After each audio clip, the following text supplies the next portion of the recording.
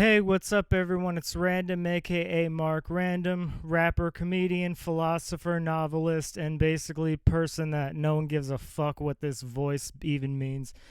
So I'm doing this non-cast because I fucking hate internet shit so much. I feel like you don't get the pure energy or essence of what a person is, and in a weird way that's going obsolete because the generation, they just know visuals and audio and text, so their subconscious projection based on everything they've associated in their life is how they base what you are onto them. And I'm maybe because I'm on the opposite side where every person who's ever seen me online or everything meet me in person and they're like, "Oh my god, you're like a completely different. I never thought you'd be like that." So I fucking hate that. So I wish, but again, you have to have an online presence, which I think is the most narcissistic thing ever of like, "Oh, your voice out of millions of people is the most interesting and people should listen to that." And that's what that is. And it just civilization just as low effort as possible. People used to strive to be astrophysicists and historians and archaeologists and athletes and live performers. You ever see a fucking live performer from the 70s, like a rock band, fucking sweating, fucking face red, all kinds of crazy shit, just like their heart rate and their pulse and energy for a fucking hour, sometimes 2:30. And now this generation is, I'm just gonna lay down and fucking be low effort and talk. You could literally just do this whatever. So the reason I'm doing this is to comfort you, and this non-cast podcast collects with all the other podcasts, so this is the like 15 millionth episode.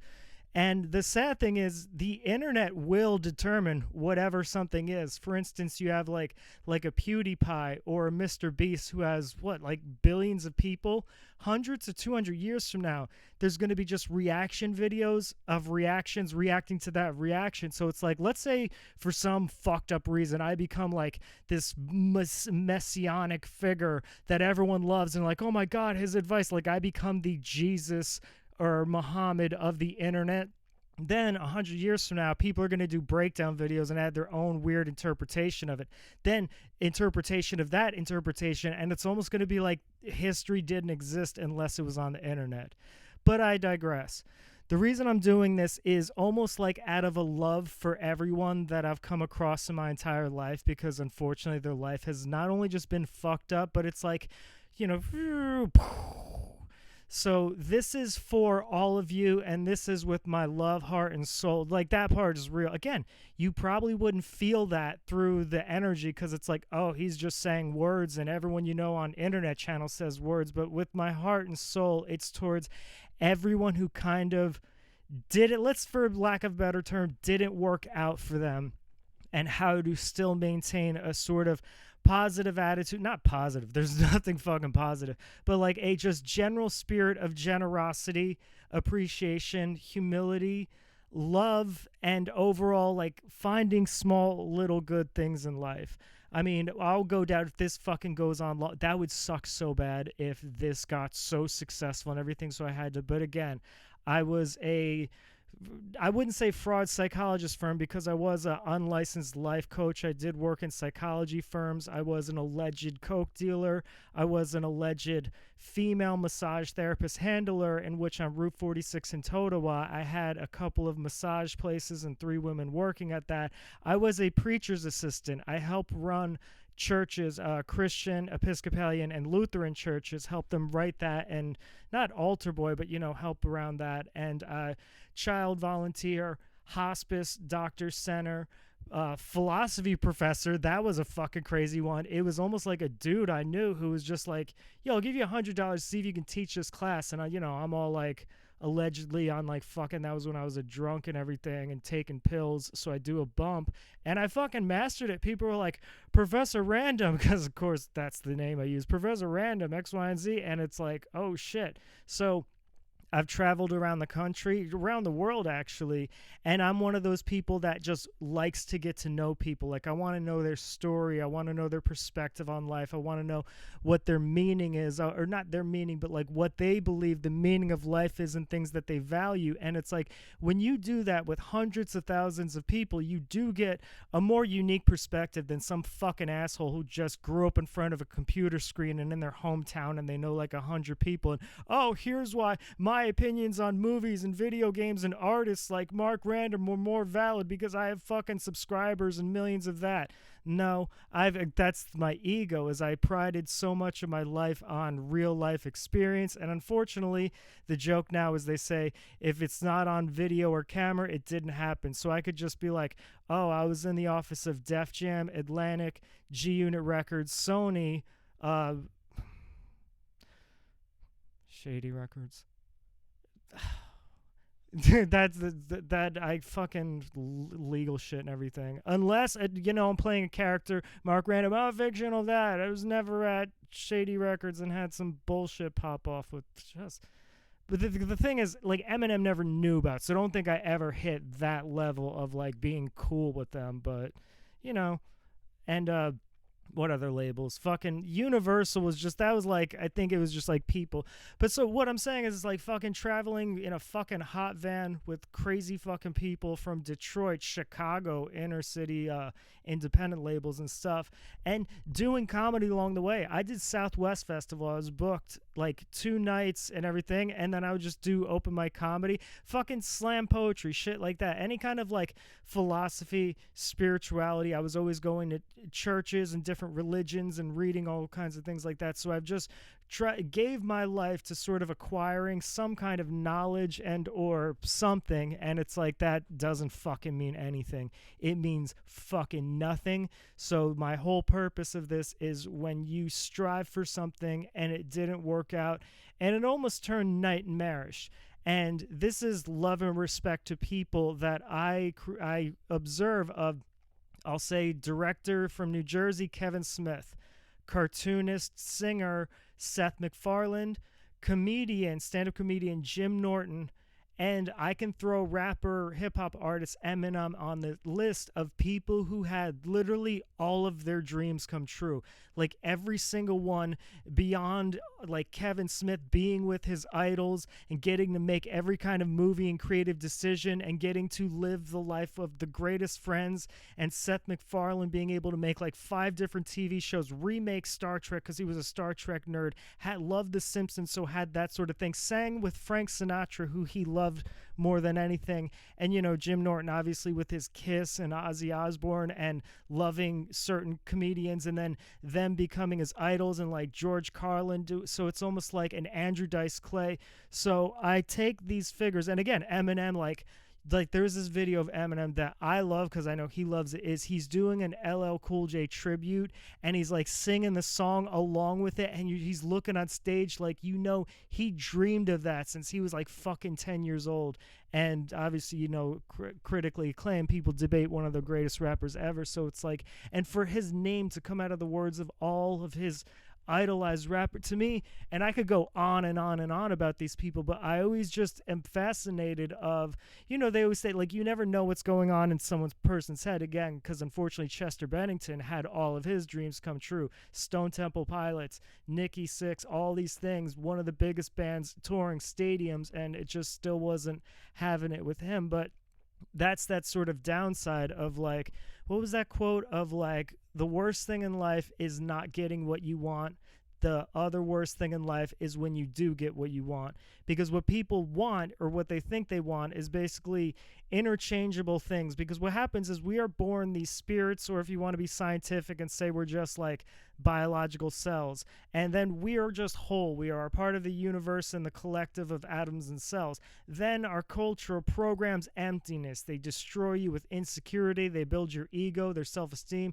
Everyone in your environment tells you who you are. So it then you have to strive for something. Like, think of like on a base borderline of like women feeling ugly. Society made them feel ugly, so then they have to like strive to feel beautiful in some way, and whatever format that is, they go about their lives to fulfill that inner thing. So when you strive for these dreams that you think will be fulfilling, it's like, unfortunately, like the Buddhists, like everything comes from within. So it's like you have to heal that. But that's, I realized my thing of just wanting to make some kind of impact on the world, wanting some kind of like, oh, people are inspired by my words, and the kind of opposite has happened, whereas I'm not a bad person. I'm complex, good things and bad things, but people look at me as a quote-unquote villain or bad guy, and it's like, man, I really went above and beyond, reading every kind of book, traveling to every kind of place, meeting every kind of group, to sort of be some kind of heroic figure of someone that people would look up to and be like,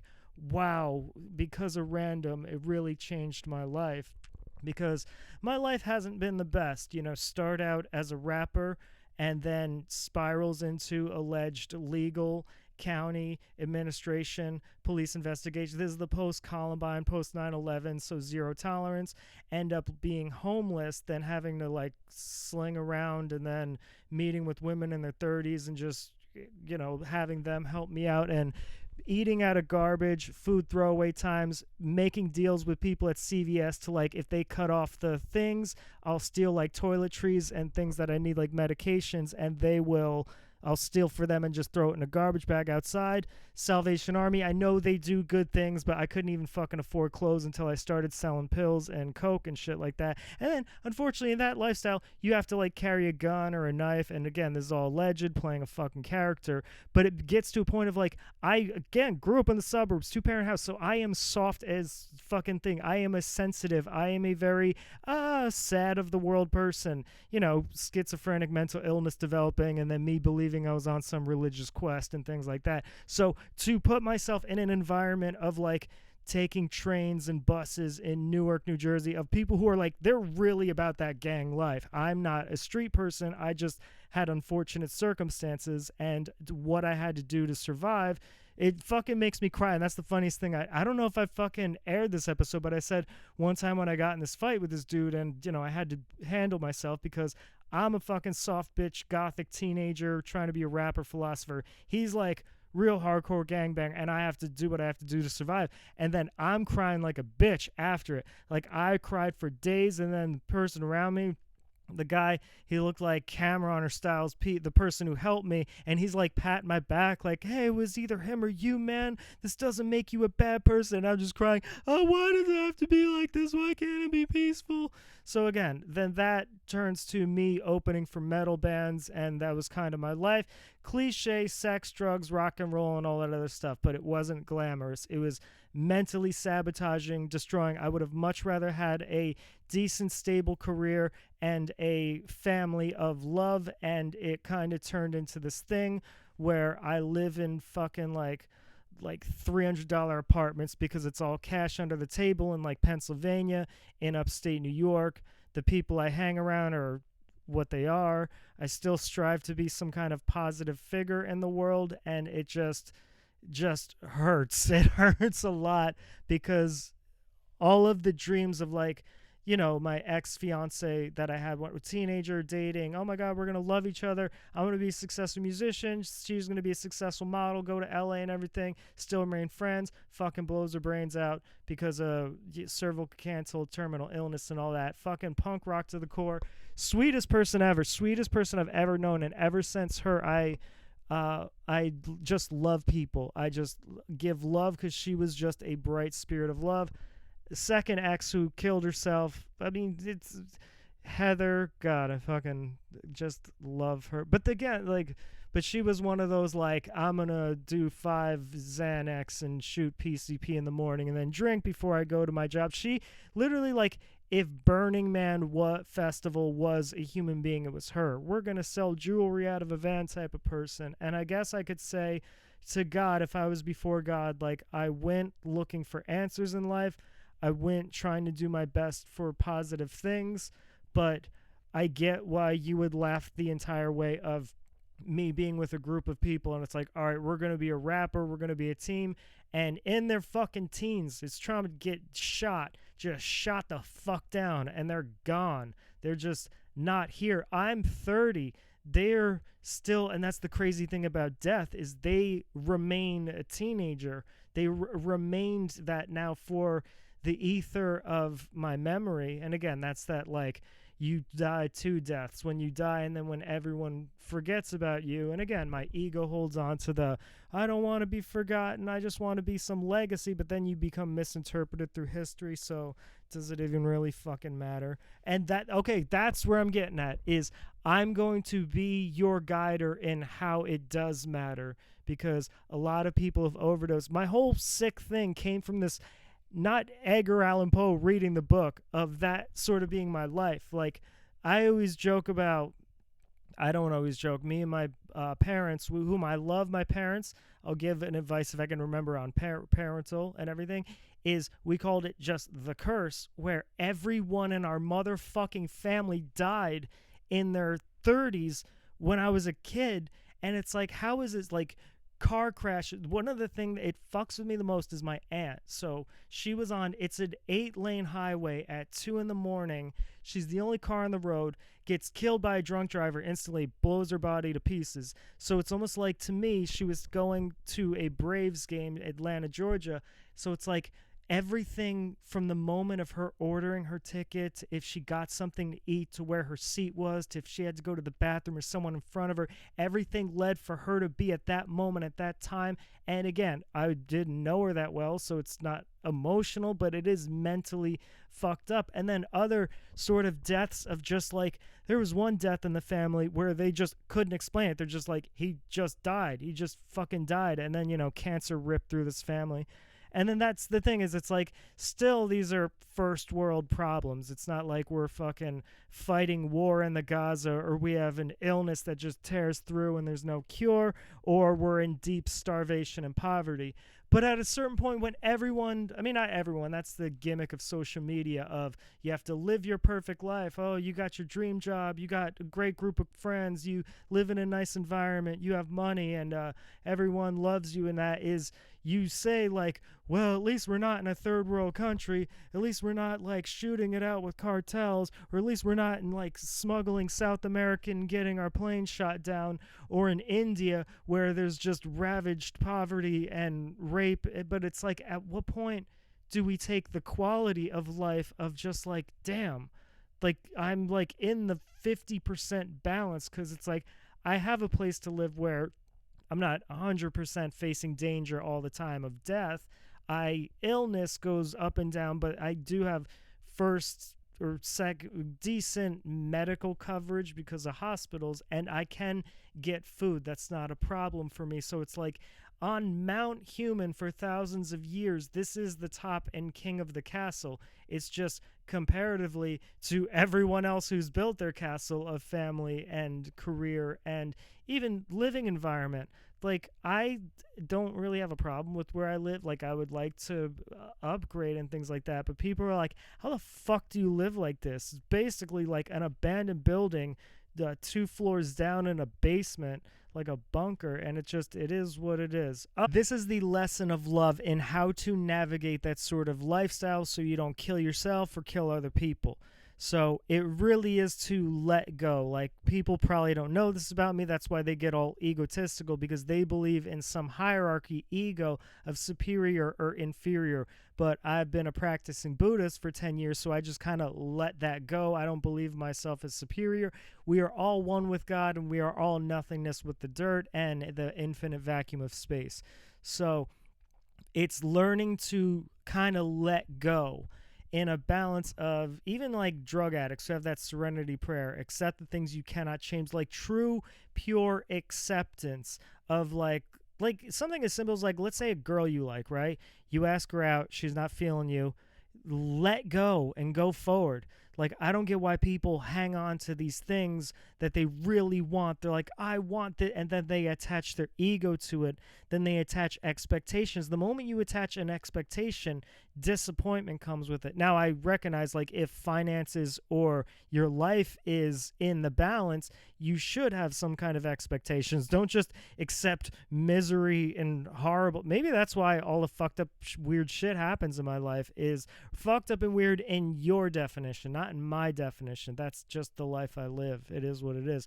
But because I just accept, like, whatever it is going to be what it is, whereas I don't be like, I don't accept it. Well, I mentally and emotionally don't accept it because I wouldn't be as fucking alleged psychotic as I would by the state of New Jersey, but not by the state of Pennsylvania and New York. So there we go. We got that rolling for me. So it's like just appreciating the little things. Like, literally, I drink Coke Zero, right? So anytime I open it, it is just this moment of like, all right, there is all peace in the world for 2 milliseconds when I drink this, and I appreciate it every single time. So it's things like that. But again, just laying in bed, just like, all right, I'm going to just lay in bed and chill. Like, that's one of the greatest things in life. Again, but now here's where I get caught up in purpose of like, what is the purpose? Is there any definitive purpose? Was consciousness just an accident? And my thing is, like, both are fucked up. Is it's like nothing can't not be, to like, something can't just come from nothing. So this has to exist as a something, but also, like, if there is a more something, there has to be some design or purpose. And it's like, I just wish we knew. I wish definitively, and this is something that drives me insane, because all human suffering comes from not knowing the meaning of life, so they become terrified, self-preservation, angry, building their ego, and hate, and that's why all war and atomic missiles and atomic bombs, and that's what it is. It's like, this is the level of RanDoM is here for you with love of how to just accept you didn't get what you want. You thought it would be different. It didn't turn out how all the images in your head. It has just been a string of failure and rejection and horror and death and tragedy and heartbreak and grief and sorrow and agony and misery and fucking lost and directionless and confusion and terror and fear and horror and trauma and emotional, spiritual torment, just tortured by all of that.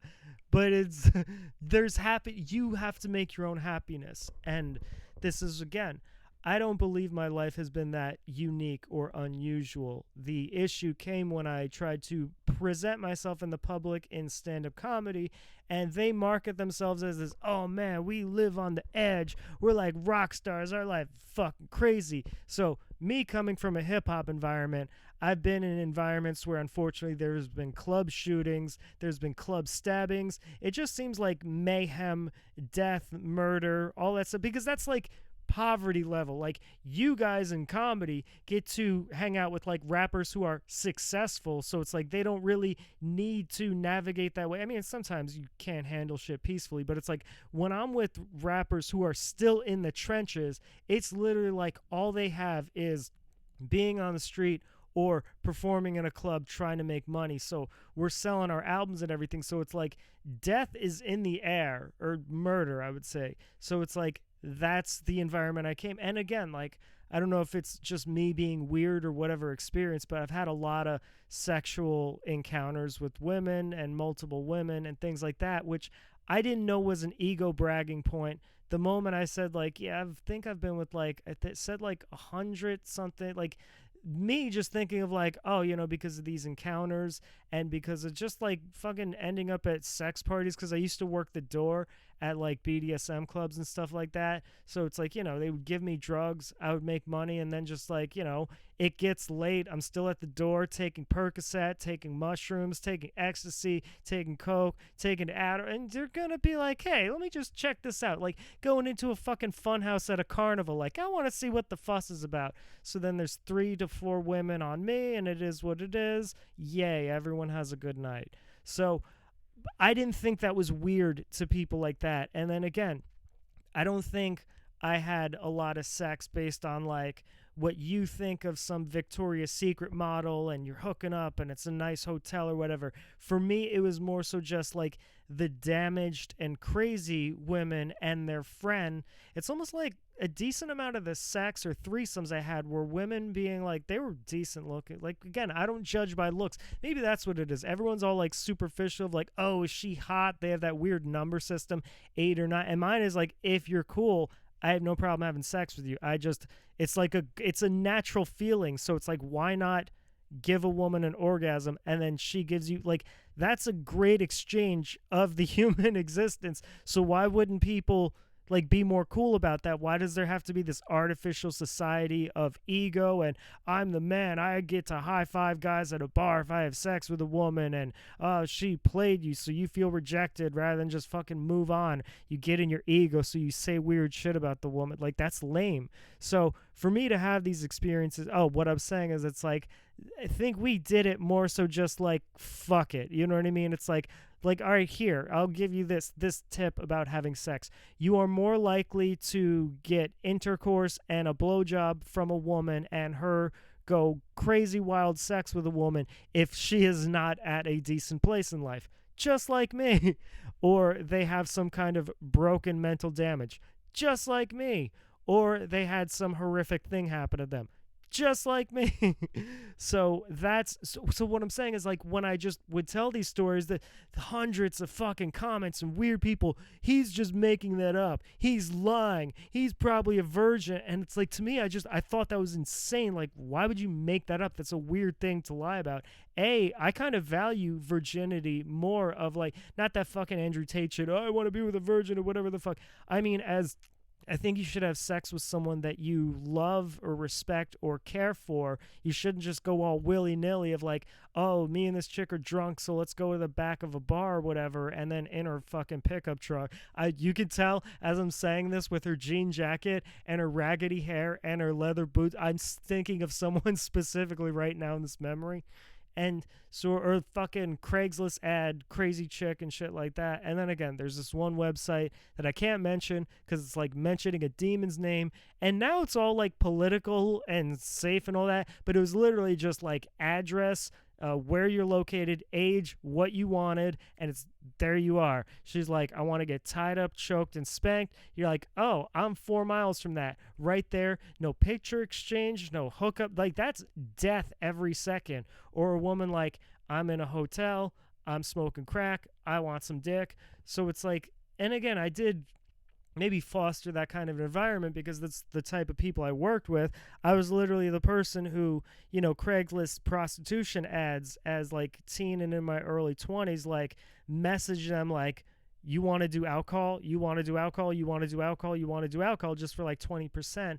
And I just kind of embodied, but they were very sweet people. They're very nice people. I mean, now it's gotten a little strange. And again, I will take less money and have a harder time in the past in that industry because they've cracked down on sex trafficking, which is cool.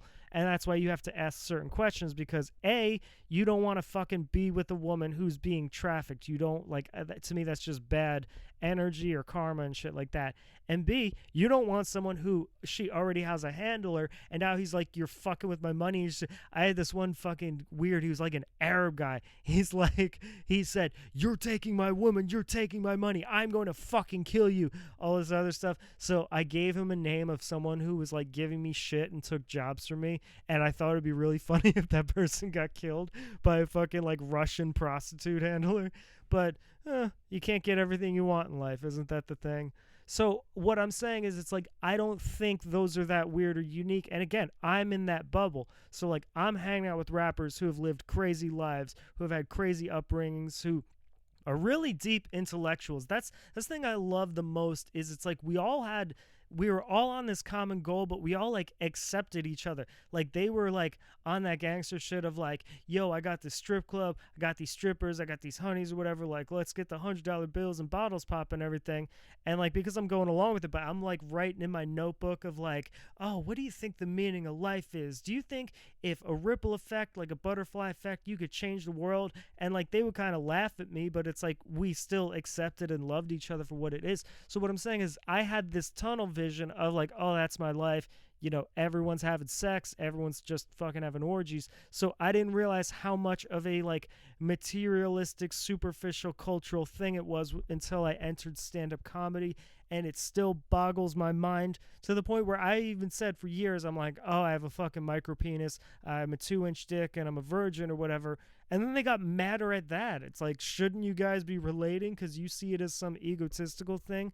So it's just fucking lame. That's the thing I hated the most about stand-up comedy, is it's almost like the most immature, ignorant people from like elementary school, but bullies. It's like, I don't judge anyone for their level of intelligence or what they've sought in depth or not, but to just be mean and shitty to people, to have this diminished stuff, like I still can't comprehend why you would watch something you hate, write paragraphs and paragraphs of what you hate, post it, and be like, yeah, I'm miserable, so I'm going to try to make this person miserable, and I want to bring them down to my shitty level. Like, why not bring yourself up? That's a fail for all of you and that specific network and your fucking fans. Is it's like, find something you do like. Engage with people that like are cool. You can literally message women on the internet like, oh, you like this band? I like this. Would you like to hang out sometime? And maybe you get a girlfriend. But instead you're writing fucking hateful paragraphs of someone that A, you don't know, B, you think you know their whole life story by watching a 1-hour fucking thing. And it blew my mind how many people thought I was a character or thought I was a gimmick or even hilariously thought I gave a fuck what anyone thought. That was the thing. I mean, there would be moments here and there where I would ask network people because, hey, I wanted a career. I didn't want to be right here, a career person, but like, hey, where should I angle this? What type? But if I knew the sort of like lame, like fucking whack bullshit that they were on in terms of like, why would I think these stories would impress people? You know what I mean? Like, if let's say I hypothetically I wanted to like go on and be like, I'm gonna care what they think and I'm gonna say things to impress, wouldn't I like concoct a much better life story? Oh man, I was the fucking star quarterback in high school. Oh man, I dated high school prom cheerleader. Oh man, I fucking built my own Wall Street firm and have $10 million. Like, wouldn't I try to get that shit off or something? Oh man, I have this X, Y, and Z. I drive a fucking Ferrari. And wouldn't that be the I care what these people think, so I want to lie to play a gimmick and impress them? It wouldn't be I was kicked out of like 7 high schools. I was forcibly put in mental institutions by the state. I struggle with mental illness. I am preaching to be kind to people and to just be cool. But like, it was so fucking bizarre. And I pray to God I never end up in that situation again. That is my fault. I learned my lesson. I take the experiences. I do my best to not wish death on these people. And again, that's the other thing. Just their willy-nilly of, I wish that person would die. I wish that person would die. And it's like, I hate these stand-up comedians because it's like, you don't come from the lifestyle that I come from, which is cool. You can do your little cosplay. You think you're tough, or you think you're a fucking gang member because you listen to a hip-hop album or whatever. But it's like, then when that comes to be real, it's like, don't be like, why is he weird? It's because you're messaging me death threats and then going on shows saying you would kill me if you saw me. So like, when I pop up and I'm like, yo, is there an issue? Then you're fucking telling all the people, RanDoM's so weird. Can you believe he came up to me and he was threatening? It's like, no, man, you put that fucking energy out there, you bitch. And again, I'm not a tough person. I am a fucking peaceful, civilized, like, let's talk this out. I will never fucking...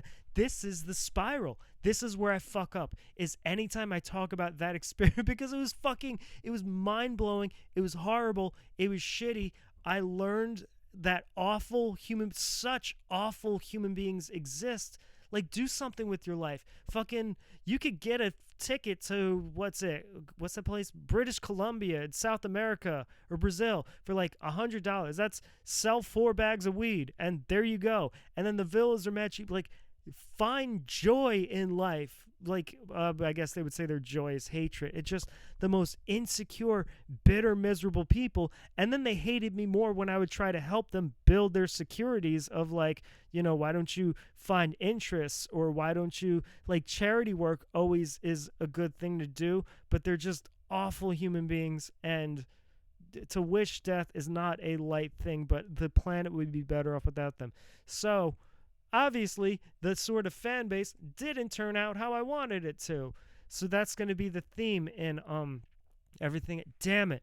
I should, if I really loved myself and my future, I wouldn't even want to put this energy out there, and I would have just like cut this part out, and just so it's like me, oh, life's been weird, but I'm trying to help, and then like, hey, it's back to love, not this fucking 10-minute segment of fuck these people, I can't believe they exist, it's mildly insane. Like, that's psychotic human behavior. And again, like, me talking about my mental illness, and it's like, I didn't fucking come out like, oh, I'm schizophrenic, let me be weird, like I'm a fucking carrot top. I just plainly said, yeah, it's schizophrenia. This is how I deal with psychotic episodes. It's like this. I learned this a lot from therapy and groups of like how to talk myself down. Like, to say that on the radio and then for them to think, oh, he thinks he's edgy because he's faking a mental illness. It's just fucking weird. That's what it is. This is the therapy couch. Is me like, yo, I can't understand these motherfucking people exist. It blows my mind. Like, I have to believe that they're part of some, I don't like believing in simulation theory because people never really believed in that until technology became a big part of our lives. But I truly, like, I'm not exaggerating. I'm not fucking trying to go for shock effect. My brain can't wrap my head around that people like that exist in present day or in their fucking 30s. I get it if you're a 10-year-old fucking kid who's just, your dad's just beat you for your whole life, so you're just going to be shitty to other people. But it's like, that's what it is. It's not that they're dumb. It's not that they're even bullies. There's just a no progress thing. It's like they're miserable and they're horrible people, but they never have this, I don't want to be miserable, let me make some kind of attempt. Maybe they need to be on some psychiatric medication. Maybe they need some kind of like resolving with their parents or something. Like, maybe their mom was shitty to them, so they need to just fucking read a book or some like chick drama movie. It's not like, oh god, male ego, no, fuck that. But it's like, you're just making life horrible for everyone around you. Then you bitch and moan about how horrible everything is. And again, unfortunately, I fall into that pact because I'm not that, because my whole thing is striving for better and trying to be the healthiest person. But I still, unfortunately, embody the energy of someone who would like to be enlightened or illuminated, of just not, that's the unfortunate thing, is I ride parallel with them because, and again, that's more of their thing, is they're like, they'll say something like, oh, I like Hitler or something like that to be edgy and shocking or whatever. Whereas for me, I don't like Hitler, but I do like to analyze all the lies and rumors aside of like, was he really out for some creationist purpose and it just kind of got a little out of hand? Or was he hell-bent on destruction and annihilation? And it's like, I've read back and forth, and all these things, and people who like were on the German side of it, and it's like, I still can't decipher that for myself. But me even saying that on their fucking network, they're like, oh, he's just trying to be shocky and edgy, supporting Hitler. God, I can't, if I could get past it, I just don't fucking believe that exists as a human being. So I'll say right before I go back to love, Satanists are lame. Any fucking, oh, it's not about worshiping Satan, it's about being your self-god. No, you're just a destructive, shitty asshole to people. And Anton LaVey was a pussy, because he just ripped off Nietzsche, Darwin, Aleister Crowley, and then reversed Bible verses. He's the fucking hack MTV Hot Topic of spiritual religions. So any comic who's a fucking Satanist is lame. Scientology has more credibility than that, because that dude at least tried to build some sort of thing that hadn't been done before, or he saw it. Or again, L. Ron Hubbard is fucking crazy, but he tried to build a sort of like atmospheric of good moral system on his own. He didn't just fucking natural selection, Charles Darwin, Aleister Crowley, sick weird perversion occultism, and Nietzsche, life doesn't really mean anything, so just self-pleasure. That's literally there. I just broke down the whole fucking satanic Bible for you right then and there. Just and that's another thing that this network fucking said is they're like, oh, I that's when I mentioned Mein Kampf. So they're like, yeah, well, I have the satanic Bible, and then I just basically said this was probably the only interesting part, and then they couldn't say because they're like all surface value people. Well, no, all right, this is my beef with the internet, people on the fucking internet and shit like that. Oh man, did I just redo this podcast? This is the problem with quote quote drugs. I think I upload a podcast where I go on the exact same rant for 20 minutes. All right, so back to Love and Peace. I called this show At the End with Mark and RanDoM because I always felt my life could be an inspirational against all odds story. Again, I didn't just fucking start calling myself RanDoM as some internet shtick. It was because when I was homeless and living out of motels, I circulated the Monmouth County area and Newark, Jersey City. So I would just randomly pop up and I would just like be around, and everyone kind of knew everyone in these circles. So they would just call me RanDoM. It was like a dehumanizing, oh, like nameless or whatever. I would not have chosen the name RanDoM. So they all just call me RanDoM. And then unfortunately, they would make up myths about me of like, oh, he sacrifices animals in the woods and he fucking has like orgies of like fucking goth chicks and their fishnets and they're all smoking meth. And all right, that one was a little true. And so, but then they would be like, oh, he fucking kills people. Like, it was like a joke to them. And I kept, no, guys, I'm not that. Don't you see me as a human? And I'm so thankful to God that never hit, like, the weird New Jersey. Which, again, another bitch comic from Secaucus, New Jersey. I'm the Jersey Devil. I fucking went to theater art school, and I put on face paint, and I imitate Rob Zombie movies. It's like, no, man. If anyone ever got that title, it'd be the dude who had to fucking set people on fire to live, had to sell coke as a teenager, had to like navigate this life with women by his motherfucking self, and then still try to find some meaning to life, a spiritual deep reason, not some fucking guy who just, oh, I have all these Satanist logos on me because I'm edgy in fucking the 6th grade. Then when you hit puberty, you realize fucking Satanism is lame and just gross. It's fucking gross. And here's what it is. It's the shock of them thinking I'm a gimmick and character, but all of those other comics are blatantly say they're gimmicks and characters, but are seen as real and authentic. There's a guy who I helped be a rapper or I just gave him advice on being a rapper because, again, I've been a rapper. I know how to do it. I started understanding the parallels between rap and comedy, and he was approaching it like a comedian, and I felt bad for him because his first show appearance, he was like, I just write, or not his first show, but when he started talking about it, he goes, I just really like it, but it's like, it's not like I really wanted to do it or anything, just very self-insecure, very self-deprecating, no self-esteem, and they were almost like mocking it, like, yeah, it's just a hobby. And I was like, dude, just approach it like a rapper. Stop caring what other fucking people think. Stop getting in your head and just spit that shit. And then he would just put out these sort of like self-deprecating songs of like, oh, you could tell like he had that spark, and it's like, I could get you on that level.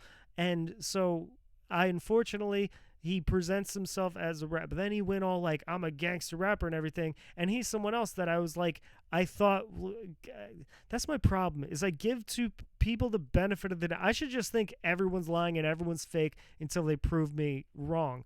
But it's just, because I'm authentic, I believe everyone else is authentic, and I should talk about positive people. There's my issue, is I focus too much on the negative. I really should. So there you go in life. You gotta let the negative go. You just gotta let it go. And that's just let go the things you can't control. And I'm a sad person. I'm looking for direction. I love people. I would like to have a successful life. I've lost all of my family, all of the people I loved, all of my friends. I do not wish to embody a dark energy or all of the things that internet people claim that I am. I would not even give in to the idea of misunderstood. There we fuck relapsing back again. I hate stand-up comedians that are like, oh, I'm edgy and offensive, I'm gonna get canceled for this. It's like, no the fuck you're not. A, you have a bunch of legendary comics that'll still hold your bitch ass up. B, you still have a fan base, so it's like you could literally get banned from fucking corporate networks and you could still tour and make money as your thing. And then there's comics that suck who've been doing it from the 80s and still use the same jokes and be like, oh, I'm gonna be edgy and get canceled. It's like, no, because all of these legends are still fucking holding yourself up. And it just, to me, that's the grossest thing, only because, again, misinterpretation. All right, so we realize the thing that will trigger Mark Random's hatred towards stand-up comedy is misinterpretation, because, or the opposite representation, because I'm someone who I truly, in my heart and soul, did not think I was a shocking allure figure. I thought stand-up comedy, you were supposed to push boundaries to make people feel this uncomfort, so then you make them laugh and then you make them think about things differently, almost like a philosophical thing. So that's what I did. So I came out with like these slavery jokes and Holocaust jokes and mass murder jokes and rape jokes. Fuck it, I'll say it. Rape joke. We're like 30 minutes in. If you're along for the ride, you're along for the ride. If not, it is what it is. World War II jokes and genocide jokes, Rwandan genocide joke, and Pol Pot. He had a decent one going for him. But so that was my game of just, but I literally thought like that's across the board is we just make jokes, whatever your style is, and we support each other. And then they just hated me. It was an actual cancel, calling FBI on me, calling fucking police on me, trying to confront me, writing hate blogs. So that was my experience, and it wasn't the most positive experience. So that was actual canceling, when you can't develop a fan base because everyone spreads rumors and hate, and when comics won't even have you on their show because they're fucking, oh, I don't want to be seen by you because we're in fucking high school politic land, you fucking bitches. So it just, to me, it's like I was then doing the opposite of like, I now just do jokes about fucking like relationships and myself and mental illness and life observations. So it's like, it angers me when I had to do the opposite. I actually am blacklisted and canceled, and I have been trying to revamp my whole fucking image in stand-up comedy because all I want is a positive life, a healthy, normal, balanced life, and they are the opposite. They're these inside-the-box bitches, and I only say that because I don't judge people. Be you, great, it's all love and all respect, but then you try to be an outside-the-box person, you fake it, then you get mad at me and say that I'm fake, like, fuck you for life. So, this has turned so hateful. If I loved any kind of bit of anything, I would take this part out. It got so hateful. Oh, man. Wait till I get to teenagehood in my early 20s. It's just going to be hate, hate, hate, hate, malice, malice, malice, vengeance, vengeance, vengeance. It's going to get crazy hateful. It's going to get on some, ich bin Gott, es Totensinne Gel. Wait, no. Ich bin Gott, es Störer ben Totensinne Gel. That's what it's going to be like for fucking 20 minutes. I really should cut this out. All right, so what I'm saying is it's like they then present themselves as these people of like, oh, we're going to get canceled and everything. And then when I'm like, I don't want this to be the thing, it just become a marketing shtick, and I fucking hate it. And so again, I wonder how many, maybe watch this. Love, love, love, love, love, love, love, love, love, love, love. Balance out the amount of times I said fucking hate in this. This is my first session of at the end. Well, there we go. It's at the end. I'm just a free ball of emotion, or just frequency. This isn't even me. It's just whatever the universe is channeling through. You know that philosophy. What's that philosophy of like, you are not you. You are everyone's all connected in a collective, and you are just a vessel of the universe expressing itself. So I am the universe expressing that I have issues not knowing the meaning of life, and it bothers me more than most. And I have issues desiring a life that the opposite happens. So it makes me quite vengeful towards those who do the opposite. Like, you'd think if you're putting on this whole like, we're gonna be comedians we're tough and we're fucking violent, we're crazy, and then I don't want to be that. I think I've went out of my way to like downplay my mental illness and my fucked up life and just talk about my philosophies on things. Then they thought I wasn't being transparent. So then it's like, wouldn't you then want me because I'm the thing you're all fucking glamorizing and shining to be? Which is a weird thing to fucking glamorize about. So I could do the fucking like almost like the gangster rap shit. Like, you know how when there's like rappers who are they're actors and they portray themselves as gangster, like, and then they're not, and then people find their fate. This is like when credibility mattered in hip hop, like the '90s. I mean, there's if you're really, again, I was in the music industry, I know what the deal is. So then, but there were a few, very few, real gangster rappers, really about that life, really like buck shots off and everything, really the prison lifestyle and everything. So then, I mean, now the drill rappers, it's the fucking opposite. It used to be you were a rapper and you would pretend to. Then there became this mix in the 2000s, or where gangster rappers wanted to be the forefront. Then there's fucking drill rappers who, I'm not going to mention names, I wish everyone a positive life, but it's like they're just killers. They can't rap or structure songs. They are just street killers who are putting themselves on song. Then they fucking, so it's kind of hilarious how it went the complete other way. And there again, the nice line of it was when there was someone who was understood the art of hip hop and rapping and was a gangster rapper, but now it's like, because that was the thing, is it's like in the Italian mob, how like the mobsters would never openly be about their mobsters, but the singers would kind of sing about that, but they complemented each other. Like the singers would just be like the sweethearted, nice, clean image, but had the gangster lifestyle, and the gangsters would put on the sweet image. That's what happened in hip-hop. It's like the rappers felt insecure because they weren't real street gangsters, and the real street gangsters felt insecure because they wanted to be seen as rappers. They wanted to be more beloved as like, I want to shine for my, maybe that. So the point of what I was saying is, it would be so fucking hilarious and juvenile if I pulled that shit on all of these fucking comics who, oh, you do jokes about mental illness and it's depression. I have fucking schizophrenia, PTSD, and borderline psychosis from bipolar, which is schizoaffective, but I don't believe in that. And I might have dissociative identity disorder. I've still been in denial about that. They're like, oh, I'm crazy and I'm weird. I'm on the edge. It's like, I've been forcibly put in mental hospitals for X, Y, and Z. And they're like, oh, I live at rugged. Look at my apartment because it has a rat trap in it. It's like, I've lived in fucking hole-in-the-wall motels a lot of my life. And then they're like, oh, we're crazy and on the edge and doing drug, like, and it's like, I'm the opposite of, like, I'm not a drug user, but if I was, cut.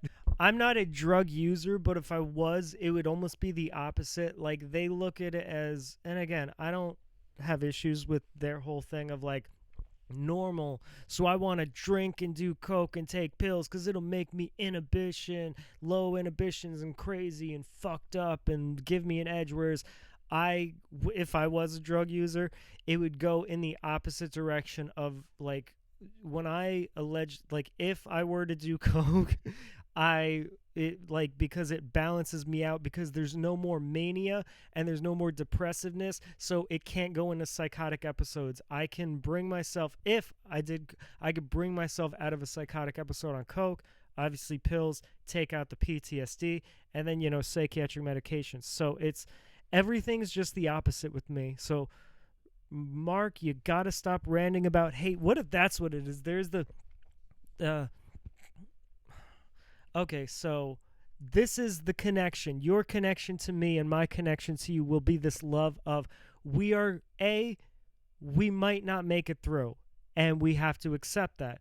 Again, that's that sort of quality versus quantity in life, and it's something to be aware of, which a lot of people are not, which is not everyone will make it. And that's not to say that sort of hero of your own story, but it's when people who are successful, they're like, because I'm the hero of my own story, when they don't realize that no one is exempt from their whole life crashing and burning. Maybe you built your whole career up and a family, and then you find out your wife's having an affair, and then she left you and she took the kids, then you had to pay her alimony, fucked up court system, so you like fell down and you had to sell your house, and then the business partners you were with scammed you and lost. Now you're just like making yourself at a fucking McDonald's manager, and you're not too pleased with that because you were always a good-hearted person. You always just for the best in people, and you were just nice. You were just fucking nice. You weren't an asshole. You weren't shitty to people. You weren't like one of those begrudging people. You weren't unappreciative, and you were nice to people who were like fucked up. Like if you saw someone like weird or something that society would say sketchy, you gave them the benefit of the doubt, and then your life got fucked up because like just spiraled with no control. So it's like no one is exempt from things like that happening, and not that I wish that upon anyone, but it just it hurts. It hurts of that reality, which that's why I wish I was successful and famous or just heard, because it's almost like it's that other side. Like every single movie, all this music, everything promoted in the media is about people becoming successful or the happy life and things like that. And not that I want to be one of those fucking dreary emo teenagers of not everything has a happy ending, but it's like not everything does have a happy ending. And there should be a voice, which is what I'm trying to do, is to help you kind of cope with that and accept that while not becoming a horrible person because of that. Because I view myself that way. Like, I'm a decent rapper. I'm a fucking amazing rapper. RanDoM. I'm pretty intelligent. I mean, I'm intelligent enough to know how stupid I am. But it just, I don't know if I'm going to make it, and it's something that breaks my heart. And all the fucking people who had good things in life will say, you make your own destiny, you make it happen for yourself. And it's like, not if you've really experienced life and really experienced that sort of unpleasant side of life, you realize that not everything is in your control. And then you could go on the predeterminism philosophy of like, well, you can only do the best with the brain chemicals you have and all of the intellectual things that you've learned and every associated experience that you've had based on your memory and teachings of things and how your brain works. So you technically don't have any control and it's all predetermined. You could go down that path, but for argument's sake, let's say you do have control. You only have control to a certain extent, and sometimes like a tidal wave, that kind of overtakes it. So my issue becomes not my issue, but it's like, I'm here for you, I'm love for you, because if someone gave me the path, here's how to have the life that you want, decent performer, good circle around you, healthy circle, healthy, mentally and emotionally healthy circle around you, support system, and decent living environment, and contributing positively to the world. If there was the blueprint, I literally am insane trying to find that blueprint. I literally am crazy seeking that blueprint, but also this other part is just learning to accept if you can't get that blueprint, if life doesn't go how you want. If there was this one comedian who would do shows and he fucking died, and it's almost like, I guess it's that point of like, if you don't give up, like, and again, giving up is subconscious. I mean, now I'm thinking about it, now it's making me sad because I literally am calling the show Past the End with Mark and Random. Well, no, because initially the title was going to be At the End with Mark and Random, because it's like, you know, I kind of don't know where to go from here. I tried everything I could, and I'm going to still continue to try. I'm not giving up. I'm still going to try to create more comedy, post more things out there, do more music, network, do more shows. If I get in with people, business, pitch, I'm going to continue to learn. I'm going to continue to grow. But it's like, it feels like it's at the end. If you saw everything that's occurred in my life, the safe bet would be, this is not going to go how he wants it to go. And it's almost like nightmarish. That's what, like, I'm not one of those like, oh, life is a dream or what. I mean, but not dream. Again, there's fun things in my life. Like, think about it. I was just laughing on the couch about fucking hatred and hopelessness. And I'm thinking about me laughing about hatred and hopelessness, which was making me laugh before. I could be the eternal continual joke. That's what I'm going to do is, look, I'll laugh again. I was just bitching about hatred and hopelessness for my unpleasant experience in stand-up comedy. There, I just laughed about me laughing about hatred and hopelessness 30 seconds ago, from laughing about hatred and hopelessness 20 minutes ago, from a time laughing about hatred and hopelessness of my unpleasant experience maybe like earlier this morning or whatever. So I did it again so that I can just keep rippling effect. Mate, that's exactly what I have to do. Mark random, ripple effect your laugh into eternity. Just ripple effect whatever it is, just laugh, just have fun, just smile, just love, and just be fun. Just make it fun. That is your goal. As an alchemist, you are supposed to take all this negative energy, alchemize it into positive energy, and but have it funny. Just make it funny. So that's what it is it's a weird method of survival. Not method of survival, just that like not everyone's going to make it. So I'm here with you along for the ride. But then again, like everything, pre-associations of like perhaps I'm looking at this pessimistically, like I'm looking at what I would perceive the data to be, but if someone else looked at it, they might see a lot more other things and be like, no, you could connect this dot and this dot and this dot and this dot, and there you go, like there's the path right there. So I call it past the end, because it's like, again, at the end I was like, I don't know what the fuck to do. So past the end is like, well, when you're at the end and there's just like feels like there's nothing left, lost all the family, lost all the career, lost all the money, lost all the things, I'm like, I can't describe my living situation because of legal, but I've fucking basically lived alone my whole life. I had to go the whole path, and girlfriends that came along, it just was what it was. Family that I loved, it all laugh, hatred and hopelessness, hatred and hopelessness, hopeless and hatred, hopeless and hatred. There you go. Like that sounded more rhythmic than, well, what do I say? Hate and hopelessness, hopeless and hatred, hopeless and hatred, hopeless and hatred. So imagine that becomes the podcast non-cast. Oh, so what I'm saying is it's like, fuck. Oh, because then there's always that philosophy. Every end is a new beginning, but then every beginning comes to an end.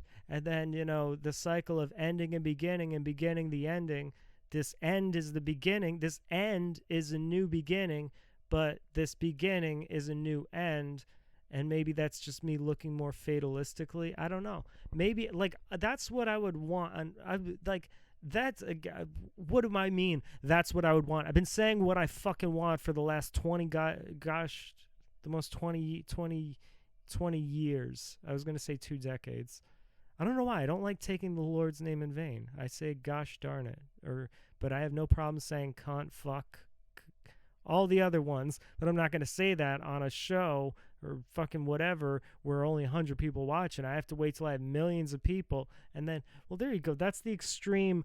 I'm definitely going to make it delusions of grandeur. I'm going to be fucking selling out Madison Square Garden next year, or I'm going to fucking be dead, buried, a nameless number casket. Just, we couldn't identify the body. His name was RanDoM. And then I just get written up in some fucking weird European black metal band will write a song about me. Oh man, he was fucked up, but he just lived it how he lived it. So, or just nothing. Or I fucking die and God's like, that was the path, is you were never meant to be anything. You were meant to just accept being forgotten, never meant to be heard, never meant to be cared about, never meant to be believed. And it just like that, then I would feel great. Like, I don't know. This is like what I was saying is, it's like if you wrote out the sort of path of my life and then you said, I want to add the most nightmarish things to happen. That's what the fuck happened. That's literally what happened. And it almost feels, especially with this year, it almost feels not real. So that's why it's past the end, because I'm gonna attempt to move forward the best that I can, but it's almost like that movie, what was it, the fucking, where Ashton Kutcher traveling through time, Amy Smart, whatever, blonde haired chick guy, that movie with the 2002 thing, and then there was college, and then there was the guy who was in what was that other, okay, so basically the movie is, it's like the kid there's like molestation in it, then there's suicide, then there's death, then there's murder, then there's mental hospitals, then there's loss of parents, then there's heartbreak. And it's almost like that whole story is like every fucked up thing that could happen went through that story. And it's like if you wrote out the story of the path of someone trying to achieve that, it literally is the nightmare version happened of it. And the internet meme is like, what do they say, like the dark, what's not the darkest reality or whatever, like the darkest timeline or whatever. But then you get into parallel universes, and then that's what they say is humans are all frequencies. So our game plan is literally like overnight. I could turn a frequency, be a different dimension. Because like when they always say like there's alternate dimensions are every other second. Like think of it that way, right? Like if I walk over there, that is an alternate dimension from like then where I was. And so any moment, like the hope and love I give is it's just because 10,000 bad things have happened doesn't mean one good thing couldn't happen. Like again, that would be an alternate dimension. So there we go. That there shouldn't be any more heartbreak or misery or death or loss in my life, because that would just be mundane and monotonous, God. That would, you see what you see what I'm saying?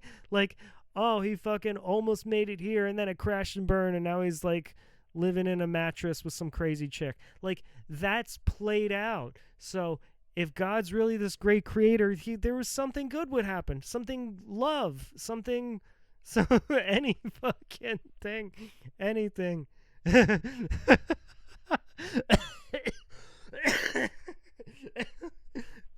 And anything, there we go. God is not a hack. This is, whether you're an atheist or not, this is what I know.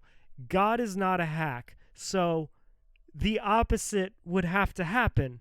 The opposite. So my life is going to turn around and end. ANDEND. And I don't know.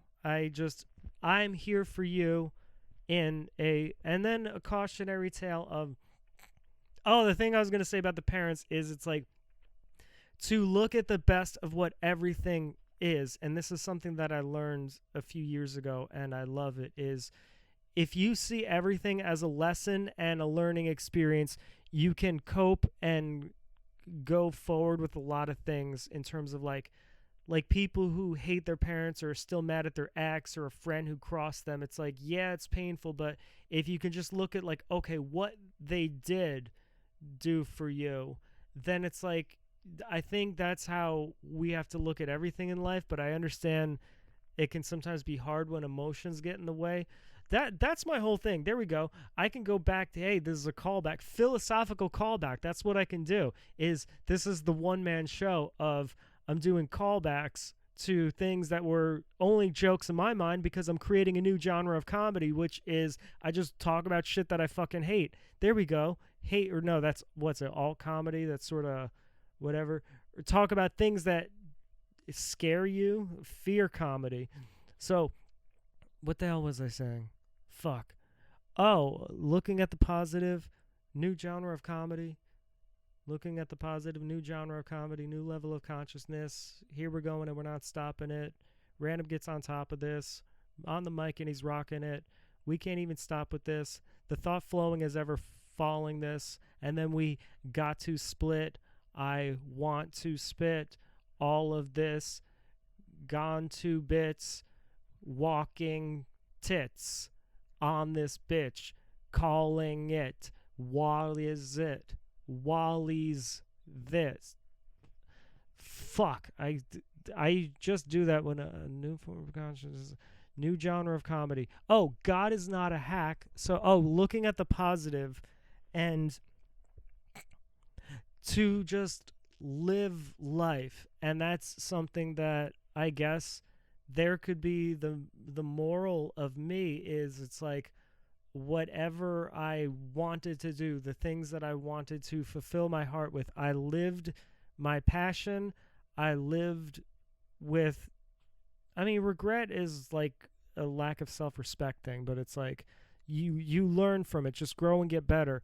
But it's that I lived the life I wanted to live, not the life that A, anyone told me to live, B, that society told me to live, C, even when the peer pressure crushed you in of you shouldn't do this, it's like I did, as long as you're not hurting someone, right, as long as no one's threatening your life for survival where you have to hurt someone, it's just be free.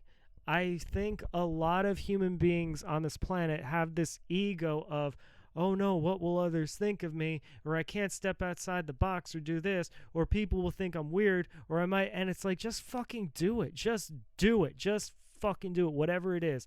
If you are some overweight office guy, you have thick glasses, and oh, that girl never liked me, like, A, just ask her out, and then not, if you want to fucking sing in a band, learn to play guitar, go to some open mic, tear it up, meet some other person, be like, yo, can I perform? And just fucking sing your heart out. Sing your fucking heart out. Like, or you want to play soccer, right?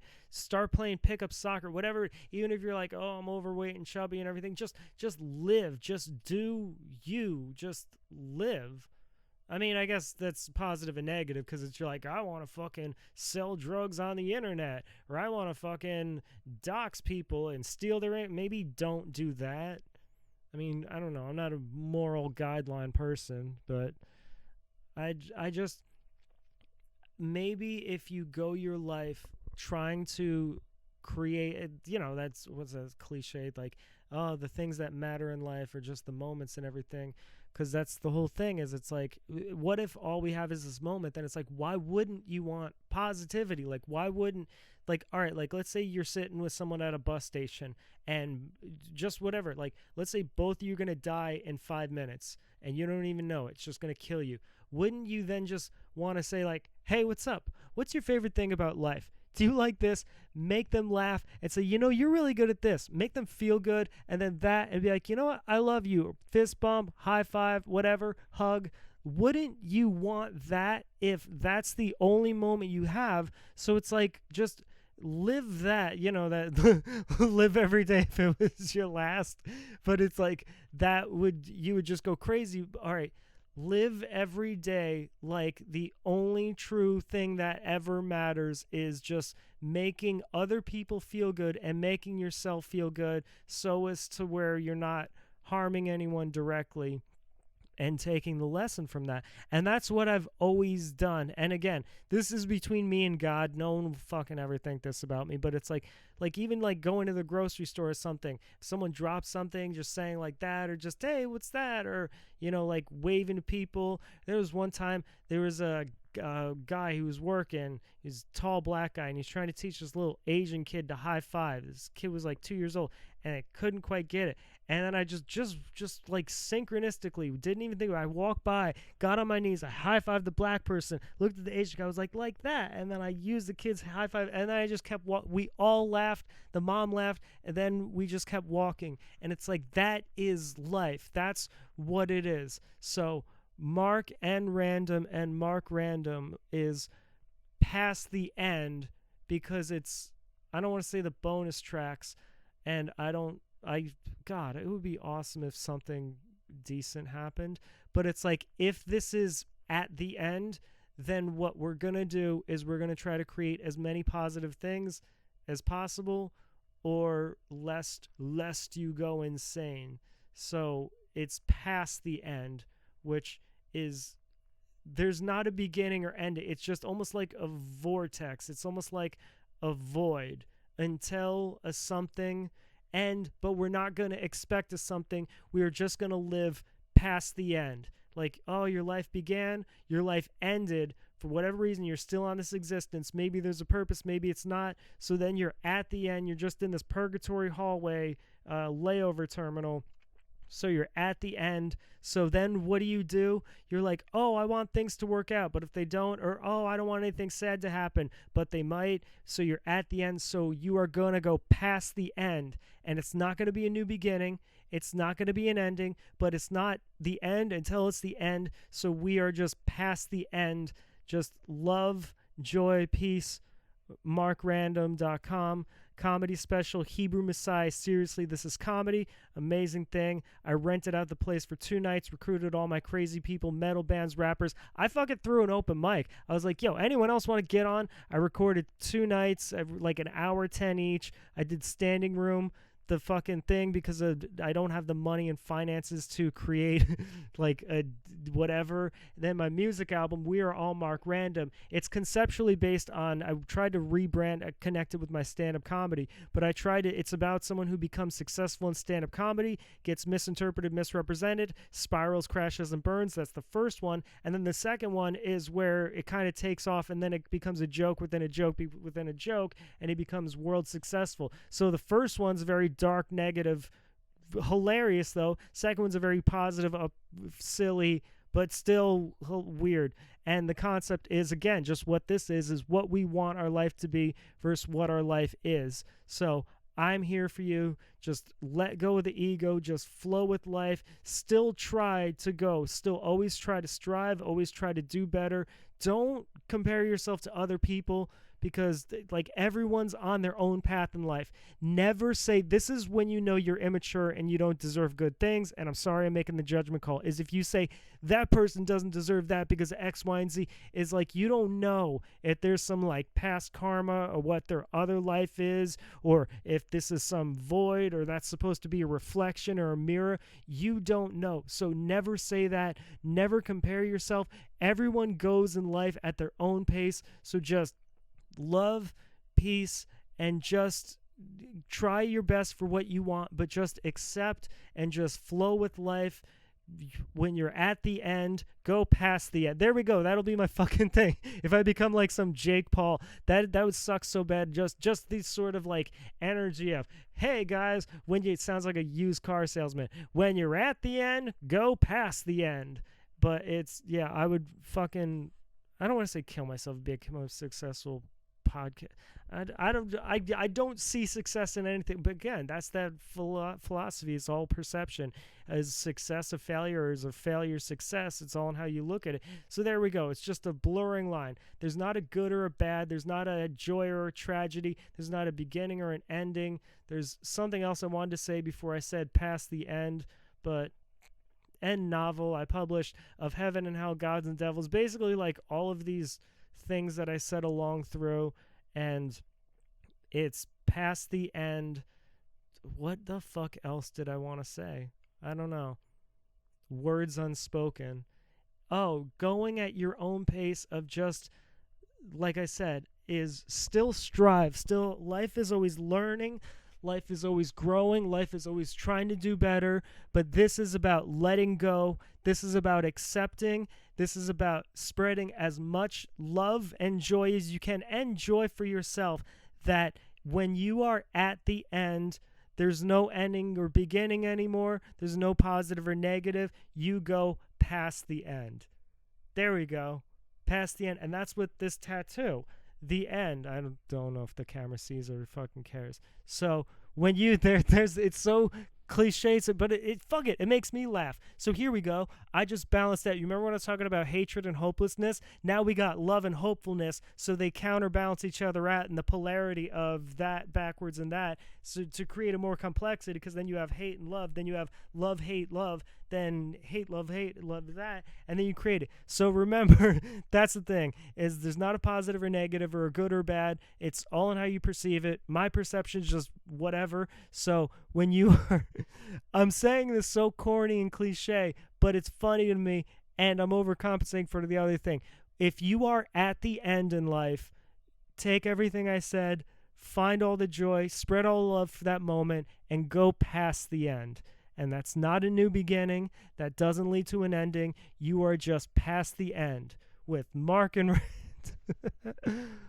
Hey, what's up, everyone? It's RanDoM, a.k.a. Mark Random, rapper, comedian, philosopher, and this is Past the End with Mark and Random. It was initially going to be called At the End with Mark and Random, but then I'm like, all right, this is moving past it, like what to do. Like, at the end is a finality. I apologize. In the first episode, I really talked about myself and all that kind of nonsense, and I got a little hateful, so I'm going to try my best not to make this hateful. I mean, we can do the best that we can do, but more so because I always got internet critiques of he just tells us things, advice, ideas, but we almost like I was being non-transparent. So this is going to be the opposite of that. So real quick, the hate I get. This doll is Eliza Joan McNeil. It was the daughter I was supposed to have, you can't go through the coulda, woulda, shoulda, supposed to. Life just kind of is. But with my ex-fiance when I was a teenager, we're going to be successful and, watch the last episode to see how that worked out. This logo is a cult that I accidentally ended up in. The Hermetic Order of the Golden Dawn. It's a subsect of Kabbalah. So no, I apologize. I'm not some shocky, edgy, let's just put some hot topic graphics. That's something I hate about the world of they see things for surface value. And even if you're like, actually, there's a lot of meaning between like my tattoos and logos, like RanDoM being the street name that everyone gave me to kind of dehumanize me and make me out to be some weird creature. And I fought against it, but then I was like, fuck it, I'm RanDoM. It's RanDoM. They just I literally said I'm not gonna make hateful statements this episode, and now here I am ranting about how much I fucking hate people, or just hate it's not even the surface value, because I guess that's the philosophy of life, is to keep life simple, the philosophy of simplicity. But because I go through everything complex and in depth and everything, for me, there's always meaning to it. Like, as much as, what, you fucking Nightmare Before Christmas lights? It's actually, I have an infrared problem where light fucking bothers me. So it sucks because it's like complete pitch darkness all the time. But that's like when lights are on, it just like it does something to my brain. So yeah, not that anyone gives a fuck, but there's a method or reason why I do everything that I do, and all the tattoos, Bible verses, and things like that. So I'm going to be giving advice for people who are just a little bit past the end. And I guess the first thing I can give is, unless someone is harming someone, you should never judge anyone at life. And this is something that I always was bothered by, of if someone was I noticed like more, unfortunately, and again, I don't even want to judge rich people, because rich people could be rich people, but when they look at someone who like they still live with their mom, or they just live in a single apartment, or they live in a motel in an abandoned building, who would be that person? But live between a motel and abandoned person because their financial situation got a little squirrely, as we could say. So what I am saying is, fuck, I forgot what I'm saying. The problem is I have such pressure because I'm comparing with Mr. Beast numbers and PewDiePie's. Like, we're neck and neck. So I really have to make this podcast work out because, I'm getting 10 million, 20 million views on this. So I really have to put my A game into the... So to never really judge someone where they're at in life, because you never know the circumstances that they're going through. For instance, maybe they didn't grow up with the best financial situation. They built a business with their family. They got really successful. Then some morbid death of their family got in a car accident. Their parents died, and the financial thing of that. And then they're set back to square one. So they're like working at McDonald's trying to be a manager or anything. Or they just fucking end up on like government assistance or something because of the traumatic incident of a teenager losing their parents or not having your parents. Who would be upset that they didn't have their parents around to guide them or be there for them and to protect them or secure them against the world? Who would that creature be? Sorry. It is what it is. This is a daytime thing. This is why, if you remember the Dark Knight series, we would always record late at night because that's when my cycle of medicine would be in me, of all those other things. But it is what it is. So to never judge someone with where they are at in life based on, you don't know the circumstances behind it. So if they're not harming anyone, it always bothered me when even kind of, all right, you could go back and forth. People who don't have that many finances, they look at rich people like, oh, what? Their life is so great because they got handed millions of dollars. And it's like, you have no fucking idea. Maybe everyone in their circle just crosses them and uses them for money. Maybe every person they do business with has fucked them, and they're like one moment away from losing all those millions, and they're just trying to keep afloat, and they're really sympathetic people, but they're in an environment environment where they can't be sympathetic towards other people, so it just is crushing in on them. The point of what I'm saying is there's always this societal standard, and I know it's unfortunately, I was literally going to say unfortunately because I date women, but no, I notice like when I talk to women in their 30s, they're like, I hate it because my friends, they're married and they have a house and they have good jobs, and here I am living in a house for rent, and I'm just work this company job that either is dead end or not, and I'm just like, stop comparing yourself to other people. You had a different life. They had biological parents. You were left at an orphanage. Then the mom you got adopted by died when you were 7, so you went back to the orphanage. Then the third parents you got, the mom was abusive, and I always joke to her because it's hilarious of like, damn, every woman who has like mommy issues, quote unquote, is either abandonment, abuse, or gone, and you got all three. Like, how do you fucking land those cards in life? But it's like, stop. It's like you're hurting yourself with society creating this bar of what your life should be. And that's what a success is. A success is only if you're someone of value in society where people are recognized and they clap for you and things like that. But it's like, no, the bar should be being a good person. You know what I mean?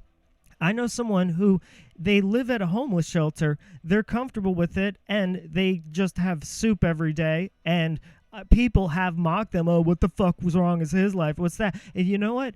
He volunteers because he gets government checks. He doesn't work at all. So he volunteers, and he's a really fucking cool person. So I would take chilling with that guy, or say that guy's soul is better than most. And again, it's all ego. It's all ego of sort of like where you want to be in life versus where you are. And again, my situation has been it's been crazy because it's like I've been successful, then collapsed to failure, then been successful, then collapsed to failure. Like literally, like I said, like homelessness, out of a motel selling drugs, then like back in the suburbs in a nice place with some nice people, then fucking sliding back and living in a fucking a house in Jersey City that looked like the house in Fight Club, then fucking making my way through college, a fucking 5.5-year program, then fucking slipping back into an apartment, but having a psychology firm and really building a lot of money, and then being in a decent thing, and then just fucking back to that. So then again, in a relationship, building a business, then it got sabotaged. So I love the place that I'm at. Again, I'm thankful to fucking have a place. I'm thankful, but it's like, damn, the amount of it just for people who are at the end in terms of like, I don't know, people, like everyone has their own endurance and strength. It's like, how many times can someone, and again, this is a sick theory. I recognize it's not cool. And maybe subconsciously part of me is like, yeah, I fucking want to know. I want to be like some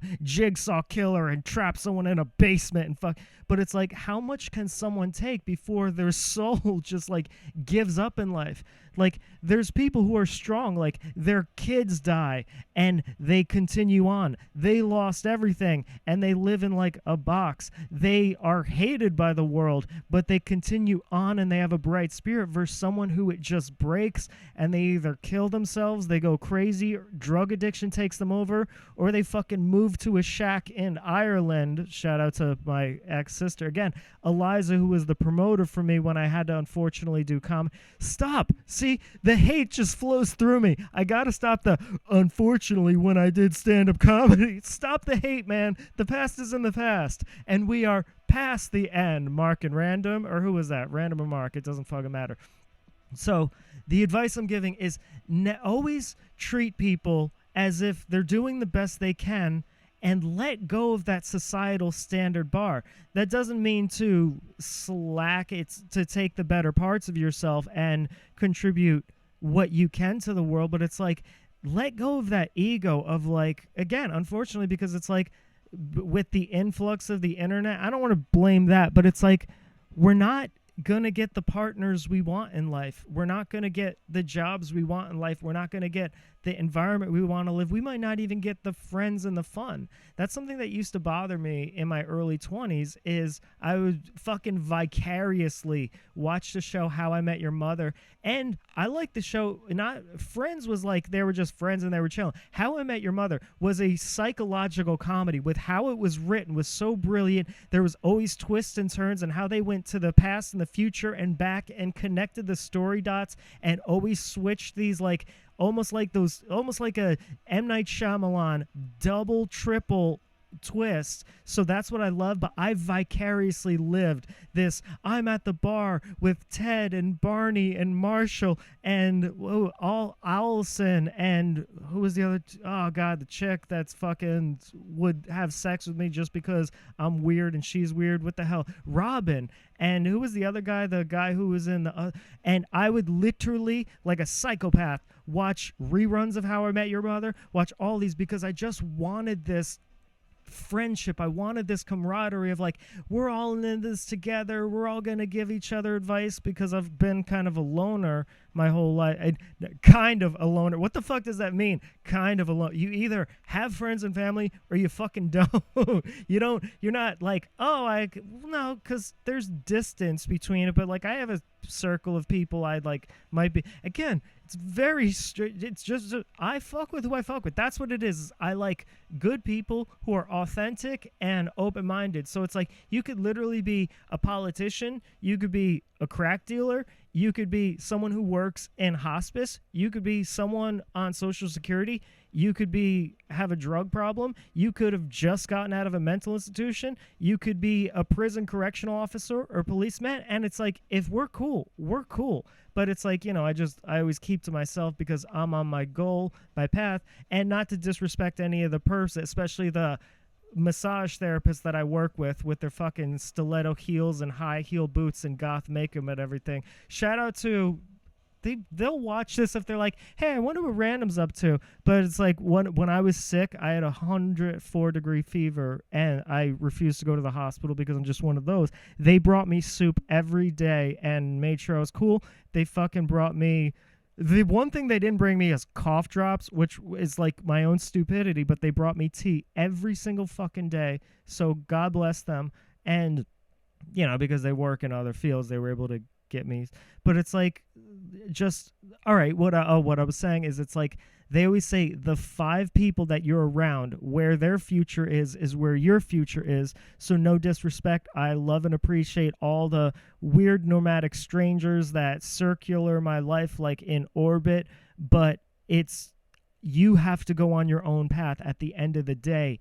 You have to foresee your own goal. And maybe that's subconsciously why I never found a group of friends, is because I recognized people were always slightly content with where they're at. I remember that when I would do shows in Amityville, the person's never going to watch this. I would do hip-hop shows, and it was with some were metal bands, so it was awesome, in Long Island, New York. And I almost, in my early 20s, again, fucking low self-esteem, wasn't sure myself, still developing. I always had this, like, why can't I be a part of this group of friends? Like, they're all either married or dating, and they all party together, and they all, like, go to water parks together.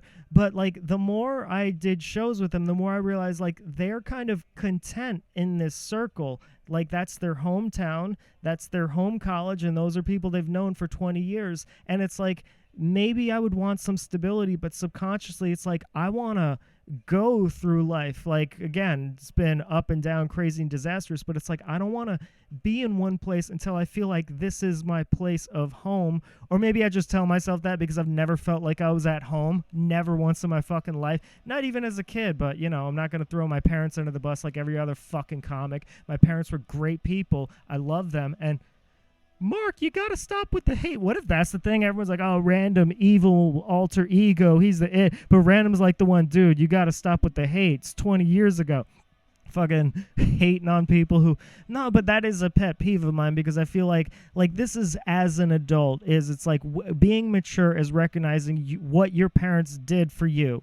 They tried to break their generational cycles, and they did their best. And it's a very strange generation of it's positive because people are aware that they're like, I don't know if we're fit to be parents, or I don't want to fuck up like my parents did. But then also it's almost like they kind of don't want to, they're not emotionally or mentally able to take on the responsibility of parenthood. And I guess it's a more self-centered thing. Or again, maybe they want to be, for me, there's 3 times I've attempted a family and it's been sabotaged, lest we are at the end with Mark and Rand. Yo, imagine losing a fucking family 3 times beyond your fucking control. Like, I could understand if it's like, all right, I'm gonna fucking rob money from them and be a drug addict, but it's like, no, I'm gonna give everything, my heart, soul, passion, and time to this family, and God's like, nope. So still got Eliza here. So I've always treated life like, and someone said that it sucked because it's I think it's philosophical, but someone said that's something from like a chick flick, but it's like, you know what? I fuck with chick flicks. Any kind of thing that I like, and that's the thing that sucks, is I want to be one of those people that's into movies, but I'm not really, like, I don't know, maybe I feel like I haven't accomplished enough, but then again, that's that society of, I almost feel like maybe the reason people are more ungrateful or critique comments are because this is a Mark sentence. People say, I started, this philosophy about the airports. Oh, this about chick flicks. Oh, this about generation and how technology is affected. And don't worry, I'm going to plate spin and hit all the beats that I wanted to say. So follow with me. Past the end with Mark and RanDoM. There, hit a 4th tag, pass it back and forward. So it's what it is, fuck, what was I saying? So I feel like because in the past, before the internet, there was like 40 movies, and then there was like underground movies, and there was like 100 to 1,000 bands.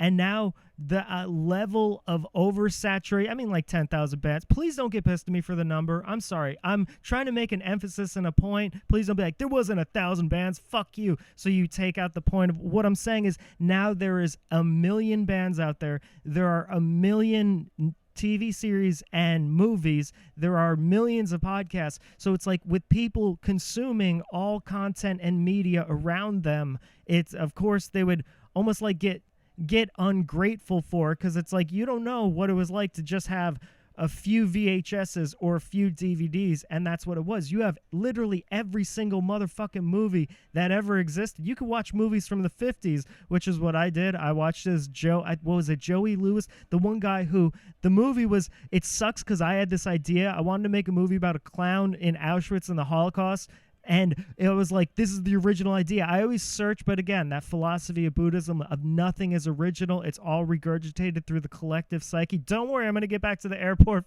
motel philosophy chick flick thing. So what I'm saying is, it's like I wanted to make that, but it's like that exists. It's in the Library of Congress, and I'm like, fuck, I had that idea. I wanted to do it, but it was, again, brilliant concept, especially for the time because it was made in 1950s. But it's like that's the kind of content you can find with everything, is movies from the fucking 40s and things like that. So it's like, of course, people would be kind of more shitty towards a comedian, a musician, a director, or things like that, because it's like almost like when you get too much of something, it's almost like if you get a meal once a month and it's a great meal, like you eat ramen noodles. Hey, who would be this person who could only afford ramen noodles with their food stamps and their EBT cards? Who is that person? No, but it's like, and that one meal you love so much for a month, but if you have a great meal, not only every single day, 3 times a day, at certain points, you're going to slowly be like, well, this wasn't as good as that one, or this isn't good as that one, you know. Even fucking Coke addicts do that. You are addicted to Coke, and you're still like, oh, this batch was better, or this, unless it's like fucking tainted and bad. You can tell I'm thinking of someone specific in this example. Shout out to, I fucking love you, dude. God bless you. You know, I'm always there for you. Just hit me up. That's what it should be. It's a personal podcast. I personalize it by using individuals of like, I relate to you. I just create these archetype figures of, okay, this is dominatrix, this is coke dealer, this is psychologist, this is hospice worker, this is preacher and Bible study group handler, this is politician lady, this is idealistically the girl I want, this is the dead people, this is my past exes, this is my friends. So that's the personal audience, but you really, successful comics, successful musician, rappers, shout out to Atlanta, Detroit, Boston, Virginia, Richmond, Virginia, and Vegas. Those are, and LA, like the coolest fucking people. That's what it is. My life is extreme tragedy, but it's also like, yo, like cool fucking rappers before they're successful, and it just is what it is. So what I'm saying is, what the fuck was I saying? Come on, Mark, you got that. Let's see. Hold on. Come on, Random. You got this. You got this, Random. Like, which one is the one forgetting the thoughts and which one is in the flow of thoughts and the trade? Don't worry. We're still going to get back to the motel, hotel theory, airport of the chick flicks. So what I'm saying is it's almost like people don't live as much real life, and I think it warps people's minds because that's the social engineering. Is now movies are created with an agenda. Like, you used to just create movies of like, oh, there's this. Now it's like, okay, how will people perceive this? How can we affect people's minds? It's almost like media in general has become this sort of meta of thing. And it's like, once you get successful, again, I'm doing numbers with Mr. Beast and PewDiePie, except I don't have the people that Mr. Beast have around. I mean, who knows really, like, what someone else is. Maybe the fucking person that I work with once a month is on that, whatever that dude, or, sorry, I don't want to get uncanceled, I don't want to say the thing. I'm just, my mind is blanking. I don't want to say thing. No disrespect to communities of people with different genitalia or belief of different genitalia and or spirit. I don't know. Wish you all luck. That thing of Mr. Beast. So no, that thing, if that cuts a clip, that thing of Mr. Beast. But no. It's my mind is literally just blanking, and I feel bad because I don't know. I don't like dead air. That's the thing. That's what it is. I'm not weird towards trans people. I just don't like dead air. How about that? Don't worry. We're still going to get to the motel thing. I promise this is not some Andy Kaufman thing. Like, this is how I am in real life. Probably why I can't find that group of friends or that sort of thing is because it's like, it's like a fucking Kanye, a broke, no-name Kanye West without the enjoyment of it, of just, yo, and then 25 minutes later, I have the period at the end of the sentence. That's what it is. So, okay, what I'm saying is, fuck. Oh, just the media influx and the amount, it's like meta-aware that there is some type of message towards it, so you have to create media that way. Then audience reacts, so it's almost warped society. And I guess I idolize that type of life, but I also wish humans like lived real life. Like, I think it's weird, no offense, again, of individuals who every single day they just watch movies and then they like watch, I mean, I guess podcasts if it's inspirational and learning, but all right, just like, let's say movies, just I mean, I guess everyone has their hobbies and stuff. All right, someone who just watches it every day, like their life is consumed with media. I don't know why. I don't know. Maybe that's the fucking meaning of life. What if God comes down and be like, yo, the reason people suffer thousands and thousands of years is so we could make movies, so you could just sit in your bed, watch fucking Netflix, Hulu, Amazon Prime, the other ones, Disney Plus, all fucking day, watch every Marvel movie over and over. That was the meaning of life, and you fucked up, Random. You should have been watching Marvel movies. So, oh man, that would suck so bad. I would hate myself. Yeah, so I put more emphasis on real life experience, so that's what I would like for my audience of millions and millions of people. Don't worry, I'm going to get back to the motel thing. So yeah, there we go. Oh, so I've never felt at home, and I guess this is, I don't want to say a philosophy. Oh, because I'm looking, oh shit, I even bounced to the idea of friendship is I was always looking for what I felt like home. And I don't want to be like one of those depressed, cynical, the home you're looking for doesn't exist, because again, that philosophy of home is just in your heart. And I've gotten a lot better at that. I've been killing that in my late 20s of just wherever I am, I'm comfortable at, because the home and self-love is within myself. My teens and early 20s, it was teens because I was on a bunch of drugs and with crazy people. Early 20s, seeking that sort of How I Met Your Mother friendship group, it was so painful and hurtful. and sorry, I fucked my knee up, doing man shit, fucking putting in air conditioned units and building from scratch tables and what other things, dressers, and hanging sheetrock and things like that. That's literally what happens. But I know it's like I have that image of like the gothic musician, so you wouldn't imagine me as a handyman with like all these tools and a drill and have the safety goggles on. It's like, all right, get the buzzsaw. I mean, if I said, oh, I got the buzzsaw, people would be like, oh shit, was someone like chained up in his basement? But no, it's you do a man shit, and I fucked my knee up trying to install an air conditioner for someone because I'm a great person. I'm probably not a great person. Who knows? So what I'm saying is the home is in your heart and spirit, but I always treat life, and again, this is probably Buddhism, which if I could instill to my audience, it would be the greatest thing ever. For me, maybe because I never felt like I had a home or anything that felt like home, and I've always sought it, and I go back and forth between feeling like I have no home or home is just all in me, because again, weird situations like what teenager lived out of a motel as a teen. But I was fascinated with the concept of motel and airports and bus terminals, because a decent amount of my life is that traveling as a performer, as a musician. But it's like when you're at a bus terminal and I would have to fucking sleep at bus terminals to save money. That's how badass I was. I mean, I guess it was, again, society influxes that success story. Oh, man, he took a private jet to do his thing at the stadium. It's like, no, I had to sleep at a bus station because I did double sets, and there wasn't a train that brought back to, I think I was in Pennsylvania at the time, in a 3-floor walk-up. Shout out to East Stroudsburg's and all the murders that unfortunately happened right in front of my thing. Not because it was a murdery place, but because there was one club open on the weekends that would stay open till 5. And what do you think's going to happen when everything is closed down except you have this one club that stays open till 5 that drinks and weed and drugs, and like 50 people are in and then they come out, and well, gee, what would you think happened? Club shootings. They actually got into it with the police one time, and I hate myself. I recorded the video. There was like 7 police cars, and more came, and it was almost like a movie scene where they now referencing movies of like a big thing was about to pop off, and I was kind of egging it on. I was from the window, turn all the lights out, like, yo, this, like saying some shit like, yo, and like you could see the tension rising. But I deleted the video because I was like, if I put this on the internet, this is fucked up beyond, because I was using some slurs to entice the hatred of them thinking the police were saying the things.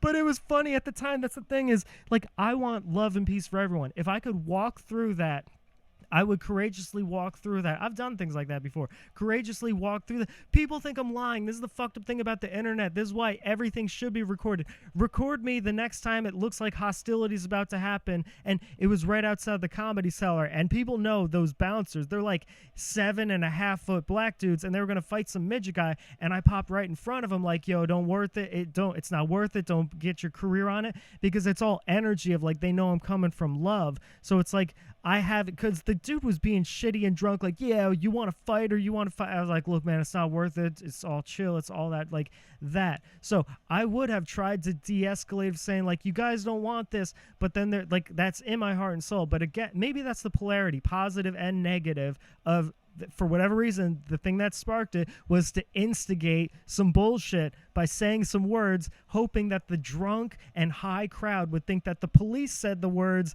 and because, it's a carry state, so everyone had God, I'm fucked up. But yeah, I wish I had the video because it's really fucking hilarious, but I deleted it like no one can ever see that I did this. This is fucked up, again, because I was using some words that might end in ER, and 20 people could have ended up in the ER because of that situation.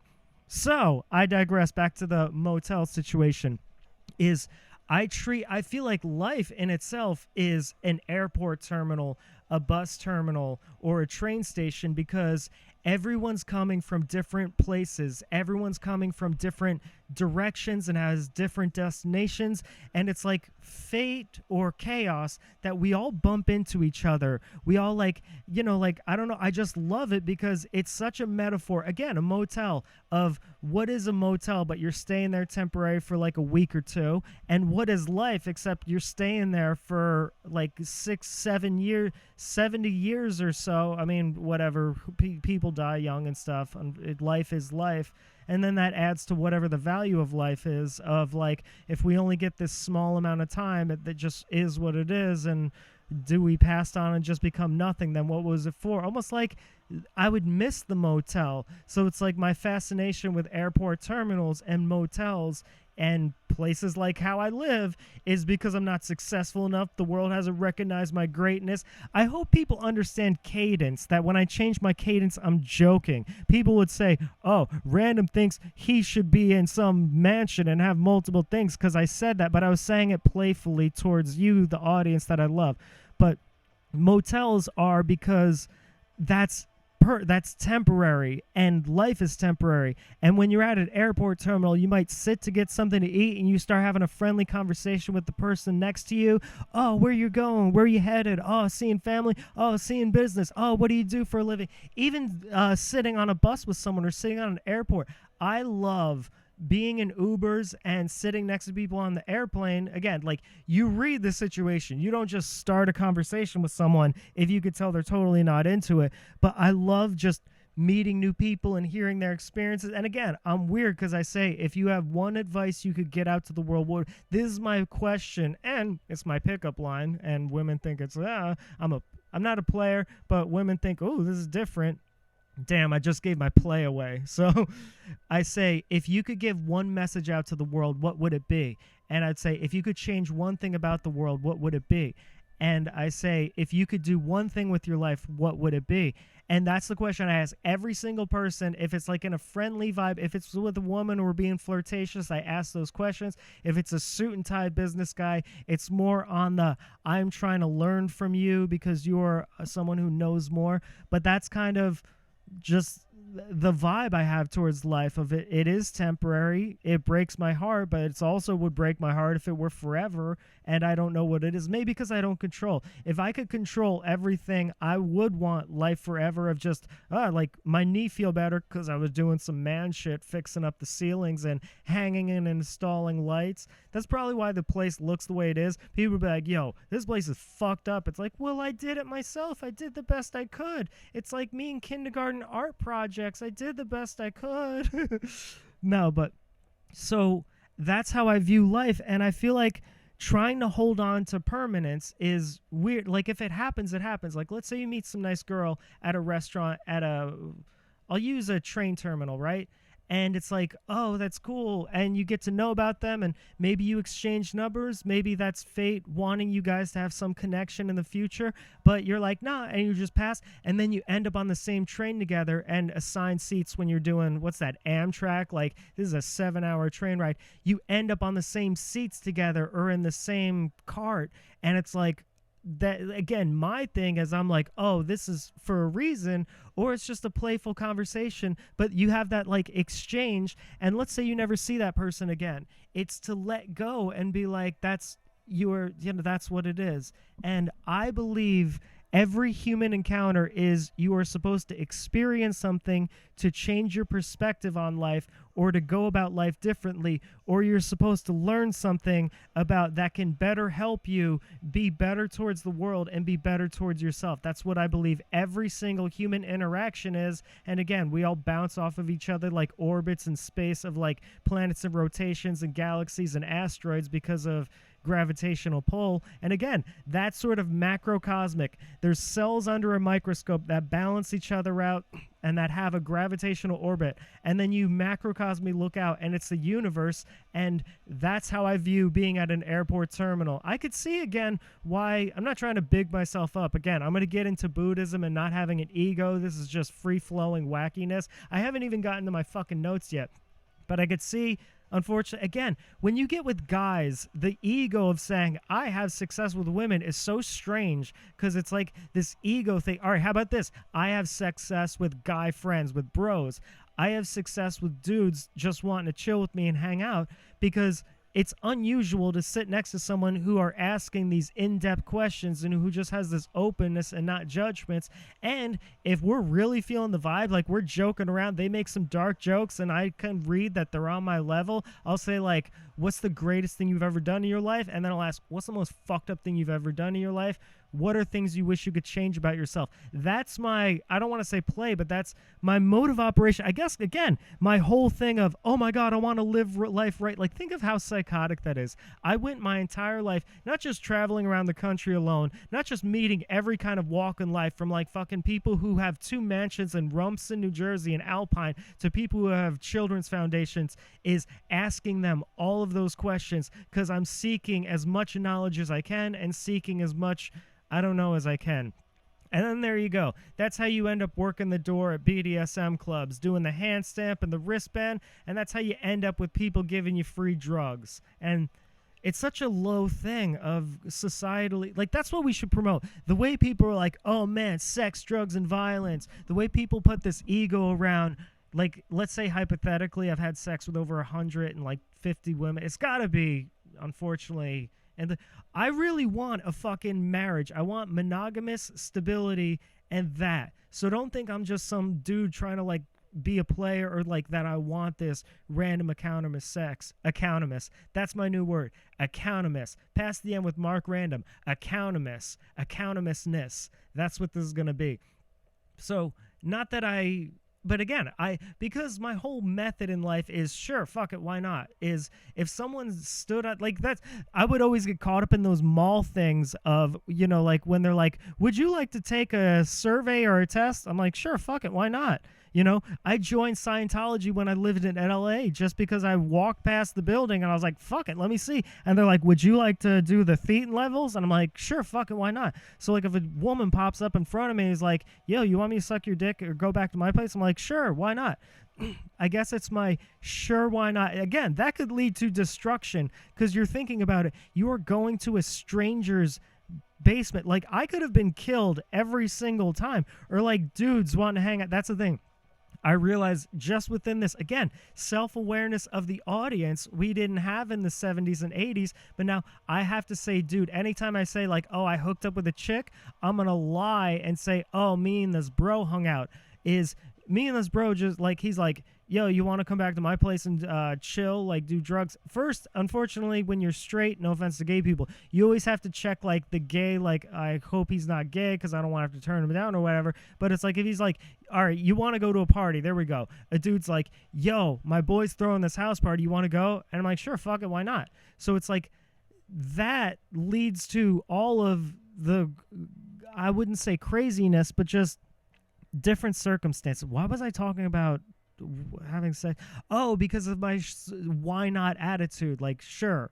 So it's almost like when you're on the train in this temporary of life, oh, because my why not attitude of like still seeking answers. Like if I'm sitting next to someone, I remember I flew back from Nashville, and this is crazy because I got to hang out with my dude. He was performing at the, what was it, the Hollywood Bowl? Not the, what the fuck was it? It was something Bowl, Nashville Bowl or something. And I thought it was a cool name for something like the Hollywood Bowl. It was literally because it was a great music venue and it was 2 bowling alleys. And I kind of wanted to do the bowling alley because it looked cool, but I didn't want my dude to think I was like not on his team. So we just hung out in the green room. And then what was it? Then I was just side stage the whole time thinking like, I kind of want to do that bowling alley. But what I'm saying is the airport, I just started talking with this dude, and we just started talking about God. He just taps me and goes, you know, I can see things are up and down. I want God to bless you with all of the things. And then I ask, what's something grateful in your life? And he's, again, I'm just an open person. It's like I have no ego. It's like I'm just a magnet bounce out. I literally just a stranger. We're just walking and we're right next to each other at the airport. I remember him. He had blonde hair and tan pants and a checkered white and blue shirt. And he said, had his Nashville accent, so you could tell he was there. Or what was it? Knoxville, Tennessee, because I got to lie about where I am, because one day I'm probably going to get shot down, so people figure out where the fuck, oh, he's Pennsylvania, Tennessee, all this. We're going to get this motherfucker. He hangs out in Georgia. He has a compound in Georgia. We're going to shoot his shit up. So it is what it is. So I tap the guy, and I go, what's something great in your life? And he obviously said his children. So I said, always remember to love and to get love back. Children is, you're teaching them to grow. Like, you are sculpting every moment. They are watching you, and you should learn from them. Like, it's a weird balance. It's not just you are the teacher and they are the student. And never forget that, because some people fuck up their parents by the parents are so afraid to fuck up. They let the student be the teacher, and that's how we got the world that we got. But no, but what I'm saying is, I was like, just remember that it's like, you know, the teacher can learn from the student, and the student is learning from the teacher.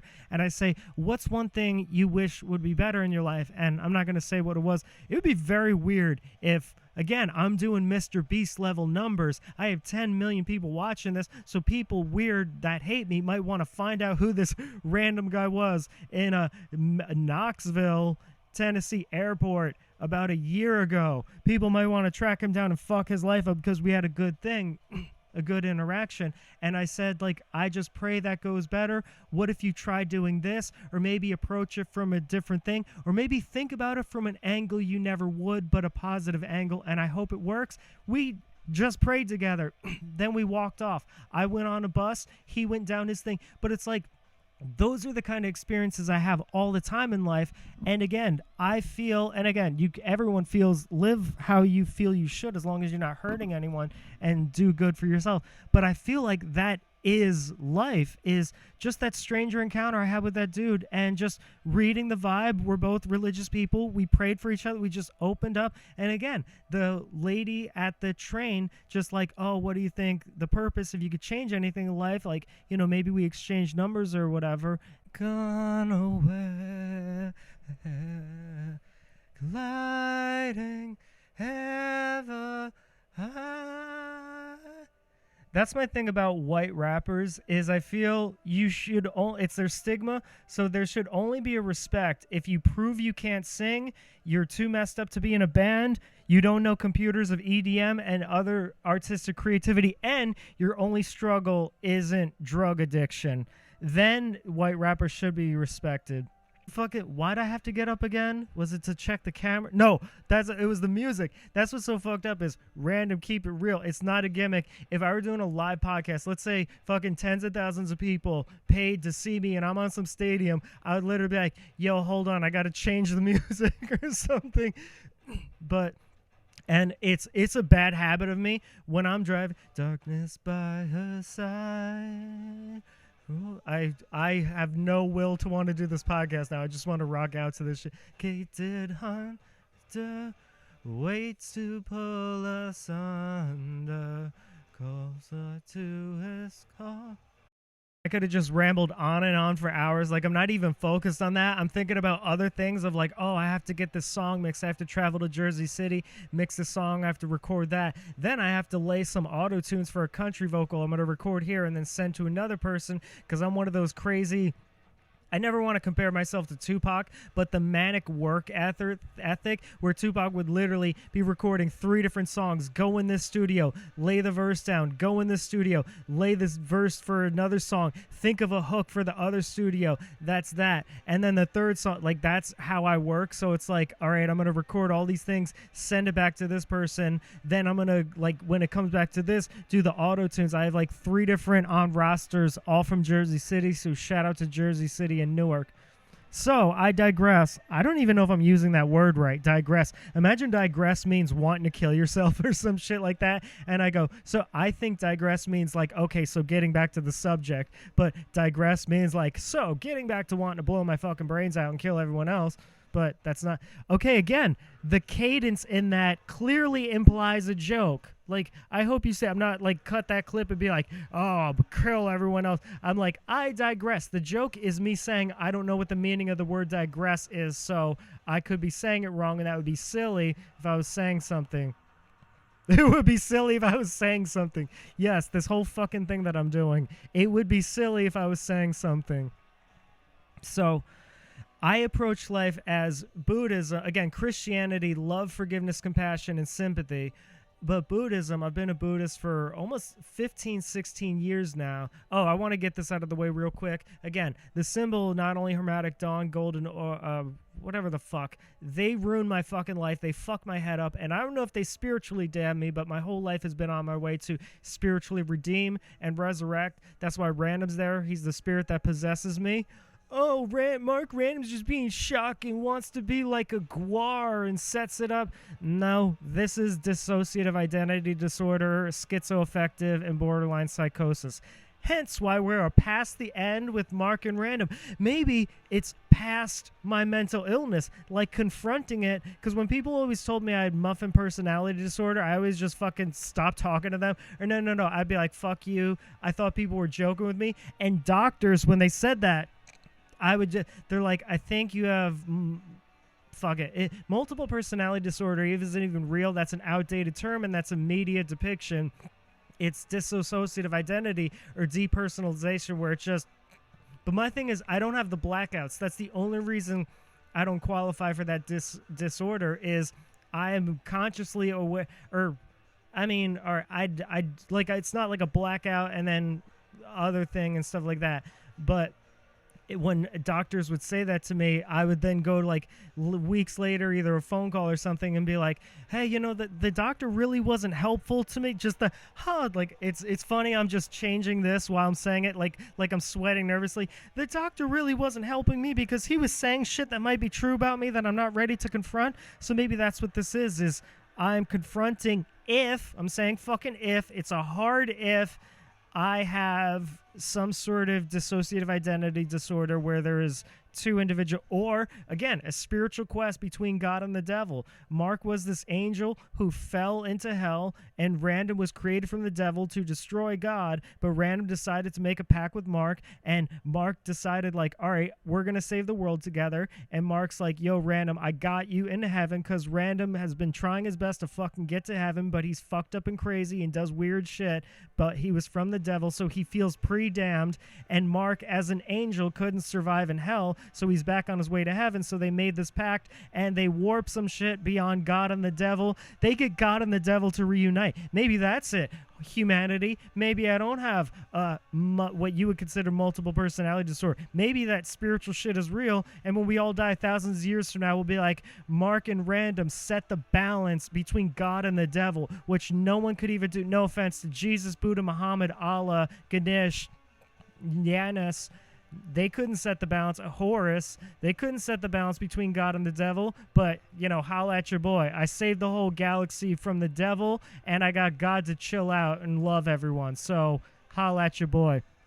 And again, the joke is egotistical, because imagine that became the truth. Imagine my whole doctrine. Again, it's very possible, because I'm doing 20 million. I'm doing better than Mr. Beast, and I'm doing better than PewDiePie. And we know internet numbers are the only thing that matters in real life.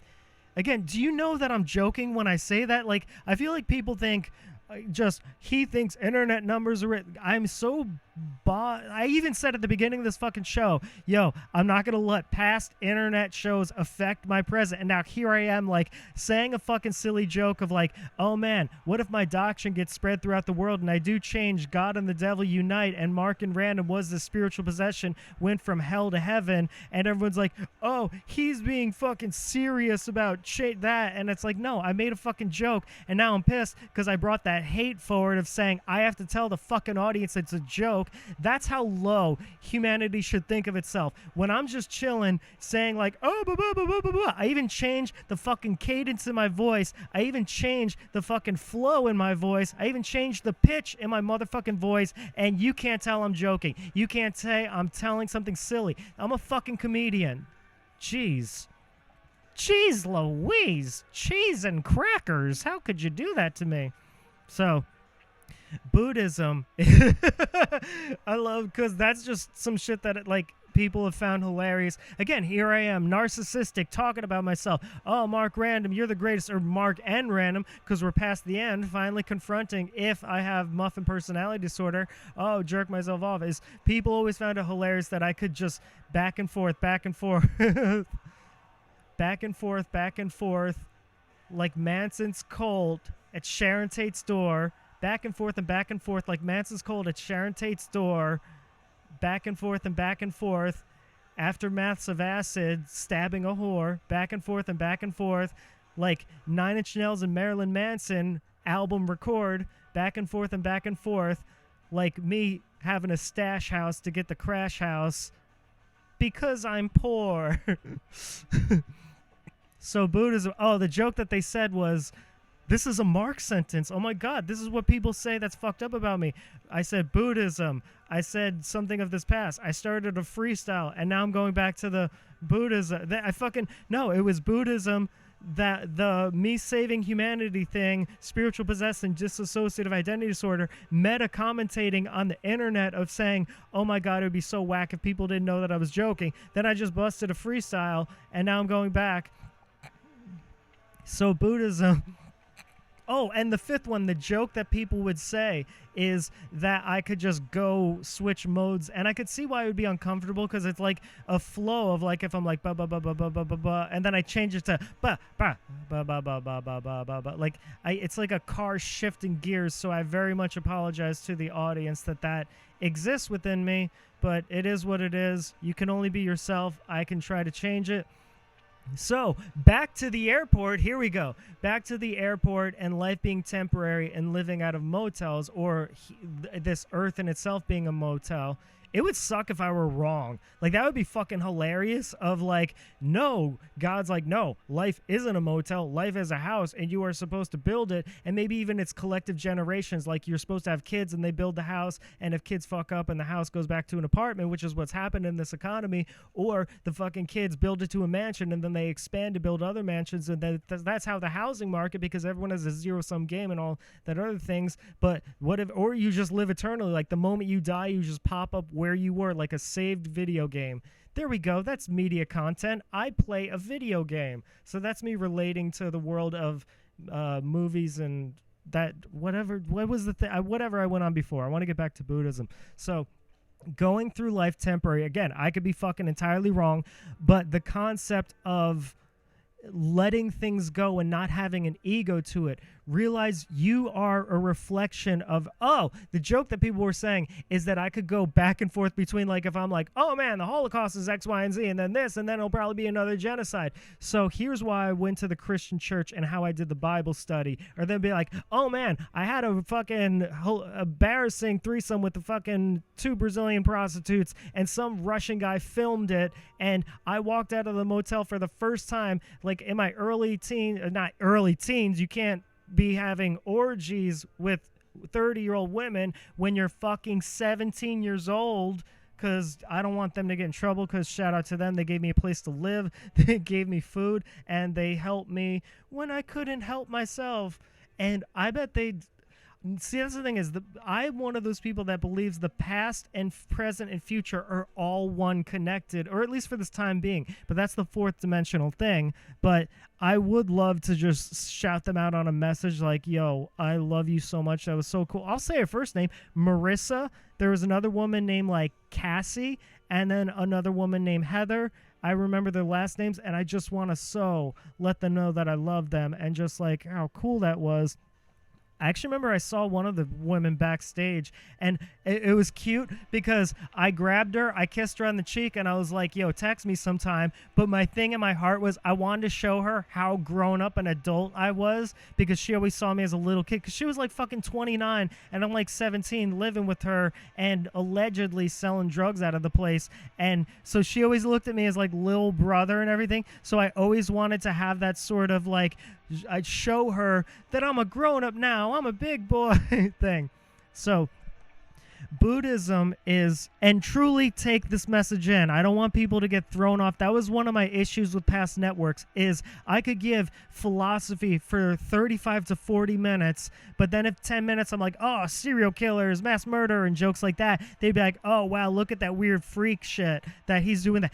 Damn it, I said I wouldn't go back to the hate. I wouldn't go back to the hate, but then that's me in the meta world of now I'm critiquing shit from the past that's in my head because I truly want to communicate what I mean in the present so deeply to all of you because I'm so sick of being misinterpreted, misunderstood, and misrepresented for the most part. For the most part, the fucking whole part. So Buddhism is you truly, unless you're being an asshole to someone, it's truly recognizing that everyone is a reflection of you. We are all one collective. Please take this message in. Please, if there's one thing you could not only listen and say, he's right, but take with you and go about, is we are all reflections of each other. So when someone has an issue with you, it's more so about them. And that's something guys get upset with when they get rejected by women. If a woman's like, ew, you're disgusting, get away from me, a guy will be like, oh my God, that's question my self-worth or whatever. And it like screws again. And then that's an insecurity they have to work on themselves, the guy.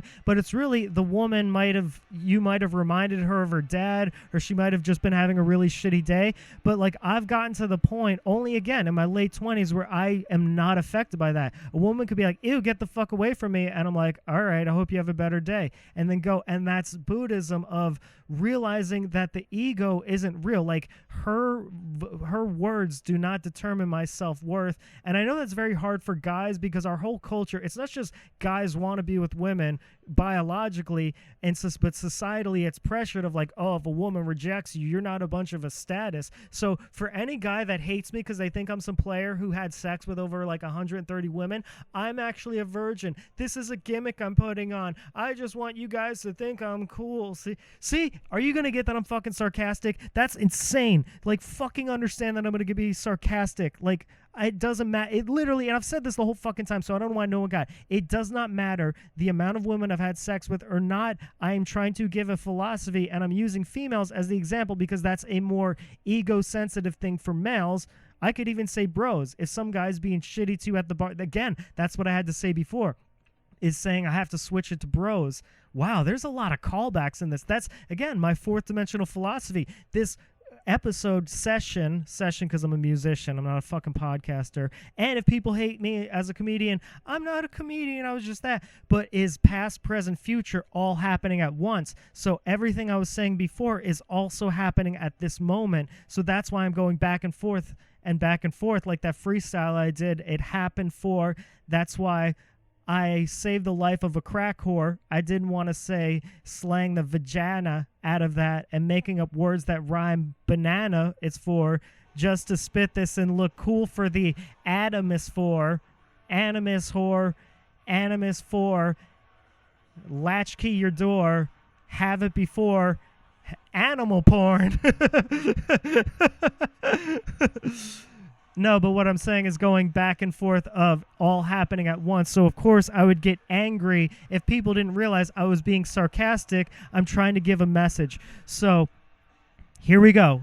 Take 50, take 18, Mark and RanDoM, is to let go of the ego, what other people determine. And if you want to go deeper, what you think about yourself isn't even real because there's billions of perspectives one could have in the world. So if you, whatever you think about yourself, even that's why I always say, I'm a god, I'm the greatest person ever, I'm actually worthless on the dirt and the ground, is I mean those with the same energy because I realize ego isn't real. It's just an illusion. Who we think we are is not who we are, and who other people think we are isn't who we are either. So to attach any kind of identity to that, I mean, I guess you have to have some kind of identity in reality because that's the only way you'd be able to interface with the world. But then again, you get on that woke argument of this is how people see me in the world. It's like, well, fuck them.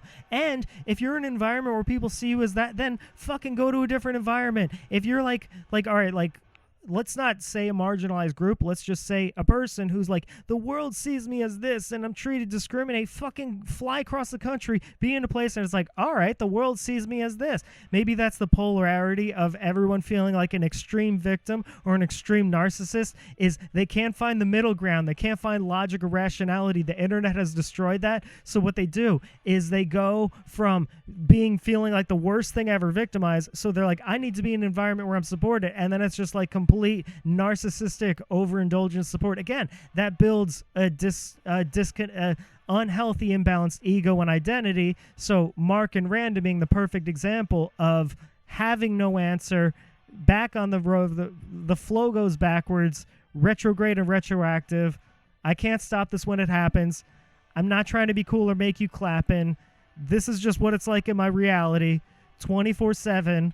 I'll be up from 3 to 11, just circling the same Devons, the same Denson, my own mental, spinning in circles, spitting freestyles and words, though, going through this purple life, violet eternally. And I didn't say violent for you and me. I said violet eternity, because life is a prism. It's not a flat earth or a round. It's a prism-shaped tesseract. If you don't know what a tesseract is, look that up. It actually looks cool.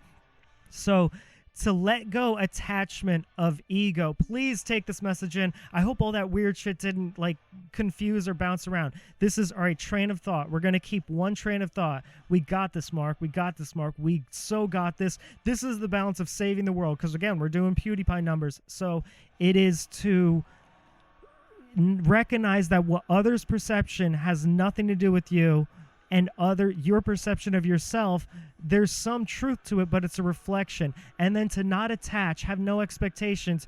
If you're going out to achieve something, don't expect, but don't cynically destruct. It's all about balance. It's almost, I'll use the example of asking out a girl. Again, I don't like to. I always go for career. Maybe that's why I'm better than all you people. See, with that, fucking interpret that as a joke. I'm not better than everyone else. I just explained the Buddhism of I'm greater than everyone, I'm less than everyone. It's not because the ego is not attached to me, even though I have an identity that I interface with the world.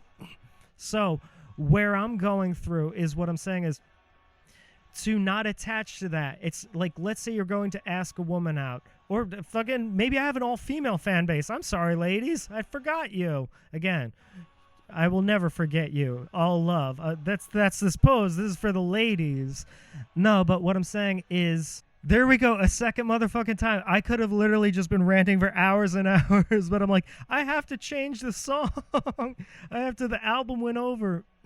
So shout out to EPs. No, have fucking 3-hour albums. Fuck it. Go all in. Because anyone's fringe artist will be their fringe artist. It's not like, I don't know. Are there casual music listeners? I'm one of those people of, I don't like thousands and thousands of artists. I like maybe 50 artists, but I listen to every single album over and over, all their EPs and all their deep cuts. So please, again, that's that time dilation, past and present. If I'm like, make a 11-hour album, it's like, just listen to their entire discography. But I don't know. Who's that one rapper?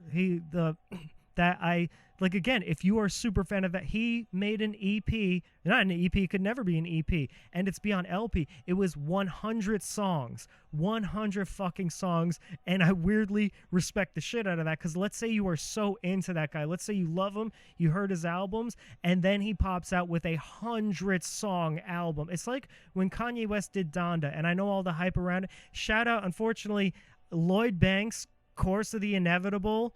There we go. Another one, because he had Course of the Inevitable, then Course of the Inevitable 2, then Course of the Inevitable 3, Pieces of My Pain. That was like 16 tracks. So Lloyd Banks released a fucking like 39-track album within that time frame. So shout out to him. But because I was going to say Donda because that was the more popular one, of releasing like a 27-track album. I don't know. Maybe that's what I do. Like, again, then my albums, We're All Mark RanDoM and We're All Mark RanDoM 2, shameless promotion. That should be the fucking name of the album, shameless promotion. But We Are All Mark RanDoM is a 24-track album. We Are All Mark RanDoM 2, a 24-track album. My game plan was literally going to be record. Are people like that Simpsons? What the Poochie episode? Obviously, because people, I'm fucking whatever. Poochie, we want him dead. But fucking, why was I saying? Damn it. This is also the thing. It's like dropping the ball. It's like, oh man, he could just flow in a conversation for hours, and then just drops the ball. Why was I saying Poochie? A 25-track album. Yo, I literally, that's what it is. I can't have a normal train of thought. It's either just real fast or it stops. Something about a 37-track album, and then Pooch. Oh, are they like, when is he going to get to the Buddhism thing? So it's not to destruct. Here we go. I have to go again. To reiterate, letting go of the ego and not letting it attach, not letting other people's energy affect you by recognizing and having more compassion. Building forgiveness, love, and compassion for people is not for them. It's for your own soul, because then you can recognize. So when people are mean to you, just recognize that's their ego reflecting negative energy on you and has nothing to do with you. And then you just become solid and you can be proactive. You never want to be reactive or let people sink you to their level. You always want people to rise you to a level. So that's, God bless whatever in my life and everything. So it's to not attach to that ego, but have a balance of understanding things both are and they aren't. Then not having expectations or attachments. And the problem with that is people go self-destructive. And again, I focus more towards career, but I do believe this as, like, I give the example of asking out someone, because ladies, call back, I remember there might be all-female audience, is asking someone out for a romantic thing is, again, not having the ego. What they say doesn't affect you, but not having an expectation. But the problem is what people do when they don't is they become self-destructive. If they're like, well, I don't expect her or him to want to, or maybe lesbian fan base, all lesbian fan base, so I can say her. There, we're going back and forth, back and forth. I could smash cut these raps back and create a 16-bar source, like sorceress. There, that's the problem. Is it just like really wasn't thinking of? I really wanted to get the point through. So back to you, detach from the ego, recognize it's a reflection of them, have love and compassion, and not have an expectation. But then the problem is when they're like, well, she would never do that. Expectation, well, maybe she never would. I have to be more specific of that. She would never want to be with me. Them not having the expectation then goes destructive. So I'm just going to be mean if she rejects me, which I think is lame and immature if guys do. Like, again, if she's like, ew, you're disgusting, get out of my face, be like, all right, recognize that's something with her. Not have the expectation that anything could happen, but not be destructive of like, oh, I'm going to be shitty back. Just keep it moving. Like, it literally, obviously, no, because I'm a guy. I've never been rejected before in the past few years, so I don't know what that's like. Again, do you understand that I'm joking when I say that? I'm being sarcastic and I'm being silly. No, so I've been rejected a lot. So the dates I get are not dates I get. I'm saying in the rejection, when a woman's like, oh, I'm not feeling this, I'm like, all right, good luck to you, peace, and then I'm just on with my way. There's no expectations that she would want to date me or like me because I'm just so unlovable, but there's no attachment to any kind of outcome. You just go moment to moment, and that's what Buddhism is it's detaching from the ego, because a lot of people have the ego of, oh, if I'm not getting this thing that I want, this expectation and success, that determines my self-worth, because that's ego identity, and or I hold on to this expectation and attachment, so if I don't get it, I'll feel less than, when realize it's just, maybe because I just go through everything as just fate, or just is meant to be or not meant to be, and recognizing there's a purpose to other things. Again, my whole thing is having this purpose to serve God, because, again, we're going back to the dissociative identity. Mark and RanDoM made the pact to continue and warp God and the devil and merge them as one in all love for eternity and create Elysium, because we're so great and heroic. That's why we're doing this non-cast. But we're doing great Mr. Beast numbers. I don't want to say this is brilliant, again, masturbatory, but how I've connected the dots of past, present, future through this. Show me another podcaster that could fucking do that. All right, there we go. Muffin personality disorder right there. Again, but I'm joking when I'm being narcissistic. I'm obviously joking because the concept is that, again, I'm saying, oh, I'm Mr. Beast numbers, I'm great, when it's the kind of the opposite, and most likely will be because of the situation.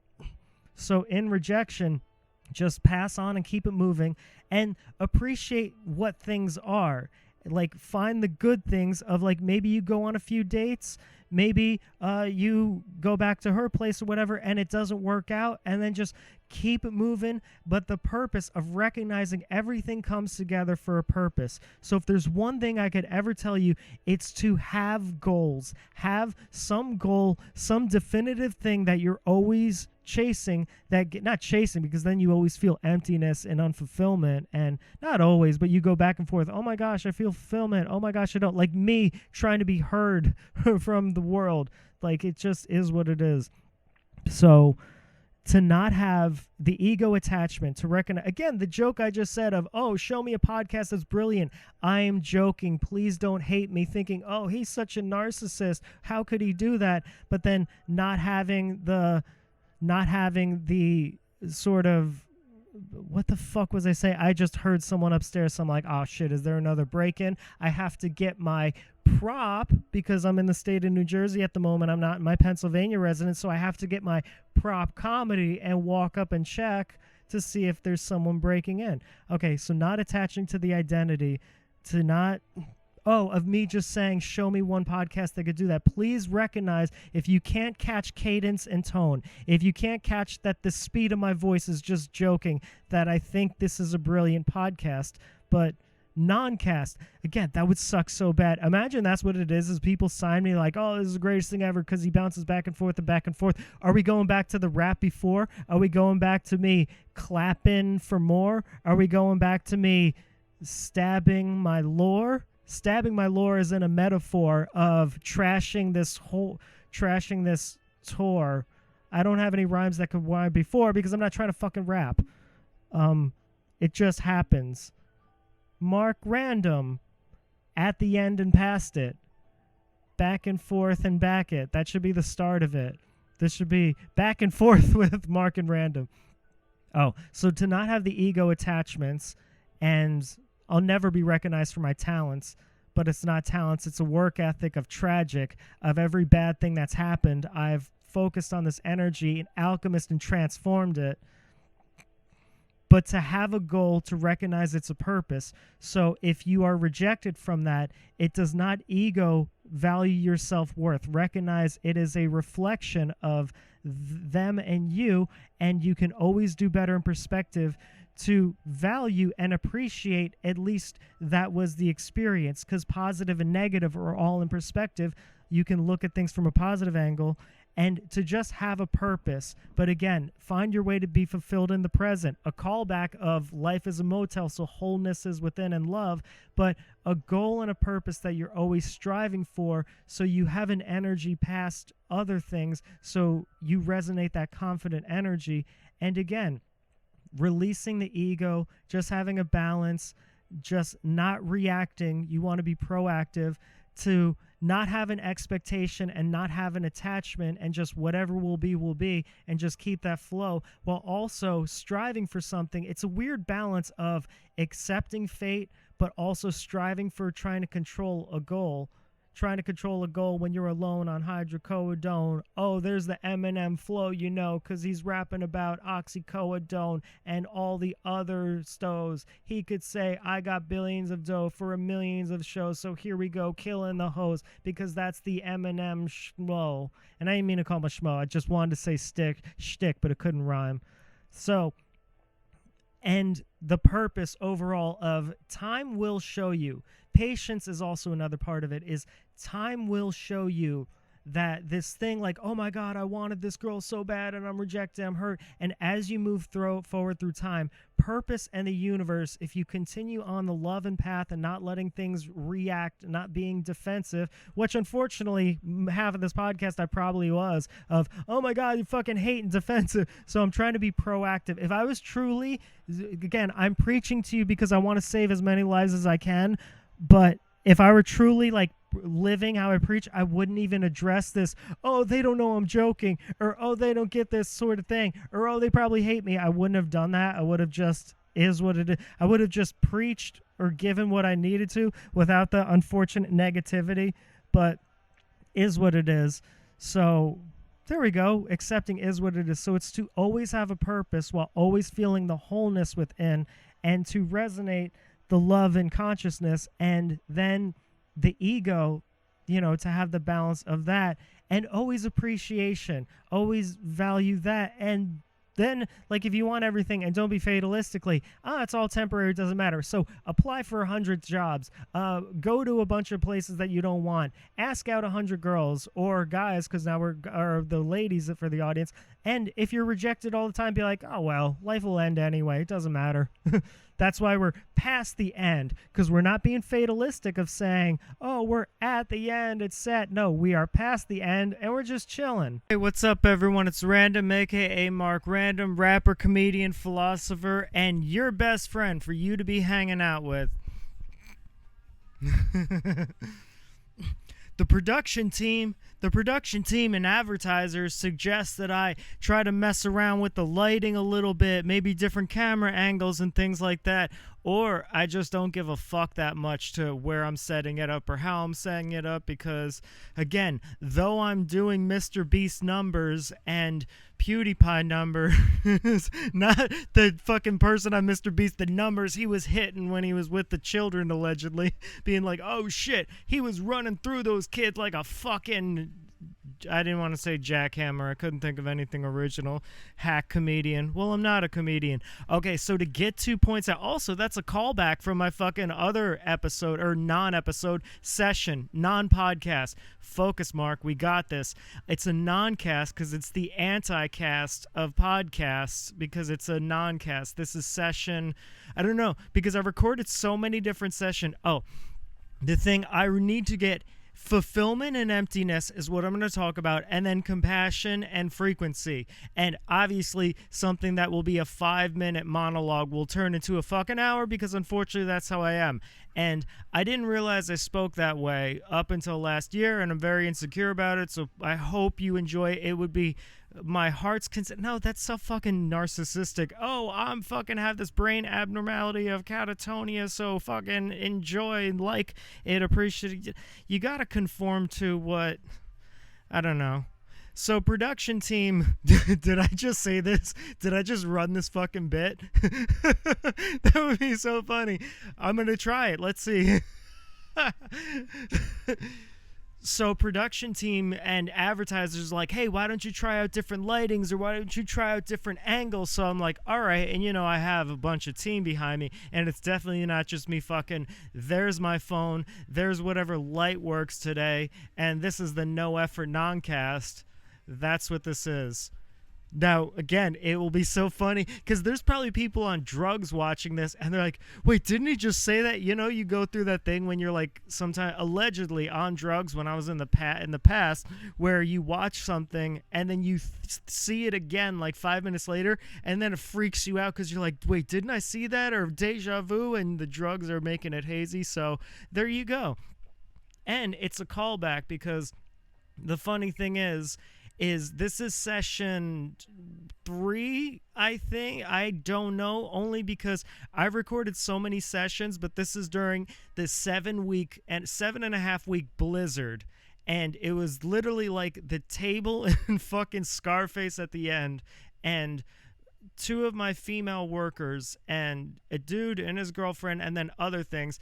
And it was like cool at first, because it's like, I'm isolated. This is on paper the worst year of my life. I'm not going to get through it, but like on paper, again, death, job loss, fucking hit rock bottom, fucking finances, living situation. So I started cutting up, we'll call it the confectionery sugar. I started cutting, because they're just fucking handing it out like party favors at a children's birthday party. And again, that's so crazy, is how desensitized all the liberals or people are like, oh, kids should know about sex, kids should know about this, kids should, so that fucking 10 years from now, there probably will be 7-year-old birthday party favors. Oh, here's your Coke and Percocet, here's the bag of Coke, and here's like 4 Percocet, and like a gift bag that children probably fucking get, because they want all kids to be adults. So I digress. Oh, and referencing the sessions is you have to go back others. Not only is this I'll go back and forth of doing callbacks, but it's a callback to the other sessions. So possibly the continuity of if you watch session 0, session 1, session 2, this one you'll understand better because that's my game. It's not my game. I just say that term. Game sounds like I'm playing you guys and I'm not. I'm not trying to play you with game. I'm not trying to do the same. I'm not trying to... This rhyme flow is lame because you can go day, rain, way, a. So that wasn't the freestyle that I was kicking. That wasn't anything that I was spitting. This isn't even schizophrenic. Go ahead and call it a gimmick. You'll watch when the clips get in. When it goes to the end of the way that I'm living, that's why it's called Past the End, because I'm trying to give a gift that God's given, try to express it, inspirational and intuition, hopefully so you can get it and change the way you're living, maybe positive thinking, maybe it's a deep intuition of this premonition that I keep continuing issuance.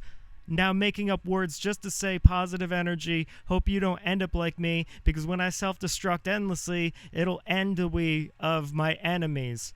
And Hennessy. The joke I always made is kind of, I don't want to say hack because everyone's got to do the thing. Rappers, they go like enemies, Hennessy, because of the Tupac song in 95. So they always go, I'm drinking on the Hennessy, I'm riding on my enemies. Like, it's very hack rhyme pattern, just kind of like dough, hoes, and shows. I get the dough, I fuck the hoes, I do the shows. Those are, see, are you going to recognize that the freestyle I did before was just like me freestyling, but this is me like critiquing. Like, I don't cut like, oh, RanDoM did a freestyle on this podcast, but he literally just said dough, ho, show. So, dough, ho, show. Doho show, Doho show, go with the flow, Mo. This is how I am. I'm not no Mo. No. Go to the Soho, get a bunch of money and flow though. And now here I go. I don't want to rhyme oxycodone because that's an Eminem flow, yo. You got to make up your own jokes. So here I go alone, no. This is what I am literally like, yo.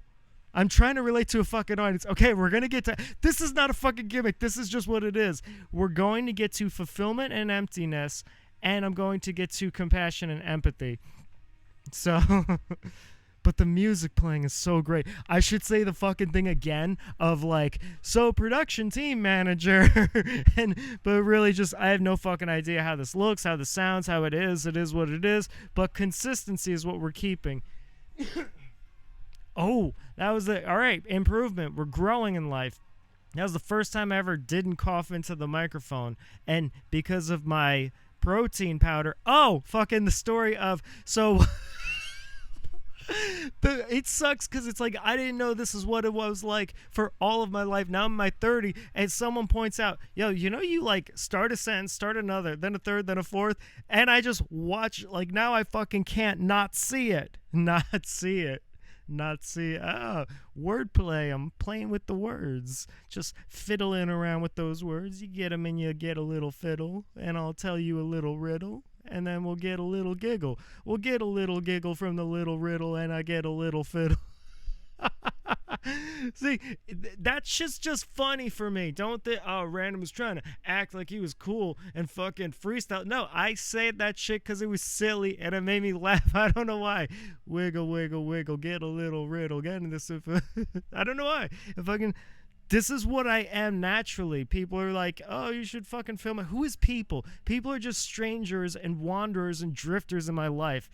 No, that's family to me. That's family, friends. All the strangers, all the loners, all the outcasts. I don't want to say outcasts because then it's like a mainstream thing of like when you're the most successful figure. It's almost like if Matt Rife, damn it, I'm going to have to fucking gain because I turned the mic away because I thought I was going to have to cough. Relax. It's all good. We're going to get to empathy and compassion. I swear on Jesus, this is not a bit. This is what it is, unfortunately. So, we're going to get to fulfillment and empathy, or I'm going to attempt to. That's what it is, like swimming upstream for me to just keep on a point when all the thoughts are just thought. Oh, that's what was happening. I had thought. They have wordplay, you know, they go, that hoe over there for thought.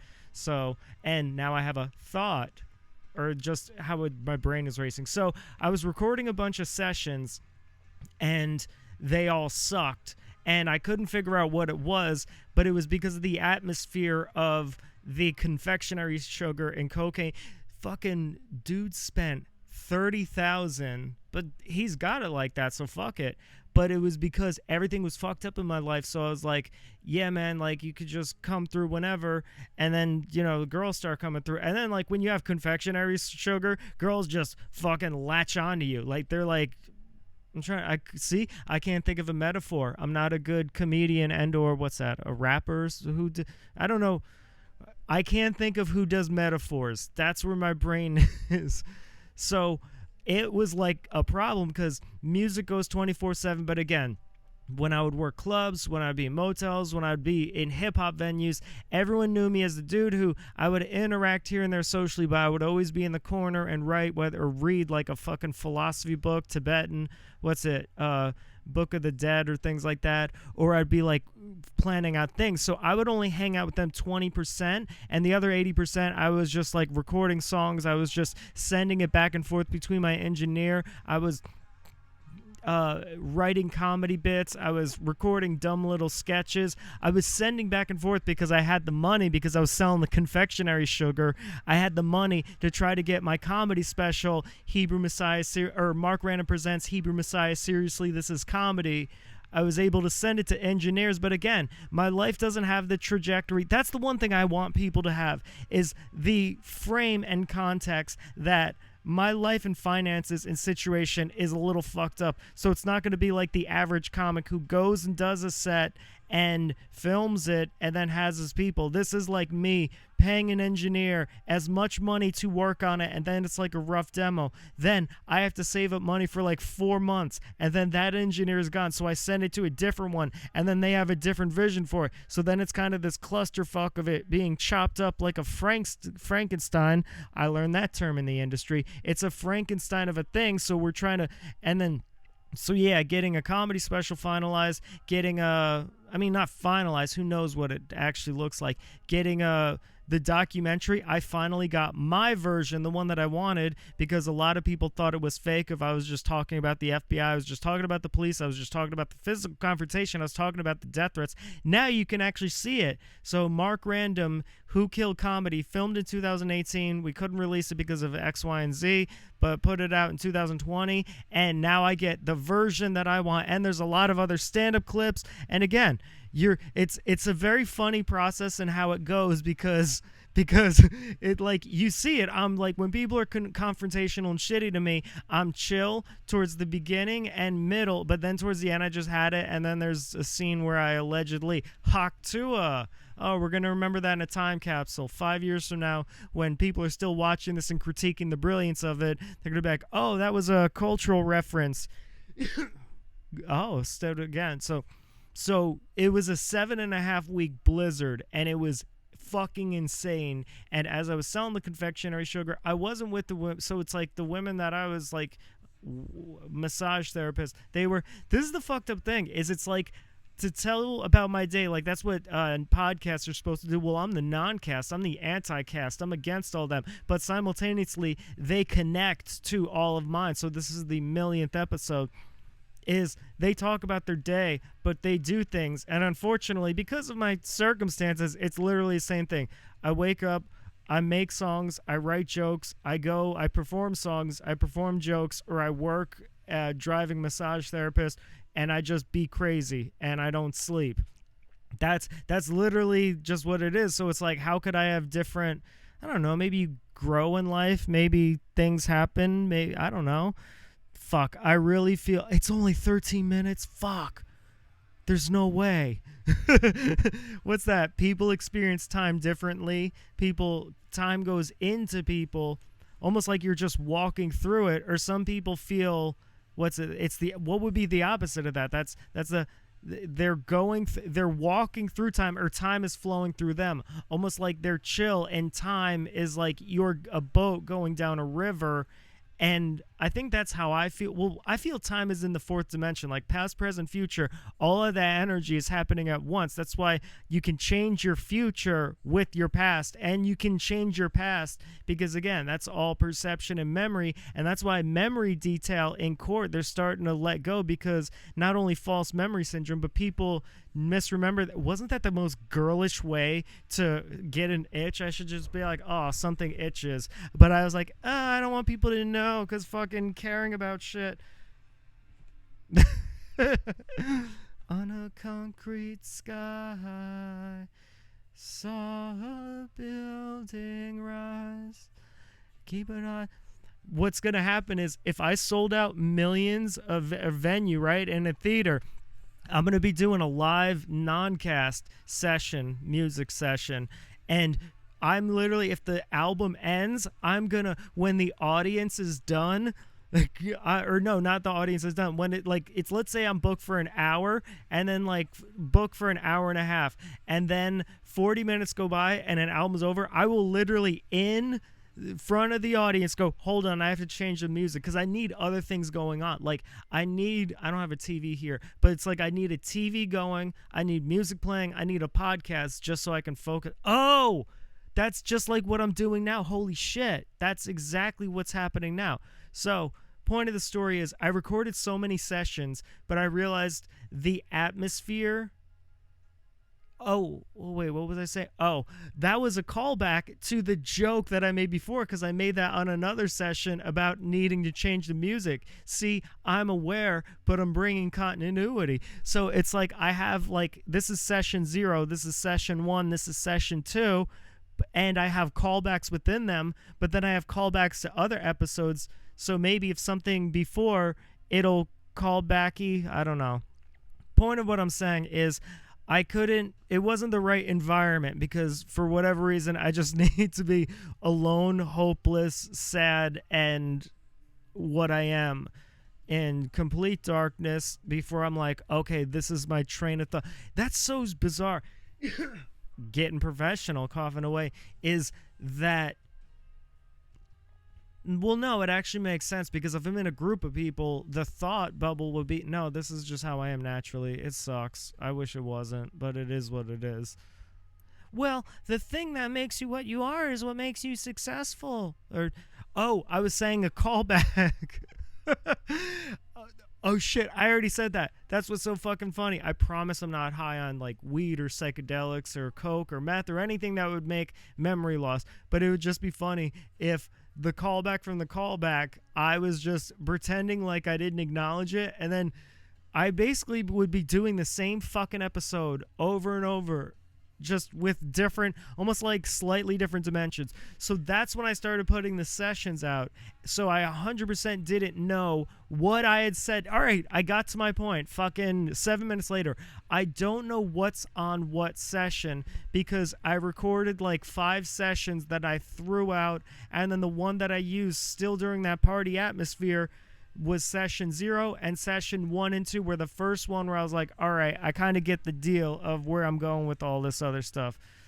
So I cannot stress this enough. This world needs compassion, almost like humanity, or at least this culture, needs a reset, and just realize to be kind and nice towards each other. Because, you know, the thing of what they say, Karens, is they can be someone who's just, I want to talk to the manager, but I just started to think of, people assume this is a woman who, she just thinks that everything should circle around her and the whole world should revolve around her. But it's like, what if she's not? What if she's someone who was the most humble, polite, and people are just shitty to her, and people are just shitty, and year after year after year, and then she just explodes one day in a store of just like unable to take that. And it's one of those like, how much can people take? And I feel like collectively in America, people are kind of losing their shit, losing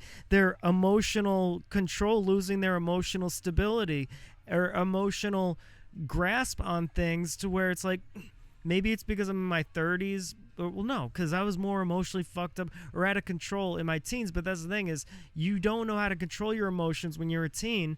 adults are supposed to be in control of their emotions, but it's like, how many times do you go through things where people are just shitty to you and you're kind, but people think of you as shitty and you're just like, fuck it, where prejudice is a good thing. No, I'm just kidding. Fucking hope you recognize the tone. This is going to be a common theme, I realize it, is my fucking my trauma of being misunderstood. I'm going to have to just let you know when I'm fucking joking, because the audience is too fucking stupid to recognize a tone in my voice is me not being sincere or serious. That's how it, so context get taken out of clips. Clips get taken out of context. That's what I meant to say. I mean, I did say it. It was the first time. That's when I didn't mean to say it. Or no, you mean everything. Just natural flow. Let it be. I meant to say context comes out of clips. People take clips. People take context out of clips of you saying something, and even when you say, oh, it's in a silly voice, they don't give a fuck. They think the statement was real. So I just start to see people are, the camel that broke the straw's back, it was the last straw that breaks. I'm just watching that in people, and it's like people aren't, oh no, here goes the fucking Joker rant at the end. The Joker movie would have been perfect had he not had that rant of no one's compassionate anymore, no one thinks what it's like to be the other person, people think they'll take it. The reason why, and I get why he wanted to put that message out there, is the premise and greatness of the movie was based on the clown having no idea and no awareness of what was going on around him. He didn't know he was starting a movement. He didn't know that it was affected. His whole thing was just trying to get his mental health, just lost his job, just trying to figure out the thing with his mom and his dad, and just trying to be a comedian. And he didn't know that viral video, that incident on the subway was circling this whole thing around him. So that was the brilliance and comedy of the movie, was him having no idea that he thinks these little minor things are just all around him. So unfortunately, when you have the scene with him on the couch, it's him acknowledging he has a connection to that, when the humor is in him having no fucking idea. Like, it would be hilarious if I'm just doing whatever I'm doing, like, oh, I'm, whatever, and something is going on. Like, let's say fucking World War III in the Middle East is going on because of a video clip that I did, or a comedy clip, and then, like, my podcasts are being taken out of context by the enemy, so any content or music or thing I do is contingent on that world war. That would be fucking hilarious. I mean, war wouldn't be hilarious. I'm just saying the lack of awareness would be the comedy in that. Is me just like, oh, I'm just doing a song, not realizing that it's affecting millions of people's life. Well, it will, again, because millions of people are watching this. That's the thing, is I need a better intro than, hey, welcome to Past the End. Well, not welcome. It's not a welcoming or goodbye. It's not a beginning or an ending. It's not a past, present, or future. It's not a start and it's not a finish. It's just past the end. It's just almost in, what's that, singularity? I don't know if that's science or astrophysics. But it's not a singularity. It's not a continuation. It's not a continuum. It's definitely not quantum physics. And the reason I know it's not quantum physics is because I don't know what quantum physics is. Here's what I know. And it sucks because it reminds me how stupid I am. I am intelligent. Well, most people are just stupid. I am smart enough to know how stupid I am. I watched a 30-minute video on quantum mechanics 3 times, and I still fucking couldn't grasp it. And the only saving grace is they say, if you think you understand quantum mechanics, you don't understand quantum mechanics. So, I mean, that's what we do, is we take little phrases to make ourselves feel better, of people saying, well, no one can really understand quantum mechanics and subatomic particles, so that means, so I'm like, oh, so that means I'm actually secretly brilliant and a genius, because geniuses even can't understand. Point of what I was saying is humans are like breaking down the prejudiceness of, like, how many bad experiences with a certain ethnicity or a certain gender where people are just, it's crushing them. It's like, I mean, you see it online. Online is the fucking portal of that shit. That's why you have all these men who have these preconceived notions about women, all these women preconceived notions about men, and you have all these groups. Like, I think a lot more racial hatred is built up, not because people are more racist, but people are more programmed of, they watch videos of unjustable things. That's a word now because everything I say is I'm a fucking god. No, you know what? I'm going to keep saying I'm joking. I'm not joking. I am fucking God to this world, and everything I say becomes factual. So unjustable, or whatever word I said, is real. Is real, yeah. So, I love me. It's like everything's falling around me. I'm literally spiraling. It is an endless downward spiral that has no end to rock bottom. And just when you think it's lower, it's not. But you just got to laugh the way through. Just like laugh. So, what I was saying is, so it just, people are just, they have these preconceived notions. So anything that resembles that behavior, they think it's that. Like, all right, like let's say people are watching 100 videos of a certain group stealing. Obviously, we know it's Italian Americans because that's the group of people who always runs in stores and steals and gets caught with robberies. No, I mean, maybe in the 1800s, Italian American, that would be so fucking hilarious if I had to apologize to you. I mean, it wouldn't. I mean, well, I don't know. What would that apology be like if I had to apologize to the Italian American community? Look, I was just fucking around, eh? The reason I laughed is because that's hack. It is so hack to say something about the Italian American. Are they a community? Are they even human enough to be a community? No, it's to do some cliche hack Italian American accent when in regards to it. That's why it's fucking funny to me.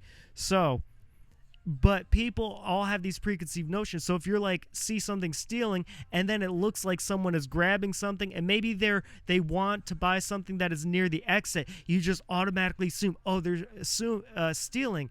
People are assuming the worst of people, and people are being hurt by people, because that's the thing, is people are self-centered and they feel like, let's say who is this person we're talking about that's getting hurt by the world every day? Who is this person that every second they try to be kind and try to give their spark and love towards even strangers that they see, and they're just being miserable? Who is this individual, this mythological individual that we don't know who he is? Possibly is he doing a non-cast or an anti-cast? Who knows?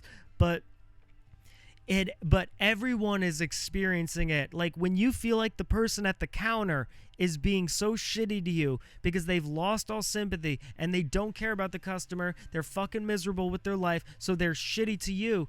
That person at the counter doesn't realize the person behind the counter is shitty and miserable. So it's like collectively we need compassion, we need a reset, we need something. And unfortunately, extreme acts of terrorism do that. I mean, think of how shitty people are in the world, right? Just like people were September 10th, 2001. 2000, was it? I was going to say 2000. No. Okay, so I'm not supporting terrorism, but something just needs to, that's the thing, is I guess it's humanity as a whole. What does it say about the world if fucking like World War II, fucking Gulf War, fucking national tragedies, Sandy Hook, fucking hurricanes that affect people. Now people really don't even give a fuck. September 11th. If September 11th happened today, would people give a fuck? Well, COVID made people terrified and then angry. Oh, that's what it is people don't want to feel victimized anymore. People, it's like they've been victimized as kids or teenagers or in their early 20s. So people have this, I'm not going to be a victim anymore. There's just a lot more vitriol in the world. There's a lot more, and it sickens me because obviously it's not happy, and people are going to be losing their careers. They're going to be in fucking lawsuits. They're going to be physically violent towards each other. There's going to be people pile on. Then there's going to be misinterpretations. There's going to be reputation ruining. It's going to turn into a tornado, and it's fucked up because it's like people just have to recognize to try to be good, to let good things inspire you to be better, and just being a helping hand. Like sometimes just a kind deed goes a long way. That's why I try to be as kind as possible, and rarely am I shitty. And I'm talking about a specific experience where someone was relentlessly shitty to me, and there was miscommunication. Then it got cleared up, and then they continued. They kept going. So in my mind, I wanted to say something. I was so angry. It ruined kind of what I was doing. But then I actually went up to that person. I go, "Are you okay? Like, what is a human doesn't do that to another human. Like, you communicate, you come to an agreement, you move forward, you apologize if you were wrong, or if you were a little aggressive, or if you were name calling, if you were shitty. You, like, where does this level of disrespect but desensitization than people thinking they're right? Like, that's this, it's almost like what I consider narcissistic, manipulative, abusive behavior. I feel the collective, the culture has become this. They have been victimized. They don't want to be kind anymore. They have a dehumanized. They think everything is malicious. They don't, if someone bumps into you, they think, oh, that person thinks they own the world. But sometimes it's an accident. People don't give people the benefit of the doubt anymore. And people, so they have this warped perception of the world, and then they justify. Like, people don't admit when they're wrong. I do, because I'm a better person than fucking all of you out there. If I do something wrong, like if I was shitty to someone at a counter or something, like, oh, you shouldn't have done that, I will literally go back in the store and be like, hey, I shouldn't have been that way. I'm really sorry. I was just going through this. I know that's not an excuse. Are you okay? Because that's what that's what humans should be. Again, now we're living in the land of should be. Living in the land of should be. Here we go with the could be. Now we're going to go would be. Chopping it up, that's what the would be. Living in a forest because you can't deal with humans tortured, souls and emotions and poured. That's how Eminem raps, if you notice it. I mean, he's a great rapper, but what he does is, the game is he ends on each sentence of not a sentence. So let's say he has a rhyme scheme of like the and like bruh, is if he's going, he will go to the park, he will go to the park and end in the like he'll like chop his sentences in half and use them for the next bar. Why the fuck was I saying that? So people just need to, I don't know what, I don't want, that's the thing is, I don't want humans to learn from negativity. It sucks that it's almost like, you know, if you don't learn from history, you're doomed to repeat it. But it's almost like, it feels like humans only learn lessons through negative bullshit. Imagine this is the manifesto. This is the clip that's going to be used much later when the CIA uses me. No, you know what? The CIA wouldn't use me as an MK Ultra patsy. I think I've proven myself to be their Project Blue Beam, Illuminati savior, or Antichrist. So if the CIA uses me to inflict a genocide, they're like, see, here were the signs. Here's him saying humans only learn through negativity. So they need, that would be the fucking reinforcement. That would be in the fucking book that people read thousands of years from now. How could RanDoM do something so crazy? It's not justifiable. What I'm saying is, I want people to almost have good things inspire them and learn from positivity. Like if someone's kind, like, all right, like let's say that thing of me going into the store and apologizing and be like, yo, I shouldn't have been shitty. I'm sorry about that.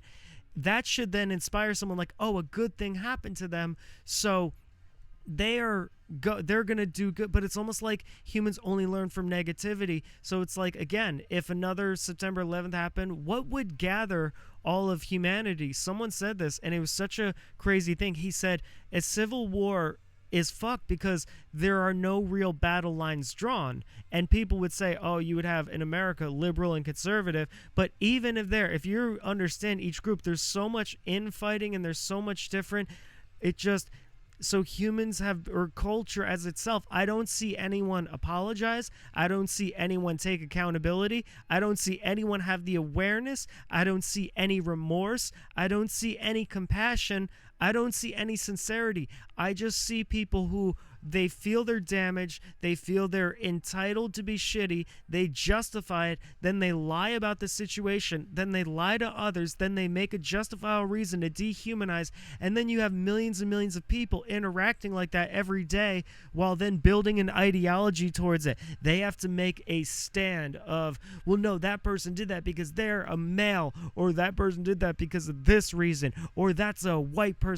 Like, it's like people are dehumanizing each other and justify, and no one, is looking past that. No one is, and I feel like watching videos on the internet is programming their thoughts to be shittier towards other people, to get rage. Like everything is just very rageful, and then you have all these damaged people that they're just fed up, and it makes me sick.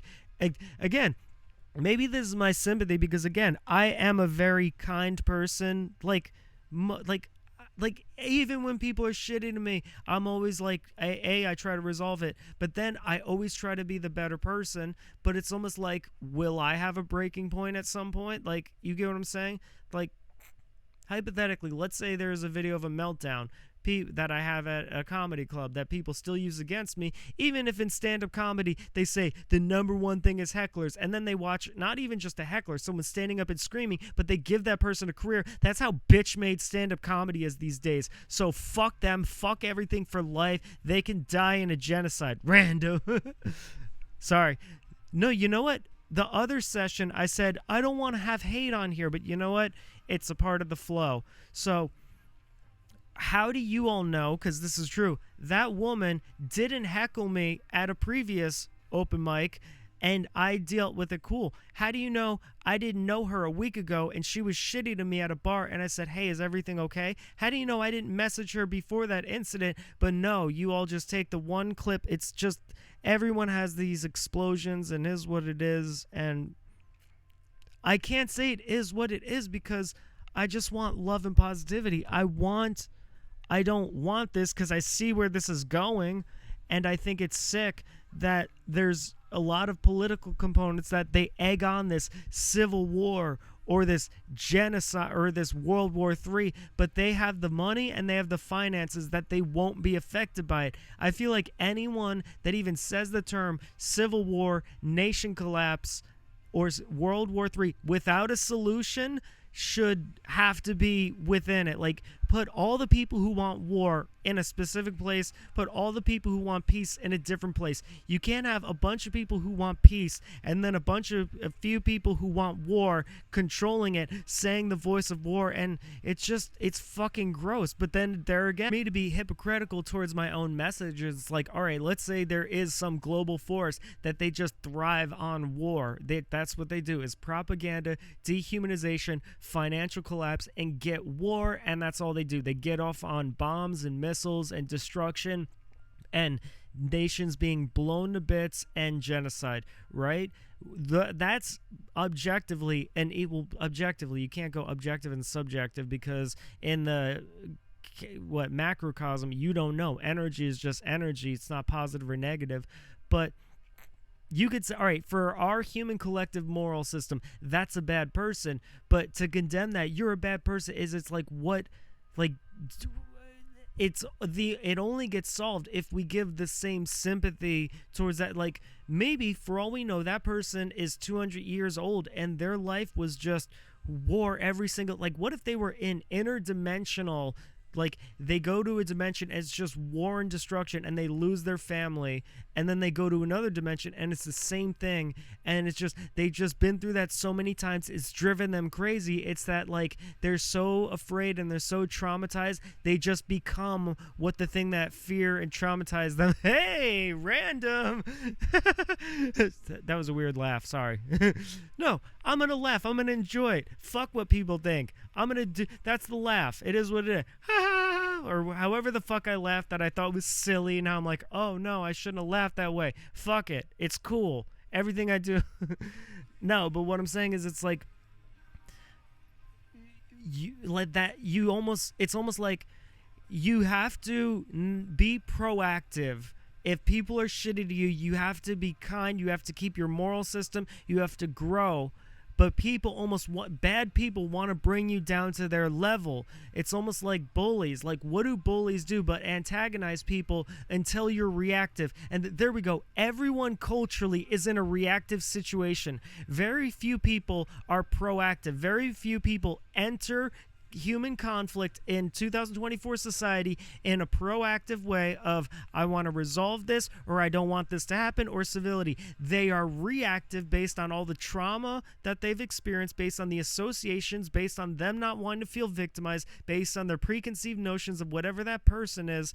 So that person of war is trying to figure out that become what you're afraid of. That I guess that's what it is people feel victimized by shitty people, so they become shitty people, because if you're an angry shitty person, you can't be victimized, but you can. But that's the logic of these people. So now that I'm analyzing it, I'm thinking of this person, because it really fucked up. I was going through something extremely emotional and overcoming this landmark in my life that had been hurting me for 12 years. I mean, it's been hurting me all my life, but I made a decision to like avoid a certain thing. And it, for 12 years, it gave me PTSD, it gave me nightmares. I fucking, anytime it was near it, but I was like, I'm going to overcome this. And I did. And then this person, relentlessly shitty, but then I'm like, I feel that person is, I even said in the letter, because they wanted me to file a complaint, I said, I understand it must be hectic having to deal with thousands of drunk people, but at a certain point, like when do you recognize a tone? I have said so many times, like, look, I'm not trying to be an asshole. This is the misinterpretation. I could see it if, like, imagine if there were any other person. That it would have been violent with the way I was. I mean, who knows? Like, that's it. Just people need compassion. They need a reset button on all their preconceived notions. They need a reset button on feeling victimized. They need a reset button on all their programming. They need a reset button on reality. They need to, something needs to bring it together. And I hate saying only negative things bring humanity together, but that's what it is. I don't want to be then create some negative. Look at me. I'm saying I don't want to create a negative thing, like I have the power to commit a genocide. Imagine this is like my fucking, the Mein Kampf of like, he was just a, oh my God, that would suck so bad if I became a genocide leader, but then they said I had a career as a podcaster. I swear to God, I would rather them just leave that, like, to me, if I were a genocide leader, it would be horrible. But if they said he was a podcaster, then genocide leader, it would disgust me so fucking much. Maybe that's, there we go. That's why I'm becoming, that's why if I became the successful podcast ever, I become what I hate. So I'm not bothered by it anymore. Professionalism, coughing away from the mic. But it's like, that's what the deal is people need compassion and people need sympathy of like, just things have happened, like life just beats people down and people don't think that. Like when you're in a confrontation with someone, right? Like let's say someone bumps into you and then you're like, hey, is there a and then they go, fuck you, asshole, and then you go, fuck you, what's wrong with you? Is, do they think like this is a person who like maybe their best friend died, maybe they grew up in a house and their parents got divorced, maybe they cried every day, maybe they weren't smart in school. Like, why do no compassionate thoughts ever go through people's head when they get in that angry mode? Because they feel the same way. So it's like it locks people in this box of two people bump into each other. They immediately feel victimized and then they're angry. They like, it's like, what brings instinctually sympathy off the table where that wouldn't be the default? How do we program humanity? Through genocide. That's how we program humanity. It's like fucking Mark Random becomes a genocide leader. Get in the fucking camp. If you can't show sympathy, if you can't show empathy, get in the fucking camp. I will be I swear that I would love that. If I could be an extermination leader, it's not based on race, it's not based on ethnicity, it's not based on gender, it's not based on sexual orientation. It is just fucking no empathy, get in the fucking camp. No self-awareness, get in the fucking camp. No ability to take self-responsibility, get in the fucking camp. No remorse, get in the fucking camp. Just living to be an asshole and a shitty person, get in the motherfucking camp. But then they go, well, what is it to be an asshole? And it's like, you know what? I'll decide. Oh, what I was saying is, it was funny how, again, a callback. It was funny how I felt I would be the one in power. I literally was like, again, this is a callback. I guess you have to follow me along. There we go. Whoever can follow me are people that should. Yeah, because I'm a fucking cult leader. RanDoM Dodecagram. Shout out to the Hermetic Dawn and everything that they were taught, because I went from random to mark and everything went from light to dark. And I will hang at you, Blackwater Park, an amazing album from beginning to start. So, fuck. See, that's the problem, is I lost my train of thought. So I'm going to keep going to the jot until I remain on the plot. Oh, the joke is, it was funny how I said, I don't know if I committed genocide. Like, I'm in that position of power or influence over the world. To me, that was what was fucking hilarious. Is just that, like, I literally was like, oh, could I? Well, no, everything's in hypothetical land. Life isn't even real. So if there's one way to get some kind of sympathy or compassion, just as something, I would sacrifice my life for that. I'm very aware the contradiction and polarization of me saying I would give my life to exterminate mean people versus I would give my life to bring kindness, to just give humanity that reset of just love and kindness and peace and non-judgment. And then when a person at a counter's like, let's uplift each other. Person at a counter is being shitty, someone cuts you off in traffic, then you guys end up in the same parking lot, be like, hey, you know what, let's do something positive. Like, why can't humanity collectively, like, why can't they instinctually uplift? Like, why, when people feel victimized or traumatized or afraid or hurt or prejudged or preconceived, why can't they then strive to be better? And this is the number one lesson in life. I'm going to look at the camera so you know I'm breaking the fourth wall.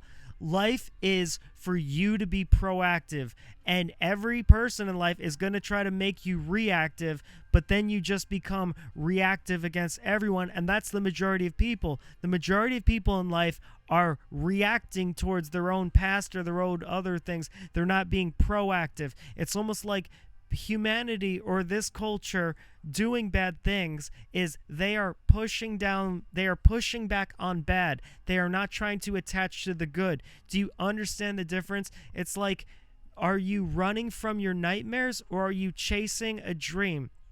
Are you trying to be uplifting and positive, or are you just pushing away from negativity?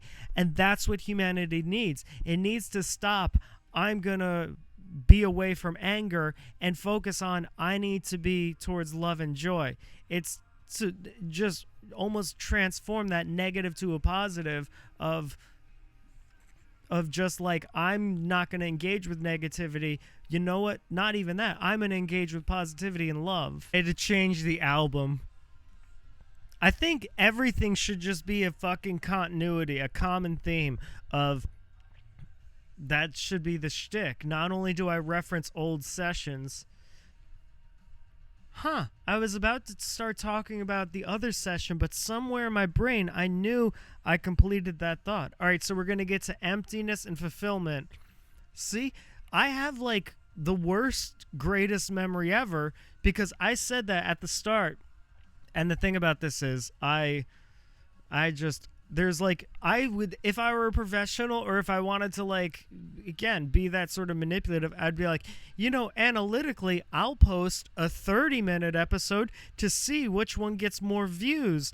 But it really is, for whatever reason, I just, you know, I mean, I never feel like doing a fucking podcast or non-cast. Oh, I remember I said it would suck so bad if they made me he was a podcaster, then a genocide leader, only because of the amount of time, effort, energy, passion, struggle, suffering, literal blood, sweat, tears, scars on my body, tears, sweat, fucking weight loss, suffering, mental and emotional, that I put into being a touring musician, doing open mics since 2005, doing shows in fucking Jersey City and Newark at 17 fucking years old, opening for metal bands, then in my 20s, then being on tour in fucking hot cars for 26-hour drives, performing at these hole-in-the-wall venues all over the fucking country for years and years and years, and then doing that with comedy all over the fucking U.S.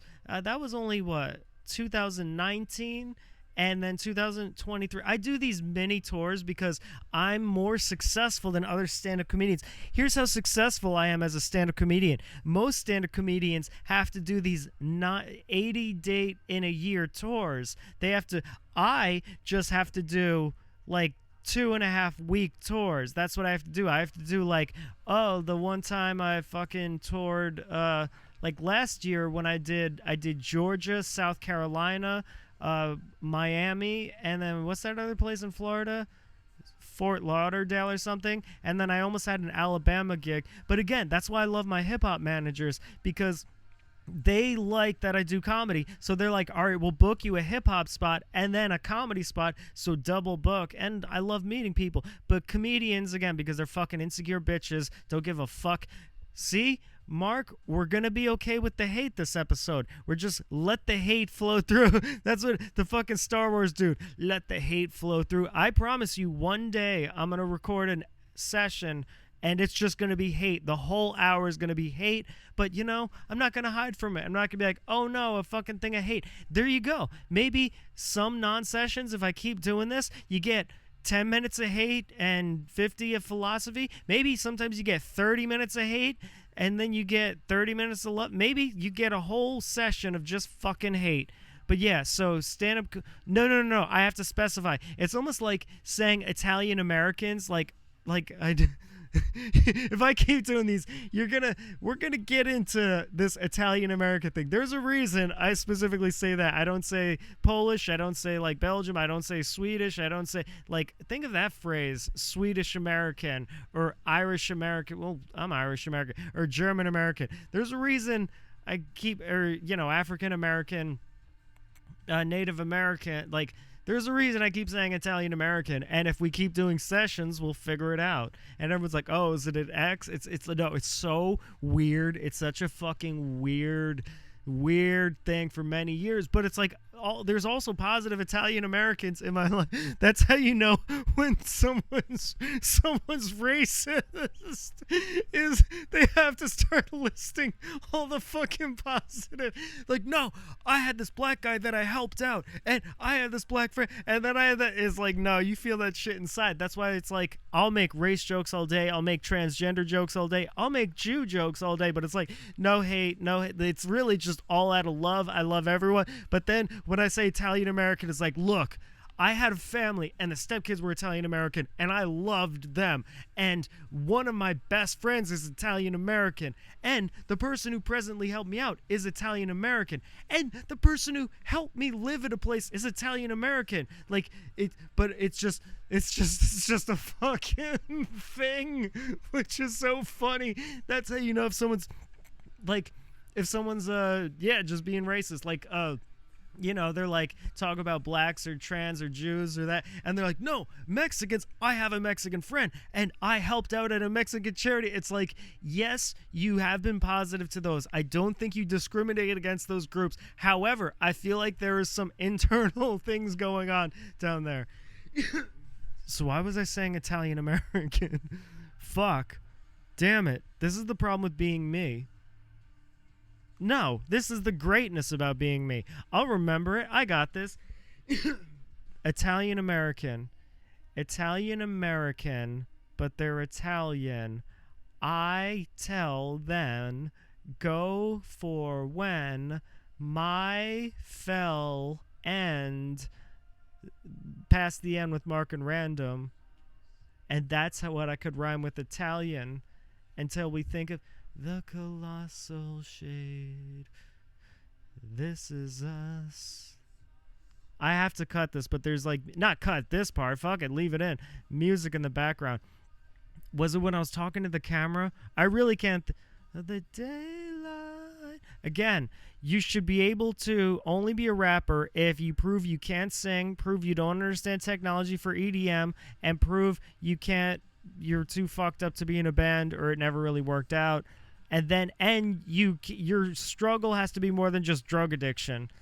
And I can't say I don't like, because it's like, oh, the fucking stand-up comedians and the tour. I'm so great. I only have to do 2-week tours of comedy because I'm so successful at comedy. Oh, Italian Americans. Here we go.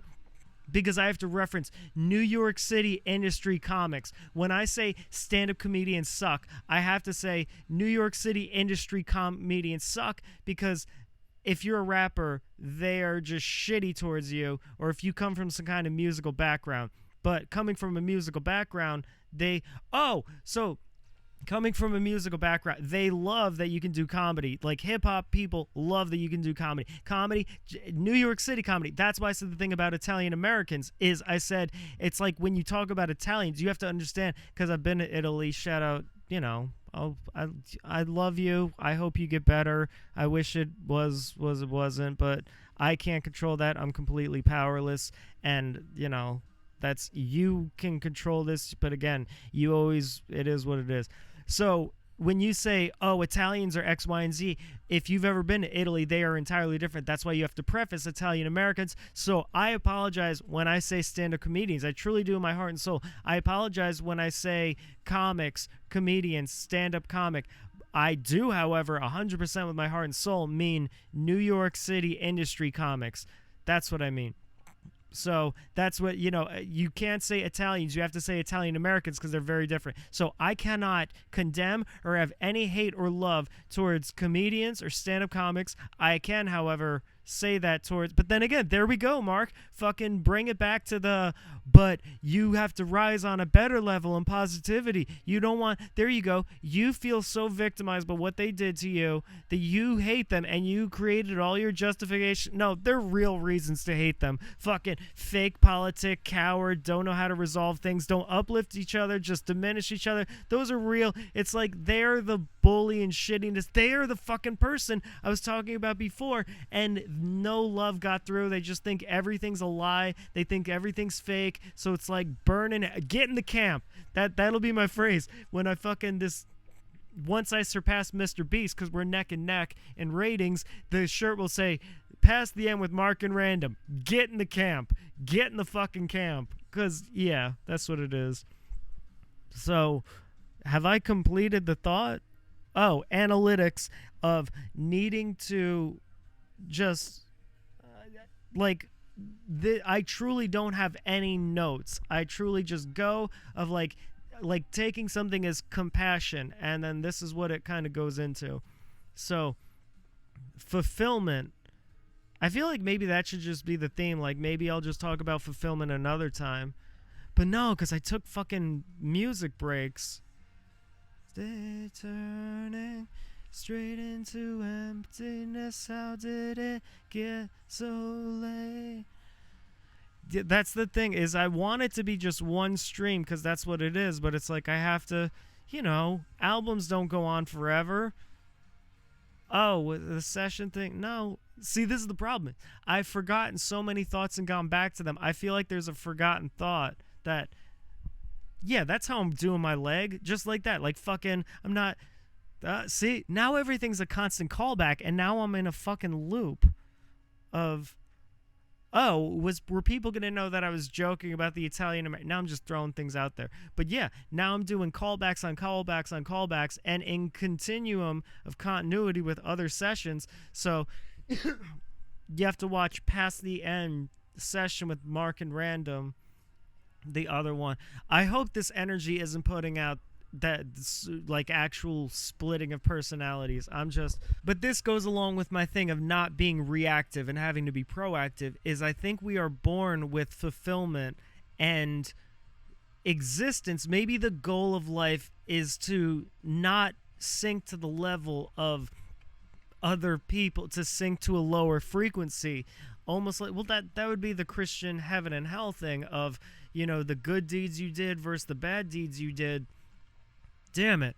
I thought I was so original with this idea of, like, if you lower to a shitty level of human low frequency, that's you fucked up in life. Whereas if against all the negativity, if you can still be positive, I really wrote that down a couple of days ago, like, maybe this is the meaning of life. Oh, well. Oh, well.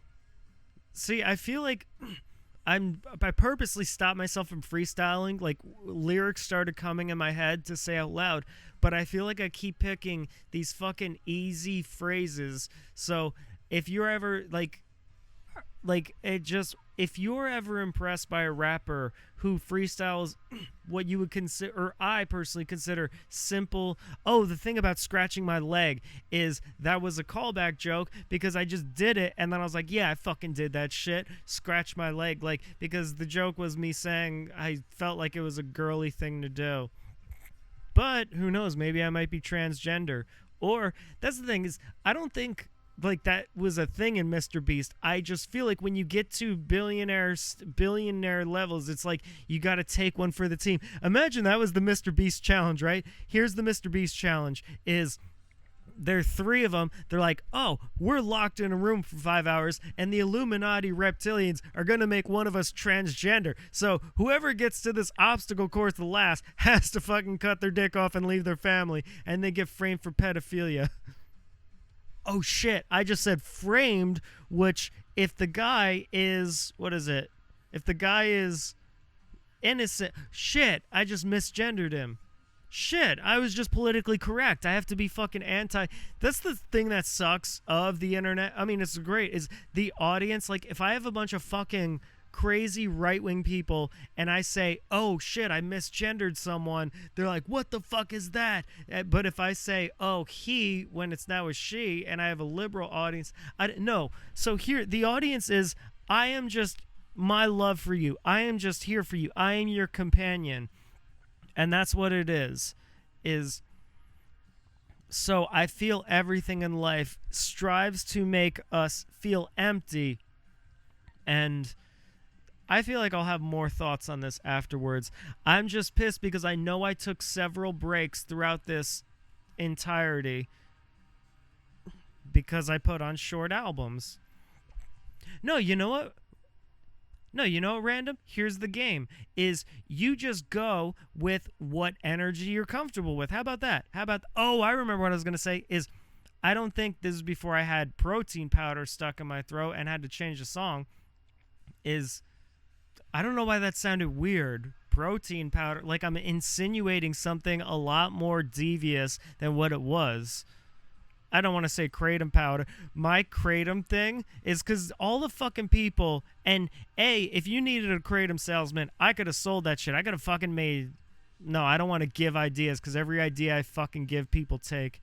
But no, there we go. I'm going on hate towards now I don't want to help someone positive. Someone might really love me and need a kratom idea, and I just fucked it up by doing that. So that sort of one bad person ruins it for the good, but then I can't do that. I don't know.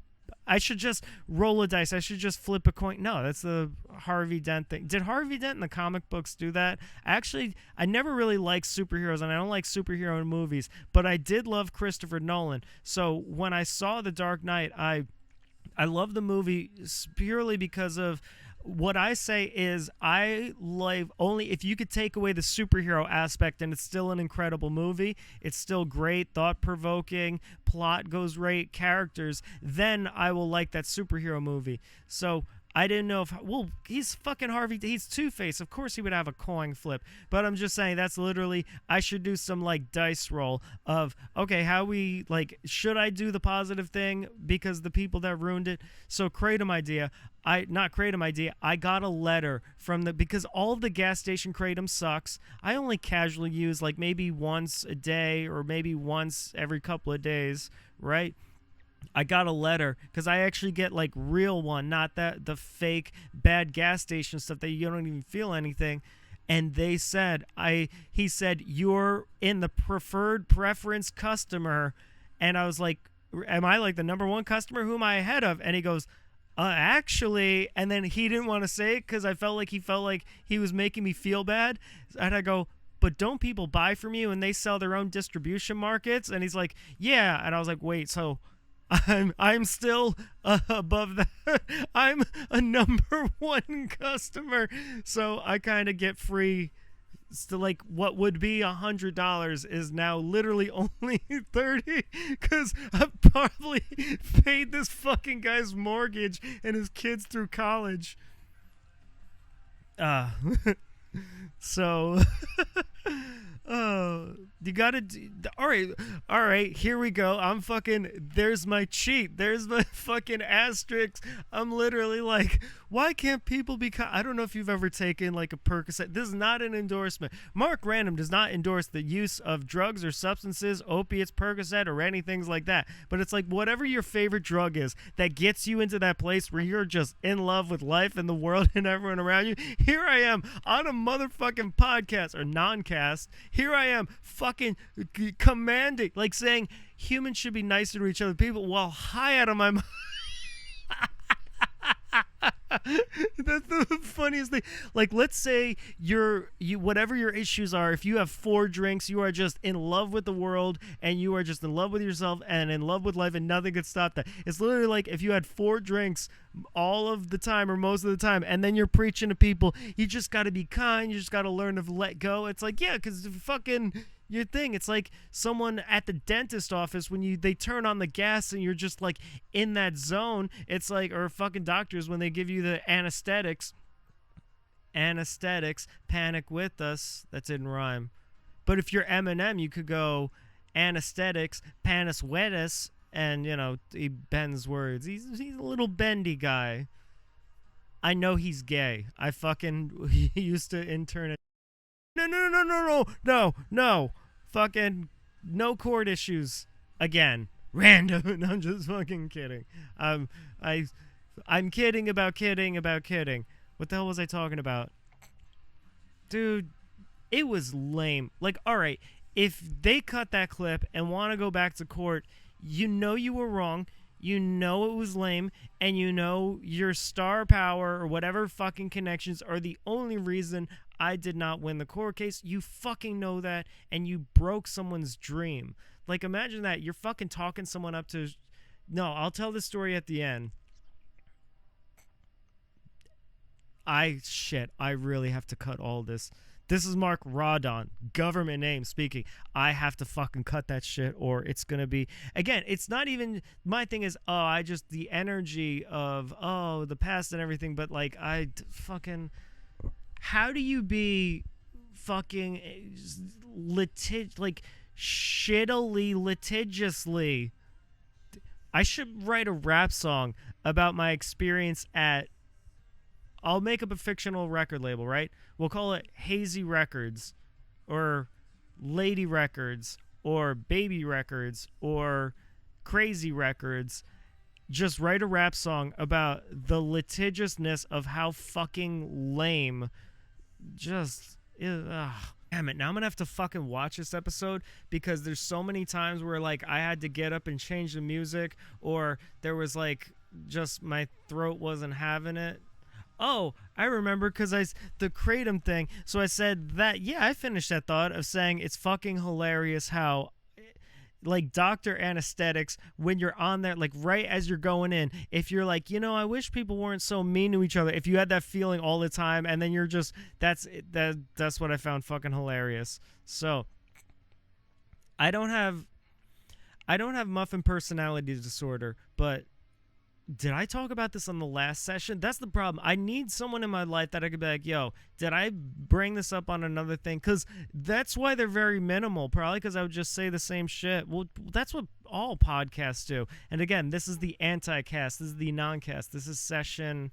See, to the audience, this is session 3, but to me, it's session 9 because I had to trash 6 of them, and one of them became session 0 because, that sort of atmosphere. So I don't have, they call it multiple personality disorder, isn't even real, but I don't have dissociative identity disorder, but some people said that I might. So I want to give a proper depiction if that is, because it's like, I'm one of those people of like, first we were treating me for schizophrenia for many years of like, all right, how do we treat schizophrenia, all this other shit, doctors, me going research, me going to groups and shit like that. So if I ever go fucking crazy, just know I gave the A game to not be crazy. Random. So, but then I was like, oh my God, all the things I have irrational paranoia are about is I have PTSD, I have complex post-traumatic stress disorder. Post-traumatic stress disorder is one catastrophic event happening to you or a couple. Complex post-traumatic stress disorder are when you are in a prolonged situation. For instance, someone getting blown up next to someone in war is PTSD. Someone in war every day where they're just, they have their gun, they're in their bunker, and they're seeing death for years. And mine is so lame because I've seen people get shot, I've had people get killed, but mine is this weird situation. But it was the helplessness and powerlessness and youngness and not weakness isn't physical, but just I didn't have the intelligence. I was a fucking kid to contend with the entire county, so it gave me this sort of thing. And so that's the PTSD. So, and then obviously bipolar is what it is. So we don't know if the bipolar slips into psychosis or borderline psychotic or that, but it's like schizophrenia. It's not, which would be schizoaffective if there's bipolar of just the mania. So we're just going with the premise of like, all right, what if I have depersonalization dissociation disorder or identity disorder?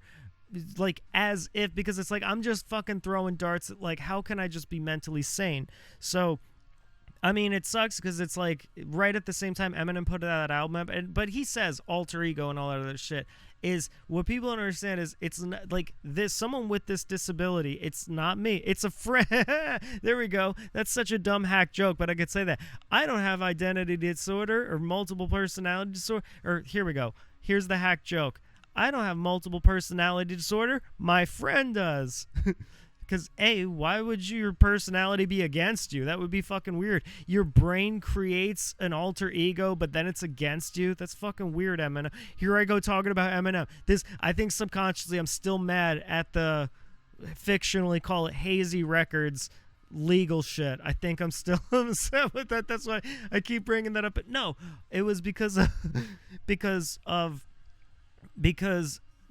I think that might be the most mainstream, unfortunate, because he's been going with that character for so long, depiction of what people think dissociative identity disorder is. And for me, not for me, it's as if, again, it's because I don't know. What if it's like schizophrenia. I was attempting to seek help for schizophrenia for many years. Then we realized, oh, it wasn't schizophrenia. It was complex post-traumatic stress disorder. And then we're like, all right, we're going to treat me for bipolar. But they're like, no, wait, what if it's just depressive with borderline psychotic? Because those are the two extremes of bipolar. They mimic themselves. So I'm like, all right, what if I have dissociative identity disorder, just throwing stuff at the wall? So it's like, God, this beautiful vocalist. I always had this fantasy of if I had millions of dollars, I would pay him to sing a personal set at my... Oh, I just got sad because I was going to say wedding. But I never had the fucking prom or the school dance or the wedding because I was already having sex and hanging out with people and working and making... Did I get bitten by a bunch of spiders? You watched the other sessions, 3 sessions, never once had to scratch my hand.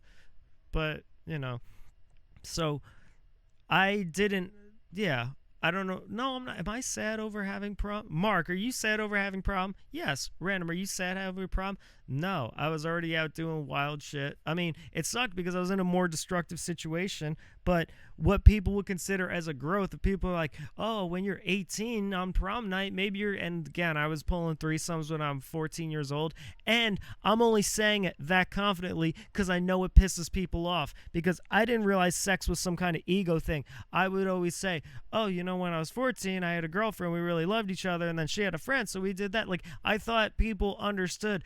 Had no concept that there was this ego towards it, where if you bring up sex, people either think you're lying, which to me that's a crazy thing to lie about. I don't understand why. Because I value virginity, because I have that Christian background of feeling like you should not. Maybe that's what it is. Maybe because guys are like, they're like in this Christian box. They're like, oh my God, I want to have sex with a bunch of hoes. So it's like that's their reach in life. But because my reach in life is, oh my God, I just want a Christian monogamous committed marriage. It's like I've been thrown in the world of hoes. Thrown in the world of hoes. I could say dough and show. There, see, get it? A call back to the one other thing. No, but so why was I talking about sex? Because I don't talk about it, I live it. Like, there, I just Do you recognize? I wonder how many characteristic voices I've made just to emphasize that I'm making a fucking joke. Even when I said the thing, no, I say because I'm confident. I had a fucking foursome. No, it was well, I don't know. When is it? What is an orgy? I think that's what, I don't know. Because I've never had it because I'm just a virgin, everyone.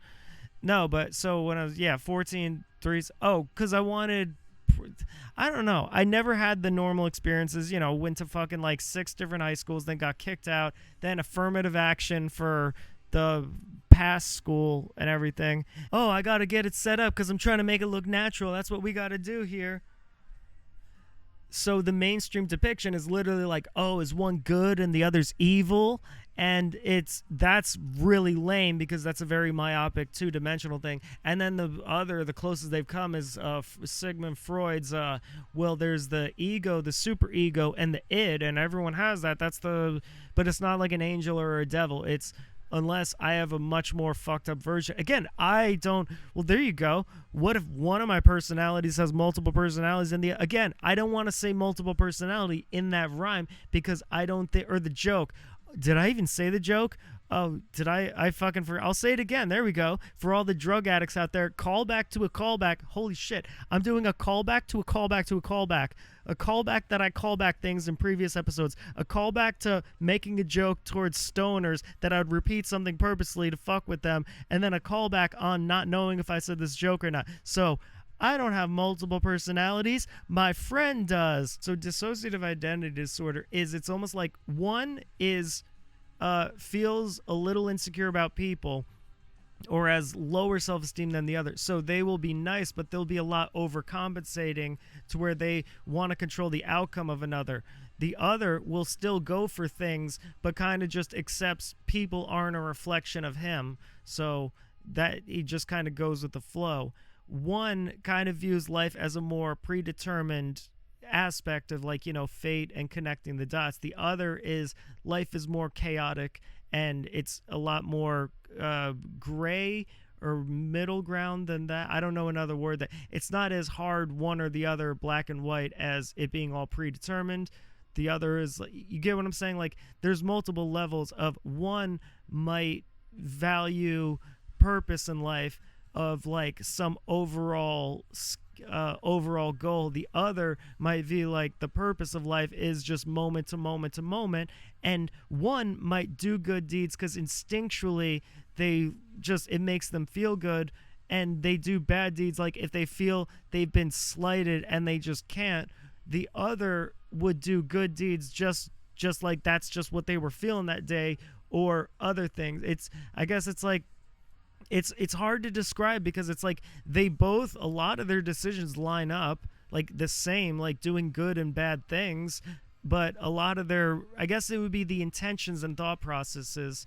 But yeah, I don't have, again, and I didn't want to say multiple personality disorder because that's an outdated term. They don't use that in the DSMV, but I use that in the BDSMV when I'm trying to make money because my music career and comedy career have worked out so well. I definitely haven't re-entered that field and then lied to everyone that who's everyone? I fucking just chill by myself and just, that's what it is. I have a revolving door. If there's like people that are close in my life, there's like all right, if we said the people that I love, it would literally be like 100. But what happens is maybe like one will come by 1 week, and then I talk to, and then they're just gone, and I won't see them for another 2 years. But then another will come by the next month, and then, I mean come by as in like come in my atmosphere of, what's that? No Diddy. Well, no, because if it's a female, fucking come in my atmosphere.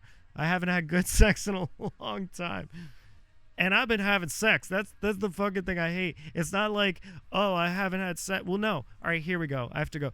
I have not been having sex at all because I've just been focused on work, on music, on making money, and doing better for myself. So I have not had sexual relations that were fucking embarrassingly bad, fucking mediocre at best. Fucking women should come with I thought of an app, how bad the sex was. Women should come with an app where I could go 1.5 star pussy. Like fucking get your own Uber. I'm going back to watching American Dad.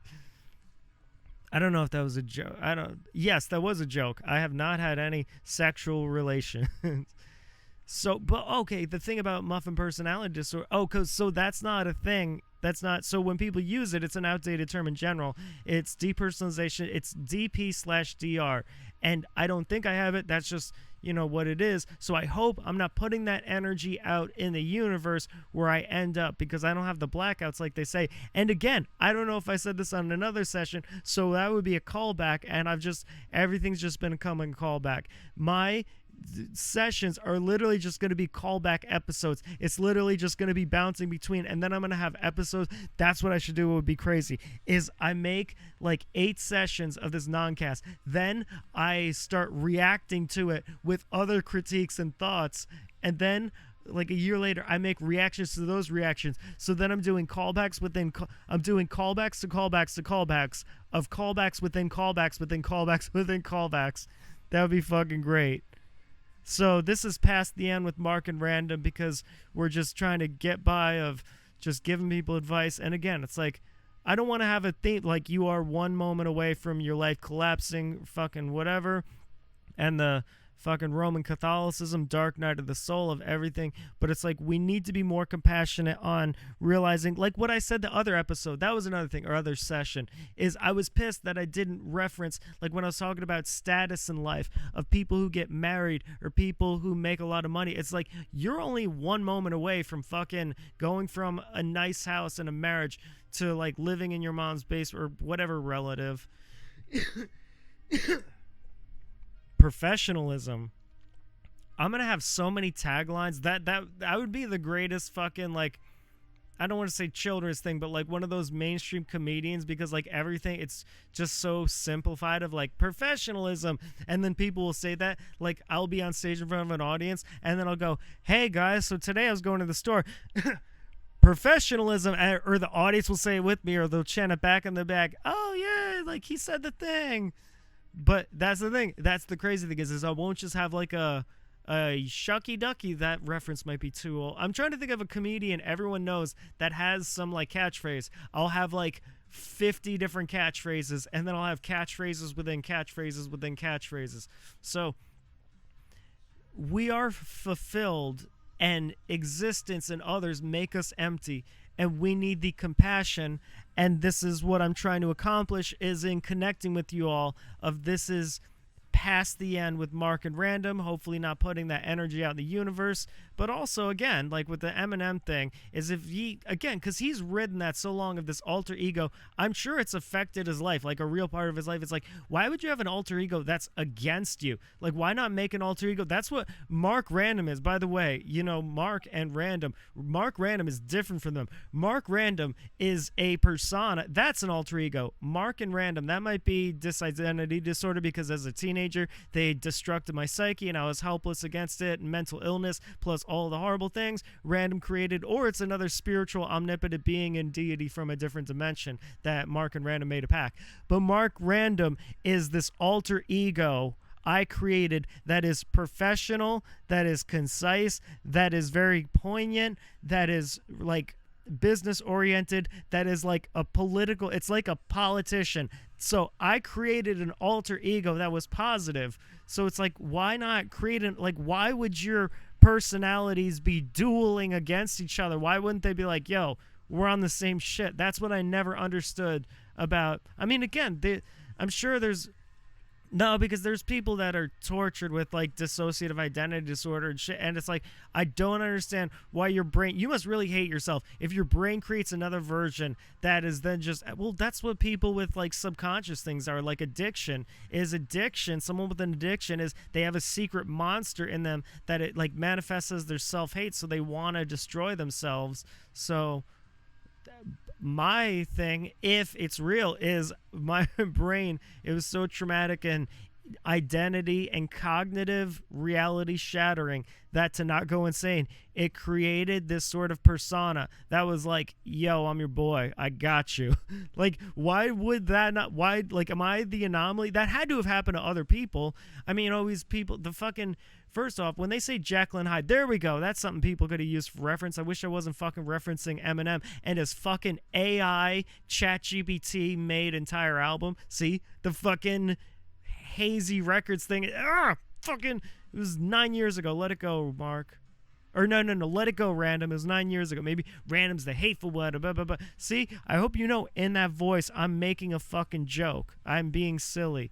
Okay, so the Jekyll and Hyde is, they say, oh, was Jekyll good and one wasn't? It was, one was more introverted and the other was extroverted. One kind of hated himself, the other kind of hated more. So, like, I guess the idea of alter ego would be the fucking dude on, what's that? Did I do that? Who was that guy? The, like, where he was, like, kind of dorky and then the other one was suave and cool. So, but that seems like an alter ego thing. Like, a teenager would feel like, oh, I'm not good with girls, but then create another identity where that's just confident. And maybe people can feel more confident in that role-playing thing. But it's like, if I had that, it's like, no, both of them have their different sets of self-esteem. Like, Mark likes himself, thinks he's a good guy, is kind of confident. RanDoM is jokingly confident and jokingly self-deprecating. You get what I'm saying? Like it just is what it is. So that doesn't exist. None of this exists. None of this is real. But we are past the end with Mark and RanDoM having so many catchphrases. No, that would be a sad ending. We are past the end, meaning past the end. There we go, because I should have fucking cut this off. Cut my life off fucking 10, 20 years ago. Oh, well. I love you all. God bless. I really hope that's the problem, is in trying to get a message across or soliloquating, I don't know if that's a real thing, is I've bounced around so much. I don't know. It's almost like if you sprang 8 different ideas with 4 different perspectives, but one was a deeply important message that you wanted to get across about not being reactive towards other people, to be proactive, to being holy shit, I'm like the fucking schizophrenic, crazy, gothic Mr. Rogers. I'm the gothic Mr. Rogers, walking with the shotgun for anyone who wants it. So here we come, and if you want it, I'm gonna got it. I'll bring it to you and got it. Because I got nothing to live, I'm just already forgotten. I should have cut this tape off an hour ago, but I'm not stopping. And then there we go, because RanDoM is always rocking, eternally living, ever for often in. So there you go. Ottoman. Problem is, Gothic Kid. Why did I even say that? Oh, like the fucking gothic mentally ill Mr. Rogers is. I just want to reiterate. Yes, give the fucking message. Everything closes with like a sentiment of what I was talking about before, of just almost reset towards compassion, to look at others as, and that's that philosophy. Do you look at others as you look at yourself? But then it's like, if you walked around and realized everyone was just a different version of you, like who you are, imagine every person you encountered in the world was just you, and the world was just filled with millions of yous. Would you be more loving, or would it be completely destructive? Maybe that's what it is. Maybe humans recognize they're a reflection of each other, and they're just like, it's just self-hate. So I guess it's like you have to love yourself, and then you can treat others kindly, because if you're mean to others, there's no way you're feel good about yourself. That's why I asked if that woman who is relentlessly shitty to me, like I even said, I don't want this to be a law. It very well could have been a lawsuit. It's definite discrimination. It's on tape, but I'm not one of those. I don't want her to lose her job. I don't want her to fucking sue her for her fucking discrimination and a relentless shit for an hour and a half, which was illegal by all accounts, which was unprofessional by all accounts, which ruined a fucking horrible thing for me by all accounts, which was just mean by all accounts, which was hurtful. I just said, are you okay? Like, what kind of person are you? So the game is the game. See, I don't mean playing, hey, callback, we're going to call back on callback of callback.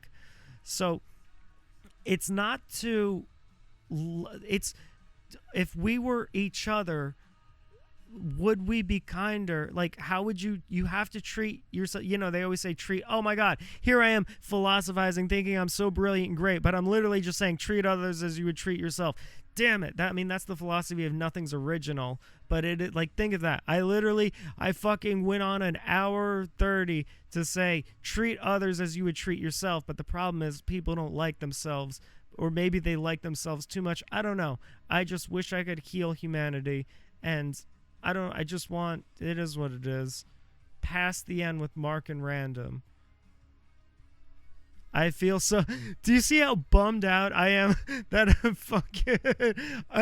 thought it was so deep and introspective and all this, and I literally treat others as you would treat yourself, but maybe people hate themselves, so they have to just get over that. Not get over that. They have to heal that, and then they can be cool. I literally. Oh, the Mr. Rogers. Oh, because the one sentence I was saying is I feel bad if I'm trying to convey a message. So here's this message that, let's say if I could change the world, like let's say my voice, people heard it and it transformed their brain, their spirit, heart, and soul, is I feel bad. So I'm overcompensating with this Mr. Rogers, like saying it at the end, is because I've said like 8 different ideas with 4 different perspectives. And some of them are conflicting, some are weird, some go nowhere, but they all connect, and they all both not connect, and they're completely random at the same time. It's literally like they're all connected and they're all not connected and completely random at the same time. See? Here we go, ultimate callback, and I'll end with this, is I said I would bring up something about like people need to be kinder, and it would take me a fucking hour to get through. I love you all. God bless. MarkRanDoM.com. Music, comedy, philosophy. Here we are with Past the End, session whatever, with Past the End with Mark and RanDoM. All love. Hey, what's up, everyone? It's RanDoM, a.k.a. Mark RanDoM. Management and things said maybe we should try different camera angles and or dress code. No, I'm just kidding. I have to catch a plane in like 4 hours at like 5 in the morning, because that's just how I live my life. I'm a traveling wanderer, and $60 plane tickets. I have to or catch it like a baseball mitt. And funny, we're going to be talking about baseball a little bit later. Just into the context of this, I am so proud of myself that in the other session, if you haven't seen it, did I introduce myself? Hey, what's up, everyone? It's RanDoM. Okay, that'd be so funny if I keep forgetting I didn't introduce myself. So I have to, like, every 10 minutes, hey, what's up, everyone? It's RanDoM, a.k.a. Mark RanDoM, rapper, comedian, philosopher, good spirit in the world that everyone misinterprets and will probably spiral down endlessly, crash and burn, and everyone will hate. I am so proud of not proud, but in the last session, again, we're playing the continuity game, I was doing a freestyle, and I called myself the Gothic Mr. Rogers, and that's basically what this is going to be, and I figured with my status of doing Mr. Beast-like numbers, also, like, how dress up for an airplane? I think they just did that to flaunt. Like, they say, people used to wear suit and ties and a hat on. Do you know how uncomfortable it is to sit in a suit and tie tight on a fucking plane? No. Sweatpants and shirt. I always feel like when you're next to an airplane, it's like fate and the universe. And the same thing with Ubers. That's why I always get the most psychotic, Uber drivers with the craziest stories. And again, we're going back to the other session. I give them, if you could change one thing about the world, if you could change one thing about yourself or your life, what do you think of this? What do you think the meaning of life is? I just ask every Uber driver, like, within context. If it's some 20-year-old girl who's like, I'm working my way through college, I'm like, what do you think of death? I wouldn't do that. But, so because I have the Mr. Beast influence and status and things like that, I feel like I should do an episode for teenagers and advice, kind of kids to teenagers, so this is that. I'm going to make up a fictional story so I can relate. I'm going to say I had stepkids for many years, and again, this is fictional. I'm playing a character, and this was in my like early 20s, and if anyone ever pieces up the timeline of the events, they're like, wait a minute, that isn't real. Of course, because I'm lying. I just want to relate to the audience. But they be unfortunate circumstances, financial, career, and overall dynamics issues separated us, and I always felt like almost like let's say that was the next level of like, it's hard getting your heart broken from a girlfriend. But then when you're like okay with that, your second heartbreak or your third heartbreak, it's all good. So then you get married. Then the divorce is fucking ego crushing, right? So then like then you could get through that. So what would be the next is having stepkids of fucking, and then this kid that you are growing and molding and they're teaching you and just for years and years, and then you lose that. Like anyone who has that story, also the fucking Andrew Tate's biological son, anything, I would fucking put a gun to a person like that, metaphorically, and make them suck my dick right in front of me. I would need a woman, because I'm not gay, to make me come. I'd make them swallow a pistol whip them, blow the top off, so they would still be alive and they would have that hole in their head because giving love to someone is a bad thing. Like, suck a fucking dick. Suck a dick for eternity. I love these kids in this fictional universe, but like what I said is I could see someone dedicating their life like, oh my god, my life, I was like fucked up, but this is my one chance to do right, is being a stepfather. Then they lose that beyond their control, like despite whatever, like I can make more money, or I can get better as a person, or I can help this family die, and they lose it. Like that, I could see a Joker origin story. Not the fucking Joaquin Phoenix, the Heath Ledger. Like, if he just started blowing up buildings and fucking gunning down politicians and fucking setting buildings on fire, and he's like, I was the greatest father, I love these kids and stepkids, and they're gone. It's almost like, it's not good. So here's the thing with this fictional story. We'll call it Romanic and Vincent, because those, like, I don't know. It's just...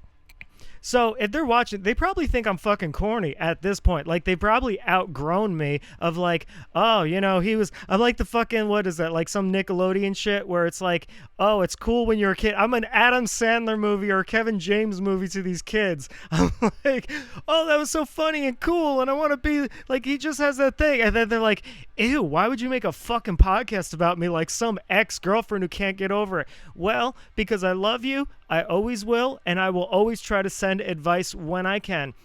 So my deal in this dynamic was I would always give them advice of like how to go through life, because there was part of me that felt like, oh, the ice is breaking beneath us. I could lose that forever, and I never wanted that, and I am cool. I definitely don't have a fucked up life, but this is the realness now, and I feel like I don't know if that's a Pandora's box. Pandora is an ancient story of like where the box gets opened or they want something in but every fucking thing comes out because, and I'm sure they knew this to an extent, I played a very corny role. I literally was like a Full House type of father to these kids. I would give them lessons. I would treat them to things. I would make very corny jokes. I liked it. It's almost like it was role play. I got to play this like I'm not what everyone thinks I am, and I'm not. So this is the real me, guys. But again, the love is real. The love will always be real. And if I could ever make millions of dollars, I will attempt to find, if they want me to, because again, it's like maybe they look at me and they're hurt by like what we had, because it's like kids. That's why I think parents who introduce like when they're just fucking around or whatever, and then a person they met for, I was gonna say a dude because I've like women and everything, for a month, it's like that kid is looking for a father figure. That kid is looking for a certain thing. So I would make very corny jokes. I would play up this whole like I'm a factory worker, but again, it's like, I want you to do better than me. So I don't want you to think, oh, well, Mr. Mark sold coke in Newark, so it's okay if I do. I don't want that. I don't want this life for you, son. So, but it was kind of fun because they would listen to rap against my begrudgance, because I feel like there's a kid world, a teen world, and an adult world. You don't throw an adult world into the but then they would have rap songs of like, I do drive-bys and shit, and he would go, some of these rappers really do that, and I'd be like, golly whiz, how could someone do that? But then the lesson of, well, they're in a different circumstances, knowing fucking 20 years ago I was right in the car with the drive-by, and it was intimidating, scary, because I was a little bitch. Imagine the real story is I was the one who instigated it. They're like, no, it's not worth it. It was only 10 grand. I'm like, no, fuck that. Let's roll on them. I was the driver. I was the Uzi holderman. Like, I was the over extreme. I was like, now we got to fucking shoot their butt. Nah, I never killed anyone. I can say that, honestly. I mean, like, who would know? Like, if you shoot, allegedly, fictional character Mark RanDoM, that's not my government name, physically shoot, like, you're not going to stand there. What? You're going to fucking speed off in this fiction. So, my love for them will be forever, and don't... God, it... Like, it's another level of heartbreak. So, the advice I always gave, and I'm just trying to pick out certain things, is... always have a goal. Always have something that you want to do in life, whatever it is. If you want to be a doctor, a lawyer, a baseball player, if you want to be an auto technician, if you want to be whatever your interests are, line up with a goal and always have that goal. Study that goal, practice that goal, accept that there's going to be successes and failures, but everything is about just getting better. That always thing of like, practice is perfect, but no one's perfect, so why practice? But always have a goal and a focus in life, because that will stop you from doing like messed up things. Because when people kind of drift through life, unless they're like have a good sort of frequency or balance, I just noticed for me, I always had a goal and a focus, and it kept me out of a lot of issues. Again, the reason there might have been only one or two fictional rap songs I recorded about drive-bys and not like fucking 50 is because I was always focused on being a rapper and a philosophical preacher. So always have a goal. Have it, it doesn't have to be some grandiose higher purpose, but something where you contribute positively to the world. You are here in your existence to contribute positive to the world. And I understand that might be hard if you have a dad that loves you, but he's extremely verbally abusive of you're worthless, you're nothing, you're fucked up. What you have to understand is that's them projecting onto you, because unfortunately they had that incident to them. So it's almost like they hate themselves, like they feel worthless. Because I know, like hypothetically, kids I've seen, their dad loves them. I know their dad loves them to an insane extent. Like their dad would be fucking set on fire if this were to save the kids' lives or make their kids' future better. Set on fire, but where you don't die in the fire, where it just goes on fire. I know he would do that. He loves his kids more than himself. But I know he kind of hates himself. He's a great guy, though. That's the thing, is like when you meet him, he wants to do favors. He wants to help. He like, despite the whatever, and he just emotional issues and shit. And he kind of rejects the new age sort of men should cry about their feelings. But there is a balance. You don't be a man and hold it in or cry every day. You process your emotions, you move forward, and you do your best to try to maintain emotional control. But the problem is when you have a parent who can't emotionally control themselves, mother or father, mother with, let's say she has a drug addiction, right? Which in a weird way, oh, RanDoM, your intention is so good for this, to send love and to give advice where you can't, and it's going to turn out so fucking awful. Either the kids are gonna hate you, or the family's gonna hate you, or someone's gonna fucking, you fucking piece of shit, how could you do I'm just trying to be a good person, come on. So maintain emotional control. And I always saw it as a test, because what happens is it's like bullies, and it feels very bad when the mom will lie because they can never admit if they did anything wrong. The dad will feel self-hatred or feel worthless as a parent, which he just needs to know he's a great fucking dad. I've watched him.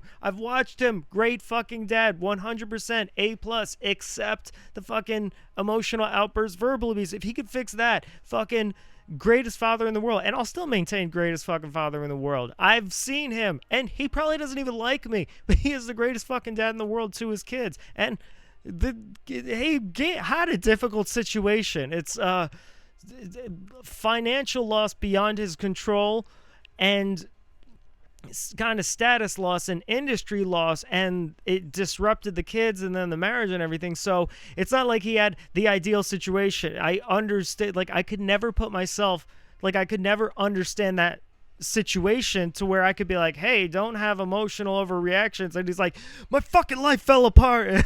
Like, but he had a lot more than me. My life never really was together. So, and that was the other thing, is I never wanted the kids to know how bad of a, I don't want to say fuck up, but just like what my lifestyle was, because it, like, it's not something to reach for. And it, you get what I'm saying? It's like, you want to be a part of civilization. You don't want to be fucking hanging out with like mentally ill people, crackheads and prostitutes, making money, and possible violent situations. That I've gotten so better at de-escalating and chilling in civility and everything. So go me being a great person. But I don't want that for you, boy, because I'm the gothic Mr. Rogers.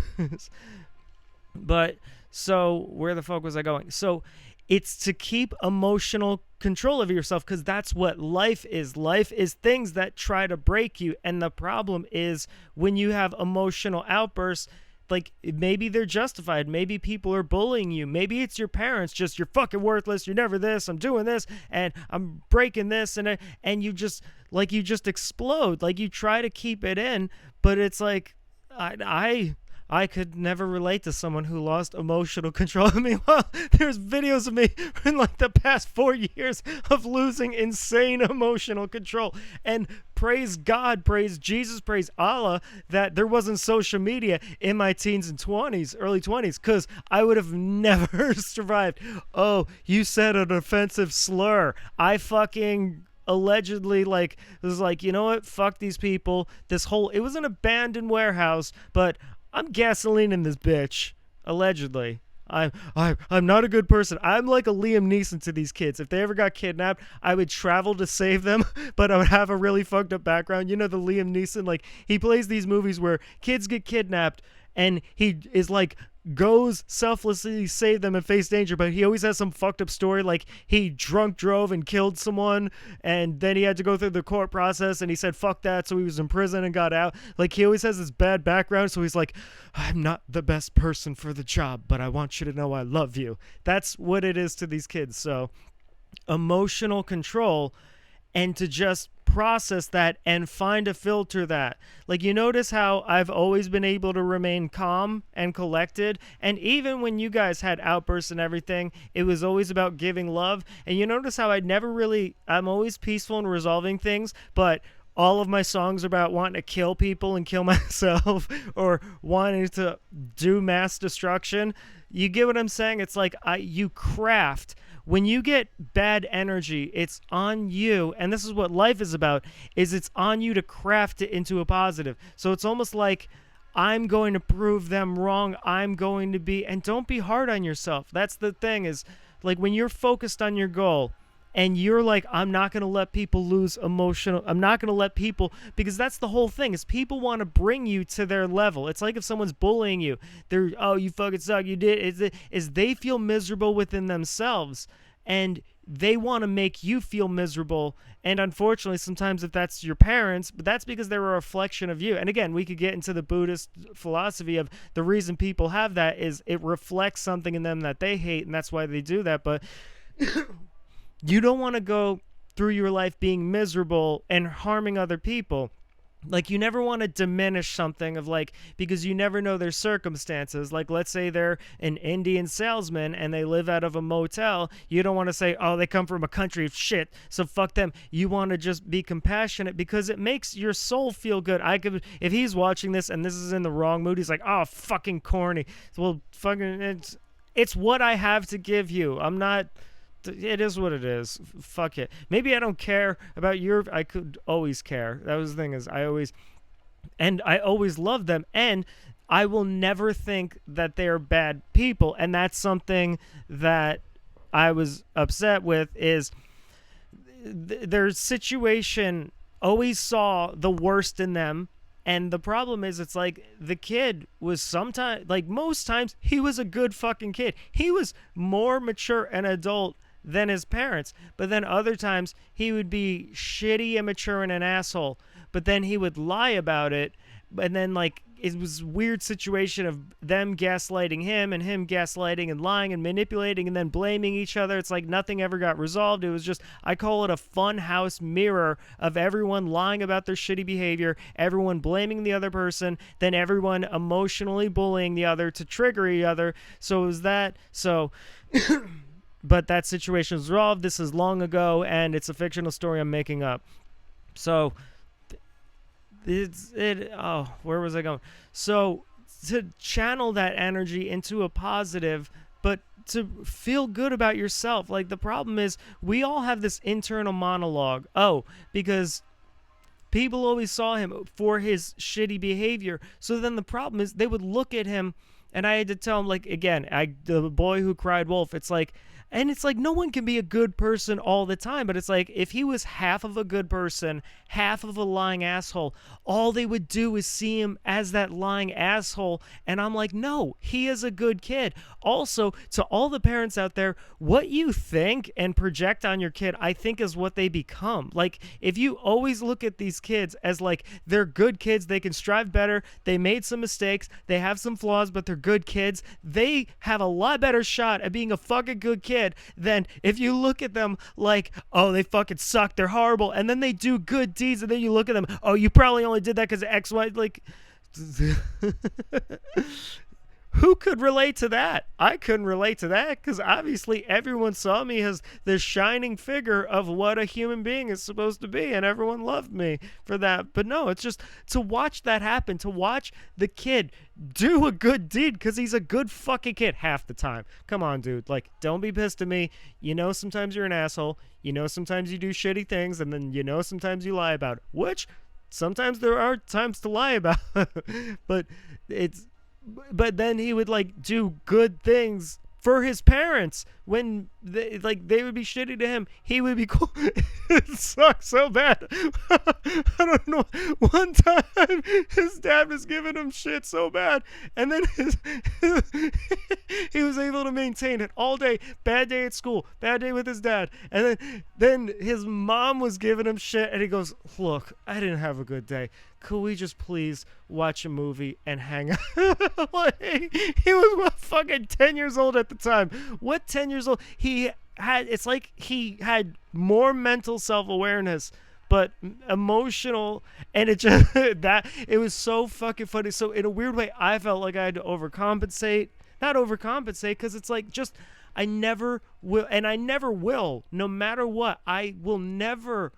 And again, that goes across the board. I will never, and again, this is to my detriment, but this is why I'm heroic, like Batman in The Dark Knight. I will never see anyone that I love as a bad person. I will see mistakes. I will always see they can get better, but I will always see the best of them. So when, hey, professionalism, I'm coughing away from the mic, I'm learning, I'm growing, just as we all are in life, and the continuity of last session, I talked about that. So if you want to see jokes about that, check out the last session. Except the kids that are watching this, don't check out the last session. This is for kids and teenage. I don't know. This is in PG-13 territory. The other ones are, it is what it is. It's all out there now. I'll probably never see you guys again. He lost his stepkids. He loved them. And again, suck a dick, the fucking Andrew Tates of the world. And so I literally would make them suck my dick. Like, people think like, oh, it's a metaphor. Or, oh, it's just, have I ever done that? I would not say that on camera. If I fucking held someone at gunpoint when I was a teenager because I was homeless and I was mentally unstable, and I tried to piece it up with this kid named, we'll call him Ron Flair, and you're the reason that I got kicked out of one school because you kept bullying me and I didn't do anything, but the teachers already had it out for me. So that, and you did that, I did not, on camera, cock a gun and make him give me oral sex, and obviously it was soft the whole way, and I'm like, you know, if you bite on it, this fucking bullet's going in your Jesus Christ. RanDoM, what the fuck? You know, like, character, maybe that's necessary. The other session that I can't upload because I don't really have internet, I was talking about dissociative identity disorder. I am not capable of that. I am not capable of that at all. But also, I saved the kid's life from drowning, but that's not a situation I'm going to get into. I think I might have put that on one of the other sessions when I was doing a lot of confectionery sugar and what's the other thing? Flour, like a fucking blizzard, a 6.5 week blizzard, and that's why the session sucked, is it was too much of a party atmosphere. And again, like music playing, hoser around, everything is what it is, but I'm just like, I just want to focus on music and comedy and philosophy, just a little solitude, isolated person. That's how I am, that's how I always will be, but I will like hang out and everything. So where was I? Emotional control, for channeling it, something better. Oh, you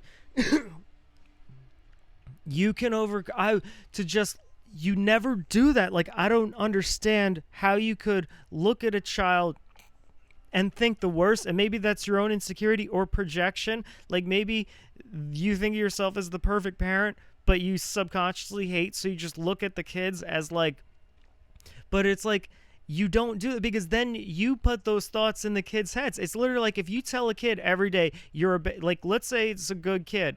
Again, half a good kid, half of an asshole. You never validate the good. You never say like, well, that's what I always tried to do. Like when he was he was very good towards his brother. Always helping his brother, always looking out for his brother, always taking care of his brother. Then times where he would like just something simple, like he would give his food to his brother. I'd be like, hey, dude, that was really cool of you.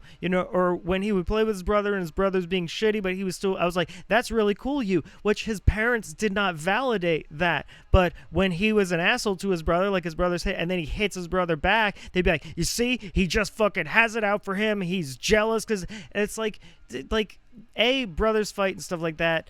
B, like, it's again, it's psychology. It's called golden child and scapegoat child, where it's like in dysfunctional relationships, the one child can do no wrong, the child can do no right, and and they'll always play the story of it's very funny. It's like, he was like that from birth. He would just be angry and break things, and it's like, well, what was like, but I was like, okay, what was the situation? No, we were just great parents. I was like, all right, what was the argument about? He was just having an emotion up. Really, you guys just, everything's love, peace, and he has an emotion. There wasn't any, like, it takes two to tango. I used to hate when my parental figure said that, but in a weird way, it's right. Again, sometimes it's forced, like you were literally trapped in a room with someone, but also engaging versus just leaving, which is very emotionally intelligent. Sometimes the kid would just, I need to be in my room, and it's like sometimes there's like a codependent of like them wanting to get him, like they want to trigger him because they feel worthless as a person, so then they want to like then make him feel shitty so they can feel better as a person, and he's trying to just de-escalate and be in his room. So it's like, yeah, at some point he's gonna have an emotional outburst, and look, I'm gonna say you're wrong for that. I'm gonna say you should have better emotional control. I'm gonna say overall, because that won't serve you well in the future, but I fucking understand it. You had more control of yourself than I did. Here I am talking about like when I grew up and everything, like, oh, I had bad emotional control, and then I did because I was fucking crazy on psychiatric medication that was prescribed from my doctor that got me to be well and balanced and never did any drug. This is such a fucking train wreck of like, just like, if I could just cut the pieces of advice throughout this, it would be like a fucking 8-minute session. But it's like, this is just, but again, yeah, the people have some problems. Yes, they can change. Yes, they are good people. Yes, they all love each other. And but to just know you're a good person, because those thoughts bounce around in your head. If you keep, like, a good kid does good things, but you never validate it, but then you validate the bad things, so the kid then tries not to engage, but then it's like that's what creates energetic connection. So it's like you're only emotionally engaging with the bad things. Then you're only saying the kid is bad. What do you think it's going to grow up and do? You get what I'm saying? Like if you only say, you're a fuck up, you do this, you're wrong, you're that, like, You think he's going to be right? You think he's going to be perfect? No, he's going to eventually embody that. And it's just, you just don't do that to project that. So this is why anytime he would say that shit, he would throw something, I'm a fucker, I would look at him and I would hug him, because that's what, and again, that's that old school, you don't fucking do that, but it's like, that's what he said. Anytime a kid is lashing out, angry, they're trying to control their feelings because they feel hurt. They need love at that point. They don't need more hate piled onto it. It's when your children, we're not talking about random strangers in the world, we're not talking about adults. When your own children are having emotional issues, they need love. That's when they need compassion the most. Everyone's like, it's easy to love and be cool and have great times with a child when they're in the best mood possible. It's when a kid is fucking being shitty, when you suck. Who are you to tell me you're not my real father? I caught some of those. I caught some of those strays. I caught some of those strays. I was like, but I'm here for you, dude. Fuck you. Well, no, I don't think that was better than me. He never threw a fuck you at the parent. Yeah, I mean, I don't know. I haven't seen them in 10 years. And again, this is just a fictional thing. So I saved you from drowning, dude. Fist bump. That has to have been traumatic, because it's like he's looking at, no, go back, random, go, see, I don't know which identity is what, but so the kid has to stay with reality sometimes, but then again, it's like, no, you're a good person. No, other people are projecting on you. If someone says you're a bad person, you're a bad person, you're a bad person, that's how they feel about themselves. So they're projecting that. And I could say be the bigger person. I've watched him be the more mature person. If the dad watches this and he's in one of those moods, he could be like, Mr. Mark is right. He could be like, fuck Mr. Mark. I just called myself Mr. Mark. I am not Mr. Mark. I am random. No, fuck it. Stepdads are temporary. Mr. Marks are forever. Yo, it is so hard to get through this shit without crying. Like this, I'm leaving this as one consistent stream, but it is so fucking hard. It's no, it's harder. Again, you gotta lean into what is not saying hateful shit towards people that I like, other parents I know and stuff like that. So, but it's again, never think of, and just know that they're projecting, and to be more mature, because in a weird way, that's a gift from God. If you have, and again, if you're a father, you love your kid and your kid is just emotionally outbursting, the gift from God is it's like a test to learn emotional control, to break that cycle, because unfortunately his parents never had that, probably because their parents never had that, probably because it goes back of just losing emotional control and projecting their own self-esteem issues on the kid. So is realize, like, if you can learn to be stoic and not emotionally react, you have mastered life. And if then you can look at the good part, you are literally like, you are a deity at that point. If you can not emotionally react to negativity and you can then give positivity and love towards the world, that's literally why there's fucking churches all around the world of Jesus Christ. And they say, what is Jesus Christ? The Son of God, right? What is Jesus Christ? He's love and kindness. So humanity worships a deity because he was kind and he wasn't an asshole when the world was an asshole to him. Like, do you see what the low bar for fucking the human condition is? So yeah, you're a fucking amazing kid. I will never not say that. We all have issues to work on. But again, if he's in one of those moods, be like, well, you do this, I have to say Mark, because I lost that Mr. title. And it was funny because I help out with other kids in the neighborhood and stuff, and they're like, Mr. Mark, that sounds kind of weird. We'll just call you Neighbor Mark. And I'm like, oh, like, everything's downgraded. The Biden economy. No, I don't know. I think it was just pandemic and whatever the fuck. It's everything sunk. People got divorced. People had to downgrade in lifestyle. It's like a metaphorical downgrade of, I had to move to a place that isn't as good as where I live, but I'm very thankful for the place I have. Thank you very much. To the landlord, I love you. You are the greatest spirit I've ever known. Like, in another dimension, great. And it just, I will always love you, and I will do my best to live in honor, but always protect this place. But yeah, so downgrading my career, downgraded and everything. So obviously my status. No. I messed with the timeline. This was 10 years ago. We're talking about the recession in 2009, Obama. That's when I lost the title Mr. Mark. And I haven't emotionally gotten over it for 15 years. That's what we're doing right here.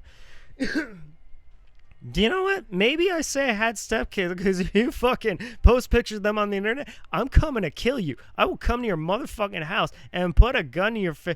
I don't know why it's a gun. I should be more creative. I will put a fucking weed whacker to your face if you ever threaten one of those kids. I will put a crossbow through you if you put a chick.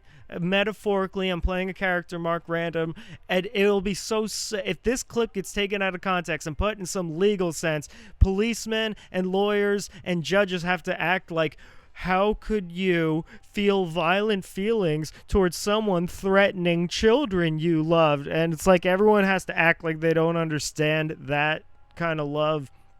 But that's the thing, is love has to start from somewhere. And that, so I remember I did this. It fucked my dad's world up. It fucked his world up. Like, fucking shattered him. Just because he was, again, my dad was, he was a great guy, but he just, like, he was always working. I think because he was insane. So I think his thing was not be around so that, like, I won't damage the kid. But I remember one time, we used to have a thing where shit would just get broken crazy back and forth. So the go-to was the garbage can. First, the lights would get broken. Then the walls would get broken. Then like a banister, then a table. Then the last thing was the garbage can. And we would even make a joke of like, because they would be like, one would be like pale, one would be green, one would be red. And then like as we would walk by, we'd be like, so do you want to get blue next time? So what I'm saying is this fucked my dad's world up. So all you kids out there, here's how you fuck with your parents. Here's, if you really want to get revenge on your this is a positive thing, but it's fucking true. Is my dad went off. He went and is one of his crazy things. I looked at him. I didn't lose. I go, you're a great dad. Why are you doing this? You shouldn't feel guilty about the mistakes you make. You are, and you have to mean it from your heart. I go, do you know I love you and I care about you for how great of a provider you've been and how I've been difficult as a child and you still haven't loved me any less? Fucked his whole shit up. He went and he just walked away. I didn't see him for like 3 months. Oh my God. 4 or 5 months. Maybe it was a fucking year and I'm just lying to the camera. I love my dad. Greatest guy in the world.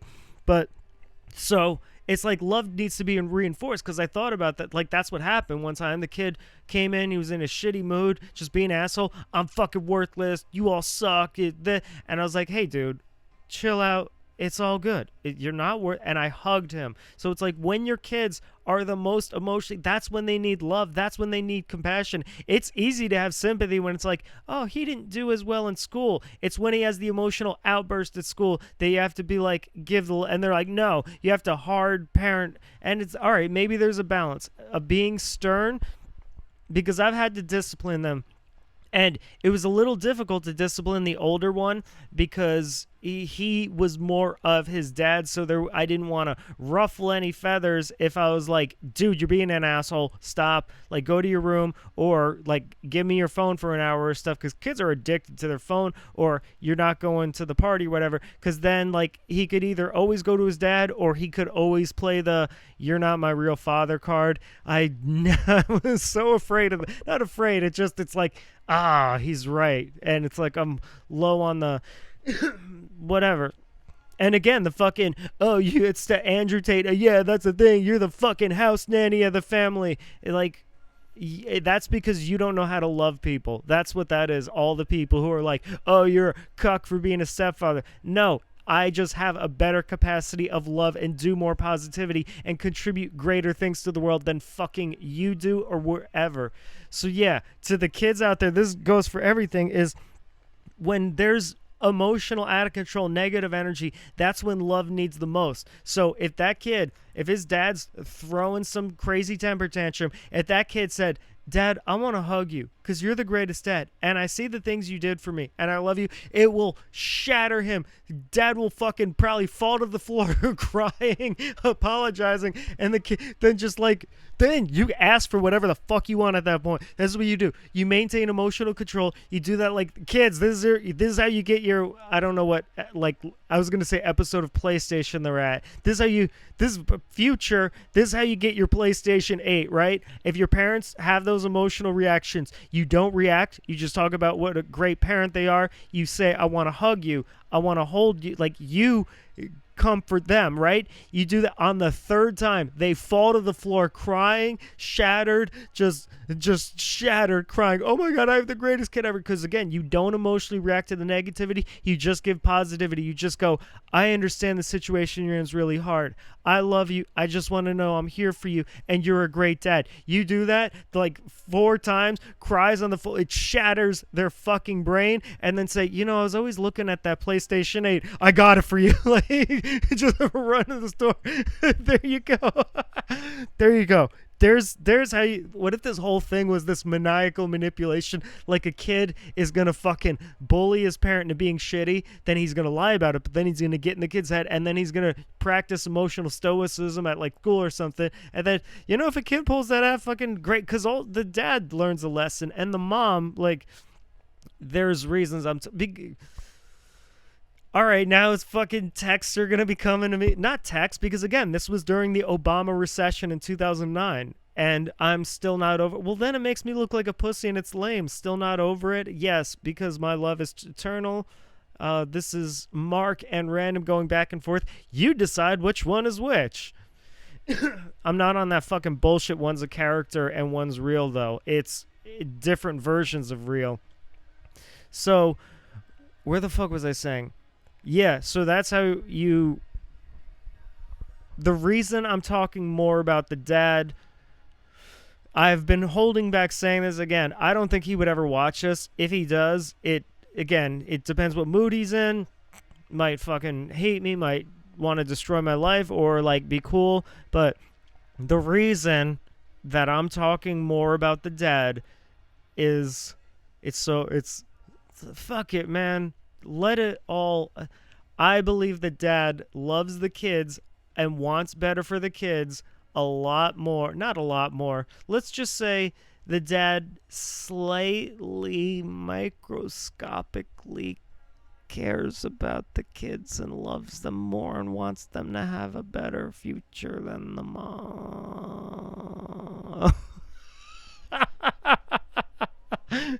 They're gonna have to tune in right there. They're gonna fucking. That's what I'm gonna say. Is I'm just gonna do volume like this. The dad loves the kids more. Like that. You know what I mean? The mom and the dad love the kids the same. The mom was more incredible at the stoicism, but she was checked out. The dad was so emotionally involved. The kids were his world. Yeah. So the mom and dad, they did good at co-parenting. So now I'm just going to go down certain subjects like girlfriends, relationships, drugs, peer pressure, things like that. Is quickly, drugs, they don't do drugs. They always say no to drugs, but it's crazy. In all the anti-drug propaganda, I've never seen one that was real, that told like a truth of why you shouldn't do drugs. Coughing away from the microphone because I'm not on drugs. But... it's it's a gateway drug, it'll ruin your life, and yeah, it could ruin your life, or it's illegal. You don't, that there was a joke as a kid, is they always said, this is your brain on drugs, and it was small, and then this is a brain, and then they flipped it. What they said is, this is your asshole. This is your asshole when you do drugs and go to prison. It was, you know, dumb prison rape joke. I think they're hacky at this point, but that's because I'm the comedy god. I'm better than everyone else, and I always will be, and I always have been. But the real honest truth, and no one's ever fucking said this, and all the people, you don't do drugs purely because the people you hang out with don't. I mean, South Park a little bit hit it. Like, South Park, that's fucked up. South Park was the best at telling you why you shouldn't do drugs. South Park said, you don't do drugs because it makes you okay with doing nothing. It makes you okay with doing nothing with your life or towards others.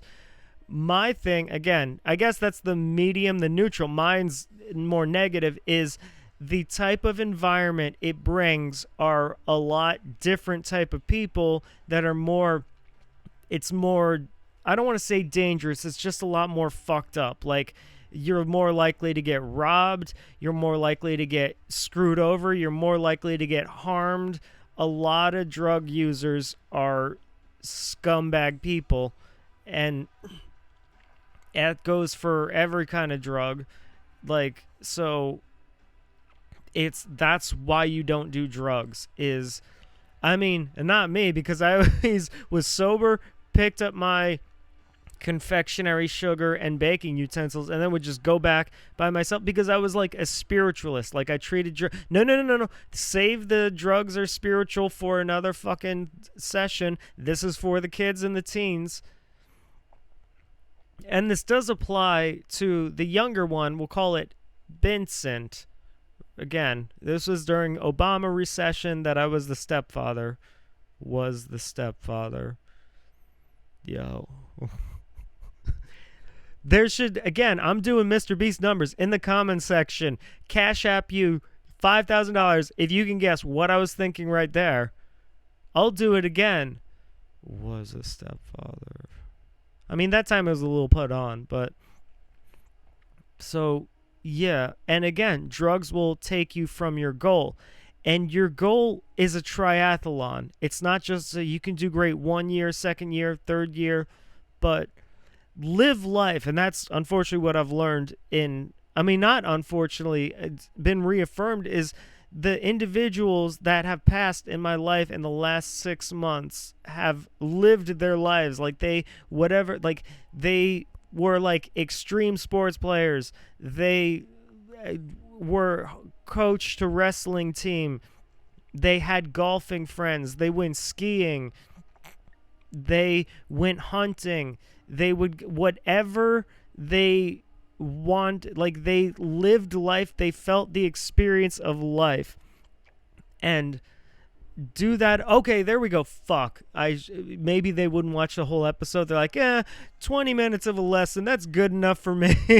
Fuck. But it's like, focus on your goal. But this is something that I had to learn. This is what I learned, is don't let it ruin your present. You have to, it's always, they always say, it's the journey, not the destination. I fucked up my 20s or early 20s by always focusing on the destination. I would not allow myself to enjoy, because I had this goal. I'm going to perform in front of like 10,000 people at a festival, right? So then I'm rocking a club of like 300 people. It's going insane. But part of me would not enjoy it because it wasn't my goal. Part of me would begrudgingly do it like, it's not 10,000 people at a festival. I'm not a big name. And you never want to let the future goal rob your present. And unfortunately, that's what I did in my early to mid-20s. I was always miserable. I was never grateful. So it's to always be grateful for whatever you're pursuing in life, whatever you're involved in, whatever the goal is, to enjoy it along the way. And that was one of the greatest things. Is I remember one time during the baseball game, wasn't going well, person screaming at him, and I remember I just came up behind him, just started patting his shoulder, like, dude, have fun. You're doing what you love. You're a great baseball player. Smile. Like, this is fucking fun. This is cool. You're in a baseball stadium like this. Have fun. Knocked it out of the fucking park after that. This is when ego gets involved. Oh, what? You think you're a better fucking parent? I don't know why I feel like the whole family would watch this. Oh, God, I'm playing a fictional character. None of this is real. How about this? I'm doing this as community service. So maybe they'll understand. Like, maybe the mom or the dad would get mad at me, or the kids would think I'm lame. But I'm like, no, I don't want to say court ordered. But so peer pressure is a main thing. Not a main thing. You should peer pressure other people. No. Do you recognize by the cadence of my voice I'm joking? But always be a leader, never a follower.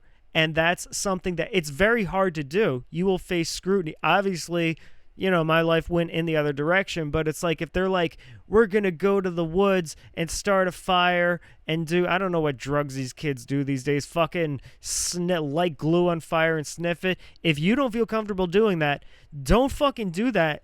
And have your pride. Like, don't do it. They'll mock you, make fun of you, and maybe you'll like be a little bit of an outcast. Oh, they're a weird person. And you know what? You didn't want to do it. So don't ever fucking do something you don't want to do, and then kind of take pride in that. Like, I mean, sure, they will mock you and they won't care. And there's that thing for peer accept, which maybe that's why people don't like me, is that brain thing in my brain that cares what other people think or want, doesn't give a fuck. Like, in that situation, I'd be like, all right, guys, suck my dick. And I would just walk away, and then they would be shitty if they saw me later. I was like, all right, suck my dick a second time, because they sucked it the first time because they admired me, that I fucking was my own person. I play by my own rules. No, I meant that seriously too. They could suck my dick. They have sucked my dick. I don't know why it's fucking hilarious to just say sucking my dick. I don't know. That would suck if they took if they took me up on that offer. Hey man, you said peer pressure, or like the fucking bullies that I'm talking about in my past. The bully is like, hey, we tried to peer pressure and you didn't, and you were your own man, and then you said we could suck your dick. They fucking knock on the door at 2 a.m. and are like, hey man, you said you were your own man and we could suck your dick, so can we come in and suck your dick? Oh man, that'd be so fucking funny. Random, you haven't freestyle rapped this episode. Why? Because you don't rap in front of children. You don't rap. It's something you just don't do. You don't rap in front of children. So peer pressure. Take a pride in being a leader. You do your path and take pride in, I know you want friends or people to, but if they think you're weird, like do your own thing. That's the... you know what it is, I mean, the kid's probably way cooler than me. I saw some of myself in him. I remember when, fuck you. I'm not telling my childhood stories. I'm not giving that away to people on the internet that could use that against me. Fuck you. But to the kids, I love you. But, so... like, friendship is strange. Like, some years you have friends, some you don't. And unfortunately, the mom was never qualified to give this, because she's like, yeah, I never went through a period where people... It's like, yeah, because... See, the thing is, I don't want to say, yeah, because every guy want to fuck you. So, of course, they're going to say, hey, you want to hang out? Hey, that was no good for you. Hey, let's, like, yeah, of course, you've never felt like when people just didn't, like, fuck with you like that, or they weren't cool. So you're like, damn it, I have no, like, I don't want to say relish, but or again, I could be giving biased advice because I don't have that thing in my brain that, well, no, fuck it. This is crazy. This literally is Mark and RanDoM. Oh my God, I do have dissociative identity. Holy shit. I was talking about like because that's the thing is, last session, these are progressive sessions.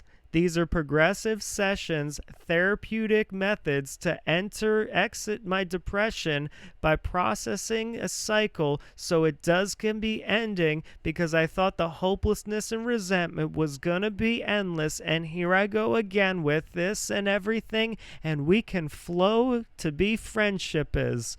There, you threw a freestyle out there. Now the kids turned it off because they thought it was lame. Fucking check my album then. I fucking laced up a track, 6 minutes straight, quadtuple rhyme schemes, and then I did octuple, which is tens. I go like, what was it? Right shit, hoping it's enlightening, going to all jokes smoking, and my mic rip joking like psychic bolts, like they localists told it. Like, I just did that fucking 10 syllables lined up for 4 bars. I'm a fucking rap person. We all knew what I was going to say. but I didn't want to be lame like some corporate bitch sellout fake who tries to put himself with controversy and names, and that's the only way he can get a buzz and phase is by mentioning 100 names, and of course then you'll say your name back and say praise, and then some will hate because that's a polarizing thing to state, and then there we can go and express your pain, and then you can go back and be fake, tell them you're real, and treat them like you can relate, and who am I talking about in this state? Imagine if the rapper that I'm talking about fucking dissed me like crazy for that, and I'm like, no, that was just a dumb freestyle that I was doing for teenagers. The thing if I got in a rap beef with him is he has like the fan thing of like they just favoritism. I would fucking flame him. I would torch him. It would be awesome. So I don't want to say take pride. Again, this could be biased because I have the thing. Yeah, like last session I talked about like, oh, when you wanted to be belonging and that, and then it didn't work out to where it's like I almost like an ego. I kind of enjoyed the fact that I didn't go with the crowd, that I did what the fuck I wanted, that, yeah, people mocked me, but that made me stronger. Yeah, people hated me, but it made me cooler to some people. And I don't want to, again, ego of if people love you for a thing and people hate you for a thing, it's like the same people who love will then turn to hate. So it's like you get what I'm saying? So you take criticism of like, okay, but you never let them affect your own internal emotion. You are your own best friend. And that's the truth. So when you don't give in to peer pressure, and if everything, because teenagers have a thing about like sex and girls, so that's what I'm going to get into next, and it's lame, but it's like if you're like you hadn't had sex and everyone else has, and for whatever reason there's that ego status, oh, they mock you, you're a virgin, and girls look at you weird, just be like, yeah, I'm a fucking virgin, haven't had sex yet, like whatever, like again, I was just going to say tell them all to suck your dick, but then it's like one of the fucking people knocks at the door. That's the crazy shit. Is I have rap songs. I definitely have other sessions. I've definitely done podcasts where I was like, they don't like it. Fucking suck my dick. Imagine a door of fucking thousands of people that I've told to suck my dick. They're like, yo, RanDoM, you said we could suck your dick, and I was like, no, you. All right, come in, you guys. I'm just kidding. All those fucking bullies and other comics and all those other people I told to suck my dick for years is y'all can suck my dick. And in the rap songs, fucking people in my teens and fucking people that were mean to me and shit, and then alleged legal officials and industry people and things like that. I was like, y'all can suck my dick. They're coming to the door and they're like, you said we could suck it. And then I'm like, in an awkward then I look at the line and there's thousands of them, and then I fucking keep going out, and then it's like they had a whole parade. They needed security because there was a line. They needed tickets to people that paid online to actually want to suck my dick. And why? And then I make $1 million and try. I'm not going to go down that rhyme scheme. That scheme of rhyme. So take pride in, like, you be your own person. Don't let other people fucking affect you. Like, yeah, you had a virgin. That's the weird thing is it's different with guys and girls. It's like girls, I mean, I don't know how it is now, but like in my day, it's like girls had to like lie if they had sex or wanted sex, and they were virgins, but the one who was a slut would get scrutiny, where guys, it was like the guy who had sex or whatever. So we're going to talk relationships now, or just sex.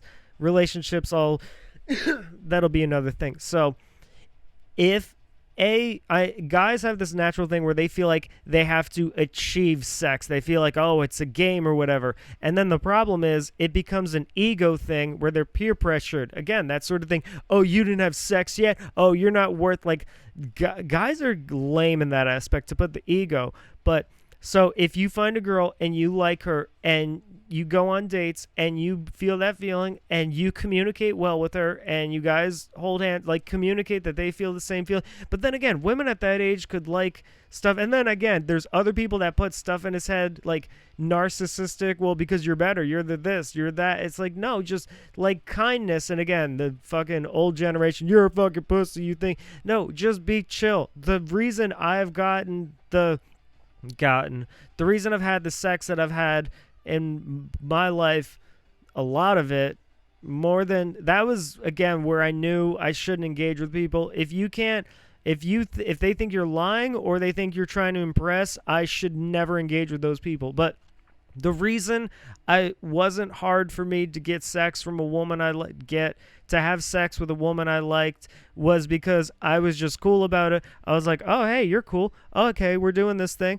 All right, and so you don't want to have the need for it. It's like a psychic game. Like if women know you only want to have sex with them, it shuts it off. But if women feel like you don't want to have sex with them, but it's weird because it's your own biological thing. So it's, again, that's where the emotional connection comes in. If you guys are on the same level, if you like the same stuff, you're going to a movie together, right? And then you go back to their place or whatever, and then you just, if it feels right,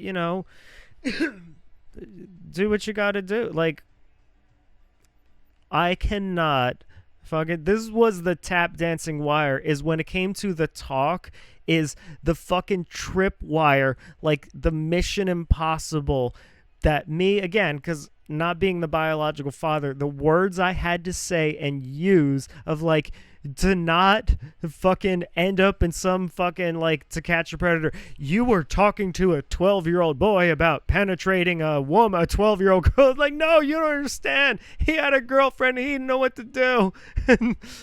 Oh no, I just fucking set out a thing for pedophiles. Now they're like, no, I was trying to teach. Well, no, it's in context. If I went to a stranger, the young 20-year-old boy, and I was like, hey, talk about, but it's like, if I'm in this family and they're under my roof and we're every day, and then they have questions about girlfriends, again, the tripwire of, when you feel that feeling and when she feels it, and then you communicate that same feeling, and then you want to take it to the next level. And the number one thing, and I wish I could get this to guys across the world, is if you have sex with a woman. I was about to say, if you fuck a woman. I'm lying. I was actually about to say, yo, if you smash,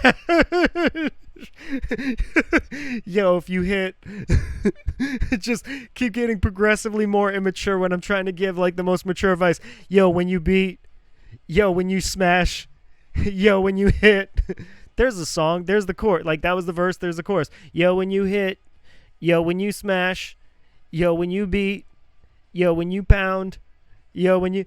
No, but never fucking tell any guys, because it just makes the woman feel a little uncomfortable, because it's a very intimate thing.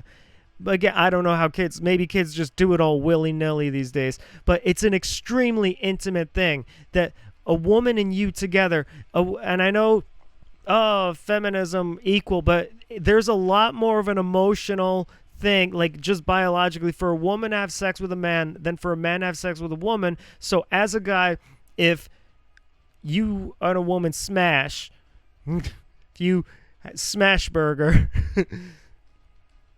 that was, should I say this? I don't know how old the kids are now, because they were kids during the Obama recession. That was, all right, I'm writing fictional. That was the code word. All right, there we go. That was the code word of, I would say, hey, do you want to get smash burger tonight? To the mom. And that meant like, hey, when the kids go to bed, are you... Oh man. I just imagine them like, oh, like, but just, it is what it is. Fucking, again, this is not Mr. Mark. For now is gone. Maybe he'll come back, but this is random. This is Mark. This is my heart and soul, my love for you. It's real, but this is what it is. So never tell any of your guy friends, and I swear it's true. It will just the woman will look at you differently, and she might not let you have sex again. She might let you have sex. It's such a weird thing. People should have sex like because they like each other.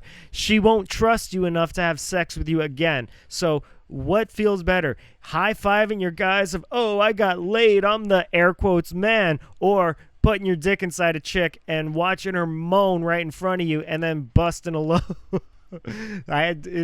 What? Pre-ejaculate inside of a woman with an erect penis. No, it's you come inside with a condom. We're gonna get to that later. But there are a decent amount of times where I've been made fun of for being a virgin because I would go with the girl, right? And then I'd be like, no, we didn't have sex. You always want to protect the woman's reputation of what, because it's a like politic thing. Because again, like fucking the high school cheerleader. Everyone thinks she's popular. The fucking gothic outcast who seems like he has issues. And she's like, yo, I want his dick so bad. But the politics of it, and it is a little lame. They're like, oh, we heard you hung out the other night. What happened? And it's funny because it's like there's this instinct of guys want to tell other guys because it's like some weird bonding thing, but I was never with that. And I messed up. There was times when I was like 13, I said like, oh yeah, we had sex. And I realized the woman was hurt. And I felt like, oh shit, I shouldn't have did that. Like, it's like when she came to my locker and she goes, how could you tell people? And that's when I was like, oh, it's a different thing. Because in my stupid mind, again, women have to give sympathy for men that men don't know women. Men and women need to communicate, and it's not through reading internet meme about the other person being shitty and sucking. I thought the woman would be like, yeah, we had sex. And me be like, yeah, we had sex. Like, I didn't know it was a different thing for a woman. So she came to my locker, was like, how could you fucking tell people? And obviously, we still hooked up and had sex. No. See, you get that I'm joking with that tone. No, but she broke up with me because I told people we had sex. So that's when I realized. So in my high school experience, when it's the fucking cheerleader, the fucking straight A student, and they're like, oh, we heard you hung out. What did you guys do? And I was like, we just watched a movie. And they're like, ha, you couldn't get laid. You have no game. You fucking suck. Oh, and it's like, again, that goes to the peer pressure thing. I don't give a fuck what they think. They can that. But also, I fucking I had an enjoyable experience with that woman. So it's like, what would you rather have? The instant gratification of a guy's high-fiving you because you had sex with like a hot woman, or continue to have sex with that hot woman going back and forth? You get what I'm saying? So, and it's also like, I like that it was like a secret. It was just between me and her. Unless imagine she tells her fucking friends, and then I'm like, how could you tell everyone? I have to keep my image as the gothic fuck-up kid, the gothic mentally ill fuck-up outcast, and now you're telling people I'm with high school cheerleaders? How the fuck could you do that to me? Oh, man. That I should do that. There we go. Feminism, modern times. If there's some kid and you're an outcast or you're a little weird and the high school politics are the most popular girl has sex with you, go to her and be like, how the fuck could you tell people? I have to keep my image as the high school fuck up. How could you ruin that for me? But that's what that story is. So don't tell if you had a woman, or don't. It's just not cool. And sex shouldn't be about an ego thing, you know what I mean? Like, it shouldn't be oh, I got laid, that makes me, and that is the grossest thing to me about guys, is they see sex as this like ego enhancer. Like, if a guy has a lot of successful sexual encounters with a woman, guys will then look up to that woman. The dudes fucking look up to Andrew Tate, who obviously has repressed homosexuality, because they think he has sex with a lot of women. So it's just lame. It's focus on your goals. Don't be afraid to be different. Don't give into that peer pressure. Don't, tell. And the number one thing, and it's as simple as this, is use a condom, because again, that goal, that peer pressure, all of the things will detract if you have a fucking, what's it called, like a premature baby or whatever, 20-year-old, and then you're tethered to that woman for the rest of your life. And so many fucking teenage pregnancies. Again, the moral decline of the system of having shows like Teen Moms run for seasons makes it seem like, oh, it's natural to be fucking 18 years old and pregnant and shit like that. It's like, you don't want it. Fucks your life up. It sucks because it's very funny to talk to people who had kids when they're young, because they do have this resentment of, I had to live my life and grow in this, and it's like, but it was meant to happen to a kid. So you have to use a condom. You have to, I know you're like, I know it. They always say, I mean, I don't know, these girls might be on birth controls if she has an IUD. Like, me personally, the type of lifestyle I live, I'd be like, all right, I need like a fucking, I need a miner's hat and a flashlight to see if you have an IUD, because I don't want to bust inside you. And then I don't want you to be getting these $80 in food stamps. Imagine that. Fucking chick turkey based me, right? Put my cum out, and then she puts it in, turkey based it inside her, and then she sues me, and she goes, now I get half of his food stamp. Oh man, that's funny. So, but you always use a condom because you don't want to have a child prematurely, and don't tell any, I mean, maybe negotiate with the woman. Hey, can I tell people we're an item? Or no, just let people think, because what you have is better than that. But again, don't let that woman distract you from a goal. There are many guys who could have been successful athletes or successful scientists that they let some pussy get in the way of it, and it destroyed them because then they resent the woman. And I guess maybe that was my own thing, is maybe that's why a lot of women either liked me, or is I always had my focus. So when I'm with the girl and we're having sex and we're then in a relationship, at a certain point, if I felt I wasn't striving for my goals, it's like I have to do that. And so it's like, you never, and this sucks because it's a biological thing, is you never want to, I don't know, maybe I'm just biased because I always feel like every relationship turns to misery, but you don't want that to be the case. You don't want that, like, you have any fucking control of who you meet and what you grow. And meeting people, I believe, is fate. So you're supposed to learn and experience from them, and then not attachments. Again, that the Buddhism of human interaction, that was in the past, or the past session, so you have to watch that. I should tag that if I had any type of social media skills or knew how to do that. And then the last thing is, you have to get tested here and there if you're with a lot of partners and stuff. And this is here, it's a cliffhanger. I'll say this is, should you wear a condom during oral sex? Is Past the End with Mark and RanDoM, stand-up comedy special. Mark RanDoM presents Hebrew Messiah. Seriously, this is comedy. It's hilarious. I rented out a venue, got metal bands, rappers, and again, I did jokes about, it's not like, oh, shock for shock's sake. I did jokes about trans, mass murder, mental illness, Holocaust, slavery, history, genocide through history, extermination, religion, Zionism, Judaism, Islam, human condition, but it's trans, pedophiles, rape, and things like that. But it's for a purpose. Like, there's an overarching message, and it would suck so bad if no one saw that. Kind of like how everyone just sees the surface value, they don't look deep and see a message. So if everyone fucking saw, like, if everyone didn't see the message, just went over their head and they just saw surface value, oh, just rape, murder, genocide, slavery, and I just recorded my own hate crimes. I just spent thousands and thousands and a lot of thousands of dollars and like financing my own hate crime. But it was a crazy night. Shout out to everyone that performed. And then music album, We Are All Mark RanDoM.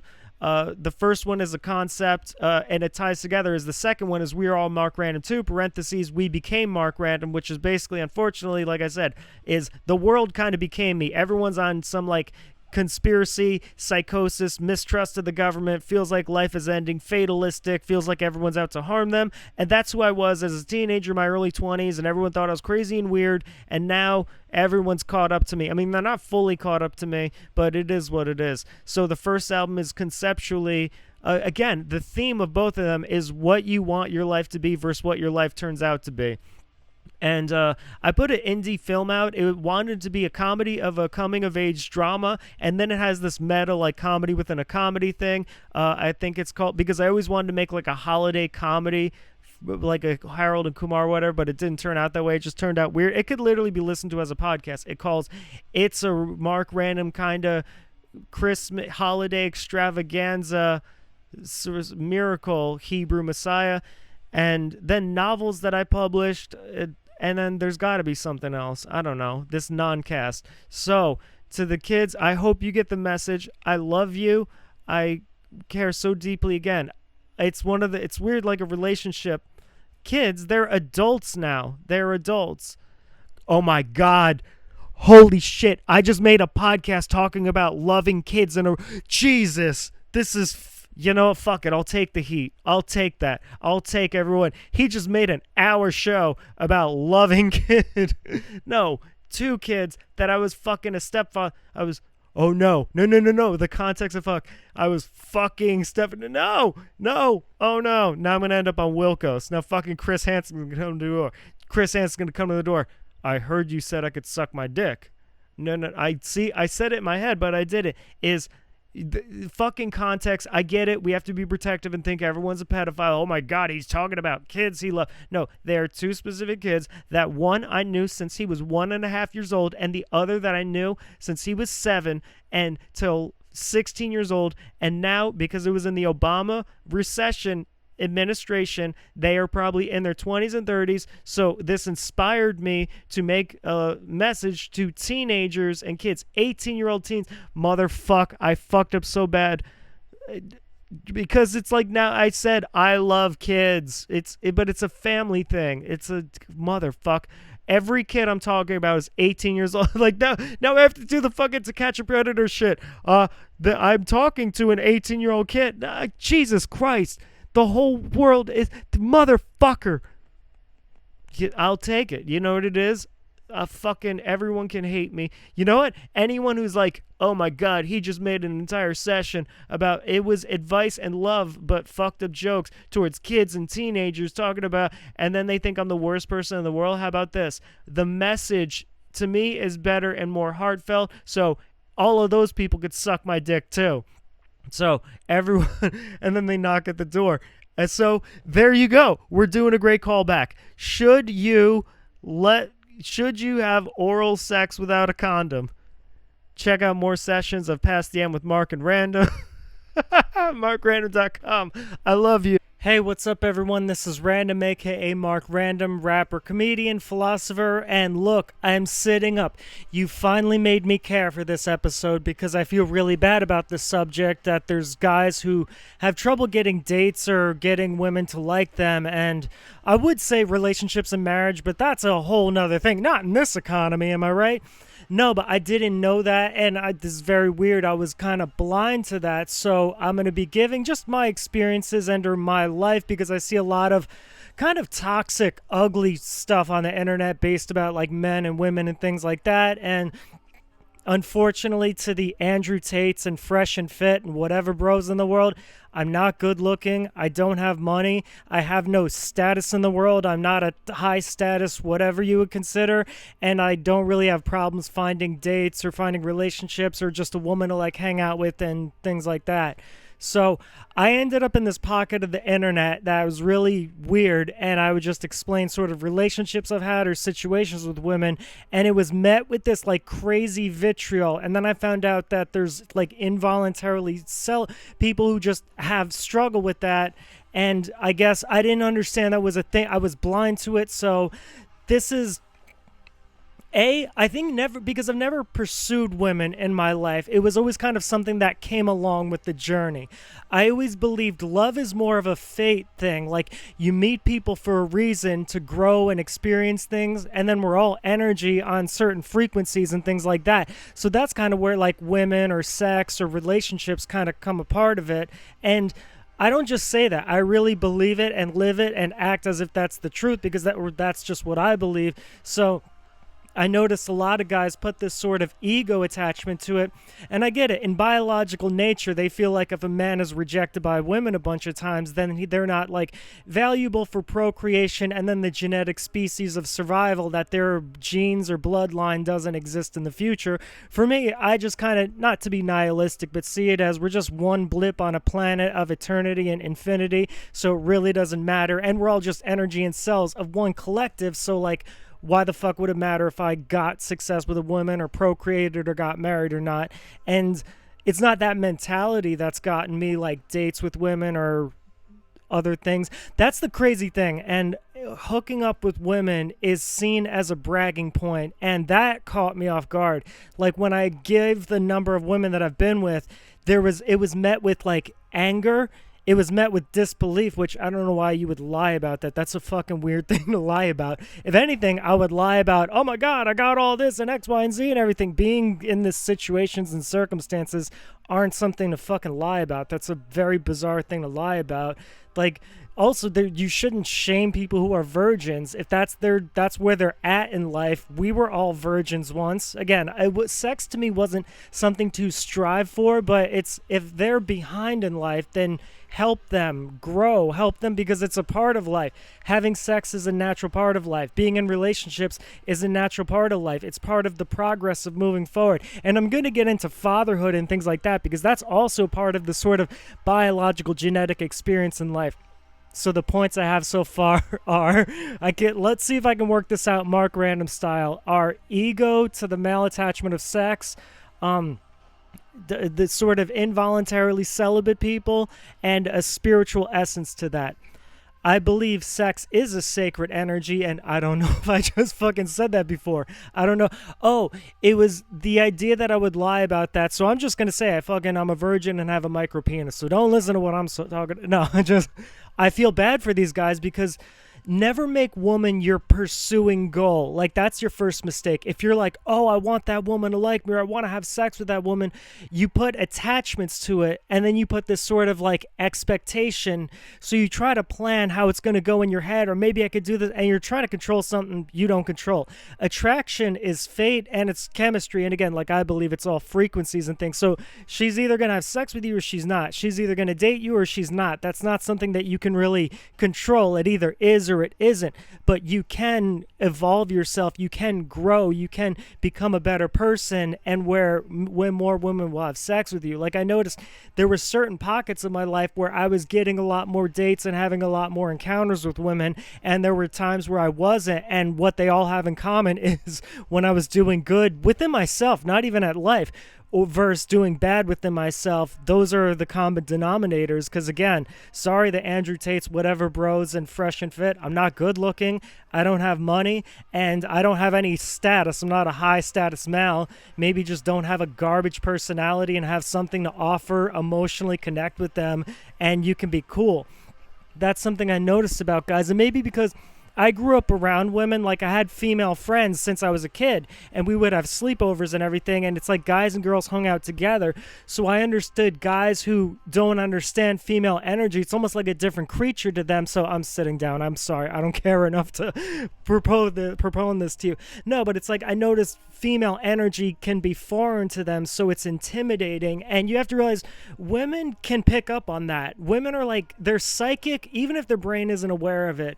Women can, like, if you're nervous about asking them out or something like that, they can sense that. If you don't feel confidence in yourself, if you're attaching something to it, whether they probably don't know it, but their body and instincts, if you're like, oh, I'm not going to be successful or X, Y, and Z, or if you base your value or self-worth on how many women are attracted to you, that's the mistake I see guys make collectively, and I think it's fucking lame. That's the thing, is there's this ego status. Like, let's say hypothetically I've had sex with 100 women. It's got to be like 150 now because of, all the work and everything. No, but like I can't get this off with a straight face. I haven't had sex with any woman. I'm a virgin. No, but it's like the fact that people will high five or there's some bragging right to that, to me, that's the first mistake. If you're attaching ego and your identity and your self-worth based on how many women want to have sex with you or not want to have sex with you, that's a mistake there, because that stops your growth in life. That stops you from moving forward. So what I would say to guys is have a goal, have something to reach towards, and have that be your focus. That's like your ultimate desire, because what is existence except an subjective purpose? So if you have whatever your objective purpose is or thing you're going towards, for me it's personally like to better the world and better myself, to learn lessons and have experiences. So that should be everyone's fucking track. I don't know, one, take care of other people. So that's okay. Well, I could just go days for days dispelling all the memes and internet culture myths of things of like, they say like, oh, you can't cry around a woman, and you can. You just have to prove that you can fucking protect them in a situation. If hypothetically, let's say I had a scenario in East Stroudsburg before the pandemic in November 2019 where 3 dudes came with guns and I was able to handle that situation. Or let's say I was at a comedy festival in July 13th, 14th, and 15th where people came. If you can fucking show that you, because that's the thing is, these guys associate if you cry or break down or weak in front of a woman, then because you're emotional or you're sensitive, you might not be able to handle yourself. Whereas guys say never cry in front of a woman, they'll lose respect for you. And it's like, if you've shown to them consistently that you can handle life or death survival situations, you can fucking cry about a fucking Paw Patrol episode in front of them and they don't lose any biological respect or value towards you, because they know what the fuck you are. They know you could get down like that. So it's like, and that's another thing. Internet programming, anytime you read about what women want or all this other thing, it's lame at the end of the day, because there's all these podcasts and they're making millions of dollars on guys who don't have much knowledge or experience. And then they're selling you this thing of, if you better yourself, you can get more women or you can have more sex. And sex feels awesome. You know what I mean? So I could see why guys would want that. But that whole motive of you're now basing your whole life, you're exercising, you're getting a good job, you're becoming an air quotes high status male just so you can have sex or just so a woman will like you, that's fucking lame. I'm sorry. You're attaching an ego. You're attaching yourself to this sort of biological cycle that there's always going to be a guy better than you, more attractive, more money, whatever the fuck he has is going to be better than you. So to put some ego on, I'm going to watch these podcasts and I'm going to work out at the gym and all for the sake of women liking me, it's not going to work out. And then you're going to feel miserable, and then you're probably going to be hurt, and then you're going to look at these podcasts of like, what the fuck was I following? And these podcasts, they know what the fuck they're doing. And I always find it funny because they always describe women as bad, but as the sort of thing that they have. Like Andrew Tate would be like, women only want shitty guys with a lot of money who look like fucking Puerto Rican boxing fighters with a bunch of cars and money with British accents. Or the fresh and fit guys are like, women only want guys with a lot of money who have a status in life, and it's have a million views on their fucking podcast where they bring on 18-year-old women who don't know anything about the world. It's every single thing. It's like if I had this podcast, let's say I had millions of followers. I do, because I'm doing Mr. Beast numbers, and I was like, women only like gothic rappers, schizophrenic comedians on food stamps, and it sucks. You can't believe the amount of women. So here's how you guys have to become more mentally ill and become more gothic and weird about the existential crisis of life and end up on food stamps so you can get more pussy.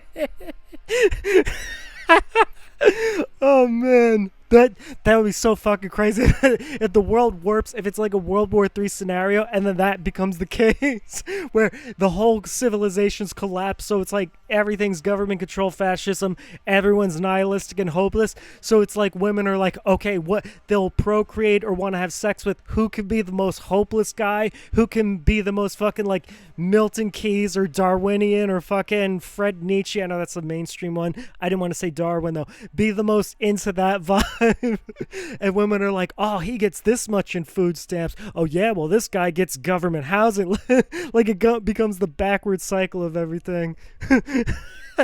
Because that when guys say women only want you for their money, Some women are, but it's women want to be provided for and protected. Some women, again, the biggest problem with the internet is they use all this generalizations. Using the word all women only want you for your money is, you can't say that. And then they'll say, well, the exception to the rule, but hypergamy, women are biologically wired. It's, have you met every single woman in the world?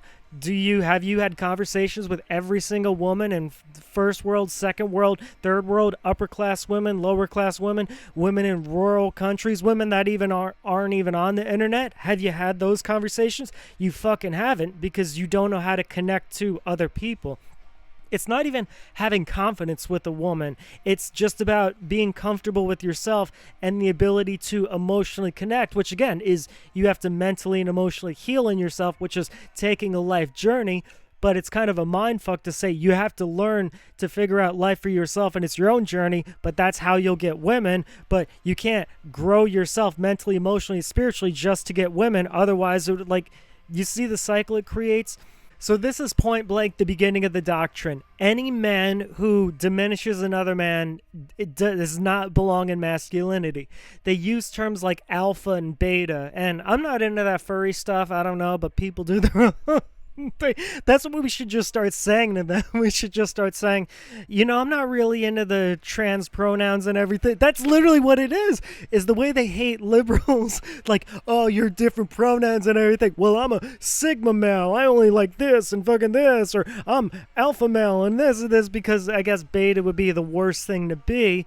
But it's not beta, it's the description and mentality of what that is. And what that is, and I'll describe to you again, A is a man who diminishes other men.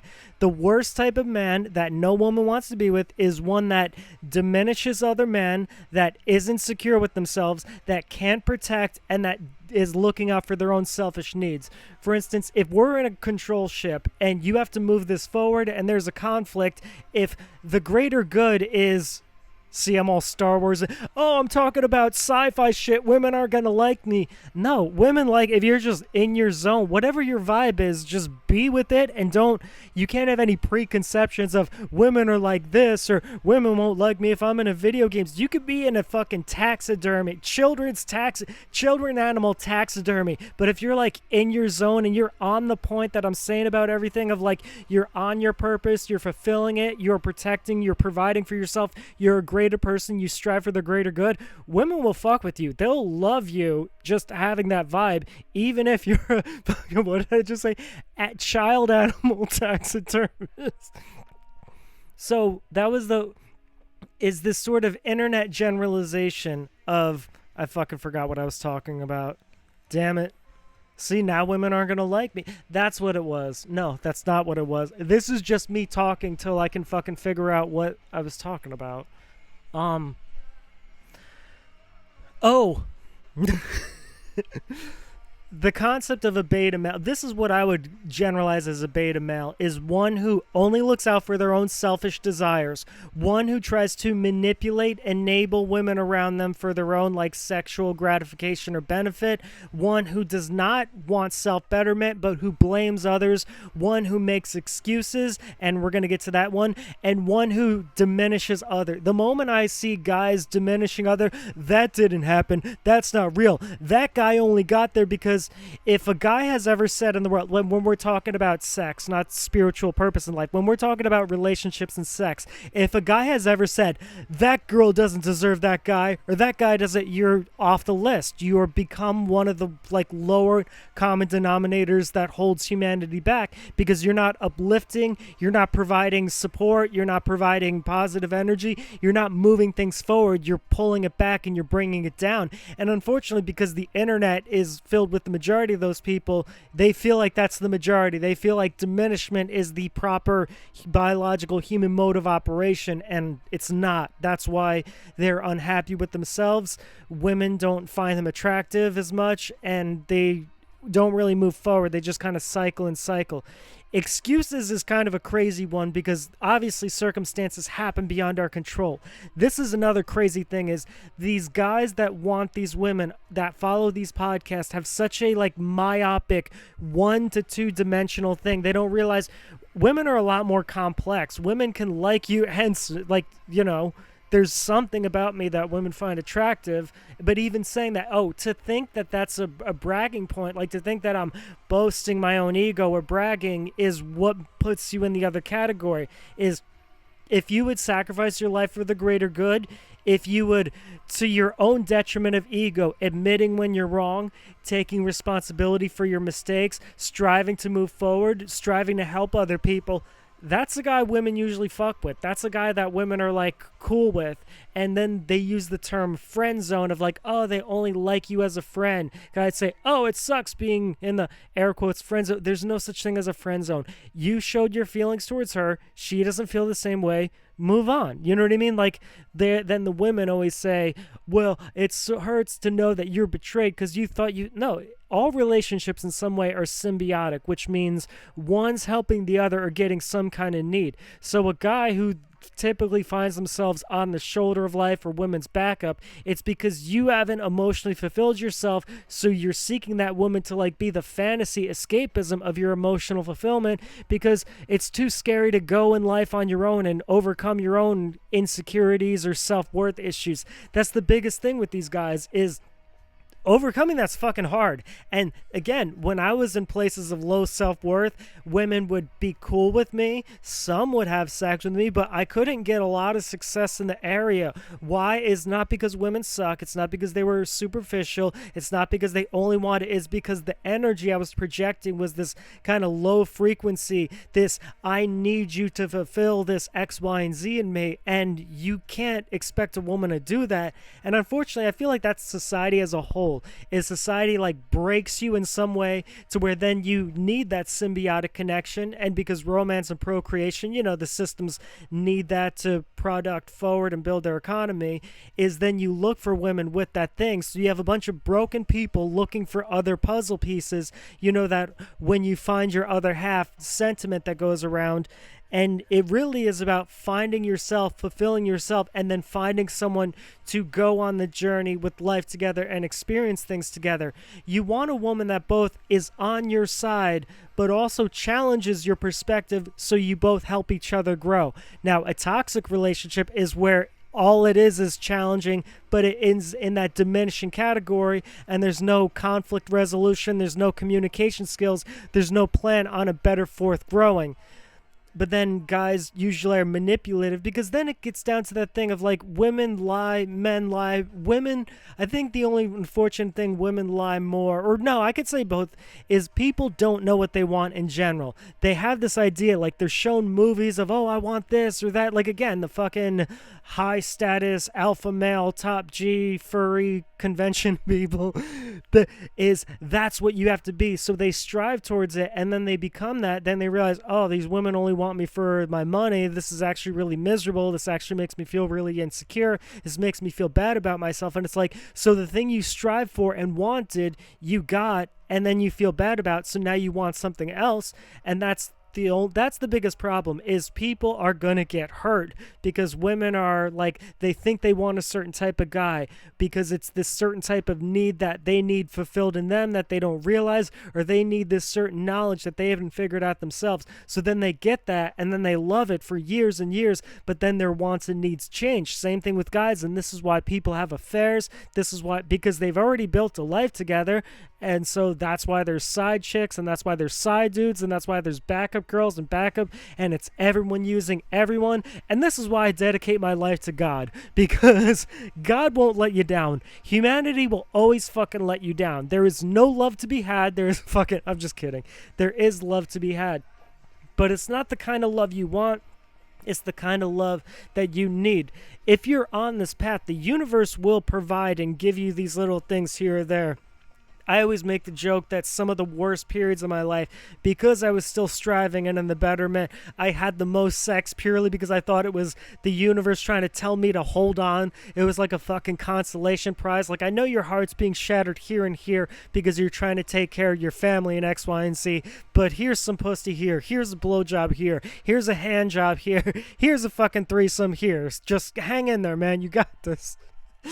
But that's every guy should be supportive. And when they see a guy with a negative attitude, it should be like, hey man, like look at things this way. And when a guy is ego resistant to that, their cognitive dissonance, it's like if you think the same things, feel the same things, and behave the same way, you're going to get the same results. So when you approach women with the same mindset, with the same energy, with the same sort of air quotes tactics, that's the one thing is it can't be learned. That's the biggest thing to learn from this. I fucking should have put this at the beginning.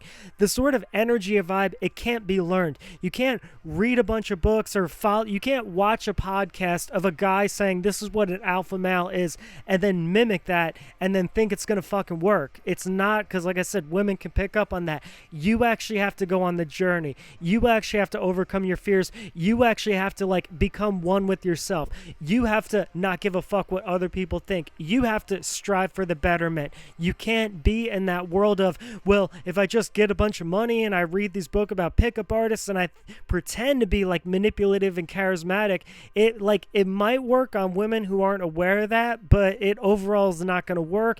And then it'll end up hollow. You'll probably have sex with a bunch of chicks and be like, oh my God, this fucking sucks. This is horrible. Because again, sex is energy. Sex, energy, exchange. I forgot. There's an acronym, and I think Sacred Energy Exchange, and I know exchange is an E.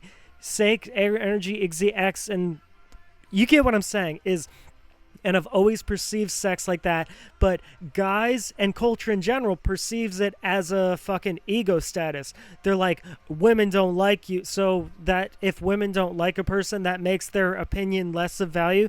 Let's say there's some neuroscientists or archaeologists who studied and figured out the maps of life or whatever.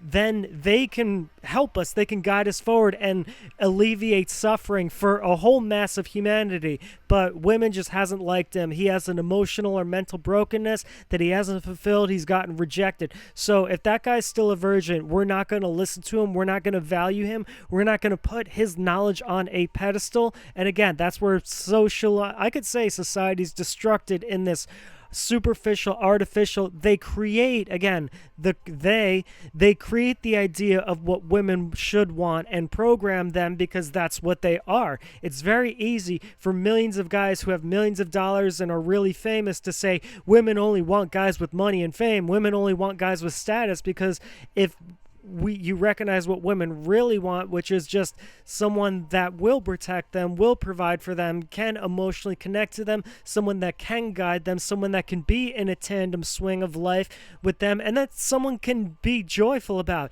No woman wants some guy who's miserable all the time. Well, again, it all goes up to upbringing and things like that, but it's like, to put ego value. So, all right, jealousy. If you've ever been jealous of another person, I guess I could take relationships out of this, because women, if they switch men for women in this, it applies. Jealousy is an energy and guys can sense it. No guys like a jealous woman. And then there's the sort of possessiveness that comes with that of, biologically possessive men like holding together the family. But overall, jealousy just becomes a part of an ego because it comes off as insecure. Women have to, and it's just taking part of that conversation.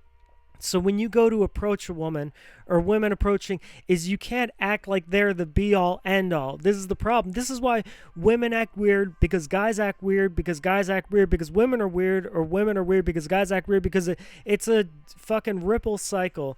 So guys have to understand how to deal with rejection. And again, this is society putting the ego on rejection. I've been, you know why I've had so many successful encounters with women? Because I've been rejected over 1,000 times. It literally might be 5,000 fucking times if we're counting like dating apps and texting here and there, shit like that, social media. I literally have probably been rejected over 5,000 times. That's a fucking big number. Try to count to that. That's 5,000 encounters. Maybe it lasted a week. Maybe not even that. Maybe just a bar conversation for 20 minutes where it's like, she's not feeling me. All right, on to the next one. But because guys are programmed to believe that ego is, oh my God, the woman doesn't like me, what's wrong with me, oh no, I'm so horrible, and then you get caught in that complex. Whereas if you're always working on yourself, if you're always striving to be like the better male, I'll say higher potential, because I don't believe in that alpha and beta shit. Think of it this way, right? If there's a dude, what you all the fucking top G furries would consider a beta guy, right? A guy who's 5'2", a guy who's kind of chubby, a guy who is doesn't have that much money, if he is on in his zone, if he just has the confidence, the emotional intuitive, like he's a fucking psychic, if he's just intelligent, if he's just on it, knows the right words to say, knows the right energy to give, and literally cares about the greater good, not just to get sex or people to attention or for his own ego gratification, is literally like on that shit like a martyr, like a warrior, then that guy will have a lot more success with women than the guy that you've had, unless the presumption of women programmed by society. You get what I'm saying? So and also, like, let's take the idea of science nerd beta, fucking surviving the wild alpha, your furry words, not mine. You take that beta guy, he can't survive in the forest. You take that fucking alpha in the forest guy, he can't survive if the world's now technologically, everything's robots, numbers, and codes. So the fucking alpha forest guy will become the beta in the tech world. That's why both need each other for better growth. You could teach me something, I could teach you something, we could teach each other something, we can grow together. It's when guys have the mentality of like hating the other guy because they feel insecure about themselves, so they feel like the guy has something they don't, so they don't even want to grow, they don't even want to learn, they just want to hate that guy. And because there's more insecure, bitter, hateful people, that energy seems to become the collective norm. So then that's what society is, and unfortunately that's what women have to deal with. And now guys like me have to deal with women who have dealt with that. So it's like there's just more fear, there's just more insecurity, there's more people reading all these different studies of men are like this or women are like this. So they go into that hypothetical proverbial interaction with all these presumptions of women are like this. And again, imagine it's psychic. Imagine every time you try to get yourself a date or try to find a relationship or just try to have a one night stand, some fun sex, whatever, is imagine they're psychic and they can pick up. You're like, women only like this type of guy, or you have any kind of diminished perspective other than I'm going to see what this individual's about, I'm going to check and see if we click or not. Because that's also the other thing is, and no guys want to talk about this, is how it feels if you don't feel the woman and she really feels you, how to kind of reject that, how to oh, it's not you, it's me, is because because guys are more sexually programmed, majority of guys will have sex with a bunch of women. So women, when they find, they're always kind of accepted, or 99%. So when they want a guy and they're rejected, they don't know fucking how to handle rejection. That's wild and crazy. Guys will be weird and stalkery, but women, no, I'm just kidding. I'm not going to compare one to the other, because obviously guys dealing with rejection, when they personalize it, is, all right, it's both. If you keep getting rejected by women, like, it's like, all right, if you're talking to a woman and she rejects you, even if she's like shitty to you, like, recognize it's not about you, it's about whatever is going on in her head. But if all women are like that to you, and not just the same bar, if you're going to the same place every night, the same environment, if you're going to different environments, then maybe you need some self-analysis. And I guess this is the balance, is the type where you keep getting rejected, so you get second guessing of yourself and you get unsure of yourself, versus guys who are just sure of themselves and recognize, oh, it's the woman's fault, with no self-awareness. There's a balance between recognizing when you have the issue and when they have the issue, and growing and being a part of life and the overall spiritual good is what determines that factor. So what I was saying is male rejection. So in getting, like, when they say women only like assholes, the sort of air quote nice guy is nice guy. Women do like nice guys, but if you say women don't like nice guys, you're being diminishing. They can sense that energy. You're attacking another type of guy, proverbially or verbally, so you're not a nice guy. Women do like nice guys, but you mistake, like, when they go, women don't like nice guys, they only go for assholes, is no, they perceive their assholeness as confidence. A guy who doesn't really check himself. Like, unfortunately, like I said, women need, most women, a guy to lead the energy. So a guy you will perceive and call an asshole is maybe he's an asshole, but he has a confidence about himself that a woman can guide with, whereas the nice guy, again, is the too self in his head. So there you go. the nice guy shouldn't be like, women only hate assholes and be bitter, and the asshole shouldn't be like, women just want to fuck me, but they'll be friends with a nice guy. Women just want to fuck me at 2 a.m, but they'll go to a bar or a public place with the nice guy. Like, see, you ever think about it from the other person's perspective, that the air quotes asshole guy who air quotes gets all the women, like, might want something more that they're not getting from women? So the nice guy and asshole should fucking exchange notes and not hate each other. Is maybe the quote unquote asshole guy could be like, hey man, have more confidence, recognize it's not always about what's going on with you, be more sure of yourself. A woman's rejection isn't always a reflection of your self-worth, that's ego, just let it go and keep going. And maybe the nice guy could be like, yeah, but also there's some self-analysis. You can't kind of keep going around diminishing and being shitty to other people because you think you're better than them egotistically, and you get a lot of women and you could chill out, and then they're both cool, and then they both get laid, and then they both get relationships. I was trying to not laugh my way through the concept of the sort of asshole guy who might envy the nice guy. Like, think of that. No one's fucking, I've never seen memes about that of like, oh, women only use assholes for dick. They'll hang out in public with the nice guy. They'll hug the nice guy more than they'll fuck the asshole guy. You know what I mean? But it's looking at it from other people's perspective with the willingness to learn, with the willingness to grow. And people always feel like it's a bad thing if you're like, well, if I need to grow, that must mean there's things that are wrong with me. And it's not. It means you're better than most because you're trying to move forward. But again, sorry, y'all, I could only care for like 33 minutes, right? But what is at the core? Think of all this men going their own way movement of like, women only want you for money. They'll take your kids. They'll take your house. The fucking Andrew Tates of the world. Oh, top G, and women are only like this, and you need to be in control and dominant. And the other of women that are like, men are all horrible and all this. It's people not wanting to get hurt. All this energy, these incels of all these pre-programmed facts that they've never experienced in women, they just think because someone told them, is they don't want to be hurt. No one wants to be made a fool of or feel like a fool. And I've had every kind of relationship. I've had women that were cool to me. I've had women that manipulated me. I've had women that played me. I've had women that just had sex with me. I've had women that like boosted my ego and told me I was the greatest person ever. I've had women use me. I've had women be very abusive to me. I've had women where I was the shitty one in the relationship, and I'm still sad about it to this day, wishing I could apologize. But I feel like I would just be like, the best love I could give that person is being out of their life. But I've also had like the unresolved issues of women being not good to me. And also like probably in the future, women will fucking play me and just like lie to me. And, oh, I know what he wants is he has this one thing that he has as an in, so I'll just pretend to be that, and I'll lead him on getting the dick and whatever I want. That's it. I don't know. I offer nothing. I'm just bullshitting this whole way through. I fucking have a micro penis. I'm a transgender alien. Illegal alien.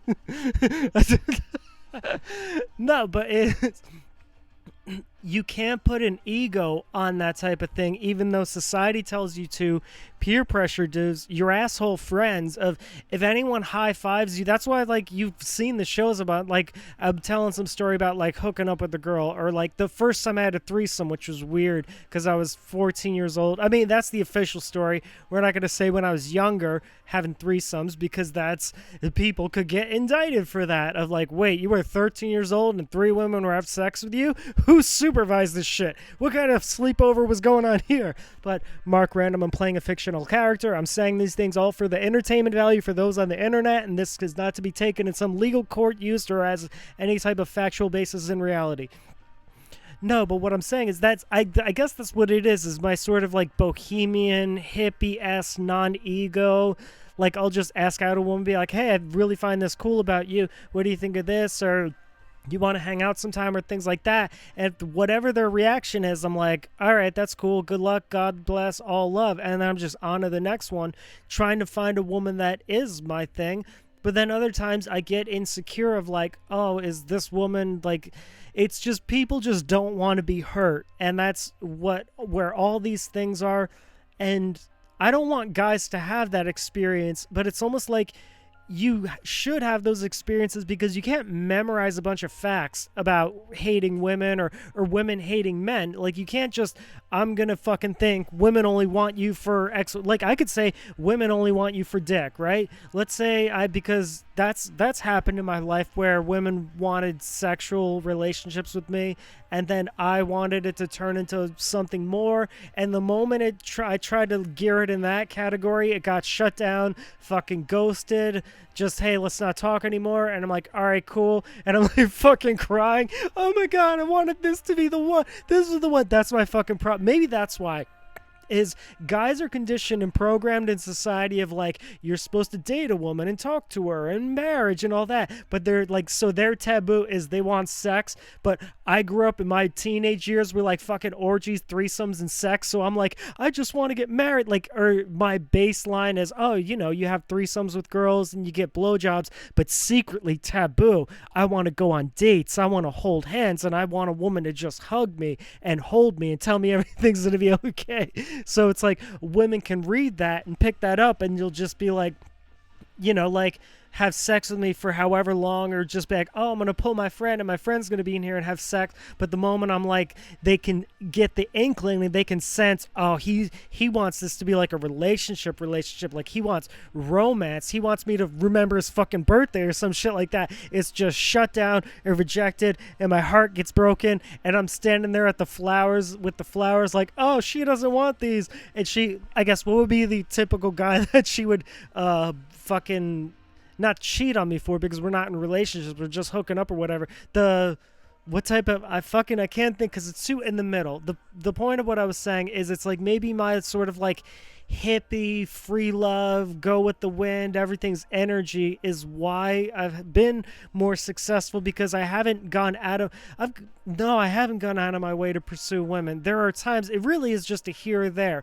And I believe, again, all relationships are fate. And I believe all relationships are this sort of energy connection.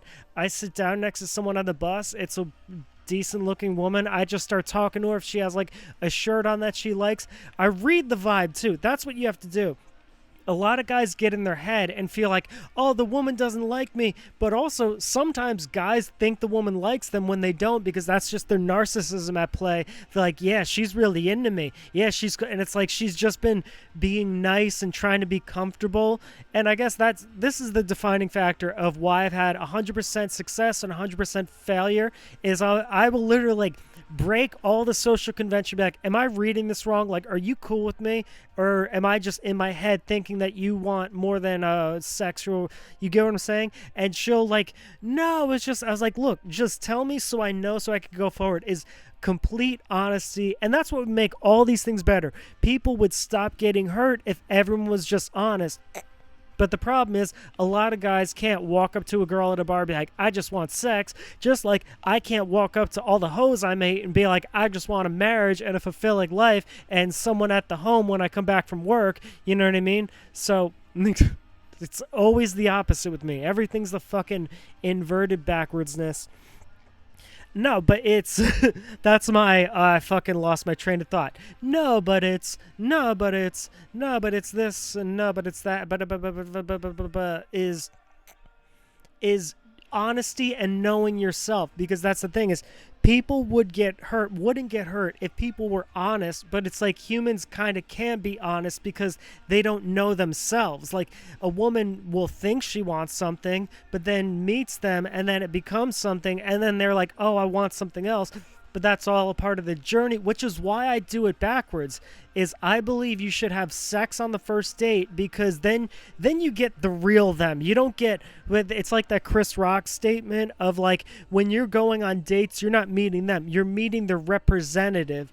And it's true. That's why I'm great in relationships, because I'm intuitive. I pick up of like, all right, what is their love language? What is their sentiment of love? What do they need? What can I provide? I literally like start conversations off with women of like, What are you looking for? All right, this is what I'm looking for. But again, chemistry decides that. So if we're looking for the same thing, what can you provide? What can I provide? What do you need? Do you know what you need? Have you had experiences where you knew what you needed and didn't get it? Have you had experiences where you thought you wanted something and got it and turned out it wasn't? Like literally like fucking having the ultimate communication, like I'm solving a fucking puzzle because I don't want either of us to get hurt. I don't want either of us to waste our time. But then again, existence is just wasting our time. Like, what are we here for? Like, we don't always get what we want. Life sometimes always spirals and throws us curveballs, and sometimes things happen. So it's like you need ultimate communication and ultimate to be on the same page. But in order for that, you need to be honest, which again, society and cultural civil like convention is based on dishonesty and these sort of incentives and these sort of like nuances and conversations. So you kind of have to be psychic about being psychic because people aren't going to be honest. And it's like, yo, just be honest. That's what it is also I only fuck with honest people. Like a woman to be like, yo, I want to suck your dick, and I'll either be like, cool, or I'm not feeling it. You know what I mean? Like I can't do that. Well, maybe you come over and it's like, are we doing this or not? But again, I also say like no pressure if not, because I know sometimes like you get a vibe and then you're just feeling it. Like you want to plan in the future, but you kind of have to take it moment to moment, because there's times I've been with the woman where I'm like, oh my God, I've been thinking about her for months. We've been texting here and there. And then I get in the situation. I'm like, oh man, I don't want to have sex with her. And I go through with it because I'm nice. You know, I don't want a woman to feel rejected. You know what's funny is that's a true story, but again, the guys who think it's egotistical and bragging is I'm very sure a woman has done the same thing for me, where she wasn't 100% feeling me, but she's like, I'm just gonna have sex with him and make him feel better. I don't want him to feel bad. A pity fuck. We've all been there, right, fellas and gals and trans? Yeah, see, I'm progressive, adding trans in there.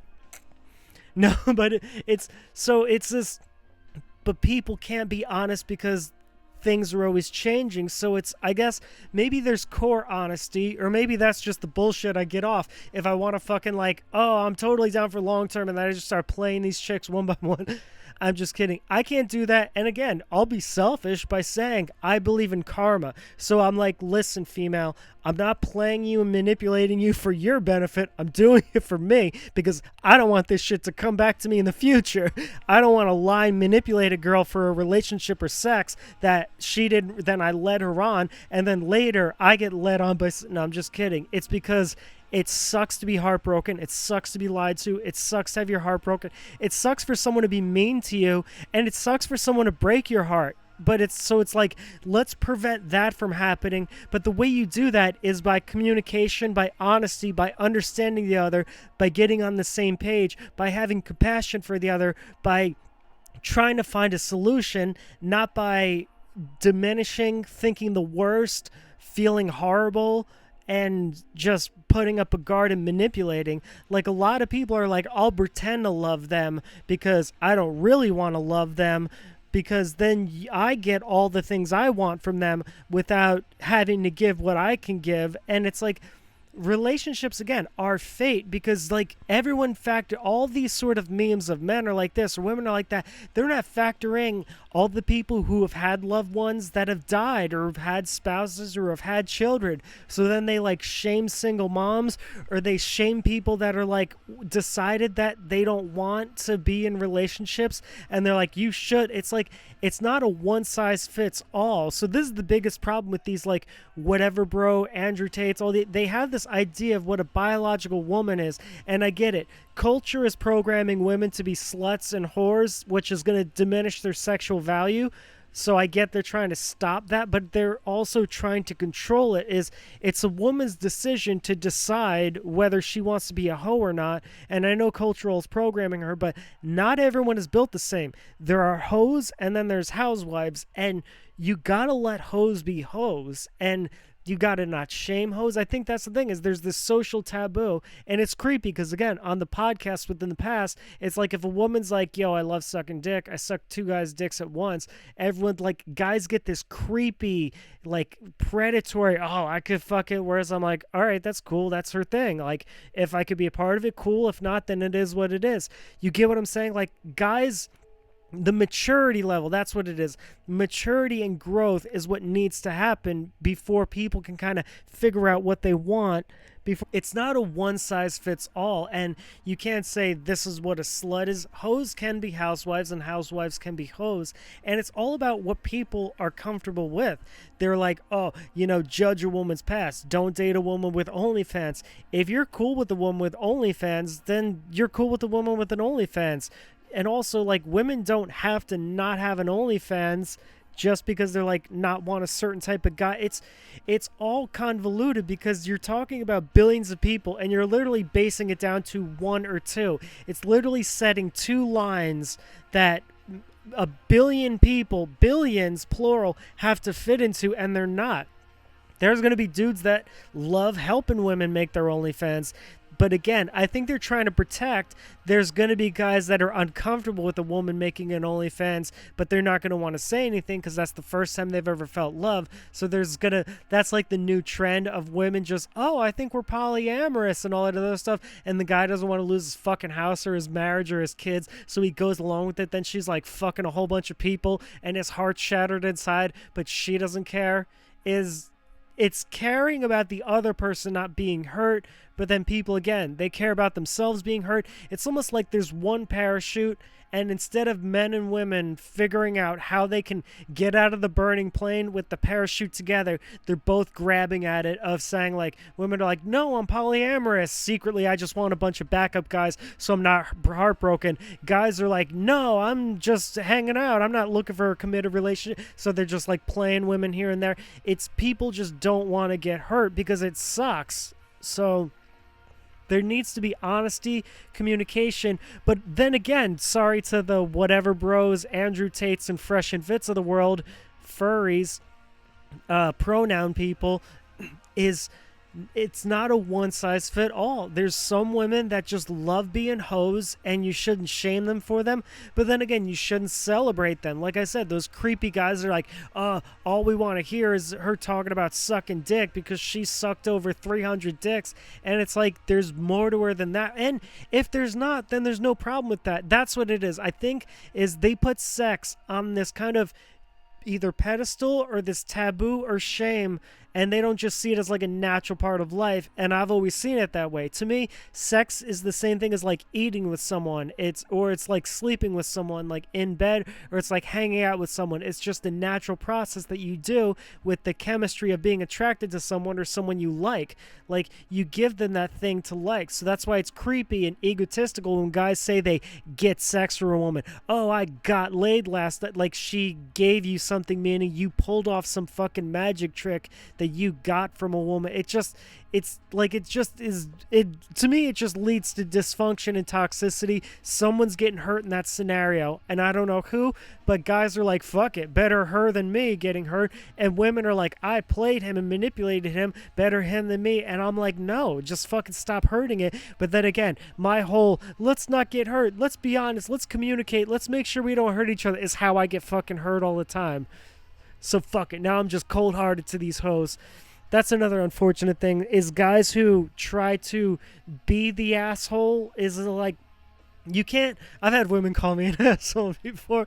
You're a fucking asshole. You don't care. And it's like, no, I do. I just can't care to the extent that you need me to care. So we should change the situation or things like that.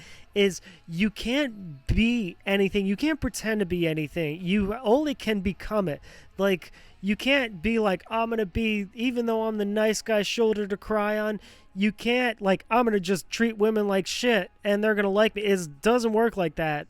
And it might once or twice, because there's some weird women out there. Shout out to all those weird, freakish women that just like weird, random, nonsensical shit. That just give love, because that's what it is to me, is you're giving love. If women are fucking thousands and thousands of dudes, it's like that's making thousands and thousands of dudes' lives better. Conversely, I guess the ultimate would be emotional love. If guys are just loving women, just giving hugs and kisses and self-betterment, that makes the world a better place. There's no way that giving love doesn't make the world a better place. So that's why it's just, to me, I'm very, very liberal with it. I don't know, like, just relationship dynamics are strange and all that other stuff, but it's like, I didn't mean to say that. I just did want the train of flow to the train of flow to thought. That's what it is now. This is the train of flow to thought. The train of flow to thought, because I lost what I got because I was talking about, oh, hoe and slut doesn't rhyme with ot. So I could say, oh, thought, but I didn't want to use a 2022's spot, something in the top. Now here we go again with the plot. He needs to rhyme, so that's how you know we're back on the pod. But it's not a pod, it's a docu series, because we're going back and forth off these series. And now I could say I'm doing the fucking Eminem 2003 Op You rhyme scheme, and it's going to be brought up every fucking episode or session until I mention what happened to me with Hazy Records. Again, that's a callback from a callback session of you have to watch other episodes in succession because they go back and forth in progression. So it's not a one size fits all. And the thought of train is what it was. But so people are trying not to get hurt, but you need to be honest, but people don't know themselves. But yeah, so to me, sex was always just not like a giving, but just like a, hey, I have food. If you want food and we connect, well, if you like this kind of food and you could give this kind of food like that, like it was like always like doing someone a solid or an exchange that you were cool with. So I never thought of it as this like egotistical thing, or I never thought of it as this like addictive, needy thing, but I get it because it's biologically wired in us. So I never felt weird towards a woman who, like, if I found out she was a slut, I wouldn't be like, oh my god, let me hit up her DMs, like, or I wouldn't be like, oh my god, let me shame her. That guys are intimidated by women who are hoes because that's one thing they can't control. They can't control their desire to want sex. Like, a woman could be like, I want to have sex with you, but I want to have sex with a bunch of other guys. And that's, again, now we're going to hate on the whatever bros Andrew Tates of the world. Is, do you know why women who aren't biologically wired to be hoes become hoes? You don't. Is, again, they always say, you know, you destroy the pair bonding chemical, but they never thought that that woman was in such an abusive relationship but couldn't let go because she committed herself to the sex of that one guy. So she realized, I have to have sex with like 20 dudes to just break the bond I have with this one because this guy keeps treating me horribly. I bet that was never said on any Andrew Tate podcast, Fresh and Fit, or whatever bros furry pronoun podcast, that women will become sluts that aren't biologically wired sluts to break a pair bond of a toxic relationship. And also, sometimes being a hoe is fun. Sometimes you got to go through your hoe phase. No, I'm just fucking around. But yeah, that one statement is true. Conversely is, guys, I guess, what would be the... Oh, conversely, women don't understand. A guy who gets his heart broken is a different being. It's like, it's identity shattering and then just builds up a different being. And this is the problem. This is what I'm saying, like when I said, guys, you can't fake it, is it's like, you can't fake being more protective or guarded or more intelligent. You can't watch a bunch of podcasts and memorize a bunch of things and kind of come off cool. Is it actually, you just actually have to learn the lesson, go through the heartbreak, fucking cry every fucking day for months and months and months, pick yourself back up, pick up a new trait, rebuild your identity, and then you can go about the world with that. And that's that emotional protectiveness, is a woman realizing her rejection or her having sex with you is not going to emotionally like fall back on her, like you're going to be possessive over it, or you're going to be hurt by it, or you're going to react weird towards it because you've been fucking shattered, you've been heartbroken, destroyed, you thought you were going to marry this bitch, you even maybe felt like, I'm going to take her last name, I love her so much, and just fucking annihilated, and now you're back being single. You fucking had the dream of the purple house on the hill and she fucking destroyed it. And then you're just the guy that you always envied or like pretended to be. You become that, and you're like, wow, this is fucking miserable. I wish I was back to that air quotes nice guy thing. Did I do an hour? So yeah, 59. I just needed to go for one more minute. I just needed one more minute and I fucked it up. So yeah, to be a real person, I can close with that. Not man or woman. Self-betterment, not selfish needs, always looking at the best of people, always being self-inventory and being honest with yourself, always learning, always striving for a greater good, not diminishing anything. Raising your own frequency in life will get you more success with the desired sex that you want. I can't promise it'll get you a marriage, long-term relationship. I can't promise it'll get the one-night stand, but it'll get us something, and then you can learn from there. And then that something will help you learn from that. But it's also, again, karma is like, you really need to truly embrace like the karma of that. If you're getting that one situation and you're not happy with it, or if it fucks you over and then you try to fuck it over back, that's the worst shit ever, is when you try to be spiteful, like get your heart broken, so then you're going to be shitty back, or you're like, I've been hurt by. When you generalize, you're taken out of the growing forward pool. When you fucking assume, when you prejudge, when you do all these things that lower your frequency, when you diminish, you cease self-evolution, which means you're going to end up in the same situations. The only way to get your desired goal is to find these different experiences and learn from them, and the only way to have these different experiences is by just focusing and maintaining this pure goal, this betterment of yourself and betterment of the world, and being a cool person overall. It has nothing to do with pretending. It's just an energy to just be nice, to be forgiving, to be compassionate, to be loving when you've been hurt, to try your best not to take that out on other people, to not carry that with you, to like raise your frequency, to realize that life is just this moment of experiencing things and not judging people choose their own things, whether they're single or they're that, and to not feel, to overcome insecurities and to feel good about yourself, and to not attach ego to any of these things, and just flow through life and go with the moment. And then once you change all these things about you, if you're always ever changing, ever growing, you will have ever success in things, and the rejections won't bother you. You can't control another person, and that's what all of these things are. That's what prejudging people, that's what going in with presuppositions, that's what going in with generalizations, that's what a negative attitude, a guarded attitude, you're insecure, feeling rejection, having an ego attached to it. All it is you're trying to control this person, whether you want sex from them and they don't want to give it to you, or you're trying to control a relationship that they're not feeling, or trying to control a dynamic that you can't accept, it just isn't meant to be, and move on.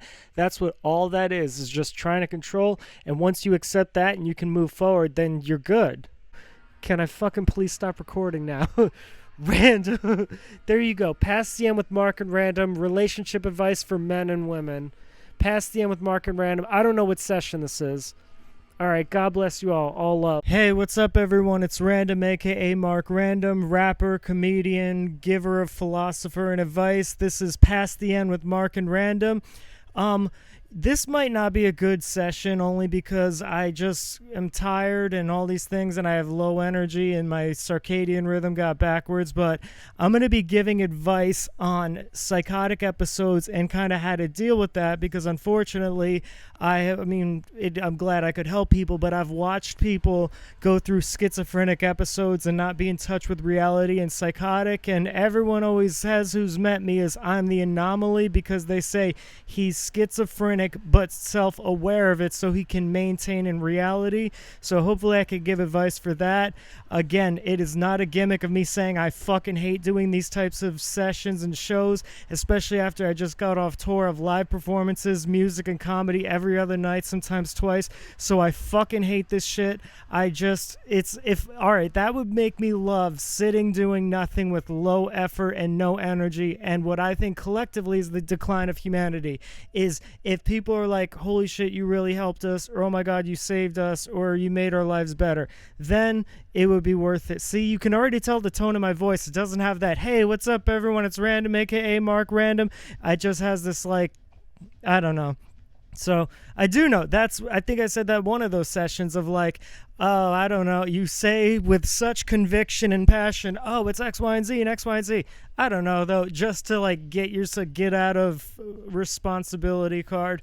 So yeah, I don't have the flow or rhythm at all. I'm just saying words to say words. So again, management and company said, oh, let's try a different thing like this. Actually, it's because at the gym or whatever, I ripped part of this shirt, but it is what it is. It's not what it's not. So psychotic episodes are when you are detached from reality. But then again, you can question, like, what is reality? To me, reality is just a collectively based upon thing. Like, let's say, like gravity, for instance. The science is what gravity is and molecules and all that. So we all, as a society, collectively agree. The majority decides. If for whatever reason the collective decided that gravity was like spiritual weight or something to do with esoteric things, and every day you had to drink water or you would lose, gravity would go away, then that would be the majority of, air quotes, reality on what gravity is. Now the issue is when people have mental illnesses, they go far from the collective of reality, because reality is all in perception. And again, I'm going to give advice because I know this is like almost like pro schizophrenia, pro psychotic episode. Like I'm subconscious saying, no, your psychotic episodes are right, reality is wrong. But I'm not trying to do that shit. It is what it is I made myself laugh. My ego got boosted right there, and then I lost my train of thought. Oh wow, Mark Random. Ooh, calling myself Mark Random. I usually call myself Mark or Random. Who is this Mark Random third character that came around? I hope this music isn't gonna screw up. What the fuck was I talking about? Damn it. Imagine they think like, oh, it's such a gimmick, like they have t-shirts and I become so successful, blah, blah, blah, blah, blah, blah, blah. What the fuck was I talking about? Oh, it's not, I promise I'm not going to be like, oh, pro schizophrenia. I'm just going to explain from their perception. So it's like we have to now be neutral, because a lot of people that try to help schizophrenic and psychotic episode people, they're in reality and they are perceiving from afar. To me, I've been in both worlds many times. I mean, I've been in psychotic world a lot of my life. I just know how to assimilate in reality, and that's what I'm going to be teaching you and giving advice, and hopefully I can help someone who has schizophrenia or psychotic episodes. So, or just psychotic, borderline psychotic personality disorder. I don't know. I was never a fucking... It just... So... reality is perception. So let's start on the basis that things aren't real and they both are real. It's not an either or thing.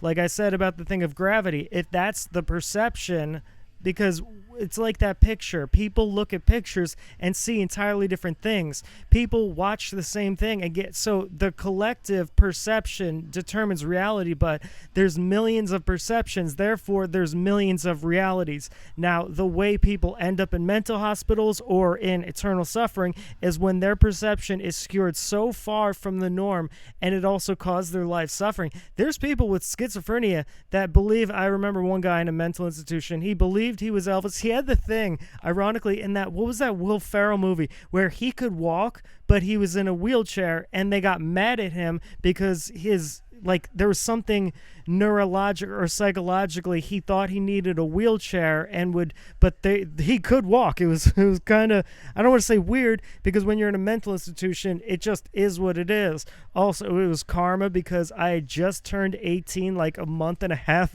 and I got put in the adult unit. So all the teenagers dealing with their, oh, my parents beat me, or oh, alcoholism or suicide. I'm with the triple murderers, the people who raped, women who have tried to kill themselves, people who fucking harmed their children, and war veterans and shit like that. That was my understanding. Not my understanding. I was on my own stuff at that time. Wrote a lot of good songs and came up with a lot of great philosophies. But again, I ended up in some mental institutions. Some were bullshit by the county, and that's another session. But some were because I was way too far in psychotic world, and I couldn't get out, nor did I have the peripheral to, like, not be in reality. So this is what I'm going to explain is... So the stereotypical schizophrenic psychotic personality disorders that harm people. Like I said, if you're having psychotic episodes that, like, the universe is talking to you and wants you to be nice and productive and have a job and have a family, there you go. Good mental illness. It's when it causes you suffering. And the common ones are, one, we're dead and in hell.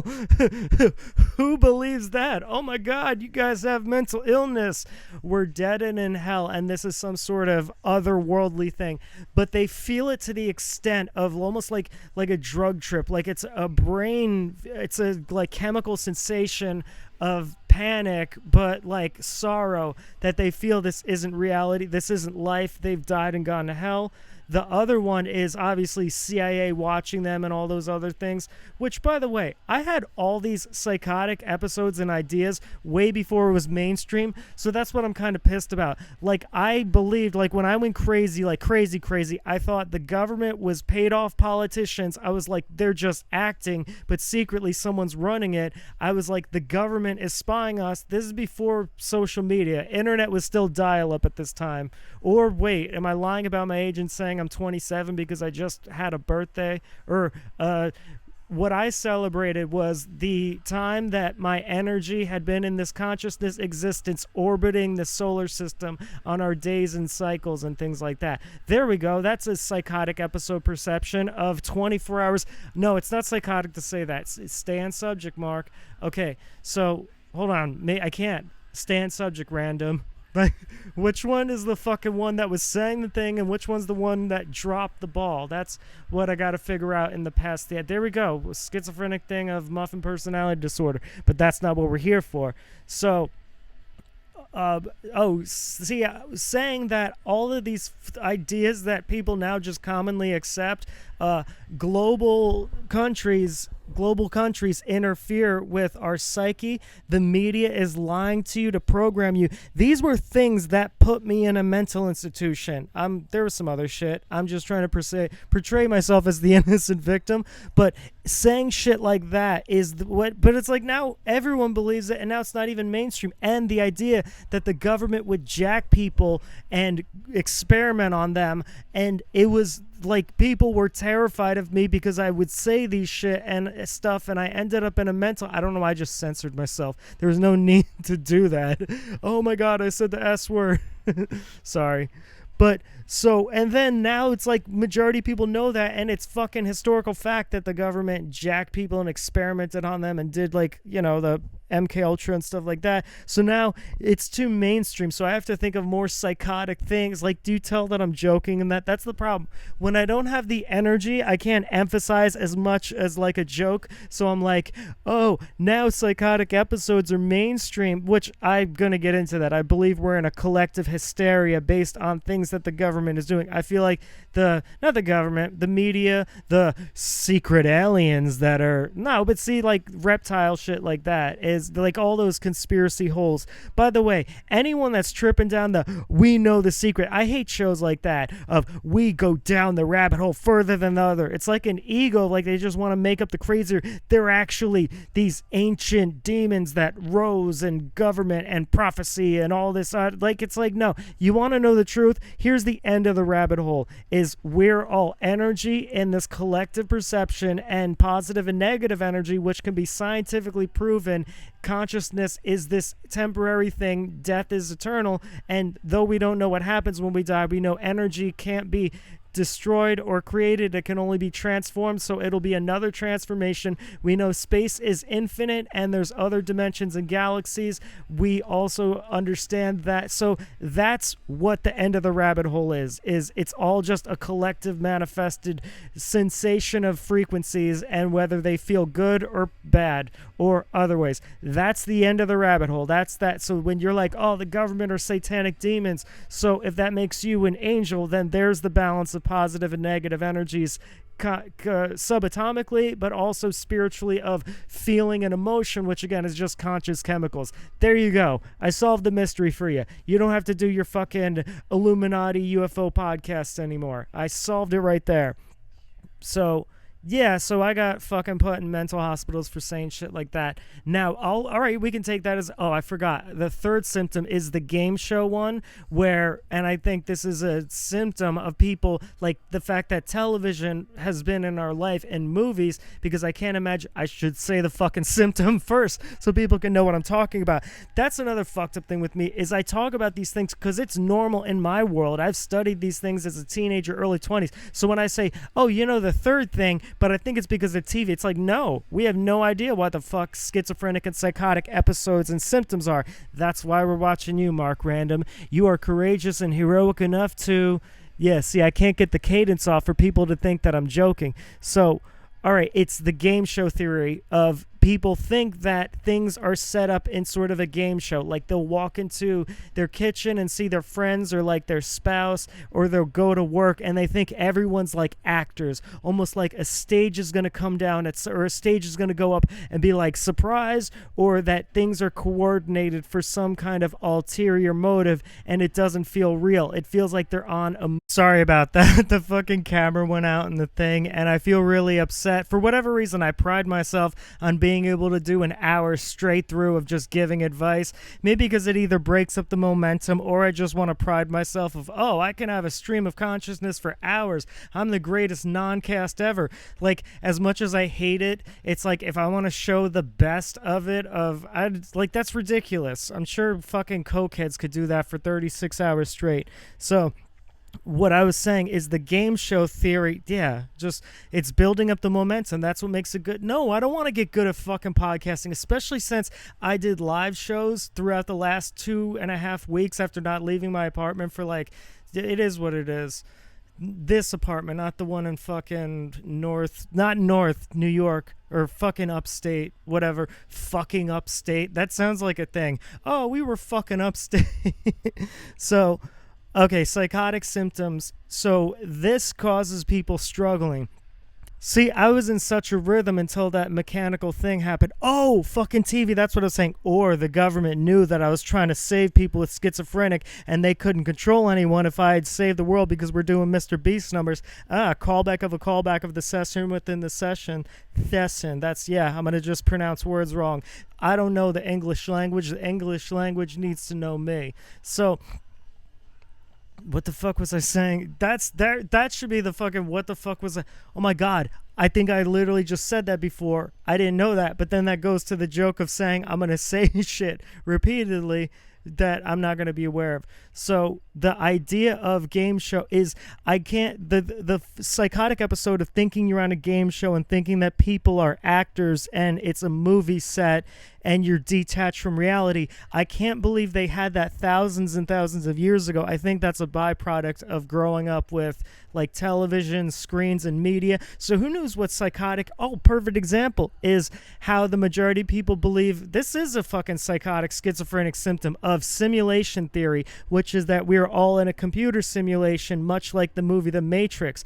I can't imagine people had that philosophy thousands and thousands of years ago when it was just dirt and huts and stone buildings and fire. They're like, oh my god, this is a computer simulation by the internet, and that it is like, well, what's the fucking... You get what I'm saying? So I feel like things like that do not contribute to it, but that's the updated thing. So 200 years from now, 2400 or whatever, there'll be more psychotic symptoms based on what the event is. So I know I said I was going to give advice. I hope there's someone not having an active psychotic episode right now and they're like, come on, just get to the fucking advice, how to get back in reality. So those are common symptoms, but then there's other ones of like everyone's an alien, people are clones, people have been clones. That's so I could go on and on about episodes that I've had. Like I've had them all. There were like fucking Pokemon. I've had, but again, and I live in more a schizophrenic state of mind and psychotic episodes.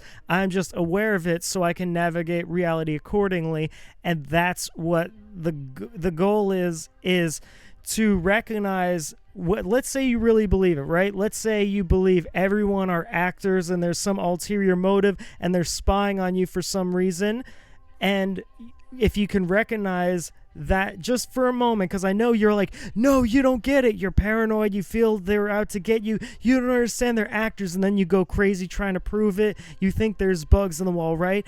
And someone in reality is like, that's not true, this is real life, we're humans and we're just out in public. So what I do, and this is how I've been successful my whole life of not ending up in a mental institution anymore, as far as you know, keep that image clean, random, is you act as if both are true and you find the middle ground in terms of how would you navigate yourself if this were reality and you were in public just at the grocery store And how would you navigate yourself if you were on a movie set and things where actors are real? Because if you're in a psychotic state, you have that, oh my God, it's a movie set. So then you act bizarre. And then in public, they have to call someone and you end up in a mental hospital from that experience at the grocery store, whereas someone in the collectively based perception of reality of humans are just natural and we're at a grocery store and things like that don't end up in a mental hospital. So you go to the grocery store as if both are true, because there's a set of behaviors you can conduct and words you can say and ways you can maneuver where it's both in reality of it's just normal and both on a movie set without alerting people that you feel that way. And that's how I've done it the whole way through. That's how I've been aware of it. I'll give you an example. It's like, I don't know if you've ever seen, because this is kind of an obscure reference, the movie Safe House with Ryan Reynolds. It's about he works for the CIA or something, and he's tracking some like terrorist criminal. So what happens in the movie is the terrorist criminal starts saying the CIA is corrupt and using you. This is a false thing. And the CIA is saying he's a terrorist, X, Y, and Z. So he doesn't know who to trust. So if he goes to the right and follows the CIA, he's against this. But if he leans too much into like what the terrorist is saying, it's like which one is right and which one is wrong. So the whole movie, he walks the line between both of them as if both of them are true. And that's how you navigate a psychotic or schizophrenic episode, is you find the behavioral patterns as if both of them are true and not leaning one to the left or one to the right, not leaning into it's all reality and everything's okay, but not leaning into it's a psychotic episode and it's both.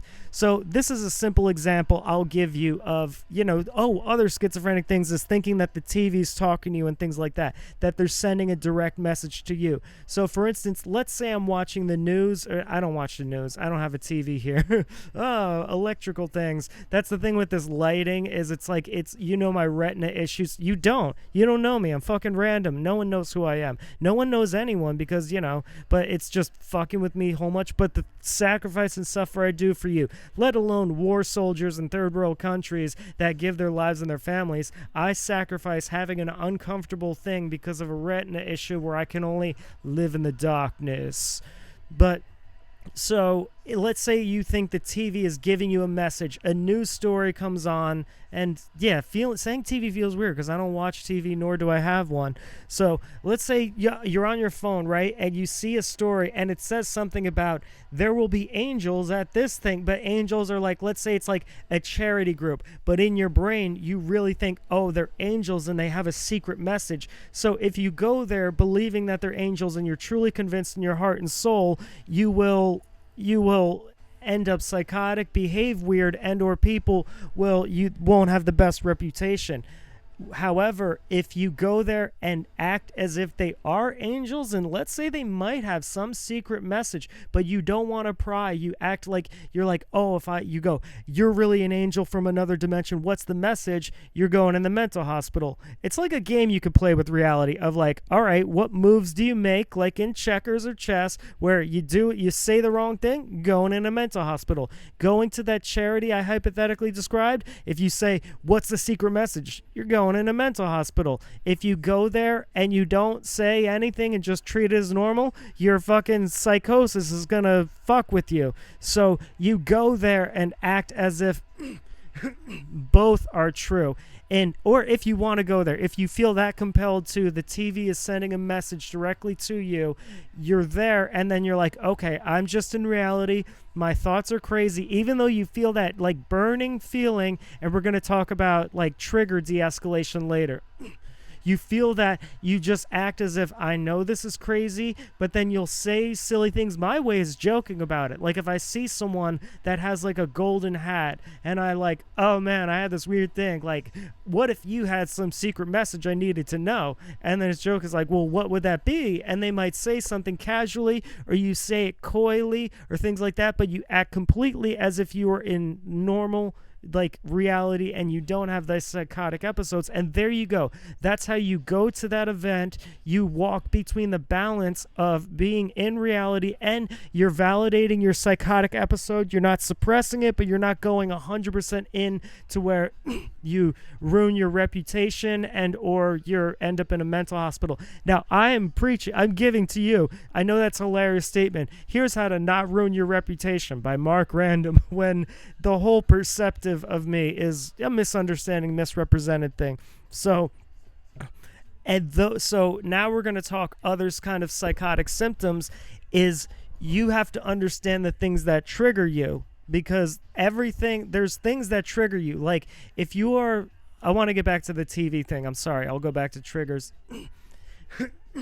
Is sometimes it can be a game of like, let's say you think negative thoughts and then a story comes up and you're like, oh my God, I created that in my head. Well, it's like then reality is the game in the world where then it's like almost like you're in a game of, all right, now it's on you to create positive thoughts. And let's say you have crazy intrusive thoughts. It's about learning the patterns to control those thoughts. And that like, then you live as if, who would go about their life living as if reality is some kind of hypothetical dreamish nightmare, or nightmarish dream, needing to save the world by promoting logos and disguising it as performative art? That would be insane. And then they play a character of someone who has a psychotic episode, has curtains behind, hiding their real schizophrenia and deep psychotic episode. Who would do that?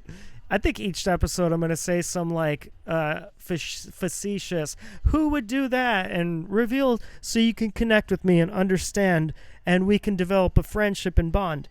But again, I'm not saying like this is not the TV is watching you, I know it, man, like everyone else. I'm explaining how to walk the balance between both of those, of just like, okay, it's insane for me to think my thoughts and or energy has an effect around me, but as if it was like an escape room, then life becomes this escape room of, I then have to, whatever my goal is and my focus, I walk between the balance of reality and psychotic episodes, validating both of them equally. I don't slam towards one or the other, but then I play the escape room game, and I may come off weird to others, but it's knowing when and where. It's almost like social etiquette. People know when and where and how to say things or do things. That's what you have to do with your mental illness and things like that. So that's basically that's that in a nutshell. That I don't know where that phrase comes from. That's that in a nutshell. But I don't know, maybe because nutshells, I actually don't know what a nutshell is. I'm thinking of an acorn as we're visualizing it. But yeah, so that's how you remain both in reality and in psychotic world at the same time, whereas you get better at it as you go along. And I said this as a joke and it made people laugh, but I remember someone, they've had their first psychotic episode. Oh, you remember your first one just like it was yesterday. But they're like, no one's going to believe me. He thought there was bugs in the wall, that there was cameras, so he would kind of take apart. And everyone thought he's fucking crazy. And I'm like, oh, that reminds me of my early 20s. But yeah, I've had so many. So I was like, well, what are the bugs for? Like, get to the root of it. They're to spy on me. Okay, they're to destroy your life. All right, well then act as if that's true and be cool, but also realize you're fucking insane and be cool. You know what I mean?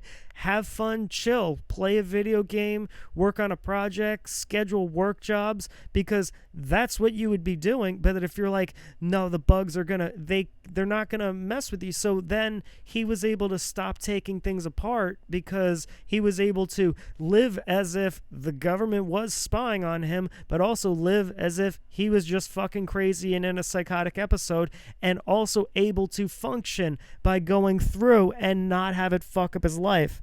Like me saying, like, let's say I really felt the government did shut off all that. That would be sick if it shut off again. Like, just, damn, this is sleep deprivation and all that other wackiness. But then I act as if I'm like, okay, now I'm in defense mode. Now I'm in going along mode. But now I'm in also reminding myself I'm going towards a psychotic episode. So I'll give you a perfect example of me. And again, it's like if I see like a Voltar machine, like I don't know why I've just been seeing them everywhere. You get the fortune, right? A psychotic person will be like, this is a fortune that I need to follow for life. And so believing it's real, the majority of people in reality realize it's just a silly game, but there's movies about them. Me, and I'm the anomaly, so I'm trying to teach you how to walk between both worlds, reality and psychotic schizophrenic episodes, is I know it's a silly little game, but I will look at the message and then see how it could apply to me and give me some sort of feeling, but I won't let it misdirect me further into a psychotic episode or closer into reality. I stay in my purgatory. I stay in between the hallways. So I am on the border of reality's here and I am gone from that. But psychotic schizophrenia land, I am not in. I am in the middle and I perceive both of them. And then I find the connections of like, okay, what is the same about reality and psychotic schizophrenia world? Then you focus on the similarities and you walk the middle. That's exactly how you do it. So now we're going to talk about triggers. It's not like everything triggers. Like if you see a loaf of bread at the store, it's not going to trigger you into a psychotic episode unless you have some association to it. So it's recognizing what your triggers are, recognizing what are the things that send you into a psychotic episode. For instance, people remember that lady on the plane, right? Let's hypothetically say that wasn't her first psychotic episode, right? She should know, like, certain things, like let's say some cabinet or thing, some weird looking cabinet could trigger a psychotic episode. She should see that and be like, okay, that's a triggering thing, so I'm gonna then talk myself down. You have to have the mental tools to understand. I mean, this makes it, people feel sad for me. There are times where people have had psychotic episodes, they're like, oh my god, is that what it's like in your head all the time? And weirdly, there's this internet brag about being not mentally well, so I wouldn't fucking say that. It just is a joke, and it's like, but yeah, but I've gotten so used to it, I understand it. So it's recognizing what your triggers are. Like, I know what mine are, and the de-escalation tactics of realizing, like, okay, your thoughts start racing, right? Well, then let them pass through you. Because what is giving into a psychotic episode of, no, it's it, but just trying to control something? You're, oh my God, this is like the guy's not real. He's some interdimensional thing, right? Okay, act as if he is, and act as if you're just in a psychotic episode and not a full-blown one, because then you're in the panic, but just let the thoughts flow through you. Like, your thoughts are, if you say, this person's not real, but then you let it contain you and you're trying to control, oh no, this person might harm me because they're not real and everything and all, and then you go further. Whereas if you just let the thoughts flow through you, this isn't real, it's just an intrusive thought, but I'm going to act as if that person is an interdimensional, not real person, but I'm also just going to enjoy the flight. I'm going to play it cool and be in the middle and slowly de-escalate myself by tools and tactics of understanding thought patterns, because it's all thought patterns. Someone who's crazy and schizophrenic on the street, the way they got that way is over time they developed unhealthy thought patterns that harm them. Again, there's people with mental illnesses that make their life enjoyable. They think they're doing, like, they're just amazing. Whereas this is for people, if they're psychotic and schizophrenic, that's making you suffer. Is first, it's like the government isn't real. So then they like get those type of thoughts. Then like everyone's demons and we're in hell. So if you feel those things and think those things and you don't change your thoughts or try to look at another perspective, and you do that over time, years and years from now, you will be unfunctionably suffering. So it's always about seeking the other side. It's always about seeking what the alternative is and then riding the middle lane, because it's over time. Let's say you've just had psychotic thoughts for a few years, so you're further into psychotic world. You bring yourself back to reality again by not letting the patterns and thoughts, by absorbing different thoughts. And even though you're like, no, I don't believe it, man, I can't trust the government or I can't trust the media, things, be like, okay, let's just break it down logically. And I know logic is hard for a psychotic episode. Is like, okay, well, they're paid, they're humans just like you. No, they're aliens and everything. Okay, let's say they're aliens, they still have a code of conduct that they have to follow. No, they're shape-shifting. It's like, okay, but then second by second, also just fucking turn it it off. You don't need that. Again, being in a psychotic episode and letting it consume you is just about control. It's trying to control it because it's like, because you think it affects you. So act as if it affects you and be like, okay, I'm going to navigate, because the one way that you can show that it is by acting not affected by it. And that's how you go about the day. For all we know, there could be psychotic people or people having psychotic episodes all the time, but they don't let it affect them. They just act like they're chill and everything. They're just imagine everyone's walking around embarrassed that they think people are going to think that they know that there's some secret war. I see. That's not some subliminal message saying they know. That's my fucking missed speech patterns. Or subconsciously, maybe that's why I have this fucking disorganized speech disorder, is to communicate subconscious fucking messages. Who knows? See, there's my who knows again, but I can't fucking say that on a session where I'm trying to help people with schizophrenic psychotic episodes. So it's acting as if, and there's always a base thought I can go back to, acting as if, but also because if it consumes you. So let's say you've been down that path for like 3 years. You slowly seek. It's all about seeking information within yourself and connecting to the collective reality, even if you don't want to, because you still feel they're shape-shifting reptiles. You do it for your own mental health of, okay, they're just humans. And then you slowly rebuild those thought patterns. So over time of how to navigate in reality and how to just let the thoughts flow through you and how to just realize that it's a control thing. So the best way to control it is by controlling yourself and de-escalation tactics. Like for me, it's Eliza. People are like, oh, it's fucking a weird internet thing, but it's not. I live my life in real life experiences. I do internet shit because I have to, but I never really live on the internet. But it's like when I'm in that, it's this is just a personal thing. But all right, like having a drink, like having like this, for whatever reason, I can navigate psychotic episodes better when I have a drink in my hand, which is very weird and it's funny, and I don't know where I developed that. Maybe because it makes me feel centered, even if the thoughts are going everywhere. It's like, okay, this is centered. It's a momentary thing of like taking a moment to breathe. Everyone knows like breathing control of like you breathe in and out, you slow your breathing, and when you learn these tactics over time, looking at the other half, understanding and being aware of your mental illness, finding tools to talk yourself down, breathing control, feeling grounding, which is the exercise of like feeling the ground beneath you.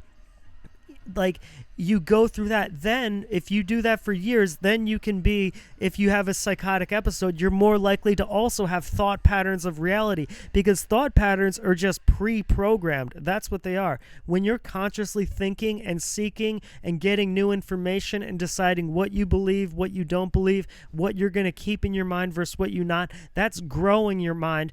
You're living off of autopilot of your thoughts and unconscious. So if your thoughts and unconscious are full in psychotic world, it's going to cause a lot of suffering to where you're going to end up in a mental hospital and or unable to function in reality. Now, if you follow the tactics I've talked about, you will also be able to like not end up there, because your thought patterns, your autopilot, like for me, my autopilot initially is, oh my God, that's a subliminal message just for me. It's about the fucking me being the Messiah and Savior and or people trying to stop me from being a rapper. But because I've thought so many times of it's just in reality, there's everything else out here, I'm just going to put on music, I'm going to drink my soda, that's where my subconscious automated thoughts go to so then I'm now back in the balance, which is how I can exist like the master of both worlds, the hero's journey. No, but it's like I can be between both worlds. I'm not psychotic schizophrenic. I have a little half of that, and I'm not in reality 100% like all of you lucky people. Well, not lucky people. There's the Mr. Beast numbers, but people watching this are, just trying to give you a little help. But that's the thing, is I'm like the guider of, like, you know how there's like shamans for people who do drug trips? I'm the fucking, when your life falls apart, your ego identity is shattered, you hit rock bottom, you lost every career, and you move to a crazy place, and then you start burst out and your brain goes psychotic. I'm the one to guide you through it. Like, I've been in psychotic land for, how old am I? Like a good 20 years. So I adapted to it, and I learned and I grew and I understood And it does help in a way because, again, it's rituals of control. But then again, so this is the thing, and I should have said this at the beginning. It is not your fault that you have a mental illness, but it is your responsibility to understand your intrusive thoughts, to change your thought patterns, to build healthier exercises so you can mentally be a part of society and not contribute to it negatively or harmfully, which I know is a weird thing because then you're like, well, wait, everyone else contributes harmfully to society, but it's about your mental health and medication. It is important to have medication, to have therapy, to have a decent something to talk yourself down. People sometimes have, positive influence. I don't even know the fucking thing, and it's a normal thing. Support group. That just shows you how weird I've been, where I've been in psychotic world. I couldn't think of fucking a support system, which is literally friends and family that can help you stay in reality. Unfortunately, some people have friends and family that brought them in a psychotic world. Who would have that? Who would have mentally ill parents that would bring them into psychotic world and then they had to unlearn it, and it's been a hellish process because reality was mean to them? Who would that person be? I'm just kidding. My parents were fucking awesome. I love them. I haven't spoken to them in years. If they ever need anything, just it is what it is. So, what the fuck was I saying? There's my soul. Hold on. We'll do the psychotic episode thing. I'll bring myself back into reality and say an excuse that I just wanted a joke. Okay, support system. Maybe that's the thing. Every time I drink a thing of soda, or not soda, every time I have a sip, it brings me back in reality. That's like my oxygen in the game. People are like, I always see you just have a drink, and it's like, maybe I would be so full crazy. Well, that's the fucking meme that females have, that or mothers have. I'm not me until I had my coffee, just like that. I'm not out of psychotic schizophrenic land until I have a sip of some drink of whatever I'm drinking. So support system and medication and things that work for you. Like for me, listening to music is what does it. It keeps me in reality and keeps psychotic schizophrenia of just like, it is what it is.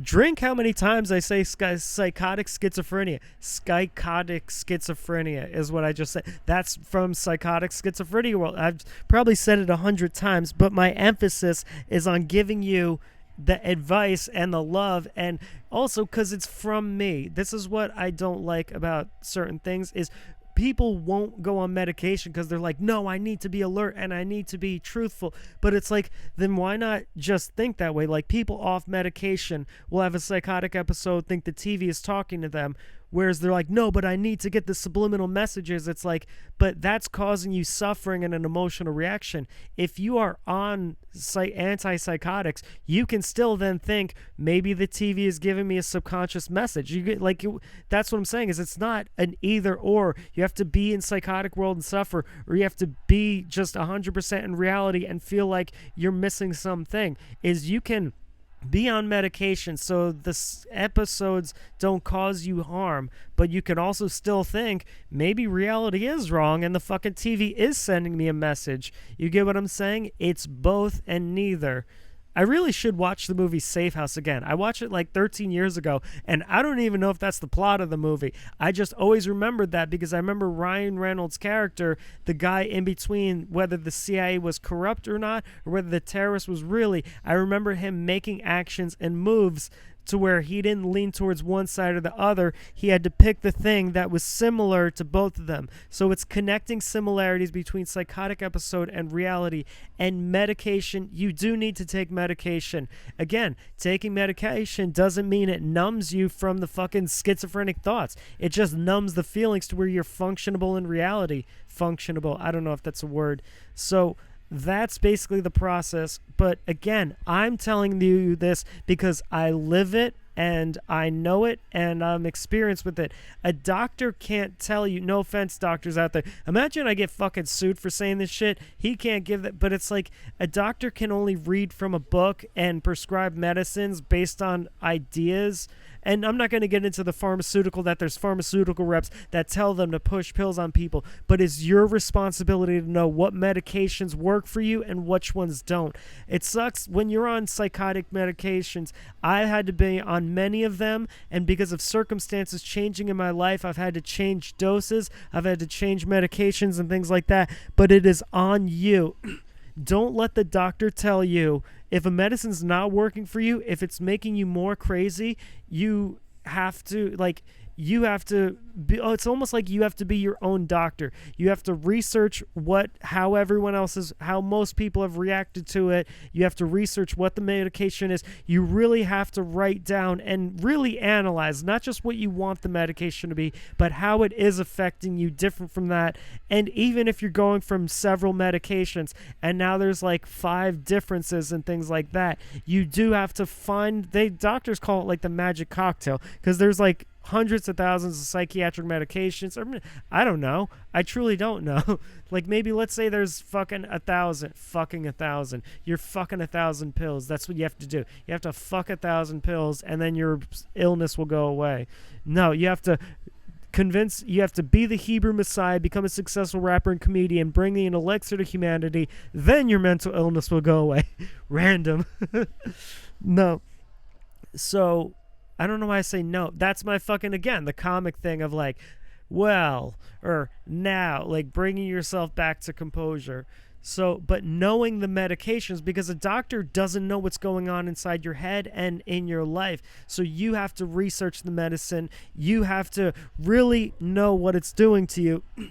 I'm sorry this hasn't been that funny of an episode, but at least it has the spark, because it first came in low energy. So that's my thing, and I feel so bad about the cut. Imagine I pride myself on having it as one consistent stream, but I don't have that ability anymore. So there's like 50 or 40 cuts. There's going to be a cut soon because I have to change. I think the album's almost over. Oh, see? I'm throwing callbacks within callbacks in each session.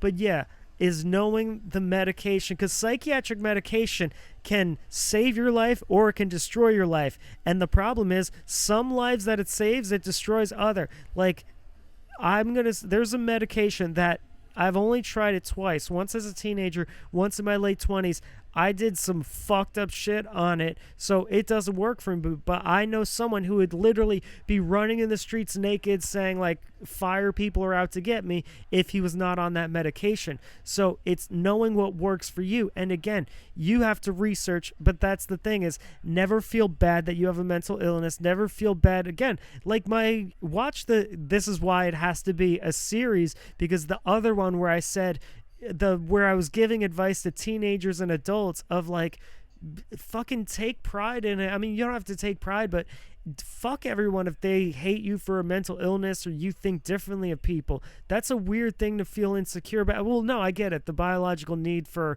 the peer support, because that used to mean survival back in the day. And obviously I'm like some kind of like fatalistic death goer. No, I don't have a death wish, but the idea of like, I don't need others to survive. Like, all right, we're going to get into a life of isolation on another session.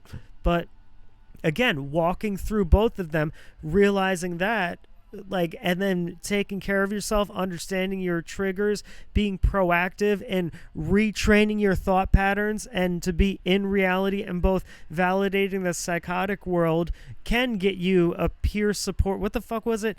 Safety net. What the fuck? I can't even think of it. That's how not isolated. I'm chilling, but fuck. Support system of peers. So it's like, there's just something about me saying, oh, other people helping you with your mental illness, that's fucking weird to me. But yeah, so you know what's going on inside you, but you have to, damn it. I just got really depressed.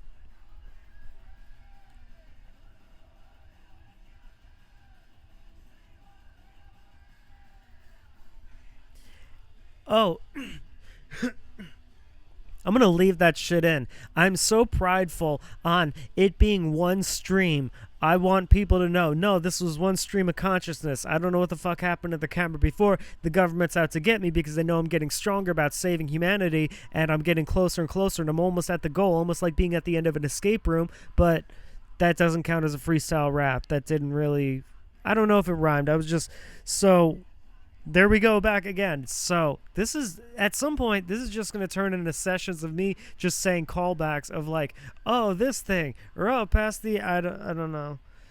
So, oh, don't feel bad about your mental illness, but it is your responsibility. A lifelong affliction, but it makes you stronger. It gives you the ability to help people. It gives you like the ability to, when you overcome that, you are stronger, you are mentally more resilient, you can be a better person than most. I know that's weird, but people are kind of banal and they're not really bad, but they're not really good. Whereas suffering from this, overcoming it, makes you a better person, and you spread more positive energy in the world. And that sucks because I'm applying that to me, and it's like, damn, the universe had to give me a severe mental illness for my life for me to become a great person. But I don't know, I was a good person before. But yeah, it's 20-year anniversary of being in psychotic schizophrenia world.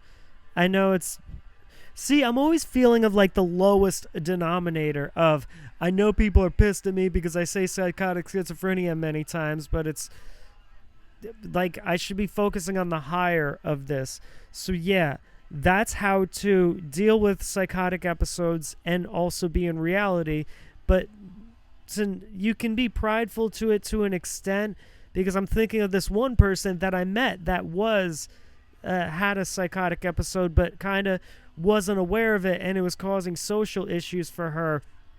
And one kind of went crazy thinking that they were like the queen and they were like trying to jump fences and everything. So there you go again, is acting as if it's true, but also recognizing it's just a schizophrenic episode, but then retraining your thought pattern, but then also taking responsibility and de-escalating your triggers, because it's not all the time, it's just certain things. Figuring out what your triggers are, then figuring out de-escalation, then reprogramming your thought patterns and training, and then understanding the balance of psychotic. Because I know one day I'm right. I know it's a subconscious spiritual war between angels and demons. I'm not schizophrenic. I'm not psychotic. That's just the front I put on for you guys. I fucking know it. I'm just kidding. Did I hit the 1 hour mark? I don't know. But that seemed like a perfect place to end it. So thank you all. I hope I saved advice. Sorry it wasn't that funny. Sorry it was weird energy. I don't know if I'm ever going to do this side of the couch again, but comedy special,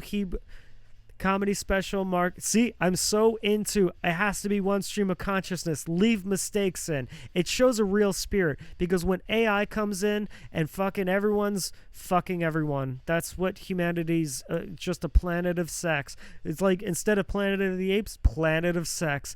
But no, of AI creating these podcasts and everything has to be so I'm leaving mistakes in, so you can know this is a real soul talking to you. This is a real spirit trying to connect and uplift people who have had this suffered affliction, because I love you and because I fucking need a resume to get booked in tri-state areas to have a fucking podcast. But I think podcasting is the lamest fucking thing ever, and I feel that more in my heart, more as I just did what was it, of where I traveled and did venues of music and comedy and made everyone share, and it was great and awesome.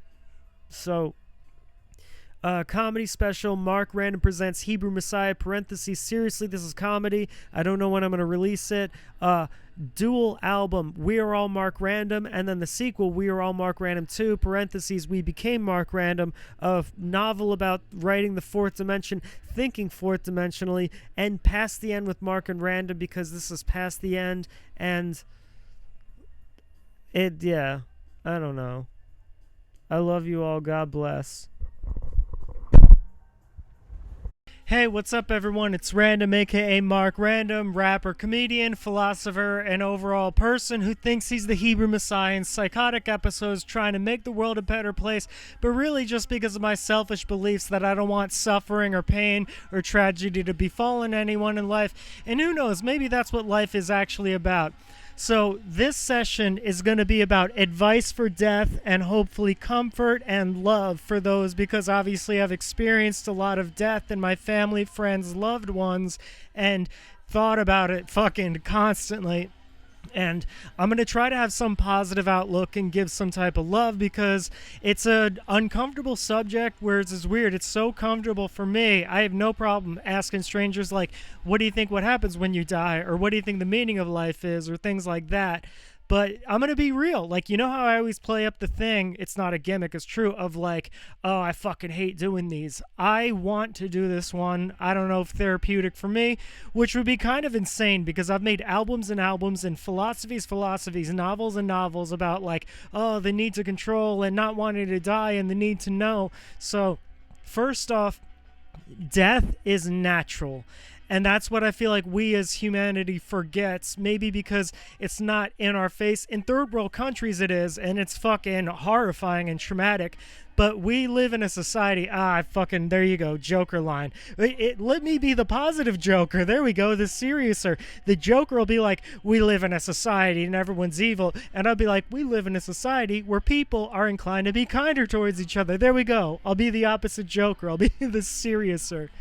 No, but societally, we almost negate our own mortality in terms of like, we watch movies and TV where only it's either in the moment, positive things, or a happily ever after, and or it's almost like stigmatized if someone dies young or dies tragically, when in the reality, everyone dies, and it's as natural as life, as natural it is to sleep, which that's a whole nother fucking what dimension is that, but as natural it is to eat. But there's such a fear to it because it's the unknown. And obviously everyone, the cliche, fears what they don't know, but that's like the ultimate unknown. Like when you study things in science, you're in a comfortable place of like a black hole, a wormhole. Think of life 100,000 years from now, but it's like, if you're in a situation, like let's say you're 30 floors up and you're looking down, you're not looking down at the ground, you are looking into another dimension. That's what's fucking insane. Or it might be an abyss of nothingness, or a dimension, at which case, like, I understand religion wanting to give some rhyme or reason, because it's like just logically, this can't not just be. Like, I don't think nothing happens after you die, purely because it's like, then this wouldn't exist in the first place. If we came from nothing and went into nothing, then what the fuck is this? You get what I'm saying? Even other planets and galaxies, the fact that it like created so far, where if Earth were miles closer to the sun, we wouldn't exist. If Earth was miles more away, it's like everything was in a perfect orbit. So it's strange how, like, maybe the stigma is we almost look at life too positively, too aspirationally, and so when death happens, it shakes up our core beliefs of like, wait a minute, I thought we were supposed to grow up, get jobs, family, get married, and have kids. But if my parents died young, or my friend fucking got shot and killed, or someone took the wrong medication and died, or someone got hit by a bus, what the fuck is that? So you can't compare your life to others of whether it's success or failure. You have to like accept the mortality of, and that's not to be nihilistic. That's the problem, is a lot of people can't accept death. But the ones who do accept death, they become completely nihilistic, like, well, fuck it doesn't happen. I'm driving 130 miles an hour. I'm fucking taking every drug possible. I'm fucking chicks with no condom in trap houses. I'm fucking loading guns and fucking fire and shit like that. And that, it does bother me an extent of like, what's the purpose of survival when time just takes us all away? It literally breaks my heart, like, because I've volunteered in senior homes, I've worked in hospice centers, and I've unfortunately had people in my life that were shot and killed, and that were died in like morbid deaths, like 2 a.m. only person on the road, hit by a car out of nowhere. I've had people kill themselves, probably because they fucking I had a joke and then I just lost it. I've had people overdose, and also because I'm a performer and specifically a rapper, I place myself in environments where people are more likely to die. Like the livelihood is more cheap than if I were an office spaceman. Office spaceman. Like there's cubicles and 9 to 5s in space. Like the space station, they just want to sell it to you like it's cool. Like, oh man, everything's great, it's rocking. But really it's like as upsetting that some people could feel in an office space.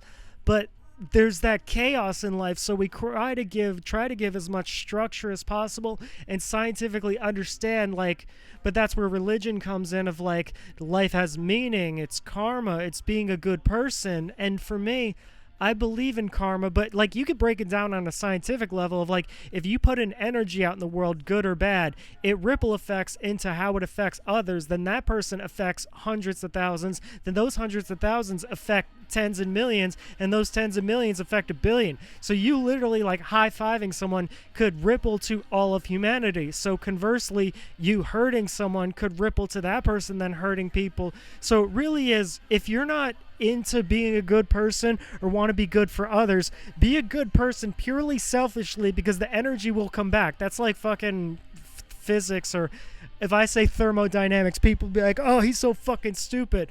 I am. That's why I'm doing these things. I feel like me individually, life is a ride, and I'm the one like, no one knows where the fuck the ride's going, and everyone else is chill with it, whereas I freak out and it's caused my mental illness and it's caused me to do crazy fucked up shit. But it's like I'm on the ride like, no, what the fuck happens, where's this ride going? And everyone else is chill. So like I could see the whole world laughing at me and mocking me, because it's like everyone, maybe that's what it is I'm conceptualizing, oh my god, what happens when we die, we don't know the meaning of life, but everyone else is just totally chill with it. It doesn't peak to them that that's something that should be at the forefront. Whereas to me, that's truly the belief I believe of what all war is. That's what all global power is. And that's what all conquering and all suffering is, because of that fear. We're biologically wired self-preservation. So survival, and it just, people don't realize that, so that creates an ego of identity, and that creates desire.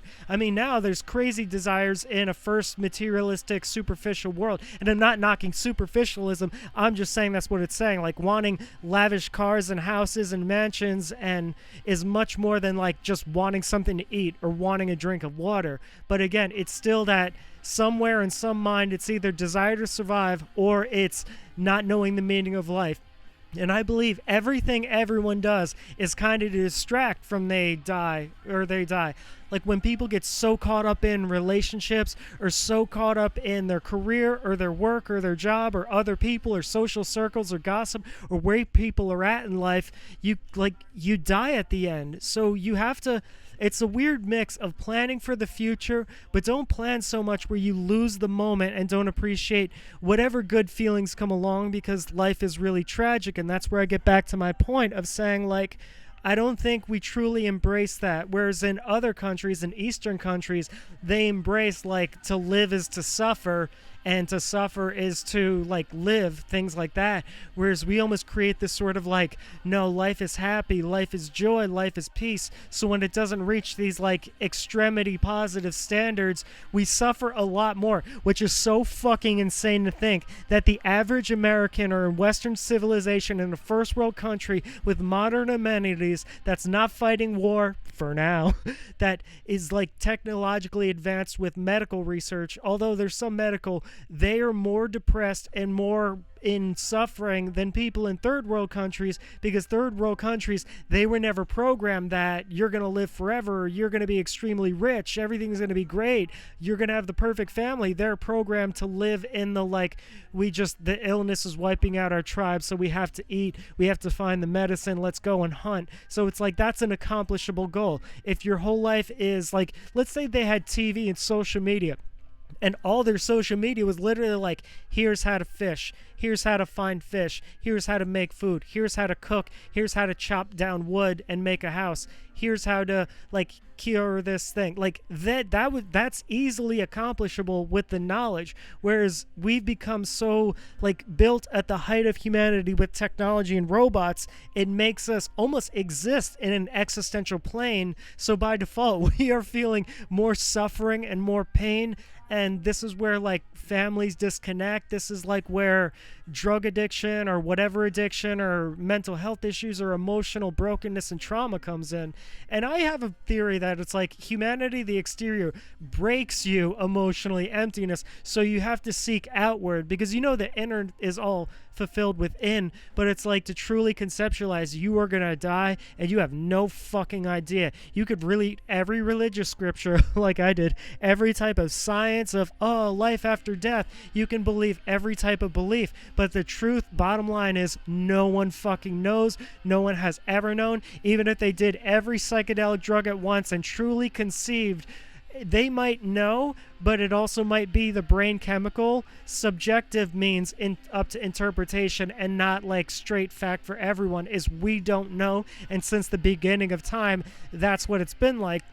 And for someone like me, it's extremely haunting and tormenting to the extent that I am literally like, what the fuck I am. My dodecagram from the cult I grew up in, all kinds of fucking symbols, literally naming myself random, which is dehumanizing, saying like, I'm not even a person, I'm just an energy that exists in all these wavelengths and frequencies, trying to make it for the better, because I know the terror of not wanting to die. I know the terror of watching like massacres or September 11th or war, reading about the Holocaust or reading about slavery, and like doing everything in my power to not be in that situation. But it's insane because you don't control dying. You don't control what your fate's gonna be. And my biggest problem in what it is like, and also then it hurts because it's like, let's say I love life a lot. It's like, I don't want to say goodbye. I don't want it to be eternal. I just wish I had control. And I feel like that's the craziest thing. Not even that we don't know what happens when we die, but that we just don't have control. Like, think of philosophical religious beliefs. If you're good, you go to heaven. If you're bad, you go to another place. Or biding, or reincarnation to do life right. There's no objective per thing how to do life right. There is no, like, some people are just wired differently, low IQ and things like that. Like, so it's like, I feel like it's a forgive them for they know not what they do, is no one knows the meaning of life, so people can try the best. But if some humans are literally subhuman, biologically wired monsters, it's like, I feel like no one would choose to do bad if they knew better. So it's like, for people who don't know better, creates life to be suffering. And then this is where I get on my fucking genocide, exterminate, the Illuminati's right, eugenics thing, is it's like, you have to level out the negativity, but it's like, also, it's not their fault at the end of the day, because it's like, they are born with the biology and genetics of the bloodline that every single thing brought them to that place, and every single action reaction, like chemical synapses in the brain, are like the way human motions and perception and their repetition, thoughts and patterns created them. And the only hope is to be as aware of that as you can, and to try to alter that, to try to like, I'm going to retrain my thoughts, retrain my emotions, my associations to things, my environment, habits about myself, things about myself, self-betterment, the type of information I put in, the type of things that I do for work to figure it out for some type of positive. And it's like, we're all in this uphill battle and we get destroyed. Like, we're in such a like modern amenity. We should appreciate, like, food can be brought to your door. We have places to live where we're not fighting threats. We have like fucking running water, but it's like, we have technology that has like every kind of fucking form of entertainment, whether music, fucking video game or things like that. So it's like, we need to chill and realize that we made it to like the top of Mount Humanity and everything else is just busy work, but also be humble enough to realize this could be blown back to the Stone Ages. You get what I'm saying? Like nuclear war is like, I hate people edging that on, because it's like, let's say you annihilated so much of humanity. You don't have the internet, you don't have the electrical grid or technology or cell phone, right? And then there's like 100 people in a tribe. That's only 2 more generations before they forget all the medical knowledge, all the historical knowledge, all the medicine knowledge, all the like food of what kills you or not, all the survival skills, and then you're back to fucking caveman days in 3 or 4 generations, and with no history, no, like, not even an English language, because other people will slowly communicate differently, which kind of goes to the theory, the philosophy of like, we're all one collective energy experiencing itself. But still, death is scary, and for me, I'm just caught in this perpetual cycle of trauma from near-death experiences that I can't even fucking say on songs or podcast and shit stuff. This is a session, not a non-cast. I still can't claim that because of my beliefs on that. Maybe that's the meaning of life, is me to accept doing a fucking podcast. Like God will come down and be like, you did it, you saved the world, you just accepted you were doing a podcast. Not a docuseries, not a music transition session, not a comedy performance laying down. That's what it is. But it's terrifying to me each fucking day. Like every time I get in the car, every time I go to the store, every time I'm going up the stairs, every time I'm like turning on water and it gets too hot, it's like that could have been a slip and a fall. That could have been a falling down the stairs. Gravity is the #1 fucking killer. Say that should be in history books. Think of the fucking like, oh, these genocide leaders, they're evil. No, gravity is fucking evil. Like it feels so indifferent to people's lives. On a train, it could crash. I could fall off the train and it could hurt. Like it goes through my head. Maybe that's why I'm insane, and that's what insane people are, is I just think of that every single moment. Literally like walking through my apartment, and like if I slip and fall but my head doesn't hit something, I'm like, oh my God, thank you, because I realize like every moment is death. That's why I go out at certain times and things like that. And especially because the lifestyle I live, with the people I live, and the type of environment and the shit I pop off in my comedy, there's the more risk factor. But so it's like, for me, I hate the concept of reincarnation, or even I want an afterlife, but the meaning of life is we don't control. Like, we don't get the option. We're just put into this existence and then consciousness, and then we're trying to figure it out. We're trying to like make some sense of it, some rhyme or reason, but we never can. So we do this busy work to try to keep our focus off of it. But it literally like breaks my heart of like seeing people die or grandparents die, and it's like, well, are they gone forever? Did they only mean something in this life? Like, why can't I just hop out of the reincarnation cycle? Like, I don't choose this. I don't choose to be alive. Now I'm fucking in this, and now I'm terrified to die, but I don't choose to die either. So it's like life is a process of letting go. Like, our bodies just break down. Time just breaks us down, makes us weaker, makes our mind weaker, makes everything. So it's like, what if humanity is doing its best trying to control creating this eternal life in automated computers, or uploading their consciousness, not knowing whether there's a soul or some afterlife, but it's like we're just meant to die. Like, we're literally here just to die. And if that were programmed, if that were in movies, if that were in fucking history books, I mean, I have a joke in my act saying we would be praising fucking genocide leaders as heroes. You got them off the planet faster, everyone would be pro-abortion, but then it's like, then what is the point? And unfortunately, not to be nihilistic, but that's how I live. Like, I never saw myself, I want a house, I want a long-term career, I want a family and have kids, because I want to get this shit over with, because I don't know, I don't have any control, so I just fucking want it over with. And not to say I'm suicidal, I'm in life trying to give as much love as possible, so I'm here to give you love that you're not alone, and here to help you intellectualize that it's going to be okay. And I think we need to understand that is animals don't fear death. I mean, they do right at the end, but it's like, that's what life is. Life is to die. It's the same thing. So I don't know why. I think maybe because, again, there's that thing of like, God bless another day. We get another day. Well, they're 6 feet deep. They're now eternal. Like, they're resting. Rest in peace. So we believe death is a lower level, or consensusly a lower level of consciousness. And to me, in infinity, with the amount of level of consciousness, whether psychedelics, whether sleeping and dreaming, whether other galaxies, black holes, other dimensions and universes, why would there only be 2 levels of consciousness, awake and sleeping and dreaming? Like, what if death would be something more? So the idea that there's this fear of like, you don't want to die, or God bless, or things like that, to me, it contradicts itself and becomes a paradox. But I understand why it exists, because if we did praise death as like oh, my family died in a car accident, now they're in the next life, it kind of makes this one meaningless. So it literally is like, all right, we're here, how can we just fucking die? So there has to be some purpose, but then in that purpose is developing relationships, developing love, because then you say to yourself, my ex who fucking got killed, or my ex who fucking shot herself and died, like, because she had terminal illness and she went out like a fucking champ. But it's like, if I never see them again, it's the sickest feeling in the world, but like my consciousness, I guess death would make me okay with that. But at the same time, having to relive life is a horrifying thought. And then everyone's saying, well, your memory would be erased so you wouldn't know. And to that, it's like I don't want to disobey God. I'm not some Luciferian, devil worshipping satanic, but I do want a case before God of like, yo, this is fucked up. There needs to be ultimate forgiveness, ultimate compassion, eternal forgiveness, eternal compassion, eternal love forever in infinity, because just by default of we don't know. There can't be reincarnation because we don't choose. There can't be this unknown consciousness, and now because everyone's more into computers, well, it's just a simulation. Well, it's like, then why fucking choose to go in the simulation?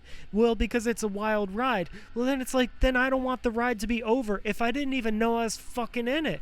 You get what I'm saying? Or does everyone know that and I'm the only one? Like, what's that sophism of like, everyone knows it's just a ride, so they're just enjoying it and they feel good every moment, and I'm the only one fucked up over it, like I don't know it's a ride. I mean, that's the row, row, row your boat, life is but a dream, like gently down the stream, merrily, merrily, merrily, life is but a dream, of like life is a collective dream of all of our energies. But then it leaves some people out because by default that means there's going to be tragedy. You can't have positive without negative, at least in this dimension.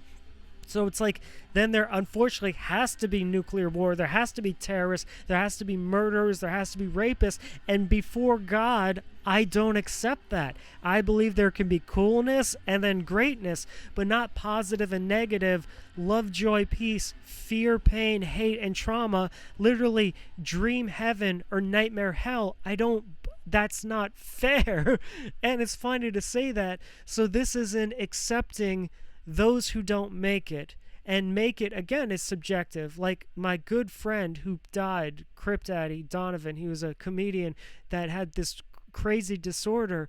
It's like you think of his life as a tragedy, but it's like, well, he wasn't supposed to live past 8. But then it's like, well, then what's the value of life if some kids die, some kids live, some kids become fucking billionaires and get their dick sucked every day. Some kids just every day is like a waking dream. They get to have fun, they get to have parties, they get to do a job they love, versus people who are just like suffering in homeless shelters or in hospitals, things like that. It's like, it hurts. And it's not one of those compare. And that's the one thing I would always say to people is never compare your life circumstances, because anyone who you perceive at the top, they're one fucking bad day away from losing all their money, losing their family, losing their career, losing their fucking mental sanity, and losing their health. So it's like, A, we shouldn't root for people that crash and burn. We shouldn't want people to crash and burn. And that's the fucking thing with canceling, is people feel miserable with their place in lives. They think other people have it better, so they fucking want to stigmatize them, so they're fucking lose their livelihood and their job, and that ends in them losing their family. And it's a sick cycle of people not being okay with death or life, where they are at life, not being content, so they want to destroy others, and they create more destructive energy.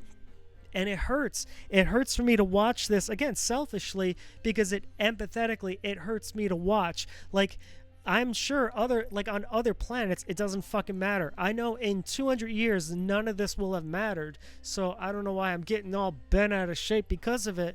But it fucking hurts every day. But fucking hurts. No Diddy, or all Diddy. There we go. If I heard Diddy is like, yo, I don't know the meaning of life, I don't know what happens when we die, I'm terrified, traumatized, that's why I do the shit I do. It's like, I don't think that's a morally thing to do, but that's a completely justifiable answer. Like, I completely understand. And maybe other people don't. And maybe that's why, unfortunately, people like this are the outliers.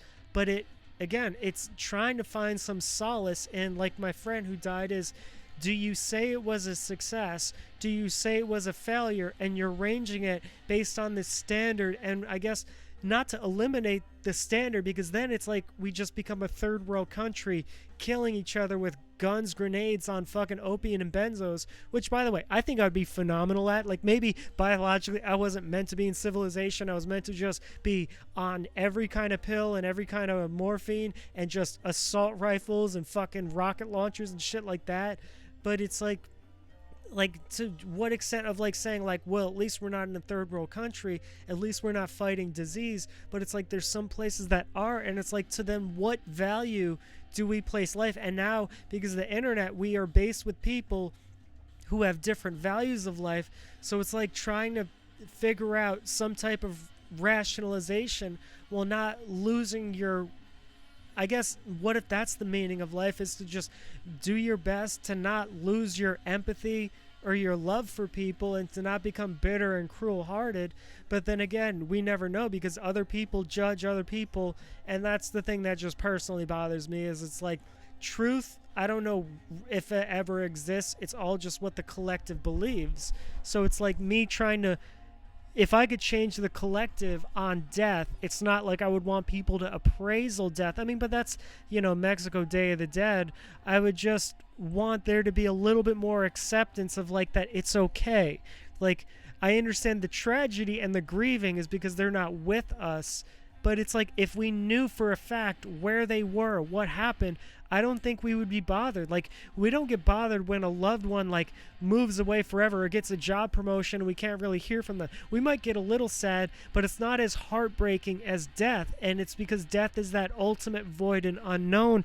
And I wish I could console people and make them okay with that fact, because I'm very scared. It's like, again, it's purely just the helplessness I feel of like, I didn't want to be born. I know it's an immature excuse, and you can't use that as an excuse to do shitty things. You are born, you didn't control it, you have no fucking idea what happens when you die, but you still got to do your best. You still have to strive, you still have to go forward and everything.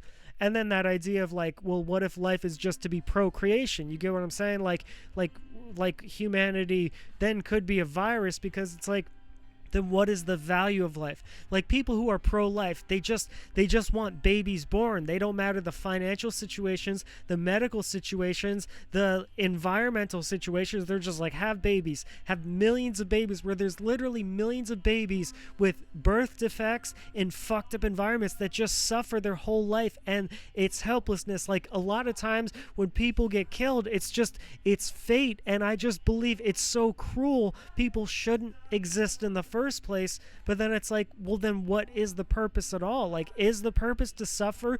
And then we should be praising, like, if there's someone and they're born in a third world country, and then they have an illness and they're slowly sickly wasting away, and then they're at war, and then they're starving. Like, if that were put in all the movies as this is what life's supposed to be, and then everyone strived towards it, and then everyone procreated specifically for the purpose of having that child suffer and cry and be in pain all the time and be terrified and have mental defects. It's like people who commit crimes and then they're in jail and then they're suffering. It's just like torturing animals. This whole planet is like something torturing all these animals because they don't have the knowledge, they don't have the awareness, they don't have the meaning, and it's just like, it just fucking sucks, and it's not fair. And I would go before God having this conversation, and like, that's what it is. Maybe I could barter for humanity. I would be the savior of like, God, just let him know, or God would tell me first, and then we would talk out whether humanity should know. Because like I said, if God let every humanity know on the planet, like all in unison, every 8 billion person, that it's like death is just like a test run, and then there's a new life, but you're God in that life, and then you control, almost like some S&M switch shit. Like, you were the submissive slave here, and now you get to be the dominant master. Like, you get to be God and create a species, and then God could be like, now you know what it's fucking like to create a species that you want to be happy, and they do nothing but be shitty towards you.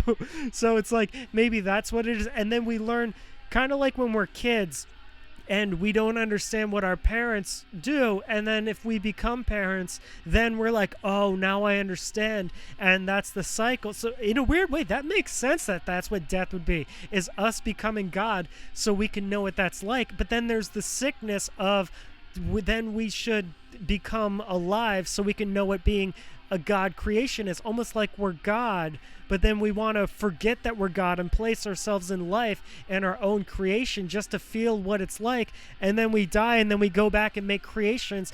And I would have no problem with that if we could decide, if we could know. Like, all right, let's say I fucking die, which, the odds are we're getting there. This is past the end with Mark and Random. This is not hopeful beginnings, or this is not tailing the end. This is past the end with Mark and Random.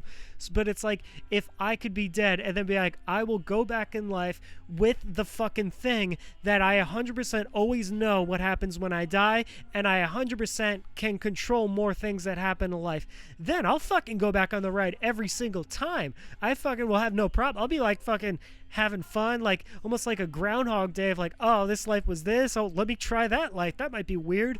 But then again, like, that's what they say, those religious beliefs of like, you made a soul contract. And I get why people say it, to make them feel better about like I can't imagine someone making a soul contract to be a genocidal rapist of like, I want to be that horror, I want to cause that damage. But it's like, if everyone's playing all the roles and none of the roles at the same time, and it doesn't matter when we die, that creates a pretty fucked up cycle of, then it's like, again, like genocide leaders being praised as fucking comedians, which maybe I could warp history with that. Maybe this is the only video left, but they could still complete the English language and understand what I'm saying. Or maybe psychically they could just feel my vibe and everything like that, and then it ripples for eternity.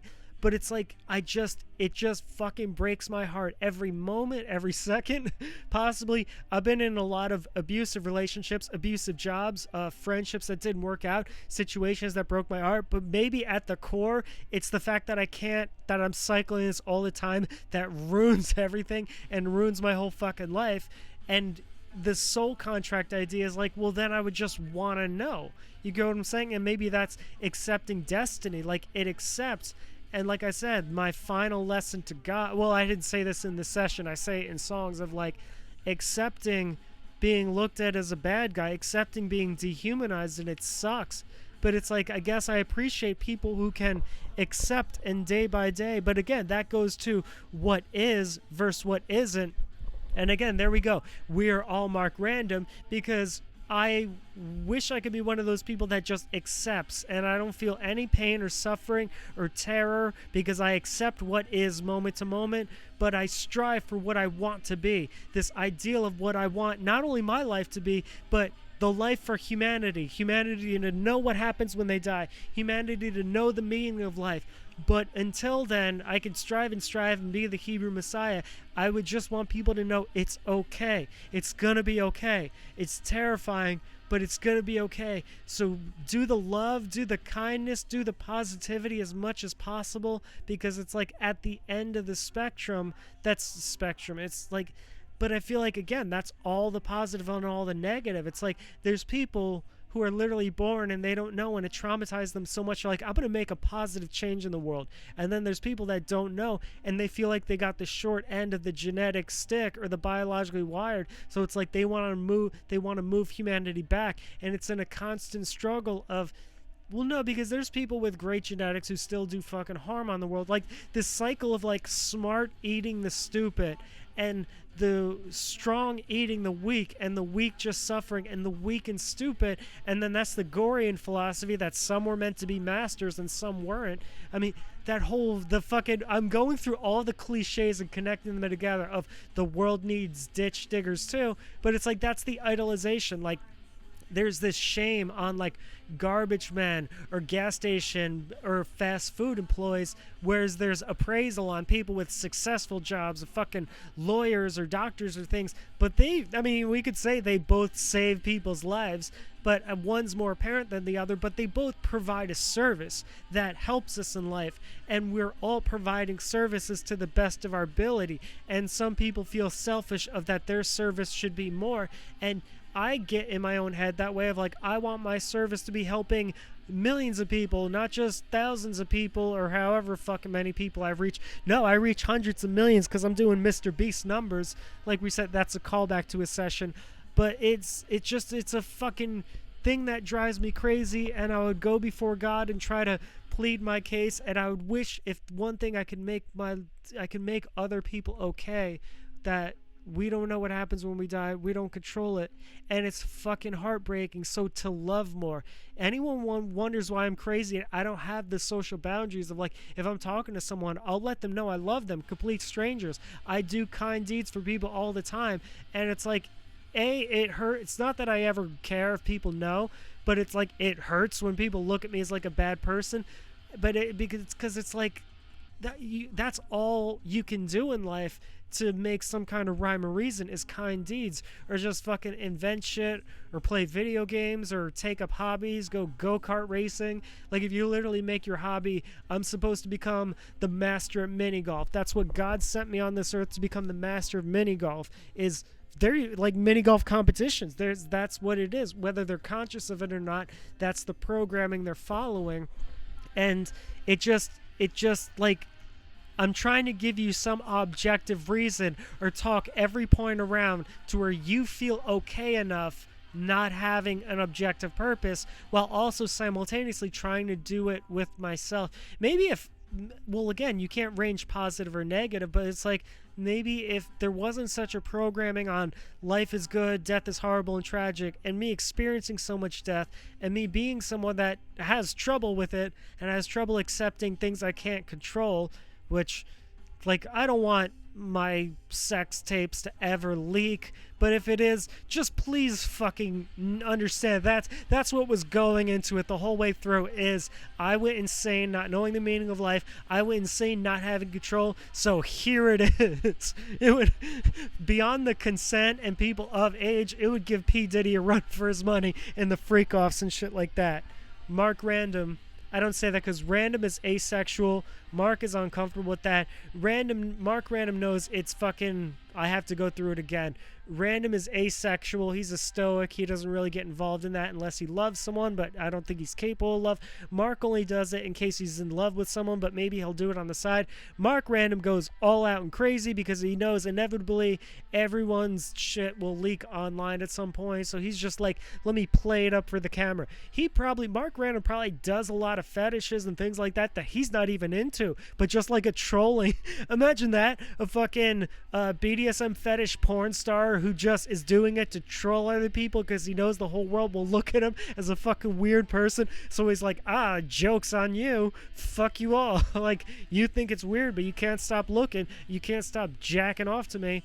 And I've tried to do things like that, but it's never materialized, where I do philosophy porn, philosophy adult videos, philosophy porn, where they're laying out their session and they're like, we're doing a ritual of what we don't control, or this is connecting to the Dharma, so we're creating good karma, or shit like that, while the scene's going on and everyone's wailing away at everyone and having a ball.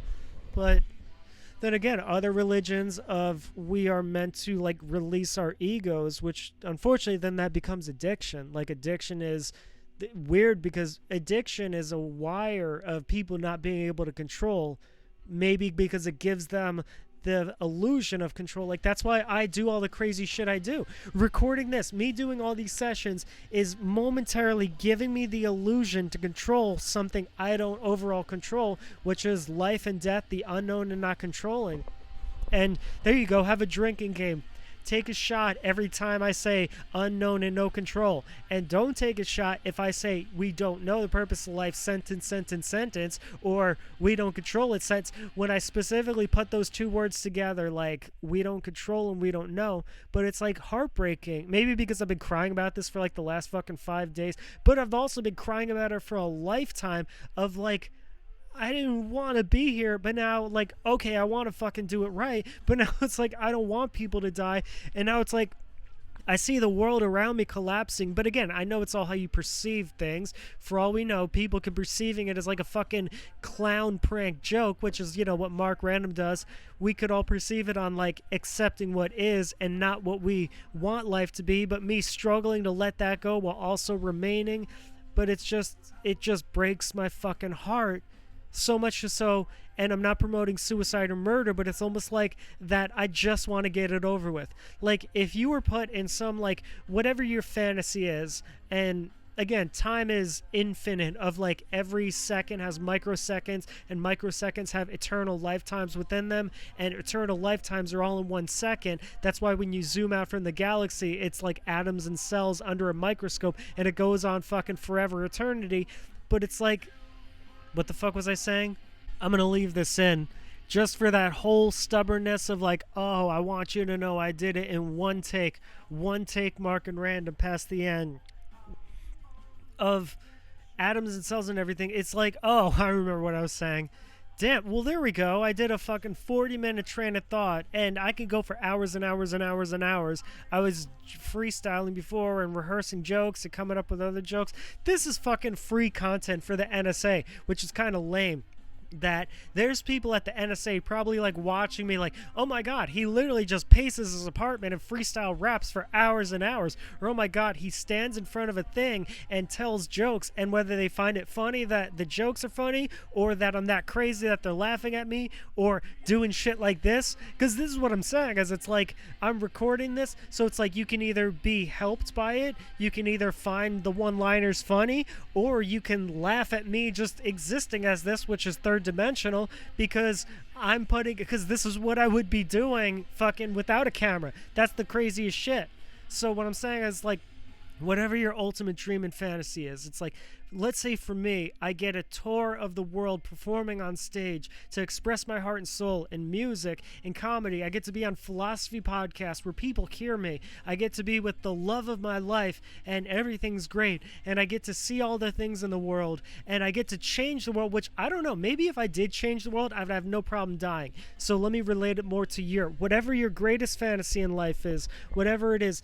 If you spent a year of that, but then it was going to go away, like, how do you enjoy that year? That's the ride that everyone's laughing at me, is they know how to enjoy the ride of life. I do not know how to enjoy the ride of life, because all I'm thinking about is this fucking death. It's this fucking, like, black hole, fifth, sixth, unknown dimension of eternity that's going to punch me in the fucking face. So it's like, let's say you would, whatever your favorite thing in the world is, your favorite activity, your favorite person, like whatever your fucking sex fantasy is, you're gonna go to dinner, have that sex fantasy, travel to your favorite place, do your favorite hobby, right? And I say that's what you're on, but at some point you're gonna get punched in the face and it's gonna end. Like, how do you enjoy the dinner, or enjoy the sex, or enjoy your hobby, or enjoy the travel? Like, all right, when's the punch in the face coming? When's it coming? Like, you could just be on the top of this thing and then boom, death right there. And it's like, so for me, I just maybe, I don't know, there you go, laugh at either the punchlines I'm saying as a two-dimensional comic, or laugh third-dimensionally. I don't know how to enjoy life, because the unknown and no control makes it tragic for me. And then the good things, knowing that it'll end at any moment and I don't know what will happen, almost like I force myself to look at life only negatively, because it breaks my heart so much that if I feel the positivity, it's just going to go away. Kind of like that, it's better to love than lost than not love at all. Whereas I'm in the like, life is loving and then it's lossing, but then I guess death would be not loving at all. There we go. The whole cycle is, can we love and loss and not love at the same time, and feel both paradoxically, or at least control, or at least know why, or at least have something to acceptance? And maybe that's what it is. Maybe the reason I'm bitching into a microphone every fucking day for the last 24 years about not knowing the meaning of life is because I don't know, whereas other people, they maybe don't know, but they've settled into an answer that gives them like feeling like they know, so they can accept what is. In fact, that would fuck up my album concept, because we are not all Mark Random. Like, I always say we are all Mark Random, because not knowing the meaning of life and what happens when we die fucking destroys us. But it's like, if the reason people are okay on the ride of life, or okay enjoying moment to moment without being sad, is because they are comfortable and I am not, or they accept what is, whereas I suffer of what I want life to be. Maybe we are not all Mark Random, but it's still. And I'm sorry if there's fucking people watching this and they're like, oh, let's get some philosophy on death or whatever, and it just makes them think, and then, oh my god, what if I'm fucking traumatizing people with my illness? Like, I have the virus. Like, everyone's cool in life. They accept not having control, so they don't need to do weird shit to try to control it, or do weird fucking dodecagram random street rituals or songs and performances to try to control it, and they accept what is, not what they want to be, so they're okay not knowing.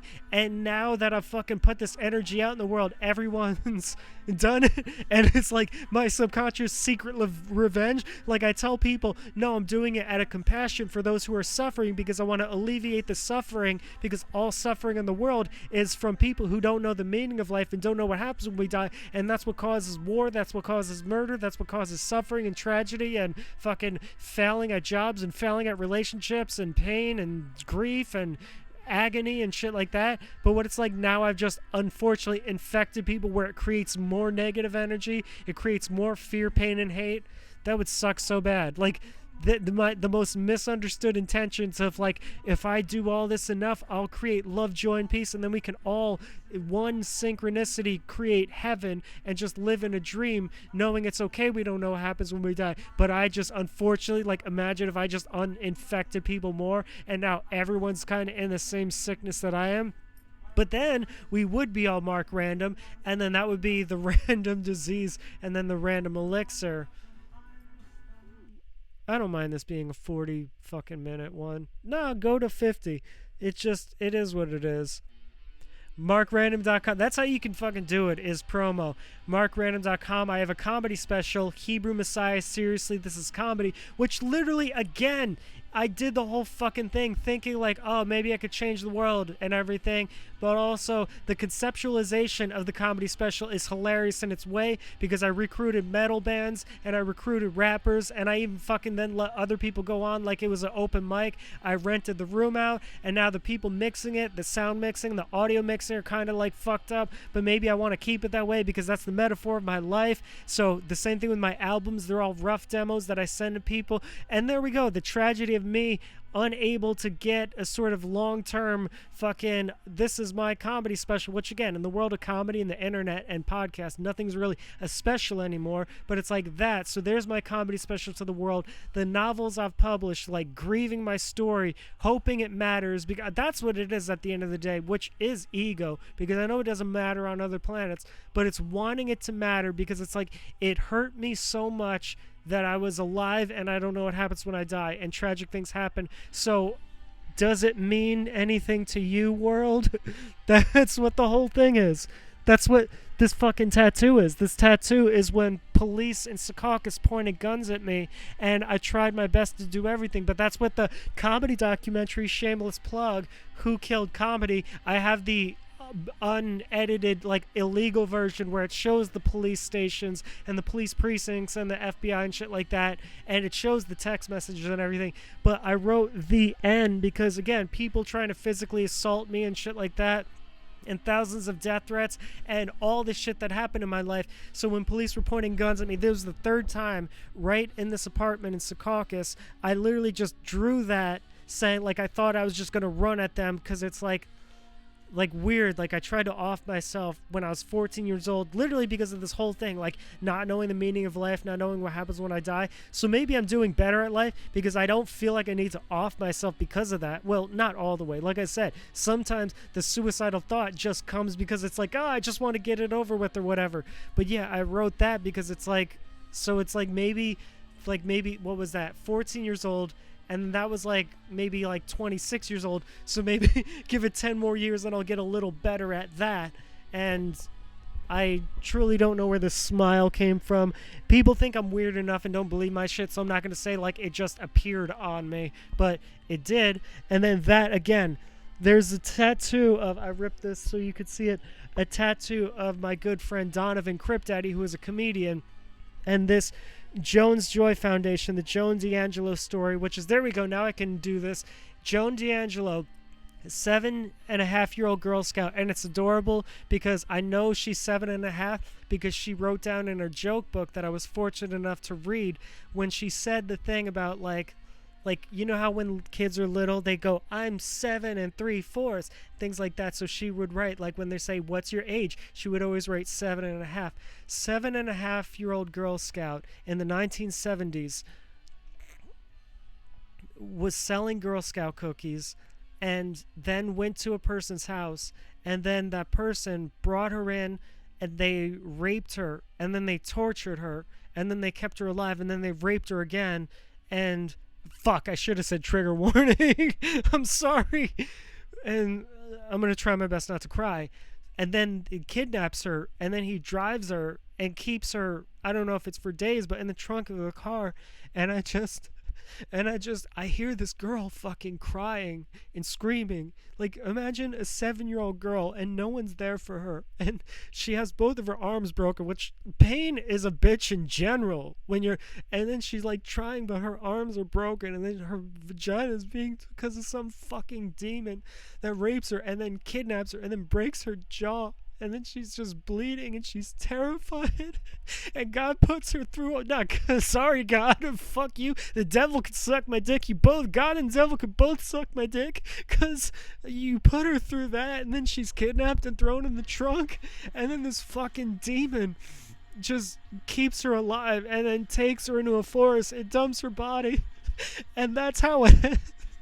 And I've been hearing this girl's voice. I'm very thankful to God that I got that. That's what it is. God is a sadomasochist BDSM master. He gives you the ultimate love and the ultimate suffering. That I wanted to be my top performances, that I was able to work with this benefit and help out these other children. But for an event like that to occur and to just know that girl went through that, I've been hearing her voice since I got the job in June, August, just July. I don't know why I'm saying sorry to July. Maybe the planet's rotation one does have consciousness and I left it out, and now it's going to fucking kill me because I left it out. June, July, August, talking to these kids, having tea with these parents that had these horrible things happen. And the symbol of Joan's, I keep saying her name wrong. I'm so sorry, Joan. And I keep, because I'm insane and because this is the worst year of my life of fucking losing family and losing people I love and losing other family that I don't want to say, but if you follow the trails, it could be the worst year of my life. And then finding out people that I know were actually like murdered and corruption, and then job loss, and then my name being spread worse, and then other family being sick, and then financial loss, and then being in a clusterfuck living situation, and then just having messed up things, and then new things with my mental illness. And that is 7 things. Some people, like exes from 15 years ago, catching crazy charges that are just breaking my heart, and all this suffering that I don't control, right? So, and then meeting this story is I kept hearing this 7.5-year-old girl cry every day, and in my mind I imagine hugging her, and I imagine keeping it together for her. But overall, if she can go through that, I could go through whatever the fuck life has. And the same thing with Crip Daddy, and the same thing with my ex-girlfriend who shot herself, is if that 7-year-old girl can go through that, fuck. I'm not gonna cut it because I want the time. I want you motherfuckers to know that, no, I didn't make cuts and edits so I can go on a whole fucking rant. Is if that 7.5-year-old girl who was a ballerina, who sold Girl Scout cookies, who had a joke book, if she can go through that, then we can go through anything. We can, like, fuck life, fuck God and the devil. They can suck my dick. Death can suck my fucking dick.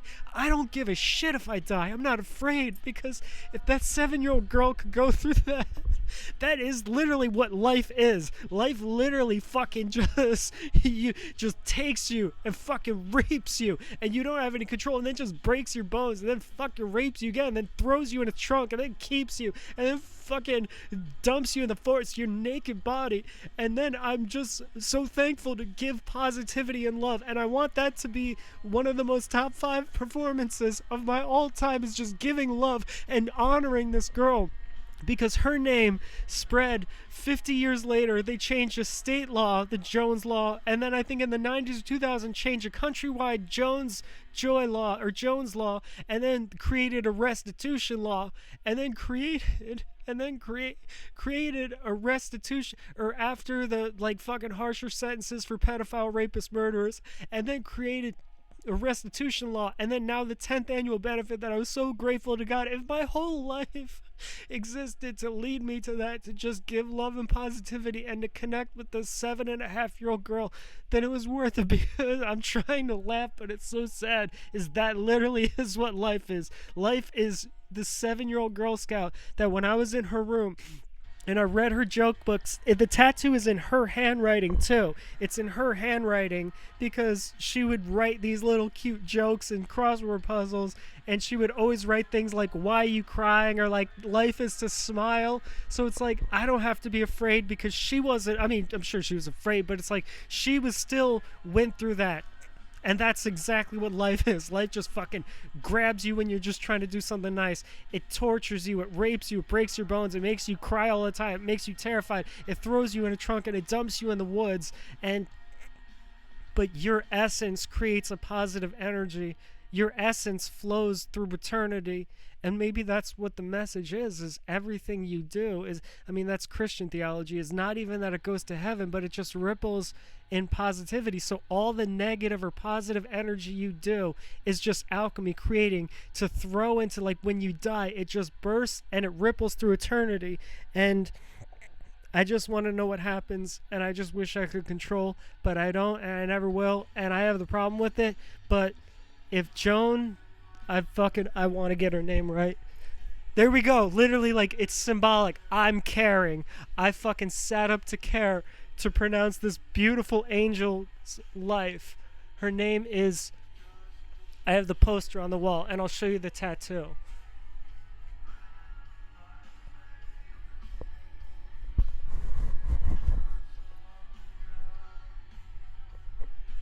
Her name is, and the mother said, you can pray to her and she will give you the answers. She will make you feel okay with everything.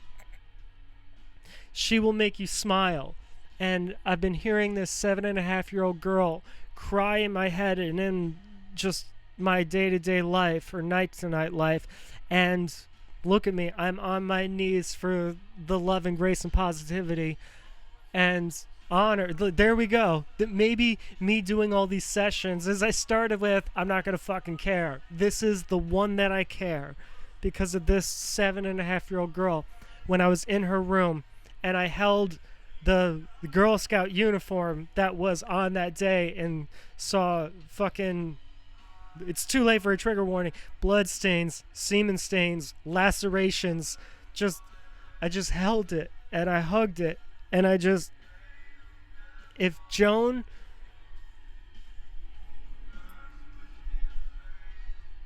Angela D'Alexandro, there we go. There we go. 7.5-year-old Girl Scout murdered in the 1970s made Mark Rutan, RanDoM, and Mark RanDoM care enough to give that information. If that 7.5-year-old Girl Scout could go through that, just like a metaphor for life, I can go through it without fear. And I thank God every day that story came into my life, and I have that connection with Joan. Sweetheart, I'm sorry if I fuck your name up. I can't read this far away. Joan Angela D'Alexandro. Joan D'Alexandro. And everything, I know if I fuck up in life, it is what it is. If I'm scared, it is what it is. But I'm going to try my best to do positivity in the name of Joan Angelina D'Alexandro. So there we go. The session where I care.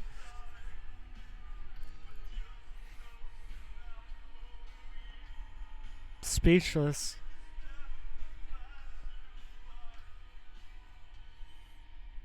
And there we go. Eliza, I always wanted people I get on the internet, everyone's less evolved. Go back into my dating advice episode where I talk about, like, but I get people have, like, wafu or, like, sex pillows and stuff. But Eliza was a daughter I was supposed to have.